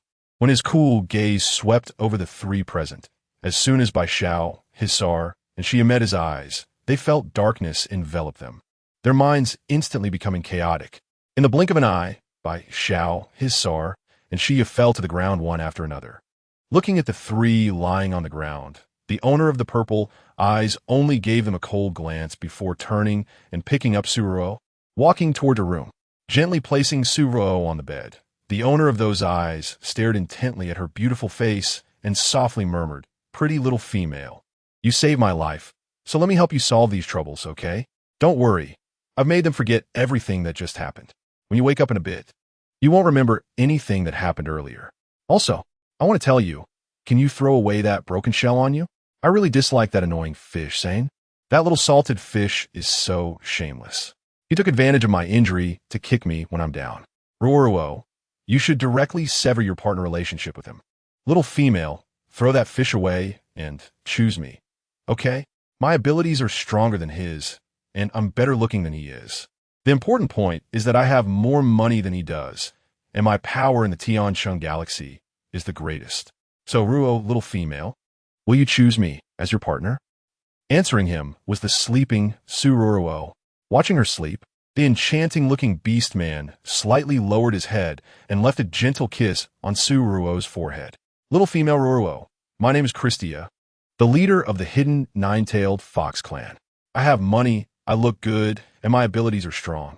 Although I look a bit disheveled now, this is only temporary. Once my injuries heal, you can completely rely on me and trust me. By that time, with my protection, even if you don't hide your identity, no one will dare to harm you. Little female, remember my name, Klesia. Remember it. You can't forget. If you forget my name when my body recovers, I'll take you back to my fox den. In response to Klesia's threat, only Su Ruo's serene sleeping face answered him. He reached out and gently touched Su Ruo's cheek. But as soon as Klesia's hand touched her face, he quickly withdrew it. TCH, a fishy smell all over, it's so unpleasant. Saying this as if out of spite, Klesia leaned down and kissed Su Ruo's forehead. As he went to kiss her forehead, behind him, 9 very large tails unfurled, wrapping tightly around the two leaning against the bed. Klesia's 9 fox tails looked incredibly vibrant, and when they were fully extended, they seemed to form a beautiful purple vortex, attracting everyone's attention. Along with this, an indescribable fragrance wafted through the air. The fragrant scent emitted from Klesia enveloped Su Ruo like an invisible barrier, completely replacing the scents of others on her. Once only his scent remained on Su Ruo, Klesia slowly retracted his tails. Chapter 82. The only one you like is me. He slowly sat up straight, looking at Su Ruo, who was sleeping on the bed. When he met her sweet sleeping face, it seemed like he thought of something, and he directly lowered his head to kiss Su Ruo's lips. At the moment their lips touched, a purple pearl smoothly entered Su Ruo's belly. When that purple pearl entered her body, a fox-like totem appeared on Su Ruo's chest. Ruo Ruo, that dead fish put its mermaid pearl in your body, forcibly binding you with a partner contract. Now I'm placing my fox pearl in your body too, so that it can counter that dead fish's mermaid pearl and protect you. However, there are some side effects. We will also form a partner contract and become partners. Ruo Ruo, I don't mind that you're not beautiful. If you want to become beautiful, I can help you. Our 9-tailed fox clan is the most beautiful species in the galaxy. That dried fish is nothing. Right now I'm injured and not a match for that dried fish. Just wait. It won't take long. Once my body recovers, I will definitely turn that dead fish into a dried mermaid and use its skin to make you fish soup. Ruo Ruo, don't like that mermaid, okay? When you wake up, just remember one thing. The only person you like is me. Chris Diameter Ruo likes Klesia. Ruo only likes Klesia. Do you understand? Ruo Ruo. Looking at Su Ruo, still sleeping, Klesia rubbed his forehead, feeling a bit of a headache. His body had not recovered yet, and just now he had unilaterally used illusion magic to alter the memories of Zaire by Xiao and others. Plus, he had forcibly used his fox pearl to form a partner contract with Su Ruo. Now his body was completely exhausted, really too tired. Ruo Ruo, I need a rest. Now your body is filled with my scent, and I've already disguised your face for you. Even if you go out, others won't notice anything unusual. I need a rest, Ruo Ruo. Wait for my body to recover, and I will definitely take you back to my family, making you my partner. When that time comes, I will hold a grand wedding for you. I want everyone to know that you, Su Ruo, are my only partner, and you will spend your life with me. Ruo Ruo, you now have my fox pearl in your body. If you encounter danger in the future, I will definitely sense it. When that time comes, I will come to protect you. Oh, Ruo Ruo, you must wait for me. Give me a chance to recover my strength. Now your body is filled with my scent. Even if someone doubts your identity in the future, when they smell my scent, they won't dare to think of you as a little female. So, Ruo Ruo, you don't have to fear that others will discover your true identity. But to be fair, the reason you need to hide your identity now is still my fault. If my body recovers, then why would you fear a prince of the Federation? Our family's strength is greater than that of any Federation. Once my body recovers, that so-called prince will have to kneel at my feet and call me ancestor. Really, Ruo Ruo, I want to lie to you. You are my only partner, and I want to deceive my beloved. Ruo Ruo, trust me, wait for me. Looking at Su Ruo lying on the bed, at her sweet face, Klesia put the realistic mask on Su Ruo before reluctantly getting off the bed and transforming back into his little fox form. He was really too tired. When Klesia turned back into a little fox, Su Ruo, who had been sleeping on the bed, suddenly opened her eyes wide and sat up. She sat there in a daze, looking confused and not knowing what to think. After a long while, Su Ruo reached out to touch her face.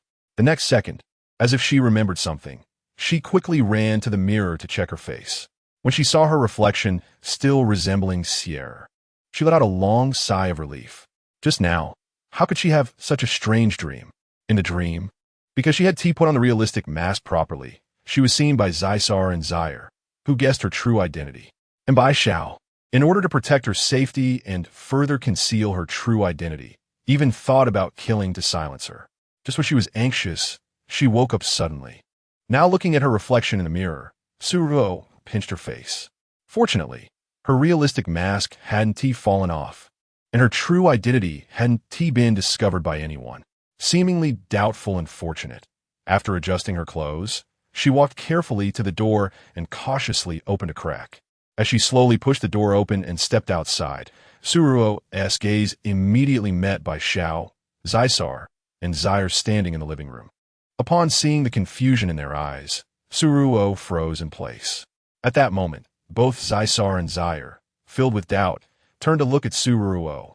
When their gazes met, Su Ruo could clearly see the confusion, shock, and disbelief in Zysar and Zaire's eyes. Especially Zaire, who seemed to find it hard to believe, stepped forward a few paces to Su Ruo's side. However, as soon as he approached her, a sharp and domineering aura rushed towards him. The overpowering aura, like a cold glare, forced Zaire to halt his steps. He raised his head to carefully look at Su Ruo's face, feeling that something about her had changed. But upon closer inspection, he found nothing had changed about her. After a thorough examination, Zaire could only be sure of one thing. Su Ruo was definitely a beast man. As for what had appeared in his mind when he woke up in the living room, it must have been an illusion. Su Ruo's aura was so sharp. How could she possibly be an artificial female robot? That was simply impossible. Just as Zaire's forehead slowly relaxed, Zysar, standing behind him, frowned tightly when looking at Su Ruo. Why was it that just after one night apart, Su Ruo's aura had become so sharp and chaotic? Yes, chaotic. Chapter 83, 3 different auras. He felt 3 different auras intertwined on Su Ruo's body. They seemed to coexist peacefully, but in reality, there were undercurrents and hidden dangers. Among these 3 auras, only one was calm. The other 2 were like beasts fighting for territory, tightly entangled and confronting each other, unwilling to yield. The 3 different auras were one like blazing fire, another like icy cold, and the last like gentle spring rain. They intertwined to form an inexplicable and eerie balance. Sensing the 3 different auras on Su Ruo made Hisar's expression gradually turn serious. He realized that Su Ruo was far more complex than he had imagined. Looking at the complex, Su Ruo made Hisar feel secretly vigilant. He didn't understand why such a complicated aura would intertwine on her. Just as Hisar was scrutinizing Ruo with a complicated expression, Bai Xiao instinctively stood in front of Su Ruo. We're about to go for military training soon. Are you 2 bored? Why are you staring at Hisar? Hearing Bai Xiao's question, the previously complex expressions on Hisar and Xia's faces seemed to be jolted awake, and they quickly turned their heads. The 2 of them turned back somewhat awkwardly, and, to cover their awkwardness, busied themselves. I forgot to bring my school badge. I'll go back and get it. My shoes are dirty. I'll go back and clean them. After hurriedly explaining, Hisar and Xia quickly turned and walked towards their dormitory. However, when they had walked halfway, they accidentally bumped into each other while turning around due to going the wrong way. After Hisar and Xia bumped into each other, they didn't argue as they usually would, but instead avoided each other and walked towards their respective dormitories. seeing Hissar and Shia's obviously flustered expressions. Bai Xiao regained his senses and turned to look at the Su Ruo standing in front of him. He knew Su Ruo's true identity as a little female, so he naturally realized that her current demeanor was false. However, Ruo Ruo, did you secretly meet someone last night? Meet someone? No. After I returned to the dorm yesterday, I just lay in bed and slept. I didn't meet anyone until I got up this morning. I didn't even play on the Star Network. Really? Seeing Bai Xiao's frown, Su Ruo tugged at his clothes, asking curiously, "What's wrong? Bai Xiao, is there something wrong with me? How should I put it?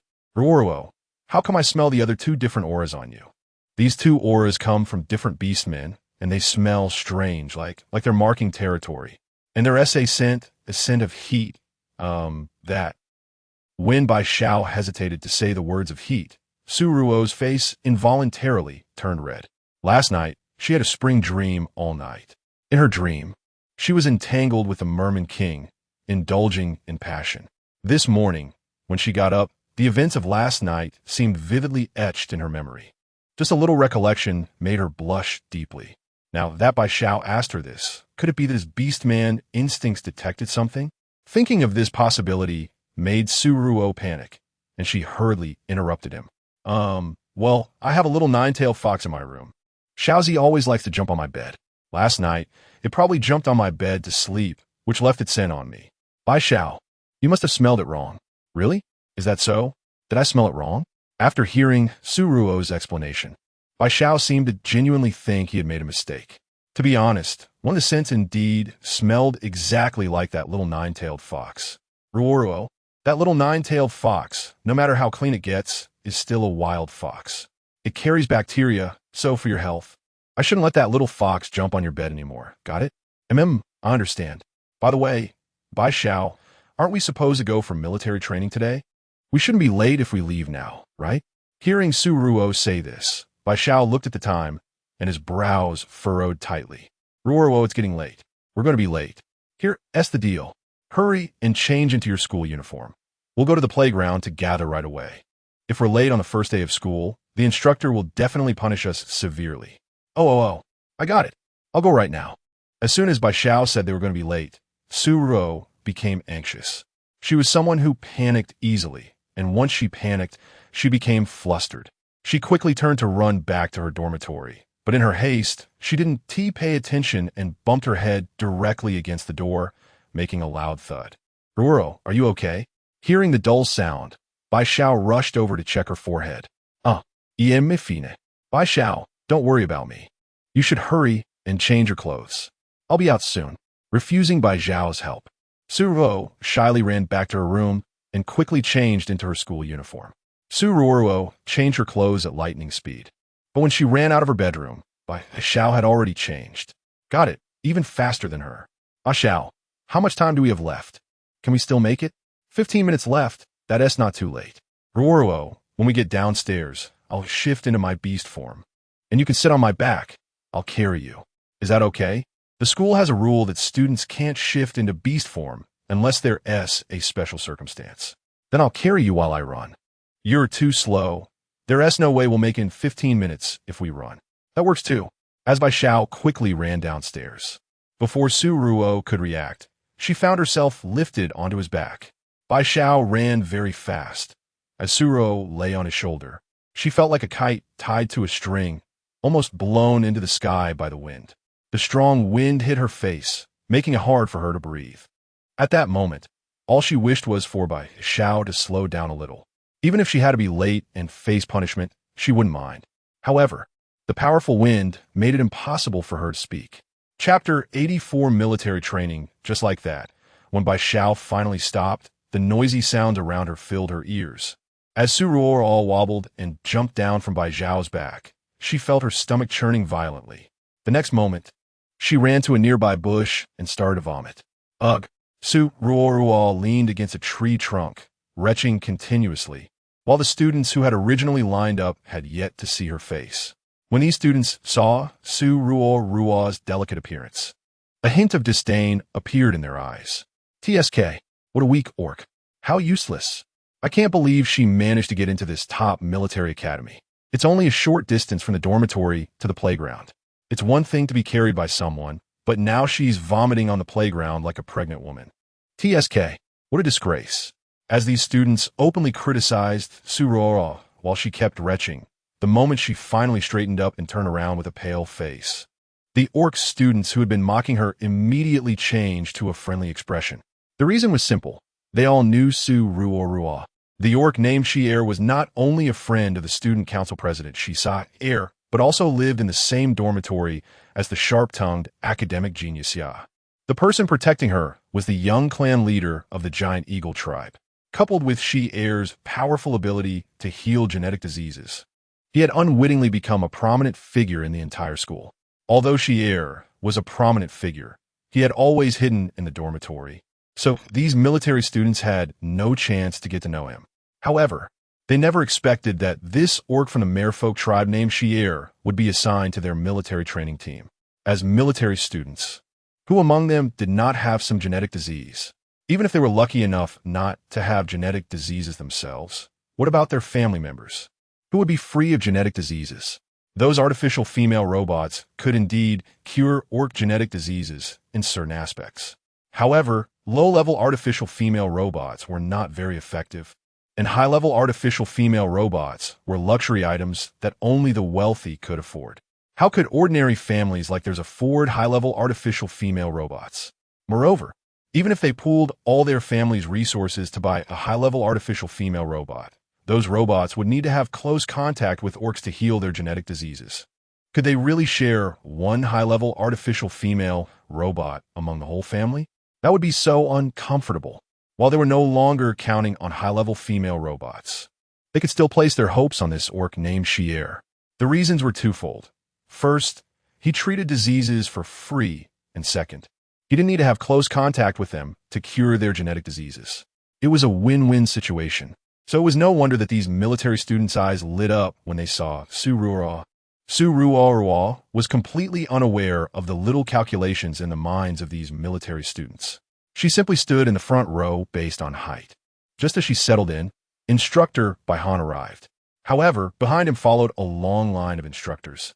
Like Instructor Baihan, these instructors all had cold and stern expressions. Their steps were uniform, and their gazes were firm, resembling a group of well-trained, iron-blooded warriors. Each instructor exuded an unignorable aura that made people instinctively feel awed. Their presence instantly made the atmosphere in the training ground serious and tense. Especially for Ruo Ruo, standing in the front row, she could clearly feel the immense pressure coming from the instructors. She silently reminded herself to be fully alert. She couldn't afford to embarrass herself during military training. The aura from these instructors was indeed overwhelming, as they swept their gazes under their powerful presence, before they even started to speak. All the military students were already standing straight. Especially Ruo, who was at the front, felt tense under the instructor's strong aura, her body taut, and even her breathing became cautious. Next came a brief address. The instructor's words were very concise, but resonated powerfully, as if each word contained immense strength that struck at the hearts of the military students. Their speech revealed an undeniable authority and a hint of strict requirements for the military students' future. Despite being just a short address, it made everyone present feel the heavy responsibility and mission they bore. Ruo Ruo felt her heart swell with emotion, as if she had suddenly transformed into the brave female warrior piloting a mech and fighting valiantly on the battlefield, just as the instructors had hoped. Just as Ruo Ruo was daydreaming about her future appearance on the battlefield, before she could react, the real military training had already begun. Looking at the tire in front of her, which was taller than two of her, at least 1 meter wide, Ruo Ruo looked in shock at Baihan, who stood not far away.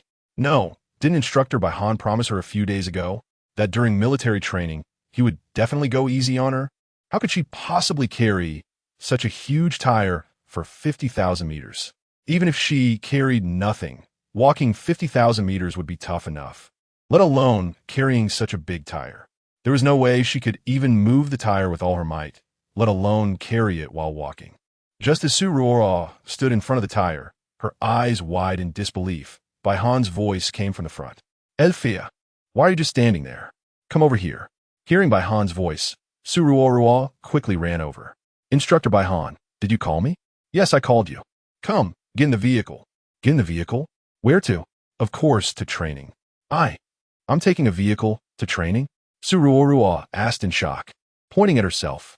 Otherwise, do you want to carry the tire? If you really want to carry the tire, I can let you carry a smaller one for 50,000 meters. Never mind. I have self-awareness. I'll choose to take the vehicle. Chapter 85.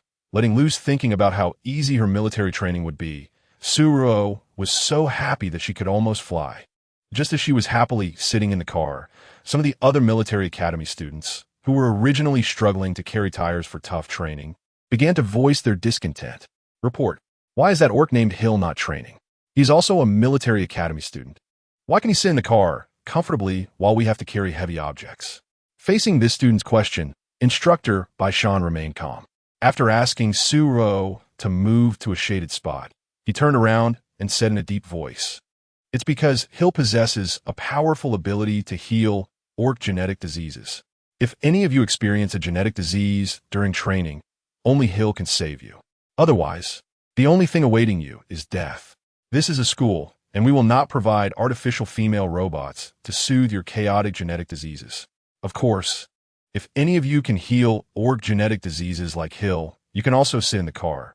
Now tell me, who among you has that ability to sit in the car? Or does anyone have an issue with Hill sitting in the car? I am listening."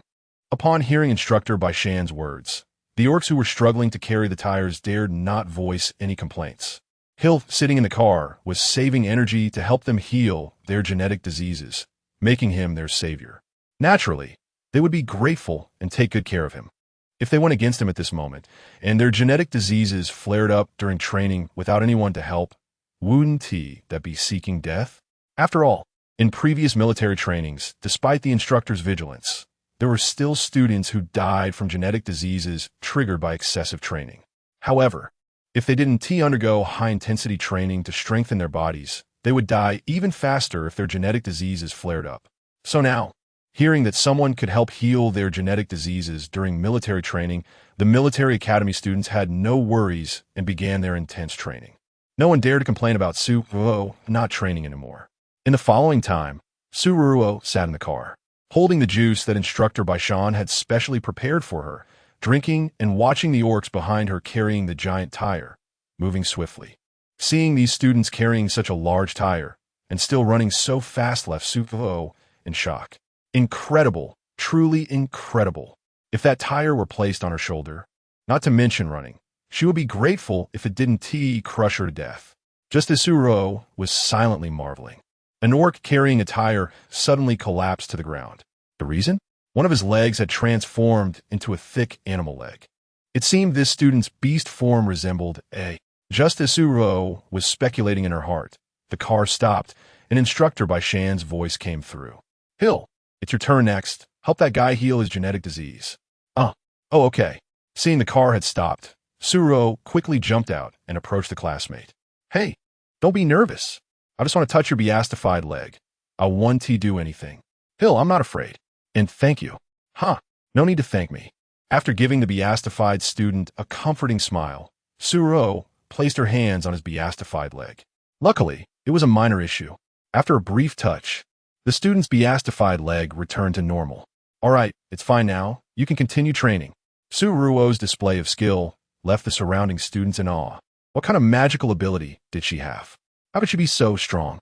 Even the real female orcs living in the interstellar age didn't have such powerful healing abilities. Just placing her hands on the beastified parts, and without doing anything, the student's beastified body part was healed. This orc named Hill was simply a miracle worker. Feeling a bit shy under the astonished gazes of everyone, Ruo smiled at them and turned to walk back to the car.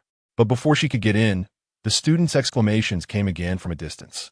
Hearing the commotion, it was clear that another student had experienced a beastification. Listening to the noise, Ruo turned around and ran toward the source. Sure enough, there was a classmate on the ground, his face covered in dense scales, which were rapidly spreading. In pain, he lay there groaning. Seeing this, Ruo hurriedly stepped forward and placed her hands on the student's face. In just a moment, his face returned to normal.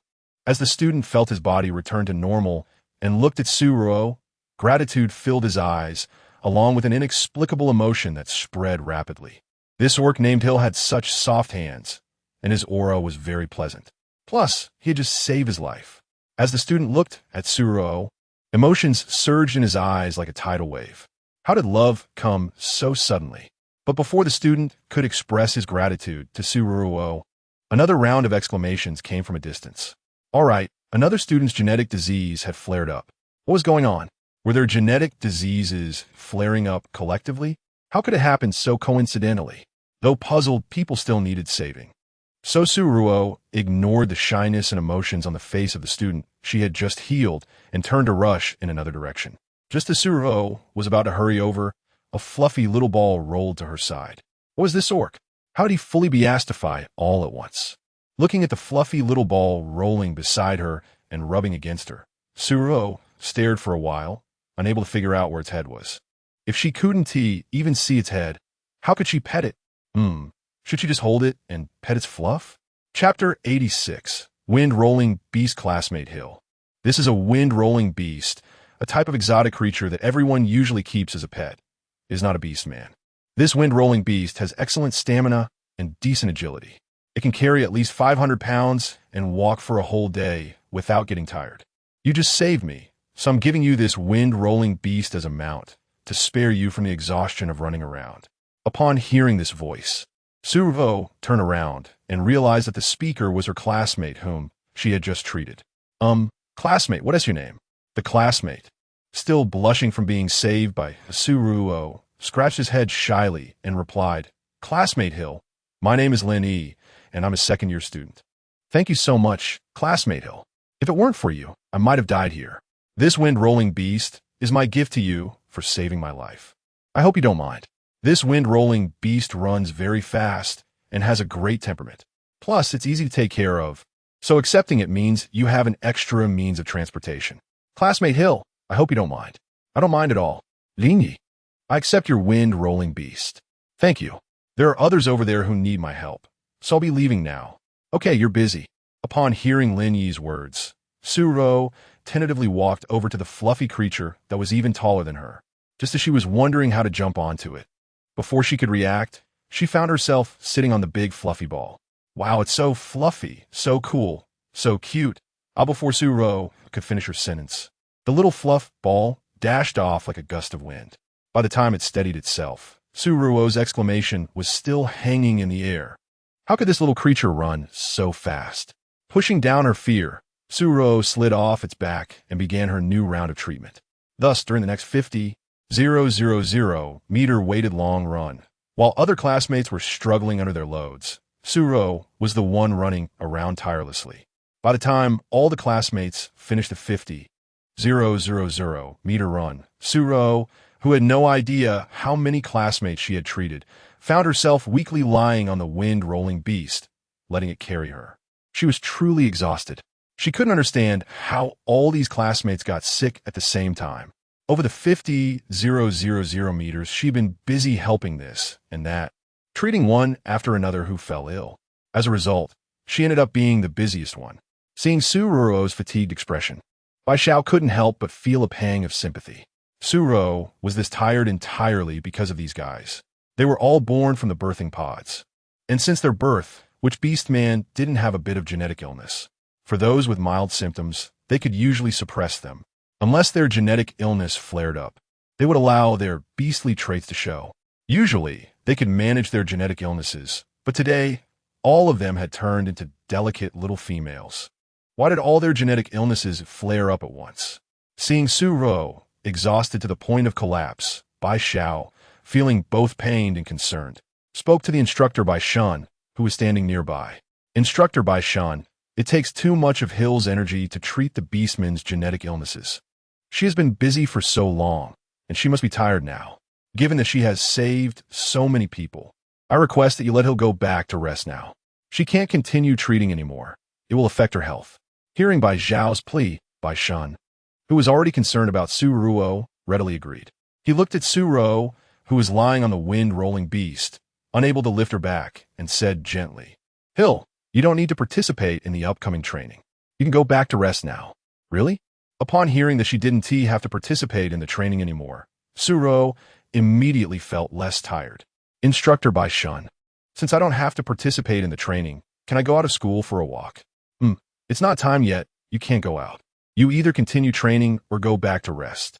Then I'll go back to rest. As soon as she heard, she couldn't go out. Ruo felt as if all her energy had been drained away and felt weak all over. Seeing Ruo in such a powerless state, Baishan couldn't help but chuckle inwardly. Yet he still asked, Hill, if you don't want to rest in your dorm, you can go to the back mountain of the school.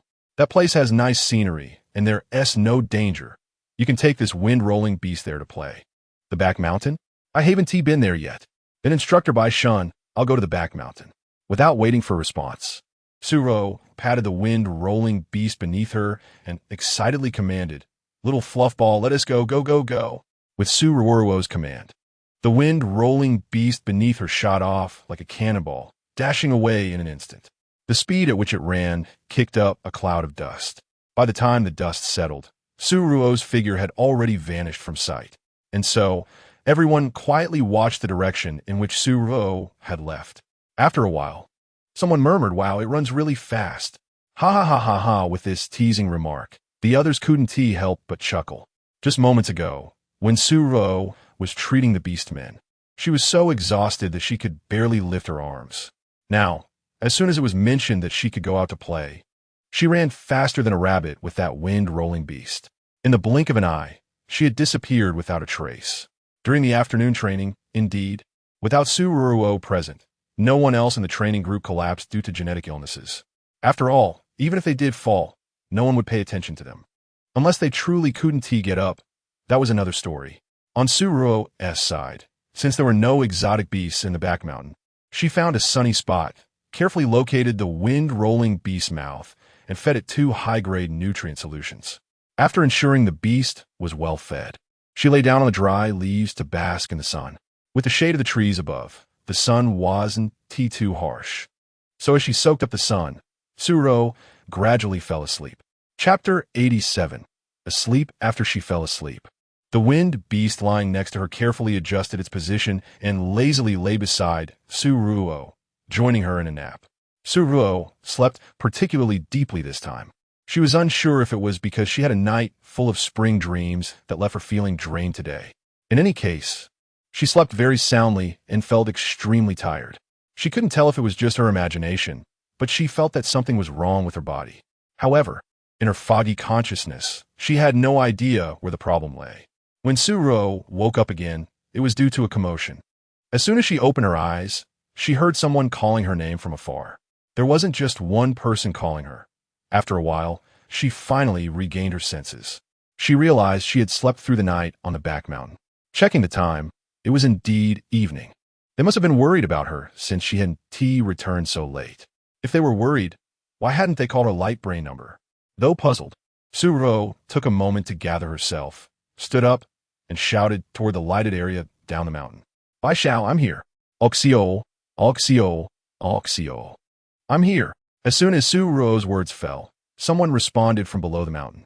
In a short time, many animals gathered around her. No, they were beastmen transformed into animal forms. Just as Ruo looked at the fluffy creatures beside her with sparkling eyes, she felt a shadow pass over her head. The next second, a giant eagle descended from the sky. When the giant eagle landed, it transformed into Bai Zhao's form. Xier, I finally found you. Do you know how frantic I was when I couldn't find you back at the dorm? I called your light brain number, but no one picked up. I was almost going crazy. I was even thinking about how to explain this to Dr. Atleia. If you had really disappeared, I wouldn't have been able to live. Bai Xiao, a tall guy, stepped forward and tightly embraced her. Hearing his accusatory tone, Ruo could clearly detect a slight sob in his voice. Upon realizing Bai Xiao was crying, she immediately felt embarrassed. She hadn't expected that a simple nap on the hillside would lead to her sleeping through the night. Bai Xiao must have been scared when he couldn't find her. I'm sorry. I just took a nap here, and I didn't expect to sleep so soundly. I'm sorry for making you worry. I'm fine, as long as you're okay. Do you know how many times I searched the back mountain? I just couldn't find you. Xier, just a moment ago, I was thinking that if I really couldn't find you, I would have to apologize to Dr. Atleia. If I lost you, I don't think I could live with myself. Xier, you really scared me. I'm sorry. Xiao, it's all my fault for sleeping too deeply. But I checked my light brain, and there weren't any missed calls. Xier, the back mountain of the school has signal jammers installed, so messages from others can't be transmitted here. Moreover, the back mountain is usually where we train, and we have camouflage devices set up here. Which is why by Xiao couldn't find you even after flying around for so long. Just now, I was about to send someone to remove those camouflage devices. Thankfully, I received the news that you had been found. Bai Shan, who had rushed over, finally felt relieved when he saw Su Ruo was okay. When he had heard that Su Ruo was missing, he understood how serious the situation was. Just today, he had received news from Dr. Atleia that the Imperial Prince Mo Yunjue's people had infiltrated this area. And Dr. Atleia had asked him to take extra care of Su Ruo. He had originally thought that even if the Federation's people extended their reach, they couldn't invade his territory. However, he never expected that Su Ruo would go missing in just an afternoon. Fortunately, it was just a false alarm. If he had known that Su Ruo was truly missing, he would have gone after the Federation people and skinned the prince alive. After all, he was all alone and not afraid of that Federation prince. As time passed, he gradually became calmer. But if anyone dared to harm those he cared about, he wouldn't hesitate to revert to his previous self and turn the world upside down. Now that he saw Su Ruo was safe, Bai Shan turned to the students who had transformed into beast forms to search for her and said gently, "All right, Xier is fine now. Everyone, please go back." To avoid causing trouble for Xier, remember not to exaggerate what happened today when you return. Xier's identity is different. If someone with bad intentions learns about this incident and harms her, that is not what you'd want to see, right? Teacher Bai Shan, we're not stupid. If something happened to Xier, who would save us if our genetic conditions acted up again? Exactly. We're not gossips. We won't casually talk about this matter. Rest assured, Teacher Bai Shan, not only will we not speak about it, but we also won't let others talk about it. That's right. Xier is our school's treasure now. Who would dare to bully or harm her? If anyone dares to harm her, I'll be the first to object. Exactly. Listening to the students' repeated assurances, Bai Shan waved his hand to signal everyone to leave before he turned to Su Ruo, who was standing beside Bai Xiao, and said gently, "Ruo Ruo, Dr. Atleia contacted me secretly today. He said that a war between the Empire and the Federation is imminent, and that bionic person named Emil can't hold on any longer. Today, he also discovered that Federation spies have already arrived on Balray Star, and they are likely here to find you. Therefore, for your safety, you'd better not return to Dr. Atleia's place for a while. He has already been targeted by the Federation, and if you go back, the risks will definitely be very high. Moreover, Dr. Atleia also said that once he notices something wrong, he will have me take you away from Balray Star. Leave here? Where are we going? To my hometown. Licensed Star. It's a secluded place and also my territory. If the Federation people intrude into Licensed Star, I will definitely not let them go. So Ruo Ruo, it's best for you to stay with Bai Xiao during this time. If you notice anything unusual, you must inform me, so I can take you away from here. Do you understand?" Chapter 6 Ling Yo. I understand. Seeing Su Ruo nod obediently, Bai Shan's originally serious expression softened a bit. He wanted to reach out and stroke Su Ruo's hair, but thinking about Su Ruo's true identity as a real little female, he felt it would be inappropriate to be overly intimate with her. With that in mind, Bai Shan could only gently place his hand, which was meant to go on Su Ruo's head, on her shoulder instead, and said softly, "Let's go. We should head back." Okay, with instructor Bai Shan escorting her. Su Ruo finally made her way back to her dormitory. However, when she reached the dorm entrance, she suddenly faced a dilemma. The reason was that her wind-rolling beast was simply too big. It was such a large, round mass that there was no way to squeeze it into the dormitory, whether sideways or straight on. Moreover, Su Ruo couldn't see the wind-rolling beast's facial features clearly at the moment, let alone its expression. Now the three of them were stuck at the door, being stared at by passing students. To be honest, it was quite embarrassing. What should I do? I can't just leave the little fluff ball outside the dorm. It's so well behaved. What if someone bullies it in the middle of the night? Hearing Su Ruo say this, Bai Xiao looked at the large fluff ball beside her and felt troubled himself. Leaving it outside was definitely not an option, but it couldn't fit into the dorm either. Just as Su Ruo and Bai Xiao were anxiously looking at the big fluff ball in front of them, someone walked over from outside. When they turned to look, the person seemed somewhat familiar, but she couldn't quite place the name. "Who are you?" Seeing that Su Ruo couldn't recognize him, Lin Yi's face showed a momentary sense of disappointment. However, in a moment, his face was again filled with shy smiles. "I'm a new owner of the wind-rolling beast, Hill. I'm the one who gave the wind-rolling beast to you today." "Oh, it's you. Sorry. I really didn't recognize you," Su Ruo said somewhat embarrassedly as she looked at Lin Yi standing in front of her. "It's okay." Turning to look at Lin Yi, who was blushing after just a few words, Su Ruo asked in confusion, "So, Lin Yi, what are you doing here? You want to take the little fluff ball back, right?" After all, he was the true owner of the wind-rolling beast. She understood that he might feel regret after the excitement of saying he would give the wind-rolling beast to her after she saved it. Hearing Su Ruo say this, Lin Yi quickly waved his hand. "No, that's not it. I didn't come for that. Hill, I came here to give you this." Looking at the item Lin Yi handed her, Su Ruo took it and examined it closely but couldn't tell what it was. "This is a size reducer. As long as you hang this size reducer around the wind-rolling beast's neck, its size will shrink along with the reducer. I forgot to give it to you today, and I was afraid we would end up in a situation like this. Hill, if you put the size reducer on the wind-rolling beast's neck now, it can easily get into the house." Upon hearing Lin Yi's explanation, Su Ruo tried to put the size reducer on the wind-rolling beast's neck. But where's its neck? After searching for a while, Su Ruo couldn't even find the little fluff ball's face, let alone its neck. Lin Yi, it seems like it doesn't have a neck," she said helplessly, pointing at the fluff ball behind her. "It has a neck, it's just a bit short. Hill, the wind-rolling beast is ticklish. If you scratch it a bit, it will show its neck." Hearing Lin Yi say this, Su Ruo didn't go ahead and scratch the wind-rolling beast's neck. Instead, she gently combed its fur and said softly, "Little fluff ball, I don't want you to be uncomfortable. How about this? Just stretch your neck a little so I can hang this size reducer around it. Okay?" And what happened? While Su Ruo was speaking, the wind-rolling beast slowly stretched its neck from the other side. So it turned out she'd been talking to it, but all this time. Ugh, so embarrassing. Hastily moving to the other side, when Su Ruo hung the size reducer around the wind-rolling beast's neck, that huge meatball finally shrank down. At the very least, it could now walk into the house.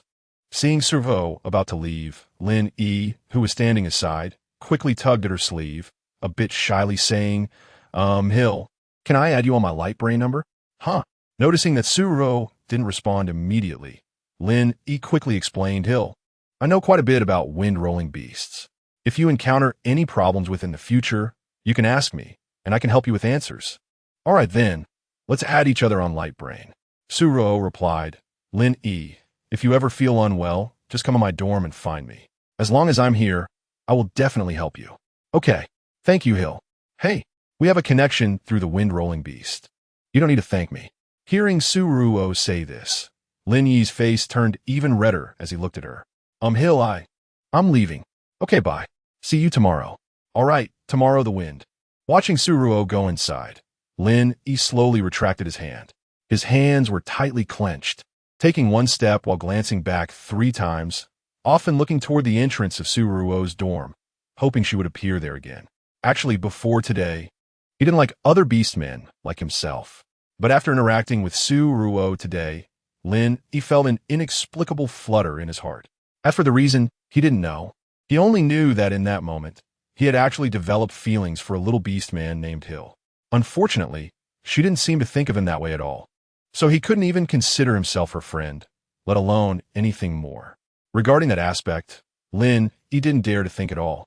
After all, with today's events, Su Ruo had already become a prominent figure in the military academy with her ability to heal beastmen genetic diseases with just a simple touch. Now, there were quite a few people secretly liking her, and those who liked her were all outstanding individuals in the school. Even if Hill liked beastmen, how could he be sure she would like him? Thinking of this, Lin Yi felt a pang of bitterness in his heart. However, it was okay. They would see each other again tomorrow, wouldn't they? Back in her dormitory, Su Ruo found that her little 9-tailed fox really disliked the wind-rolling beast. To what extent? It wouldn't even let the wind-rolling beast come near it by a step. Its disdainful expression left Su Ruo utterly stunned. Chapter 89. the wind-rolling beast's mischief not being able to explain things clearly to the nine-tailed fox. Ruo could only separate it from the wind-rolling beast. She arranged for the wind-rolling beast to have its own nest at the foot of the bed and set up a nest for the little fox at the head of the bed, finally achieving some peace. As night fell, when Ruo fell asleep again, the shell given to her by the Sea King Sejin emitted a faint sound. Seeing the shell like this, Klesia, the nine-tailed fox, realized that Sejin, that flamboyant fish, was preparing to come to Ruo's room again. However, his body had not fully recovered yet, and he was not a match for Sejin at the moment. Once Sejin arrived, he would definitely not be able to compete with him. Just as Klesia hesitated about whether to throw away the shell sent by Sejin, the wind-rolling beast, which had originally been sleeping at the foot of the bed, slowly approached the shell. It first sniffed the shell with its nose, and the next second, to Klesia's shock, it turned its body, and the moment the shell opened, a muffled fart sound reverberated inside the shell. In the next moment, the shell that had just opened snapped shut. Seeing the scene, Klesia was shocked at first, and then he lay on the ground, nearly laughing himself to death. Just a moment ago, he had been disdainful of the wind-rolling beast for being so silly, but he never expected that this seemingly foolish creature could be quite clever at times. How had it come up with the idea of farting in Sejin's shell? He couldn't help but wonder how Sejin was doing now. Had he been disgusted to the point of vomiting blood by the wind-rolling beast's actions? Just thinking about the scene made Klesia laugh uncontrollably. As Klesia was secretly laughing, he looked up and found that the wind-rolling beast had walked right up to him. Seeing the wind-rolling beast standing in front of him and recalling its earlier outrageous behavior, Klesia instinctively jumped up from the ground and moved far away from it. What if this single-celled wind-rolling beast decided to do the same to him? That would definitely make him furious. Seeing Klesia like this, the wind-rolling beast took a step back and then shrank back into its nest at the foot of the bed to sleep. Once the wind-rolling beast left, Klesia let out a long sigh of relief. Thankfully, it hadn't used that dirty trick on him. However, Sejin was not going to be so lucky. On the other side, Sejin, who had originally wanted to use his life shell to meet Ruo, was now lying on the side and vomiting after witnessing the earlier scene. He kept retching until he felt like he had emptied all the sourness from his stomach. Then he looked hatefully at the entrance of the shell. That scene just now was definitely the work of Klesia, that lewd fox. Besides, there was no one else around Ruo. Now, Sejin wanted to rush out of the shell's entrance, go to Ruo's room, and give that damned lewd fox a good beating. Then, while he was sick, he would take his life. However, just as Sejin approached the shell, the foul fart had truly left a deep psychological shadow in his heart. Klesia, that damn fox, was too sinister. What if he walked in and Klesia farted again? Wouldn't that disgust him to death? After hesitating for a long time, Sejin ultimately lacked the courage to go in and find Ruo. It's okay, it's fine. I'll just wait a bit longer. In a few days, after my psychological shadow passes, I'll go find Ruo. Yesterday, he had been with Ruo, and he wondered if there was a seed belonging to him left inside her. Thinking of Ruo, Sejin opened his collar. At the position on his chest, a mermaid totem appeared. As the king of the mermaid clan, he could only bond with one partner in his life. Once he formed a partnership contract with a female, not only would he have to share half of his life with his partner at the moment the contract was successfully formed, but he would also have to bear some of the partner's pain. After all, this was something that male mermaids had to do, and it was also something he wanted to do for his beloved. As for what happened at night, Ruo had no idea. The next day, she hurriedly took the wind-rolling beast to military training. Today's military training was not about carrying tires, but rather rock climbing. Standing at the foot of the mountain, looking at the nearly vertical cliff in front of her, Ruo felt her calves trembling. So high and so steep, not to mention climbing up with her bare hands. Even if there was a rope pulling her up from above, she wouldn't dare. While Ruo was hesitant, the other students didn't seem to take the high cliff seriously at all. Just as Ruo was pulled onto the flying apparatus by instructor by Shun, many students were already climbing up the mountain barehanded below the cliff. After all, whoever lost would face punishment. Following instructor by Shun to the top of the mountain, Ruo unsteadily stood at the edge of the cliff and looked down. Just one glance made her feel a bit weak in the legs. It was truly terrifying. So high, falling down would definitely cost her life. However, seeing the instructors on standby around the cliff and the flying apparatus always following the students, Ruo felt that she was probably overthinking things.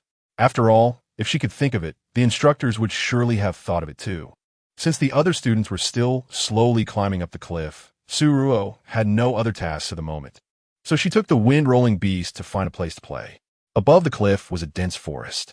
Knowing that all the students were here for training, the forest behind her must be safe. Plus, she had a defensive shield on her if she encountered danger.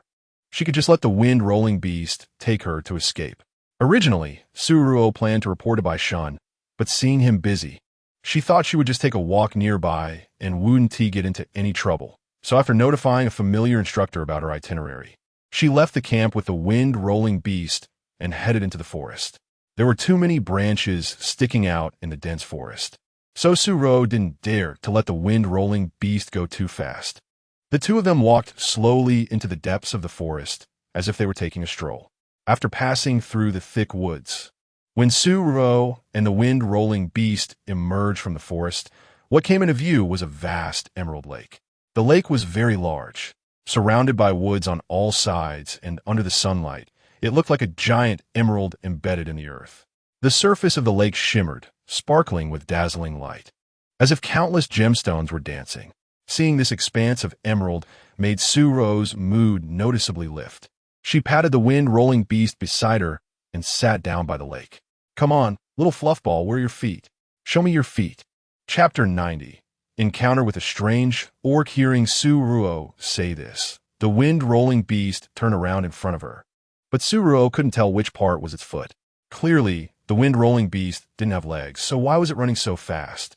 Just as Ruo was secretly puzzled, she saw the wind-rolling beast take a leap, like a cannonball, and with a loud splash, it landed directly in the lake. "Wow, little furball, aren't you afraid of drowning when you jump into the lake? Get back up here quickly." Watching the wind-rolling beast floating on the water surface, Ruo anxiously wanted to pull it back up.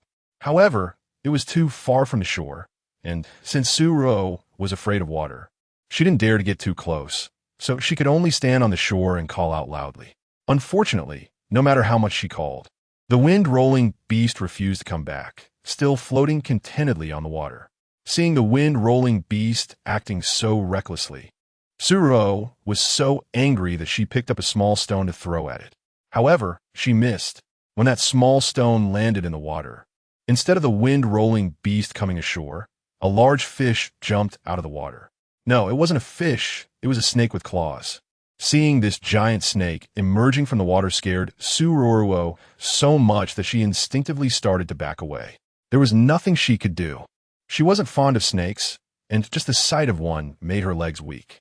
Probably too frightened, Ruo hadn't taken a few steps before her legs gave out, and she fell to the ground. "Wow, help!"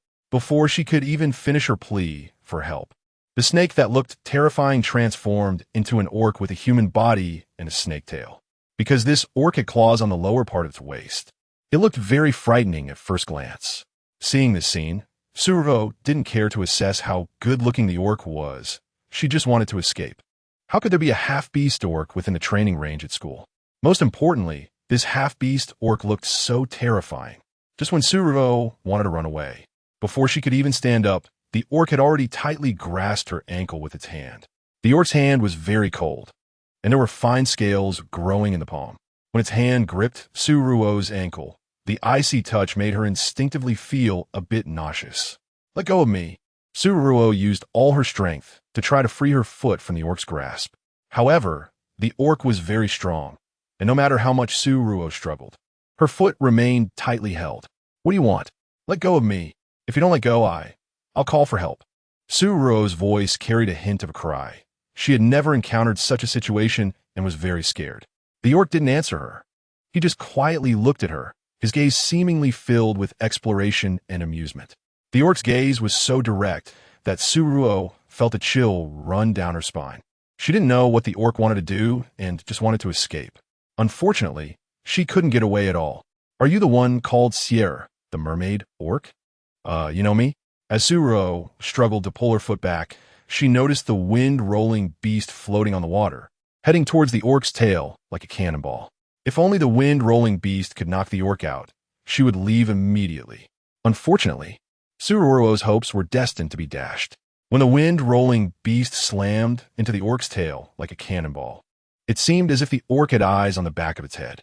Without even turning its head, it simply flicked its tail and effortlessly sent the wind-rolling beast flying far away, splashing water everywhere. Little furball, you bastard, if you hurt it, I'll fight you. With that, Ruo instinctively picked up a large rock and threw it at the orc's forehead. She initially thought that, given the orc's physique, it would easily dodge. But to her surprise, the orc didn't dodge at all. He allowed Ruo to hit him. As a result, the stone struck his forehead, causing blood to flow down his cheek, making his face look both pitiful and terrifying. After that hit, Ruo didn't dare to throw again. She just wanted to escape and didn't want to kill anyone. There was no need to get into a deadly situation over it. However, she was also afraid to let go of the stone in her hand, fearing that the orc would harm her. Just when Ruo was at a loss, the orc spoke. After casually wiping the blood from his face, he said gently, "Your wind-rolling beast is not dead. I didn't use much force just now. It's floating on the water, possibly unconscious. Sierra, I'm here to ask for your help. As you can see, my lower body has undergone beastification. If it worsens, once my body completes the full beastification, I will turn into a mindless beast. At that point, I will die. I don't want to die, but I also don't want others to see me in this pathetic state. So, Sierra, consider this my plea to you. Can you use your healing ability to help me? I beg you. I will reward you." Faced with the orc's request, seeing the wind-rolling beast still floating on the water, Ruo suppressed the myriad thoughts in her mind and said solemnly, "I don't need your reward. Let go of me and get my little furball back from the water. As long as it's okay, I will save you. But if you killed it, don't even think about me saving you." Upon hearing Ruo's words, the orc saw her determined attitude and tentatively asked, "Well, if I let you go, you want to run away, right?" Chapter 91, I won't give up as long as the little fluffball is still in your hands. I won't run away. After all, I'm not a bad master who would easily abandon my companions. Companion? Hearing Ruo say this, the orc turned to look at the wind-rolling beast floating on the water surface. After hesitating for a moment, he still let go of his hand to fetch the wind-rolling beast. Once the orc brought the wind-rolling beast up, it lay softly beside Ruo, its eyes tightly closed, seemingly still unconscious. Seeing this, Ruo immediately stepped forward, gently stroking its fur, her eyes filled with pain and worry. Her little fluffball is such an adorable little bundle. How could this guy bear to hurt her little fluffball? Is it okay? Seeing the wind-rolling beast lying still, Ruo couldn't find its face for a moment. Amidst her concern, she couldn't help but ask, "Is it okay?" "It's fine." "How can you be sure it's fine?" Ruo asked uneasily. "I have a detector here. You can use the detector to check the wind-rolling beast condition, and you'll know if it's okay." Upon hearing the orc say this, Ruo took the detector from his hand and began to check the little fluffball. The result was good. The wind-rolling beast was really just unconscious, and as long as it woke up, it would be fine. Just as Ruo let out a sigh of relief and was about to return the wind-rolling beast to the orc, a small symbol on the detector made her pupils shrink. Although shocked, Ruo pretended to be nonchalant and returned the detector to the orc. "Hey, my little fluffball is fine, and I'm returning this detector to you. Don't you want me to help you heal your body? How about this? Let me feed my little fluffball 2 vials of nutrient solution first, and then I'll help you heal your body. Okay?" "Sure, of course." Seeing Ruo's unguarded demeanor, the orc naturally had no objections. With the orc's agreement, Ruo smiled awkwardly at him and then turned to look for the wind-rolling beast's mouth, preparing to feed it the nutrient solution. However, while she was feeding the wind-rolling beast, she was also quickly operating on her light brain, using the wind-rolling beast's chubby body as a cover. She didn't pick and choose people, casually sending a few messages for help to her friends on her light brain before quickly putting it away and starting to heal the orc's body. Because she had something on her mind, Ruo was somewhat distracted while helping the orc heal. Even so, when Ruo's hand was on the orc's tail, the scales on his face, neck, and chest were visibly receding at a rapid pace. Once the scales above the orc's waist disappeared, Ruo pretended to be powerless, releasing the orc's tail and weakly saying, your body's beastification is a bit serious. I can't heal you all at once. How about this? Let's stop here for today. You wait for me to rest for a day, and tomorrow you wait for me here, and I'll come back to help you heal the remaining beastified parts. Okay? Upon hearing Ruo say this, the orc, who was originally immersed in the joy of his body rapidly recovering, couldn't help but frown. Are you leaving? What else? I've already healed you halfway. I don't have the strength to help you heal further right now, so I need to rest for a while. How about this? Tomorrow at this time, you wait for me here, and I'll come back to heal the rest of your tail. How's that sound? Hearing Ruo say this, the orc's eyes turned cold. It was clear that he was unwilling. But just as he was about to say something, the wind-rolling beast that had been unconscious suddenly woke up. As soon as it woke up, before the orc could react, it carried Ruo and shot away like an arrow released from a bow. In the blink of an eye, it had disappeared with Ruo. This sudden move by the wind-rolling beast left the orc stunned. However, when he came to his senses, his gaze turned as cold as ice. That damned wind-rolling beast. Just now, he should have smashed it with his tail. Otherwise, that little beast man with healing abilities wouldn't have escaped. However, the orc extended his hand, a drop of bright red blood staining his fingers. Earlier, when he held the little beast man named Sierra by the ankle, he accidentally scratched his skin, thus getting the blood on him. He hadn't noticed it before, but now. The orc brought his blood-stained finger to his nose, and instantly, a fragrant scent filled his nostrils. This scent is that of a little female. Wasn't that guy named Sierra a little beast man? Why did his blood smell so fragrant? Did he possess the scent of a little female? Could it be that the little beast man named Sierra was not a beast man at all, but a synthetic female robot? But that doesn't make sense. After all, the blood of synthetic female robots wouldn't smell this good, and their aura wouldn't be this pleasant either. In confusion, the orc stuck out his tongue and licked the drop of blood clean. As that drop of blood slid down his throat into his stomach, the orc, who had still been in a half-beast state, rapidly transformed in the water. In the blink of an eye, his scaly tail and claws at his waist disappeared, replaced by the legs that only beastmen possess. The genetic disease that had plagued him for so long was now cured by a single drop of blood. And the one with such powerful healing abilities could only be a true little female. So, the little beast man named Sierra was not a beast man, nor a synthetic female robot. She was a real little female. A little female? Are there still living little females in this world? If the beast man who just escaped was indeed a true little female, then he need not fear his genetic disease returning. Most importantly, no matter how fast his abilities upgraded, he wouldn't have to worry about dying young anymore. Thinking of this, the orc's eyes were filled with madness and obsession. He had found a way to survive, and that way was the little female who had just escaped. He must have her. Seemingly having made a resolution, the orc removed the realistic mask he wore on his face. Underneath, a familiar face was revealed. He was the Prince of the Federation, Emo Yunjue. Chapter 92, Danger Today. His arrival in this remote place was purely coincidental.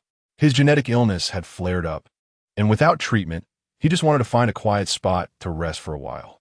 However, as he sank to the bottom of the lake to rest, he never expected to be disturbed by a wind-rolling beast.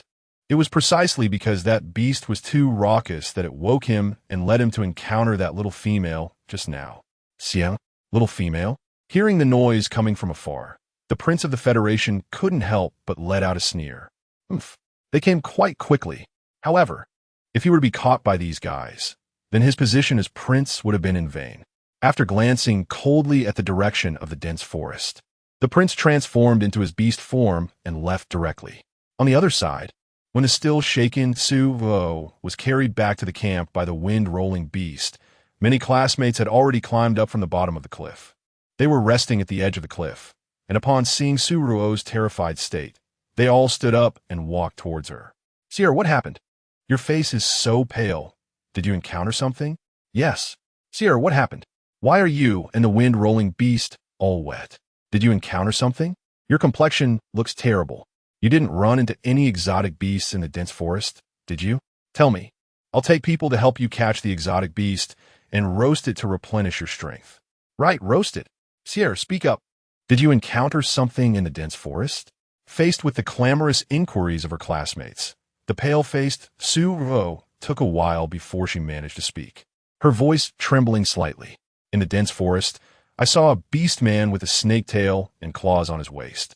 The beast man was wearing a realistic mask, so I couldn't see what his face looked like. However, I saw the word Federation on the detector he was holding. Everyone, there is a Federation person in that dense forest. He tried to catch me just now, but the wind-rolling beast intervened. Neither of us were a match for that beast man, so the wind-rolling beast took the opportunity to escape with me. Everyone hurry.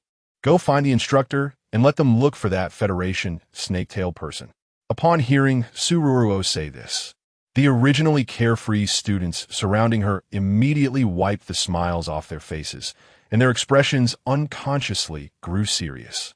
This was Barasai Star, the most concentrated place for the Imperial Military Academy, and also a military base of the Empire. Here, apart from training new military students, no one would normally come to this place, unless they had approval from above. Otherwise, no one would dare to intrude here. And how could Federation people appear here silently? Thinking about the Federation snake-tailed beastman, Ruo Ruo mentioned, everyone's expressions grew even more somber. Sir, what did that Federation person look like? Someone leaned in close to Ruo Ruo and asked carefully. Ruo Ruo shook her head. I didn't see clearly. He was wearing a realistic mask, and I was so frightened by him at the time that I didn't have time to pay attention to his appearance. However, the aura he emitted felt very dangerous. He grabbed my foot to prevent me from leaving and used his tail to hit the wind-rolling beast into the water and even knocked out the little furball. That Federation person is very strong. Also, his aura is strange. I can't describe it specifically. In short, he really seemed very dangerous. If you go after him, it's best to bring the instructors along. If you aren't a match for him, having the instructors there will keep you safer. Hearing Ruo Ruo say this, the instructors who had rushed over exchanged glances. After confirming the specific location, they all headed towards the dense forest. However, before leaving, Instructor Bine instructed the arriving by Xiao to transform into beast form and quickly take Ruo Ruo back. Once he was done, he would come to the dormitory to find them. Seeing Instructor Bai An's serious expression, Bai Xiao didn't dare to delay. He carried Ruo Ruo and grabbed the wind-rolling beast with his claws, quickly flying towards the school. Once Ruo Ruo had left, Instructor Bai rushed towards the dense forest. When they arrived at the lakeside, it was already empty. However, smelling the faint scent in the air, Bai's gaze turned cold. This was the scent of the Federation royal family. His beast form was an ancient giant python, large in size and extremely powerful in combat. Most importantly, he lived long enough. The beast form of the Federation royal family was also a snake, but their beast form was a mutated four-clawed snake. Although this mutated four-clawed snake was not large, they were incredibly fast in attacking. However, there was a significant difference between the two. Although both the ancient giant python and the mutated four-clawed snake belonged to the serpent family, their auras were worlds apart. The aura of the ancient giant python exuded an ancient and majestic feeling, while the mutated four-clawed snake carried an indescribable chill. Being both snakes, how could he not detect the scent on the other? At this moment, Instructor Bine had already made calculations in his heart. He looked around, trying to find more clues from the surrounding environment. Unfortunately, the opponent had left without leaving a trace, making it impossible for him to start searching. But regardless of whether there were clues or not, the appearance of the Federation royal family just now proved one thing. They had already infiltrated the interior of the Imperial Military Academy. Otherwise, he wouldn't have appeared here. Therefore, this place was no longer safe, and they could not continue to stay here. When he returned, he would have to take Ruo Ruo away from his place. After reminding those around him to continue searching for the Federation intruder, Bine quickly turned around and headed back. On the way back, he rapidly told Adia about what had happened here while discussing his next plans. He needed to take Ruo Ruo and leave quickly, heading to his hometown, Licensed Star. When Dr. Adia heard about the situation with Ruo Ruo, his expression suddenly turned anxious. He put down his work, saying he would come to the school to pick up Ruo Ruo. Hearing Dr. Adia say this, Bine found a quiet place and couldn't help but ask, Dr. Adia, may I ask you something? You can ask. Chapter 93, Why Can't Her Identity Be Exposed?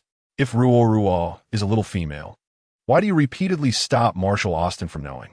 You must understand that if Marshall Austin finds out Ruo Ruo's true identity, he will definitely dispatch the Empire's top security to protect her safety. Being protected by the Empire is much better than her hiding her identity with us. No, it can't be done. Upon hearing Baishan say this, Dr. Atleia immediately refused without a second thought. Why can't it be done? Baishan asked in confusion. Why can't it be done? Let me tell you the reason. It's because of Austin's identity as a marshal of the Empire. Once he knows Ruo Ruo's true identity, he will surely be delighted. But after the happiness, do you know what Ruo Ruo will face? Yes, what? Listening to Dr. Atleia's strange tone, Baishan was filled with doubts. Once Marshal Austin knows Ruo Ruo's true identity, after his initial joy, he will certainly reveal her true identity to give hope to all the hopeless beastmen. But once Ruo Ruo's identity is exposed, what awaits her is endless scheming. Baishan, think about it. Now in the entire Qian Chung Star, Ruo Ruo is the only little female left. Once her identity is exposed, she will become the target of all beastman races. Those with ulterior motives will do everything they can win her over, even using her to achieve their own goals. At that point, Ruo Ruo's life will no longer be peaceful. She will be caught in endless disputes and dangers. We cannot take that risk. We cannot put Ruo Ruo in such a dangerous situation. Therefore, we must continue to keep this secret and not let Marshal Austin know Ruo Ruo's true identity. But that's not the only reason you're hiding Ruo Ruo's true identity from Marshal Austin. There's another, more important reason. Ruo Ruo's metabolism is very slow. She once had a serious illness. Although her current body is healed, it is still weak.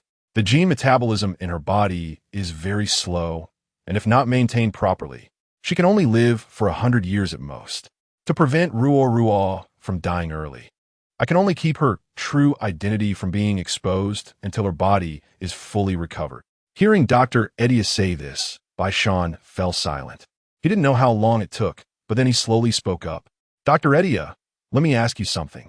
Was the contract between the merman King Simon and Ruo Ruo something you arranged on purpose? It's strange. Ruo Ruo just went to the seaside. How could she coincidentally run into the merman King Simon and directly form a partnership with him? So, the reason the merman King Simon formed a partnership with Ruo Ruo was entirely arranged by you, right? And your purpose for doing this is for the merman King Simon's long life, isn't it? That's right. The reason the merman King Simon could form a partnership with Ruo Ruo was indeed because I was secretly pushing things along. The merman clan is always loyal to their partners, and Simon, as the merman king, has one of the longest lifespans in the entire star system. If he forms a partnership with Ruo Ruo, he will inevitably share half of his lifespan with her. Additionally, when Simon forms a partnership with Ruo Ruo, his body will invisibly shield her from some harm. This way, even if my genetic technology cannot grant Ruo Ruo longevity, with Simon's half lifespan supporting her, she should be able to live a long life. Plus, since Simon can also protect Ruo Ruo from some harm, she will be even safer. Why would I take advantage of such a good tool as Simon? Moreover, using Simon is something he willingly agrees to. If I don't use him, then the merman King Simon would be left single. Now that he has a partner, what could he possibly be unhappy about? Hearing Dr. Atleia speak so confidently, Baishan licked his dry lips and tentatively asked, Then what about me? Is my acquaintance with Ruo Ruo also something you arranged? No, I originally looked down on you.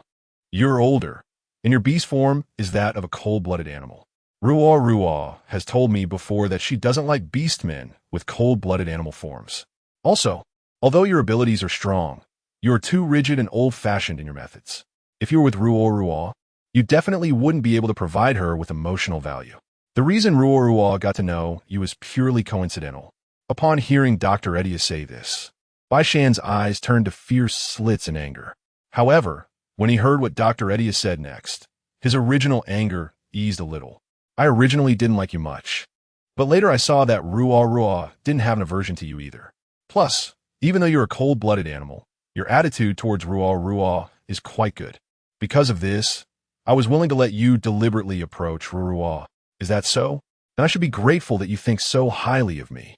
Atleia, now tell me honestly, besides me and Simon the Merman, Who else have you arranged around Ruo Ruo? I can't tell you that. When the right opportunity arises, they will naturally appear. In short, I can say that everyone who appears around Ruo Ruo is someone I have carefully selected. If their character or ability is lacking, before they even get within 10 meters of Ruo Ruo, I would kick them away. Hearing Dr. Atleia say this, Baishan couldn't help but curse him in his heart for being too shameless. However, Atleia, don't you fear being scolded when Ruo Ruo's true identity is exposed in the future? They will accuse you of secretly keeping a little female, violating the Empire's laws. By that time, those big families living on the Imperial Star will strip your skin off. Chapter 94. Do they dare to plot against me? They dare. Do they really think I'm just an ordinary doctor, or that my Ronaya family is easy to mess with? Besides, with Ruo's attitude towards me, if someone really dares to act against me, it would just take Ruo's word. Even if they want to scheme against me, if Ruo speaks up, will they still dare to do it? Moreover, what I'm doing is entirely for the future of Qiansheng Interstellar. Ruo's identity guarantees that she is the only salvation for Qiansheng Interstellar. Now that the situation between the Empire and the Federation is so chaotic, I couldn't care less if they live or die. But one thing is for sure, no matter how chaotic the Empire and the Federation are, Ruo Ruo must not be dragged into this mess. All right, I won't say more. Baishan, there's still many people monitoring me. Follow the route I provided and leave Balrasai Star directly. Once you leave Balrasai Star, don't return a licensed star. Your hometown is on licensed star. And when you leave with Ruo Ruo, even a dog could guess where you went. Remember, you must listen to me and follow the route I arranged. Once I deal with these monitors around me, I will come and find you and Ruo, understand? Got it, stop talking so much.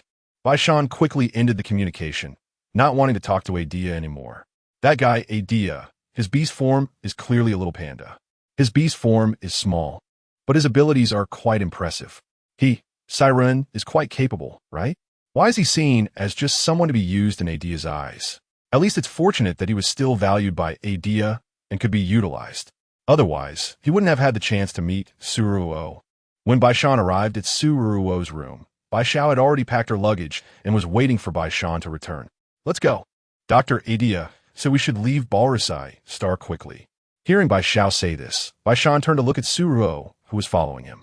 At this moment, Ruo had changed her face again using a realistic mask, now appearing as a small beast man with black hair and eyes.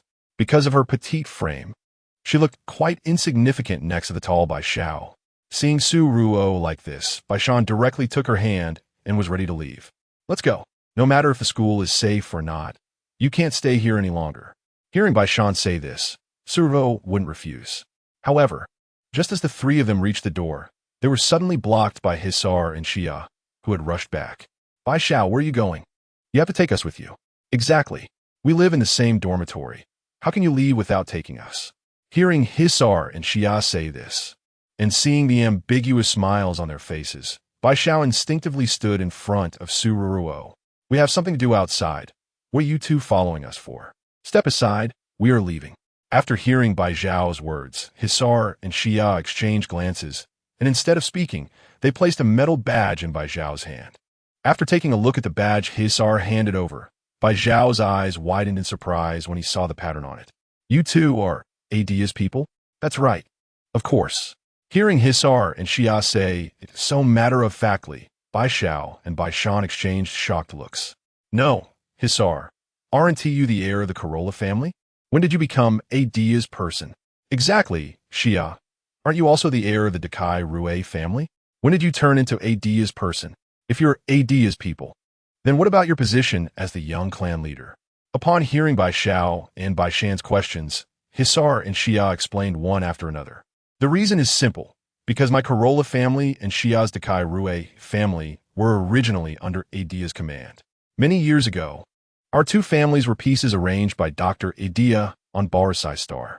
Once he has important tasks for us, we will fulfill the oath we made to Dr. Atleia and give everything for him, even our lives. Hisar's explanation, although shocking to Baishao and Baishan, made them hesitant to trust them without full assurance. To be cautious, Baishao first pulled Ruo behind him before contacting Dr. Atleia. Dr. Atleia, are these two fools your people? Bai Xiao pointed the camera at Hisar and Xia standing at the door and asked warily, "That's right, they're my people. Bai Xiao, Hisar and Xia know Balrasai Star better than you. You and Bai Shan should follow Hisar and Xia to leave with Ruo Ruo.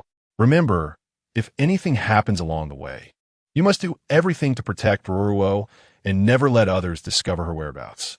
By the way, bring the little purple fox that Ruo Ruo keeps and that little fur ball. Don't leave them behind." Okay. Since Dr. Atleia confirmed the identities of Hisar and Xia, Bai Xiao decided not to waste time here. "All right, since your identities are clear, let's leave quickly."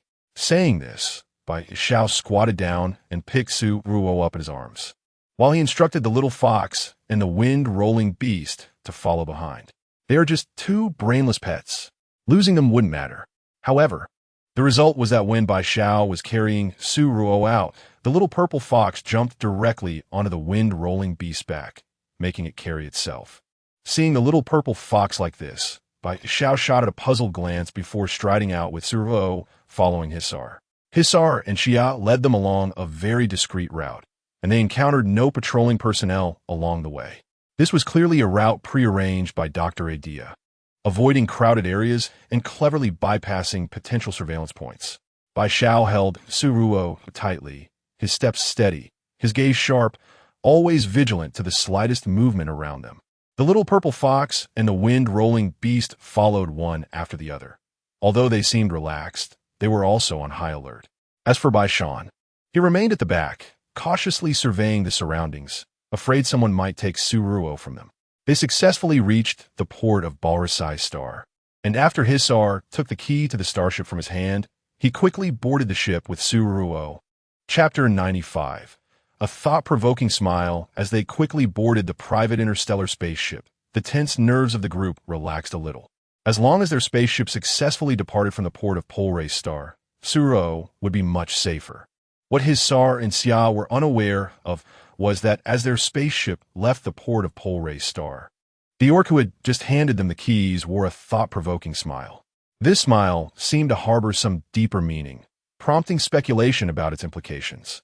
The spaceship gradually accelerated, distancing itself from Polrace Star, and Su Ruo's mood slowly calmed. She leaned against the window of the spaceship, gazing at the shrinking planet outside, her heart filled with mixed emotions. Their successful escape was thanks to Dr. Atleia's help and the strong support from Hisar and Xia. However, Su Ruo felt uncertain about what the future held. Turning to look at the wind-rolling beast and the little fox beside her, she hugged the little fox in her arms, reaching out to stroke its fluffy 9 tails, quietly sitting there, lost in her thoughts. She had been in this world for a while, and she naturally knew how important her presence was to this world. Yet, she was not the true female of this world. It was precisely because she was not the true female that she was unafraid of the Klesia virus. But was her existence truly beneficial for the orcs in this world? Or, thinking selfishly, was it really good for her to be the only female in this world? Putting aside everything else, she did not like this life of hiding and running. But if she were to live a life where she was adored by everyone under the spotlight, she would dislike that even more. It was precisely for this reason that she lived so awkwardly. Ruo Ruo, do you want some water? Looking at the water handed to her, Su Ruo turned to Hisar, who was sitting beside her, and asked in confusion, "Hisar, did you know my true identity when I first arrived at the dormitory?" "No, I only just found out your true identity. If Dr. Atleia hadn't told me personally, there's no way I could have known. Ruo Ruo, I really didn't expect you to be a female. With Princess Lilith's departure, I thought there would be no more females in this world. But I never expected that you would be one. Is that so? I didn't expect it either. I didn't expect to travel here and become a female in the orc world." However, Su Ruo did not say this out loud. "Ruo Ruo, can I see your true self?" Upon hearing Hisar say this, Su Ruo turned to look at his nervous expression. She smiled and directly took off her realistic mask, revealing her true face. "How is it? Compared to those truly stunning beauties, do I look very ordinary?" "No, not at all. Ruo Ruo, you look great just the way you are." "Really?" Seeing Hisar's shy demeanor, Su Ruo put her mask back on and weakly asked while leaning against the window, "Hisar, what was your first thought when you found out I was a female?" "To be honest, I don't like hearing lies." Upon hearing Su Ruo say this, Hisar hesitated for a long time and couldn't come up with an answer. He didn't respond, but Xia, who had been sitting aside, confidently answered her question. Ruo Ruo, when I found out you were a female, my first thought was that I would do anything to keep you by my side. Even if you were unwilling, I would risk my life to make sure you stayed with me. What do you think? Are you satisfied with my answer? Hearing Xia say this, Hisar, who had hesitated for a long time, finally dared to meet Suo's gaze and said seriously, my thoughts are the same as Xia's. Ruo, when I knew you were a true female, my first thought was to keep you firmly by my side. Even if you were unwilling, I would still want to keep you close, not for any other reason, but because of your identity as a female and your powerful healing abilities. Upon hearing Hisar and Xia answer this way, Suo felt no surprise. If the situation were reversed, and one day there were only women left in the world, and a man appeared beside her, regardless of curiosity, affection, or exploitation, wouldn't she want to keep that man by her side? In short, it was beneficial to keep him around. As for her current identity and position, wasn't it highly advantageous for these orcs? First, she was a female, and a female capable of bearing children. Second, she could heal the genetic diseases of the orcs, which was quite useful. As for the third point, her current identity was even more precious than that of a giant panda before she crossed over. Even if the orcs around her didn't like her, even if they sold her, she would still be worth a lot. Thinking of this, Suo could only sigh. What else could she do? Should she be sentimental like the protagonists in tragic stories? But she couldn't bring herself to feel that way. As the only female in this world, aside from the downsides she just thought of, there were plenty of benefits as well.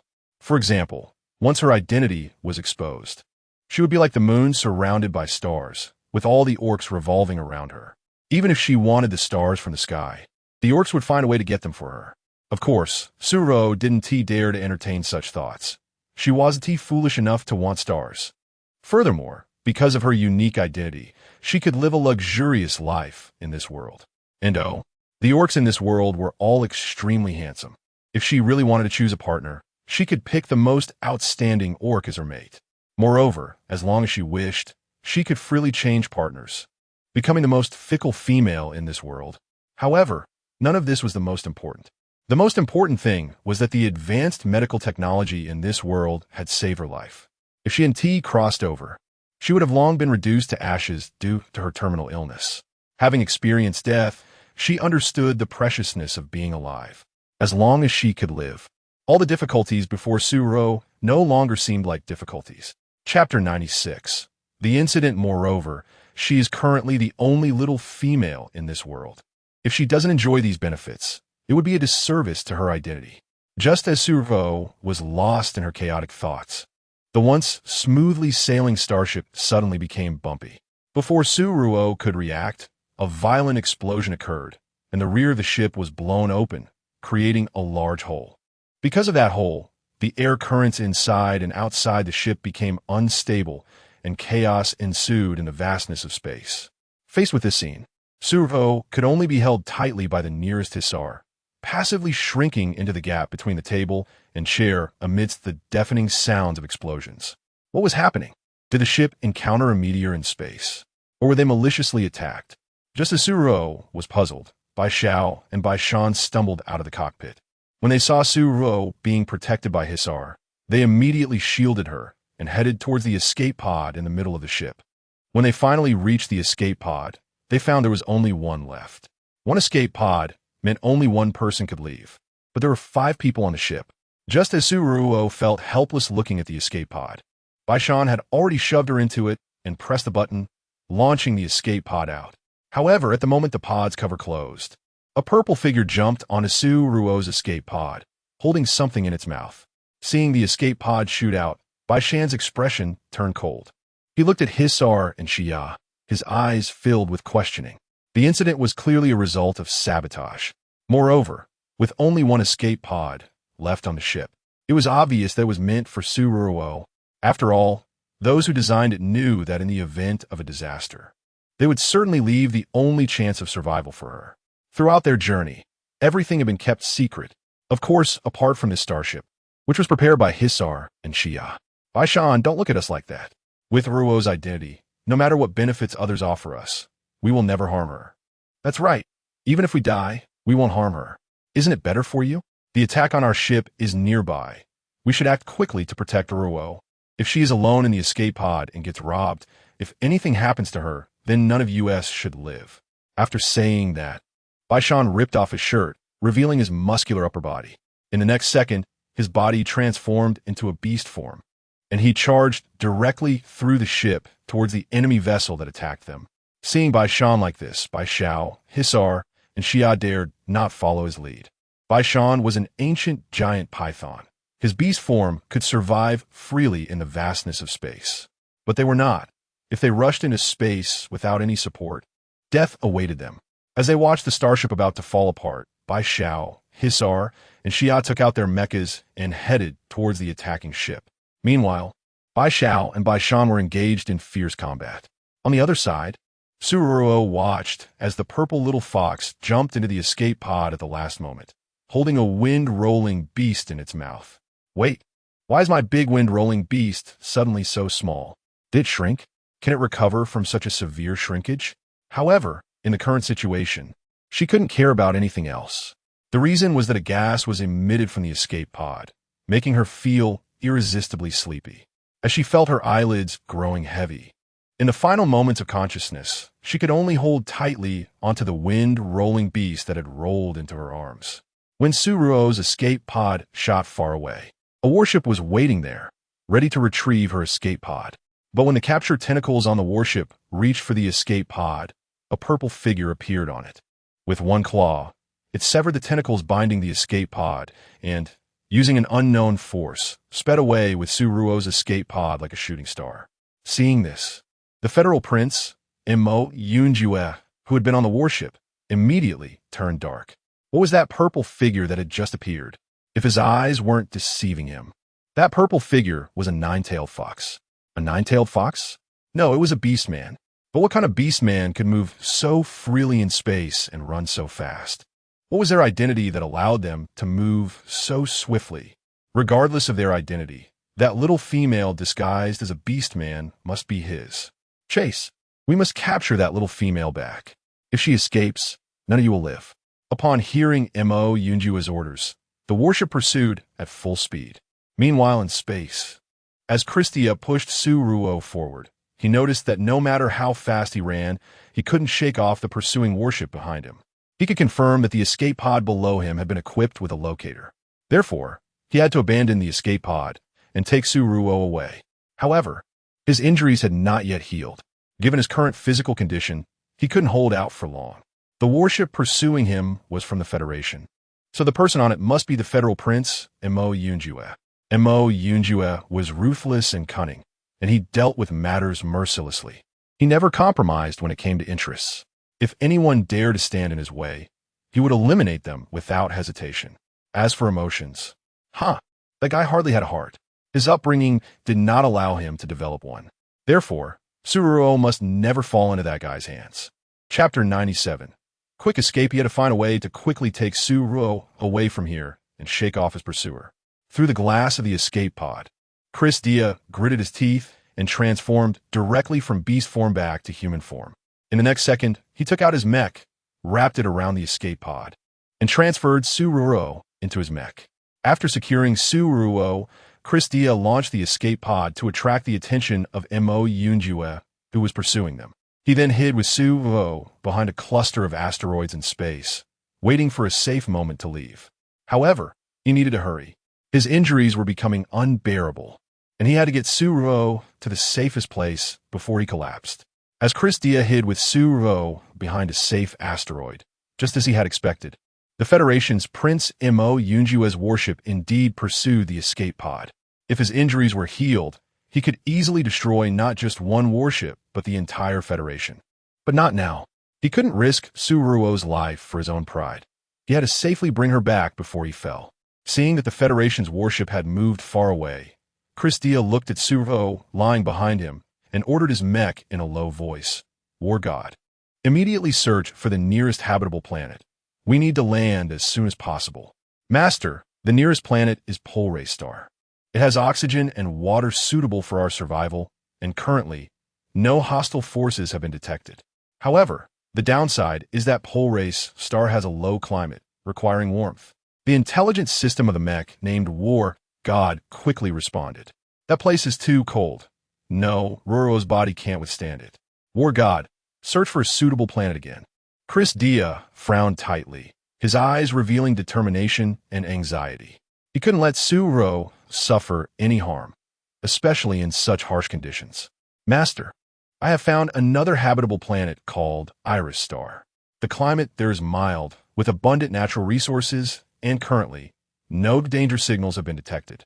Although there are monsoons, they won't harm people, the mech's intelligence system reported again. After hearing this, Christia nodded slightly, a glimmer of hope flashing in his eyes. Good. Head to Iris Star immediately. We must ensure Ruo Ruo is properly settled as soon as possible. He knew that time was crucial for Ruo Ruo. Only by quickly finding a safe place could he keep her out of danger. But Master, Iris Star is a private planet. We cannot land there without the owner's permission. Forget about that. Ruo's safety comes first. Head to Iris Star immediately, and remember, be quick. Understood, Master. Upon receiving Chris Dia's command, the mech named War God swiftly headed towards Iris Star. As War God mentioned, Iris Star was indeed a private planet. If they were to land without the owner's consent, they would encounter some trouble. However, these troubles were nothing to Chris Dia. His mech, War God, was not an ordinary mech, even without its own pilot. It had autonomous consciousness. It was more like his best partner and comrade. Using its invisibility skills, War God easily evaded the defense system of Iris Star, silently passing through the layers of security around the planet and heading towards the designated safe area. Along the way, War God demonstrated its extraordinary capabilities. Neither complex terrain nor sudden obstacles could hinder its progress. When they arrived at the designated location commanded by Chris Dia, he checked the nearby environment for dangers before he felt slightly relieved. War God, from now on, I have added Ruo's genetic structure to you. From now on, you must protect her as you would protect me. You must ensure that Ruo Ruo faces no problems at all. Remember, after I collapse, you must protect her well and never let anyone harm her. Understood? Understood, Master. After War God answered him, Chris Dia's physical strength had reached its limit. His body softened and he collapsed onto the ground. At the moment he fell, his body transformed into beast form and laid down softly next to Ruo Ruo. After Chris Dia collapsed, the wind-rolling beast, which had shrunk in size, returned to its original form at that moment. It rolled slightly on the ground, carrying Ruo Ruo and Chris Dia on its back, then turned around. Although its facial features were not visible, its attitude showed that it was waiting for War God's command. There is a natural cave 1,000 meters ahead. I have scanned the surrounding environment, and there is no danger there. Wind-rolling beast, I will take you there to arrange for Master and the others to rest. Upon hearing War God's words, the wind-rolling beast obediently followed behind War God, carrying Ruo Ruo and Chris Dia as they moved forward. When they reached the cave that War God mentioned, after checking the cave's safety and cleaning it up, it turned to the wind-rolling beast and said in a mechanical voice, Wind-rolling beast, put the masters down. They need a rest. However, this time the wind-rolling beast did not do as instructed. Its round body instantly collapsed into a large lump, lying on the ground with Ruo Ruo and Chris Dia. Upon closer inspection of its lying position, it maintained a defensive and escape posture throughout. Seeing the wind-rolling beast like this, War God scanned it with its mechanical eyes. After a long while, it said to the wind-rolling beast, in the past 7 days, your intelligence has developed exponentially. Although you are a strange beast, your IQ far exceeds that of ordinary strange beasts. I can see from your defensive posture that you are highly alert to the surrounding environment. This is an instinctive reaction for self-protection in intelligent beings. You are afraid I will harm your masters, so you chose this way to protect them, right? Wind-rolling beast. War God's mechanical voice carried a hint of subtle softness. It seemed to be trying to communicate with the wind-rolling beast to understand its behavior and thoughts. Chapter 98. War God the wind-rolling beast's body trembled slightly. It tilted its non-existent neck, seemingly surprised that the War God understood it so well. It couldn't speak, so it simply maintained its defensive posture, carrying Ruo Ruo and Chris Dia, as if to convey to the War God that it wouldn't let anyone harm them. I understand your meaning, wind-rolling beast. The master you protect is also my master. I will not harm them. You guard them here while I go out to help improve the living environment. It's going to rain heavily soon, and it could last for up to a week. Additionally, there are particle winds and dust nearby that will affect signal transmission. I need to reinforce this cave before the heavy rain arrives and gather some usable resources. Can you understand what I'm saying? The response came from the wind-rolling beast's slightly moving body. Seeing this, the war god took it as an agreement. It looked around and walked to a nearby boulder, using the wind blades on its mech to quickly slice through the rock, as if cutting tofu. After neatly cutting the boulders, it stacked them in front of the cave, sealing it tightly as if it were installing an indestructible door. After completing this, the war god didn't forget to use the scanning equipment on its mech to check the cave's stability, ensuring everything was secure before turning to leave. Before departing, it glanced back at the wind-rolling beast, and a hint of human-like emotion appeared in its mechanical eyes. It knew that with the wind-rolling beast guarding them, Ruo and Klesia would be safe. It needed to gather all usable supplies before the heavy rain arrived to at least make its new master a bit more comfortable. Its new master was a small female. It only realized this when it linked genes with the new master earlier. It didn't know what was on her, and it couldn't determine her identity just by scanning. The war god returned quickly, dragging a large pile of wood and some edible fruits, which it brought back using the storage device on its mech. When the war god returned to the cave, as expected, the originally clear sky was immediately replaced by dark clouds. Soon after, large raindrops began to pelt the ground, and the war god hurriedly moved the gathered fruits and went deeper into the cave to prevent them from getting wet. While busy, it observed the wind-rolling beast with its peripheral vision and saw it quietly lying on the ground, its big eyes seemingly filled with curiosity and confusion, as if trying to understand what the war god was currently busy with. The war god pondered that although the wind-rolling beast seemed smart, it was ultimately not human, making communication somewhat challenging. However, for the safety of its new master, it had to try its best to make the wind-rolling beast understand its intentions, ensuring it became the most steadfast protector of its new master. After all, this place seemed safe, yet it could detect dangers hidden in the darkness. Both of its masters lacked combat capability, and it had to guarantee their safety. Wind-rolling beast, protect the safety of a master, even if it costs your life. You must protect the master's safety, understand? The wind-rolling beast did not understand the war god's words. It simply lay flat like a big pancake, still carrying Ruo and Klesia on its back. Seeing the wind-rolling beast like this, the war god knew it couldn't communicate clearly with it at the moment. As the heavy rain approached, the temperature was rapidly dropping, and it needed to ensure that the cave's temperature was sufficient for its new master to pass through safely. Therefore, sealing the windows and making a fireplace was the most important thing it should do now. In fact, once the master woke up, it could use the crystal core to create a heating system powered by energy. Unfortunately, its masters were still asleep, so it could only resort to the oldest method of heating. The war god worked quickly to build the fireplace. When it heated up the fireplace, the temperature outside dropped by 20 degrees. Seeing Ruo and Klesia lying on the wind-rolling beast, the war god tilted its head, thought for a moment, and directly placed the transformed beast form of Klesia on Ruo to use its fur to keep her warm. It's okay. My old master was a beast man. As a beast man, he is tough and not afraid of the cold. So using him as a warm blanket is the most appropriate thing to do. With the fireplace heating up, the temperature in the cave gradually increased.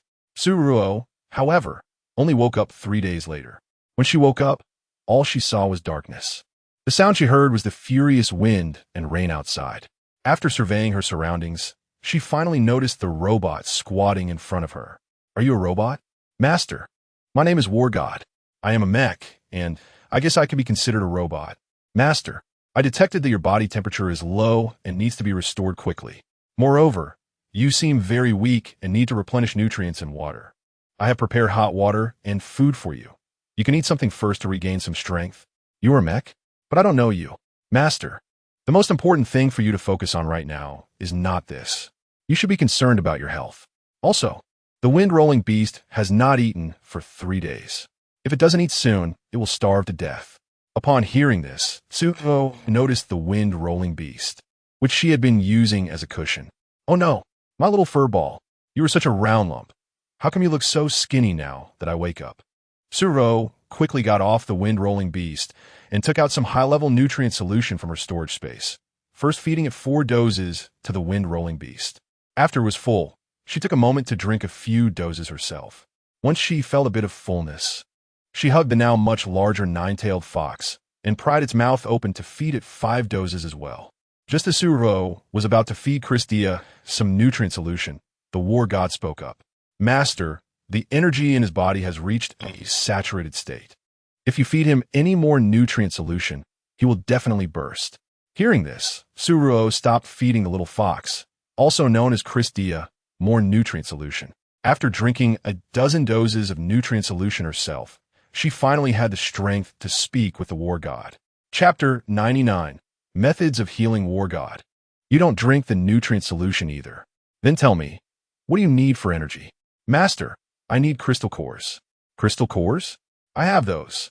I originally saved them to save my own life. But now that my injuries are healed, I don't need them anymore. Here, take this to use." As Suruo handed over a pile of crystal cores, the war god only took 1 core and held it in his hand. "Master, I only need 2 crystal cores. 1 as an energy supply for my body, and 1 to make a heating system that can make the cave warmer." "All right, I'll keep the rest of the crystal cores. When you need them later, just ask me." After Suruo looked around the cave, she gently patted the wind-rolling beast that had been clinging to her side. Once she calmed its emotions, she walked to the cave entrance to take a look. The dark clouds were raging, and the howling wind made the already dim weather seem even more eerie and terrifying. Standing at the cave entrance, looking at the raging wind outside, Suruo frowned slightly. "In this weather, it might be difficult for us to leave here." "Master, this weather will last for another 12 days. The geographical environment of this planet is somewhat special. We arrived at the wrong time. Moreover, the magnetic field here is also unique, which prevents us from contacting the outside world. So, Master, we have to stay here for 12 days. We'll only be able to leave after the hurricane passes. Is that so?" After learning briefly about their journey to this place, Suruo couldn't help but worry about Bai Xiao, Zissar, and Sia's situation. They left the only escape pod for themselves, so were they still alive? After all, they were in space. Without the escape pod, how could they survive? The thought that Bai Xiao and Bai Shun might die made Suruo's heart ache uncontrollably. They were 4 living people. After spending so much time together, how could there be no feelings between them? Just as the war god said, Suruo tried to use her light brain to contact Dr. Atleia, but the result was that no matter how she tried to reach out, she couldn't connect with the outside world, let alone Bai Xiao and the others. Maybe they are gone. Perhaps sensing Suruo's mood, the wind-rolling beast snuggled up to her, rubbing its fluffy body against her. Seeing the wind-rolling beast's human-like behavior, Suruo patted its head and couldn't help but hug it. After feeling sad, they still had to live. Knowing that they would be living in this cave for the next 12 days, Suruo opened her storage space and began to take out daily necessities one by one. These supplies were not only what she had saved, but also what Dr. Atleia had prepared for her. As long as Dr. Atleia thought she could use it, he had prepared everything for her. Now, they could all be put to use. Thus, a beautiful princess bed, a soft carpet, clean heating facilities, and more were all set up in this dark cave. As the daily necessities were arranged one by one in the cave, the originally dark cave became bright and warm. Having to stay here for 12 days, fortunately, Suruo was drinking the nutrient solution. The nutrient solution could be directly absorbed by the body, which avoided the trouble of needing to use the bathroom. Otherwise, doing such things in a small space would be quite frustrating. Since there was no internet, Suruo couldn't use her light brain either. In her boredom, she could only ask the war god about its previous master. When Suruo learned that the war god's previous master was the little fox she was holding, she almost dropped the little fox, Klesia, in shock. "What did you say? You said Xiao Zi is your master?" "Yes, he's my master." "No, isn't Xiao Zi a wild little fox? How did he become your master?" "No, my master is not a wild fox. He is the leader of the hidden 9-tailed fox clan. The reason he has become like this is entirely because he was ambushed by his own younger brother during a fierce struggle for the position of clan leader, resulting in severe injuries, rapid degeneration of his bodily functions, and ultimately transforming into his current beast form. By the way, my master's younger brother is called Klesia. He is the third brother of the Corolla family, a person with deep scheming and ruthless methods. The struggle between my master and him can be described as a brutal internal family competition. So, your master's younger brother is a bad person? No, my master's younger brother cannot be considered a bad person. In my master's family, they practice a survival of the fittest approach. Whoever has the ability becomes the leader of the family. If someone lacks ability and gets eliminated by others, they can only blame themselves for being inferior. In my master's family, there is no absolute distinction between good and evil, only winners and losers. Moreover, although my master's younger brother Klesia is ruthless, he is loyal to the family and has never harbored betrayal. He just wants to prove that he is stronger than my master and more suited to be the family leader. So, in a sense, he is also a tragic figure. Is that so? By the way, what is your master's name? Klesia. Chris Diameter. Upon hearing that the little fox in her arms was named Klesia, Ruo Ruo stroked its fur, feeling extremely complicated inside. According to the war god, Klesia had weakened himself to save her. She could heal the genetic disease in beastmen just by touching them. But since she met Klesia, how long had they been in contact? Why was Klesia's health still not improving? War god, you said I'm a little female. What can I do to help your master recover quickly? There's a way. As long as you and your master have a physical relationship, your master's body will recover. Have to? Go to bed with him?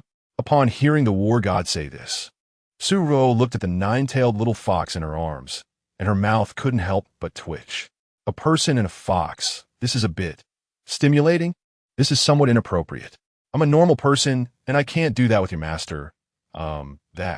Chapter 100. The components of blood. Seeing Ruo Ruo stammer and wear a complicated expression, the war god realized that he might have gone a bit too far. After all, purity is quite important for a little female. However, Ruo Ruo was not concerned about her purity. She simply could not accept being with such a little fox. Oh no, unable to accept it. But, recalling what she had seen in martial arts or post-apocalyptic novels, where the female protagonist used her blood to open a space, or to heal and save people, why not? She thought she could give it a try. After all, it was just a drop of blood, and she wouldn't lose anything. With this thought, Ruo Ruo found a brooch and prepared to prick her finger to draw a drop of blood. Master, what are you going to do? Very simple. I want to use my blood to save your master. I've read many novels, and in them, when a male and female leads save the world or unlock treasures, they always use their own blood. Since that's the case, then I will try using my blood. Perhaps it can really save your master. But master, your blood is just ordinary blood. How can it possibly save my master? Besides, human blood mainly consists of red blood cells, white blood cells, platelets, and plasma. These are all ordinary components. They can't save anyone, let alone cure the genetic disease of beastmen. Hearing this, Ruo Ruo looked at him and smiled slightly. I know you don't believe me, but we have to try to know the result. Maybe my blood is really unique. After all, my identity is very mysterious. Perhaps it carries some mysterious power. After all, she was a traveler. Upon hearing Ruo Ruo say this, the war god showed a hint of surprise in his mechanical eyes, then shook his head. Master, I know you're worried about my master, but we can't just try blindly. What if something goes wrong? Ruo Ruo firmly replied, don't worry. I know what I'm doing. Besides, there are no better options right now. I can only give it a try, and it's just a drop of blood. What could go wrong? Trust me, I have plenty of blood, and a drop is nothing to me. Using one drop is no big deal. After saying this, she ignored the nine-tailed fox's objections, picked up the brooch, and gently pricked her finger.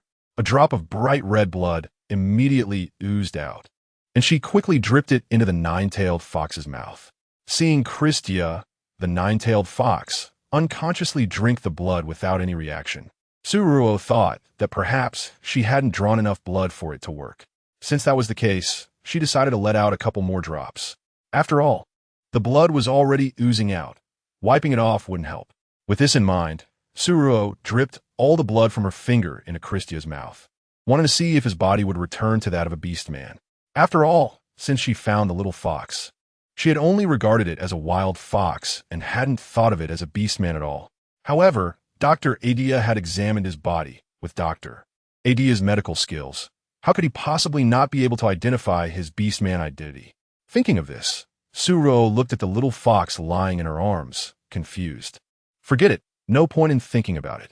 Listening to the howling wind and rain outside the cave, Ruo couldn't help but sigh. She couldn't play with her brain chip, couldn't go out, and was stuck here alone. It was really boring. 12 more days. How is she going to spend these 12 days? Master, what's wrong? Nothing, just bored. Bored? Master, do you want to learn something interesting? Learn what? Hearing the war god ask this, Ruo immediately became interested. Learn a pylon mech. Here? This cave is so small. How can I learn? Enter the virtual space I project for you to learn. How about it? Master, do you want to learn? Of course. I really want to. If I could pilot a mech, not to mention fighting others, at least when I encounter danger, I could use the mech to escape, right? This is really great. I'm so happy. Seeing Ruo so happy, a hint of joy appeared in the war god's mechanical eyes. Master, do you have your own mech? Yes. Marshal Austin originally gave me a mechanical mech, but since I didn't know how to use it, it has been sitting in the space button all this time. Really? Should I take it out now? Yes, Master. You can take your mech out now. Okay. After the war god projected the virtual space, Ruo also took out the mech that Marshal Austin had given her.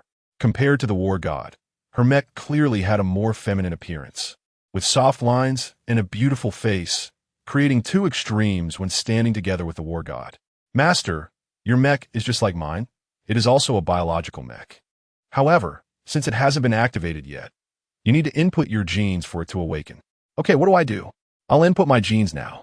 Following the war god's instructions, when her mech was activated, Ruo was stunned by the voice of her mech. What the hell, you dead girl? Have you grown mushrooms on you? How long has it been? Why did it take you so long to activate me? Ugh, I've been holding in for so long. I almost suffocated. Finally, I'm alive. I will never listen to that grandson Austin again. He forced me to shut down for so long that I almost went crazy. Saying this, the mech leaned closer to Ruo, and after scanning her with its bright mechanical eyes for a moment, it curiously asked, Master? Yes, it's me.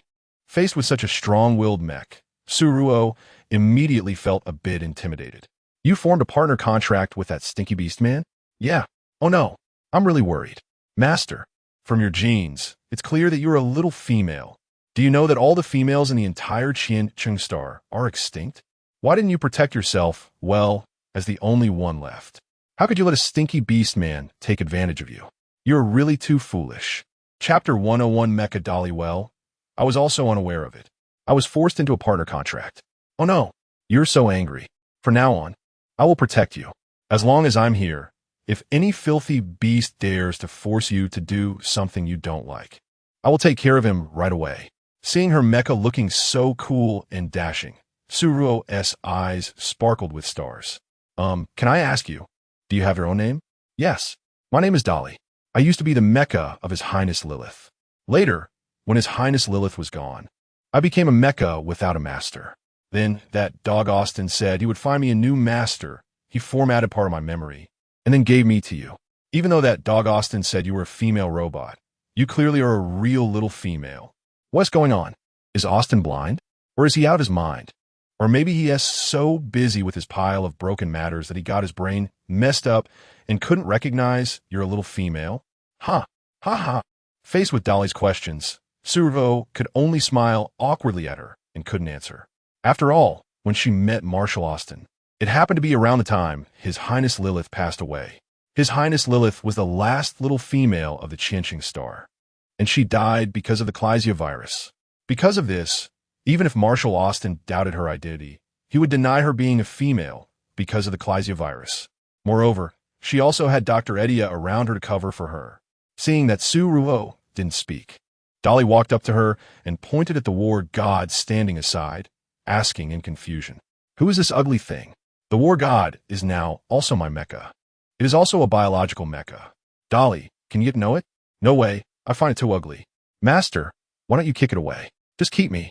I was originally the mecha protecting His Highness Lilith. My capability is definitely 100 times stronger than this ugly thing. Hmm? Seeing Dali's disdain for the war god, Suro was momentarily at a loss for words. Just when Suro didn't know how to answer Dali's question, the war god, who had been silent, stepped forward. It walked up to Dali, then knelt on one knee, looking at Dali with a deep electronic voice. Beautiful lady, my name is War God. Although my appearance may not be satisfactory, my inner strength should not be underestimated. I was once the guardian of the hidden nine-tailed fox clan's leader, having gone through countless battles and trials. I believe that strength and loyalty are far more important than appearance. I hope you can give me a chance to prove my value. Beautiful Lady Dali, can you give me a chance to know you? Get lost. Facing the war goddess flattery, Dali immediately rejected without thinking, kicking the war god away. Dali scanned Suro with her mechanical eyes. The more she looked, the stronger the confusion in her mechanical eyes became. What are you looking at? Suro asked in confusion.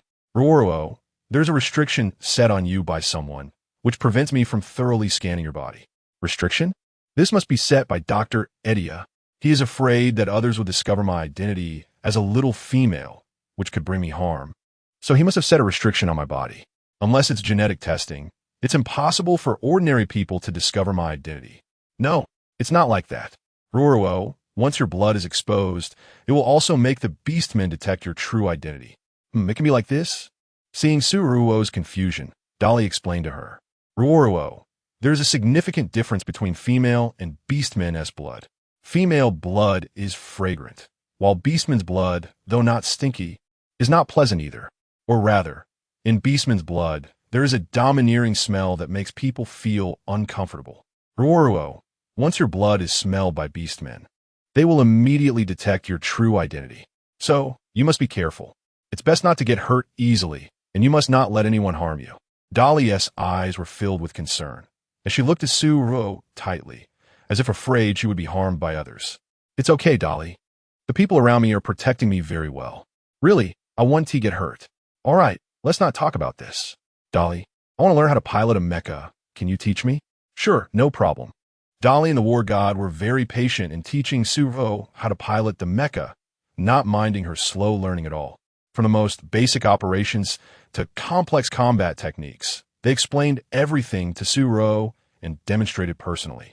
Although Suro had never been in contact with mechas before, she had a strong learning ability. With the help of Dali and the war god, she quickly mastered the basic operations of the mecha. Under the guidance of Dali and the war god, she gradually became familiar with various functions and combat modes of the mecha. Every practice session, Suruo was fully focused. She knew that piloting a mecha wasn't just for fun. More importantly, she needed to have the ability to protect herself, and most importantly, the ability to escape. Suruo was self-aware. She knew that no matter how she learned to pilot a mecha, whether in terms of physical strength or reaction ability, she couldn't compare to those beastmen. So, she now only needed to learn how to pilot the mecha. If one day, in the future, she encountered danger, at least she could pilot the mecha to escape. Watching Suro learn earnestly, Dali and the war god became even more serious in their teaching, because they knew Suruo's identity was special, and if one day she found herself alone, she would need to have the ability to protect herself. When she was exhausted, Suruo finally followed the war god and Dali out of the virtual space. As soon as she stepped out, she found that the body of Klesia, who had been hiding under the bed, had grown much larger, and his 9 huge tails almost filled her bed. His body had indeed grown, but still hadn't reverted to a human form. It seemed that the blood she had given Klesia earlier, while effective, didn't have much use. Just as Suro sighed inwardly, Dali stepped forward, grabbed Klesia's tail, and directly pulled him off the bed onto the floor. Chapter 102, Missing Dali. Klesia's body hasn't recovered yet. Why did you throw him on the ground? A big orc takes up too much space sleeping in your bed. Anyway, his fur is thick, so he won't be cold on the ground. After saying that, Dali even kicked the huge Klesia aside with her foot, finding him annoying. Seeing Dali's disdainful expression, if it weren't for the metal shell on her body, Suruo would have thought there was a human soul hidden beneath Dali's metallic exterior. Seeing that the cave wasn't cold, and with a carpet on the ground, Suruo covered Klesia with a blanket and lay down on the bed, falling into a deep sleep. Trapped in this cave, she couldn't go anywhere or contact the outside world. What else could she do but sleep? On the other side, while Ruo Ruo was sleeping soundly, Atleia was going crazy when he learned from the White Python and White Owl that Ruo was missing. What did you say? Ruo Ruo is missing? At that moment, Atleia's eyes were filled with bloodshot veins, and his voice became hoarse with excitement. He grabbed the White Python's shoulder and asked urgently, "How could Ruo Ruo be missing? Haven't you been following her all along? Didn't I send you to protect her? You're here. So where's Ruo Ruo? Where is she now? Tell me. Speak. Where's Ruo Ruo?" Faced with Atleia's questioning, the White Python turned his head away, unable to look him in the eye. After the spaceship incident, they had gone to look for Ruo Ruo. However, no matter how hard they searched, they couldn't find her. Not only was she missing, but the locator on her also showed no response. In desperation, they returned to find Atleia. Seeing the White Python's guilty expression, Atleia was almost driven mad with anger. Clearly, he had planned the route, and it should have been safe. But why did the spaceship he prepared have an accident, and someone tampered with it? What did things go wrong? Unable to understand, Atleia's heart grew more anxious. What made him most anxious was that he couldn't locate Ruo Ruo's position at all. But, White Python, tell me, who exactly was responsible for blowing up the spaceship? It was the Federal Crown Prince, Mo Yunjue. He led people to destroy our spaceship and tampered with the escape pod. Given the situation at the time, we could only give the only escape pod to Ruo Ruo, letting her escape first. Initially, we thought we would deal with that Federal Crown Prince first before looking for Ruo Ruo, but we didn't expect. At this point, the White Python's tone became serious. After hesitating for a while, he looked at Atleia and said solemnly, "Dr. Atleia, the Federal Crown Prince is not as incompetent as we usually see. His abilities are definitely above mine." "What? You say that Mo Yunjue's abilities are above yours?" Hearing the White Python say this, Atleia's eyes were filled with shock. Indeed, the Federal Crown Prince must have concealed his true strength.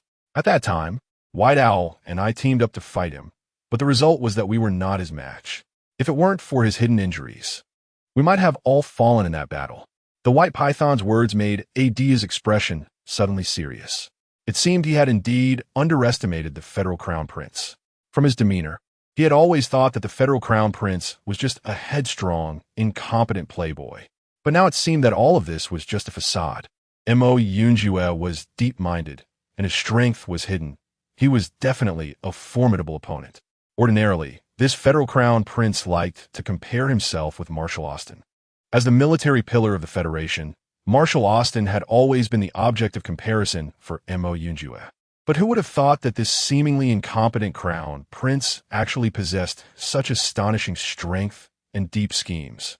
In fact, looking back, their understanding of this Federal Crown Prince was too narrow-minded.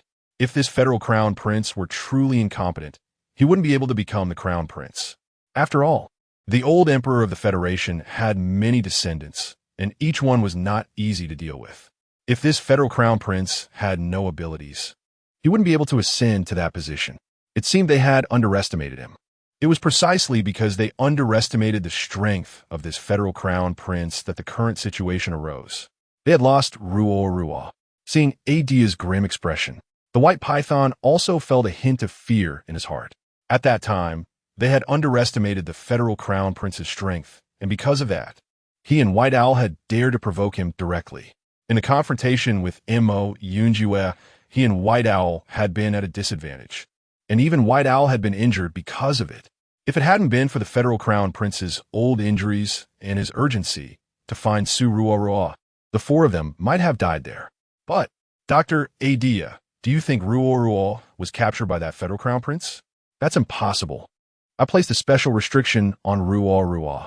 Once she is captured or trapped, the restriction will immediately inform me. So Ruo Ruo is still safe. White Python, I've already sent people to search nearby planets for Ruo Ruo. During this time, I need you to do something for me. What is it? Go find the mermaid, King Cyan. He is Ruo Ruo's partner, and they have a partner contract. As Ruo Ruo's partner, he can locate her position through their bond. Moreover, all the seas and the starry sky belong to the merfolk. As long as there is water, Cyan can traverse freely. Tell Cyan that Ruo Ruo is missing and that he needs to hurry and find her to ensure her safety. Okay, I'll go right away. As the white python left, just when Adeo wanted to do something, his light brain lit up. Looking down, it was a call from Marshal Austin. Why would Marshal Austin call at this time?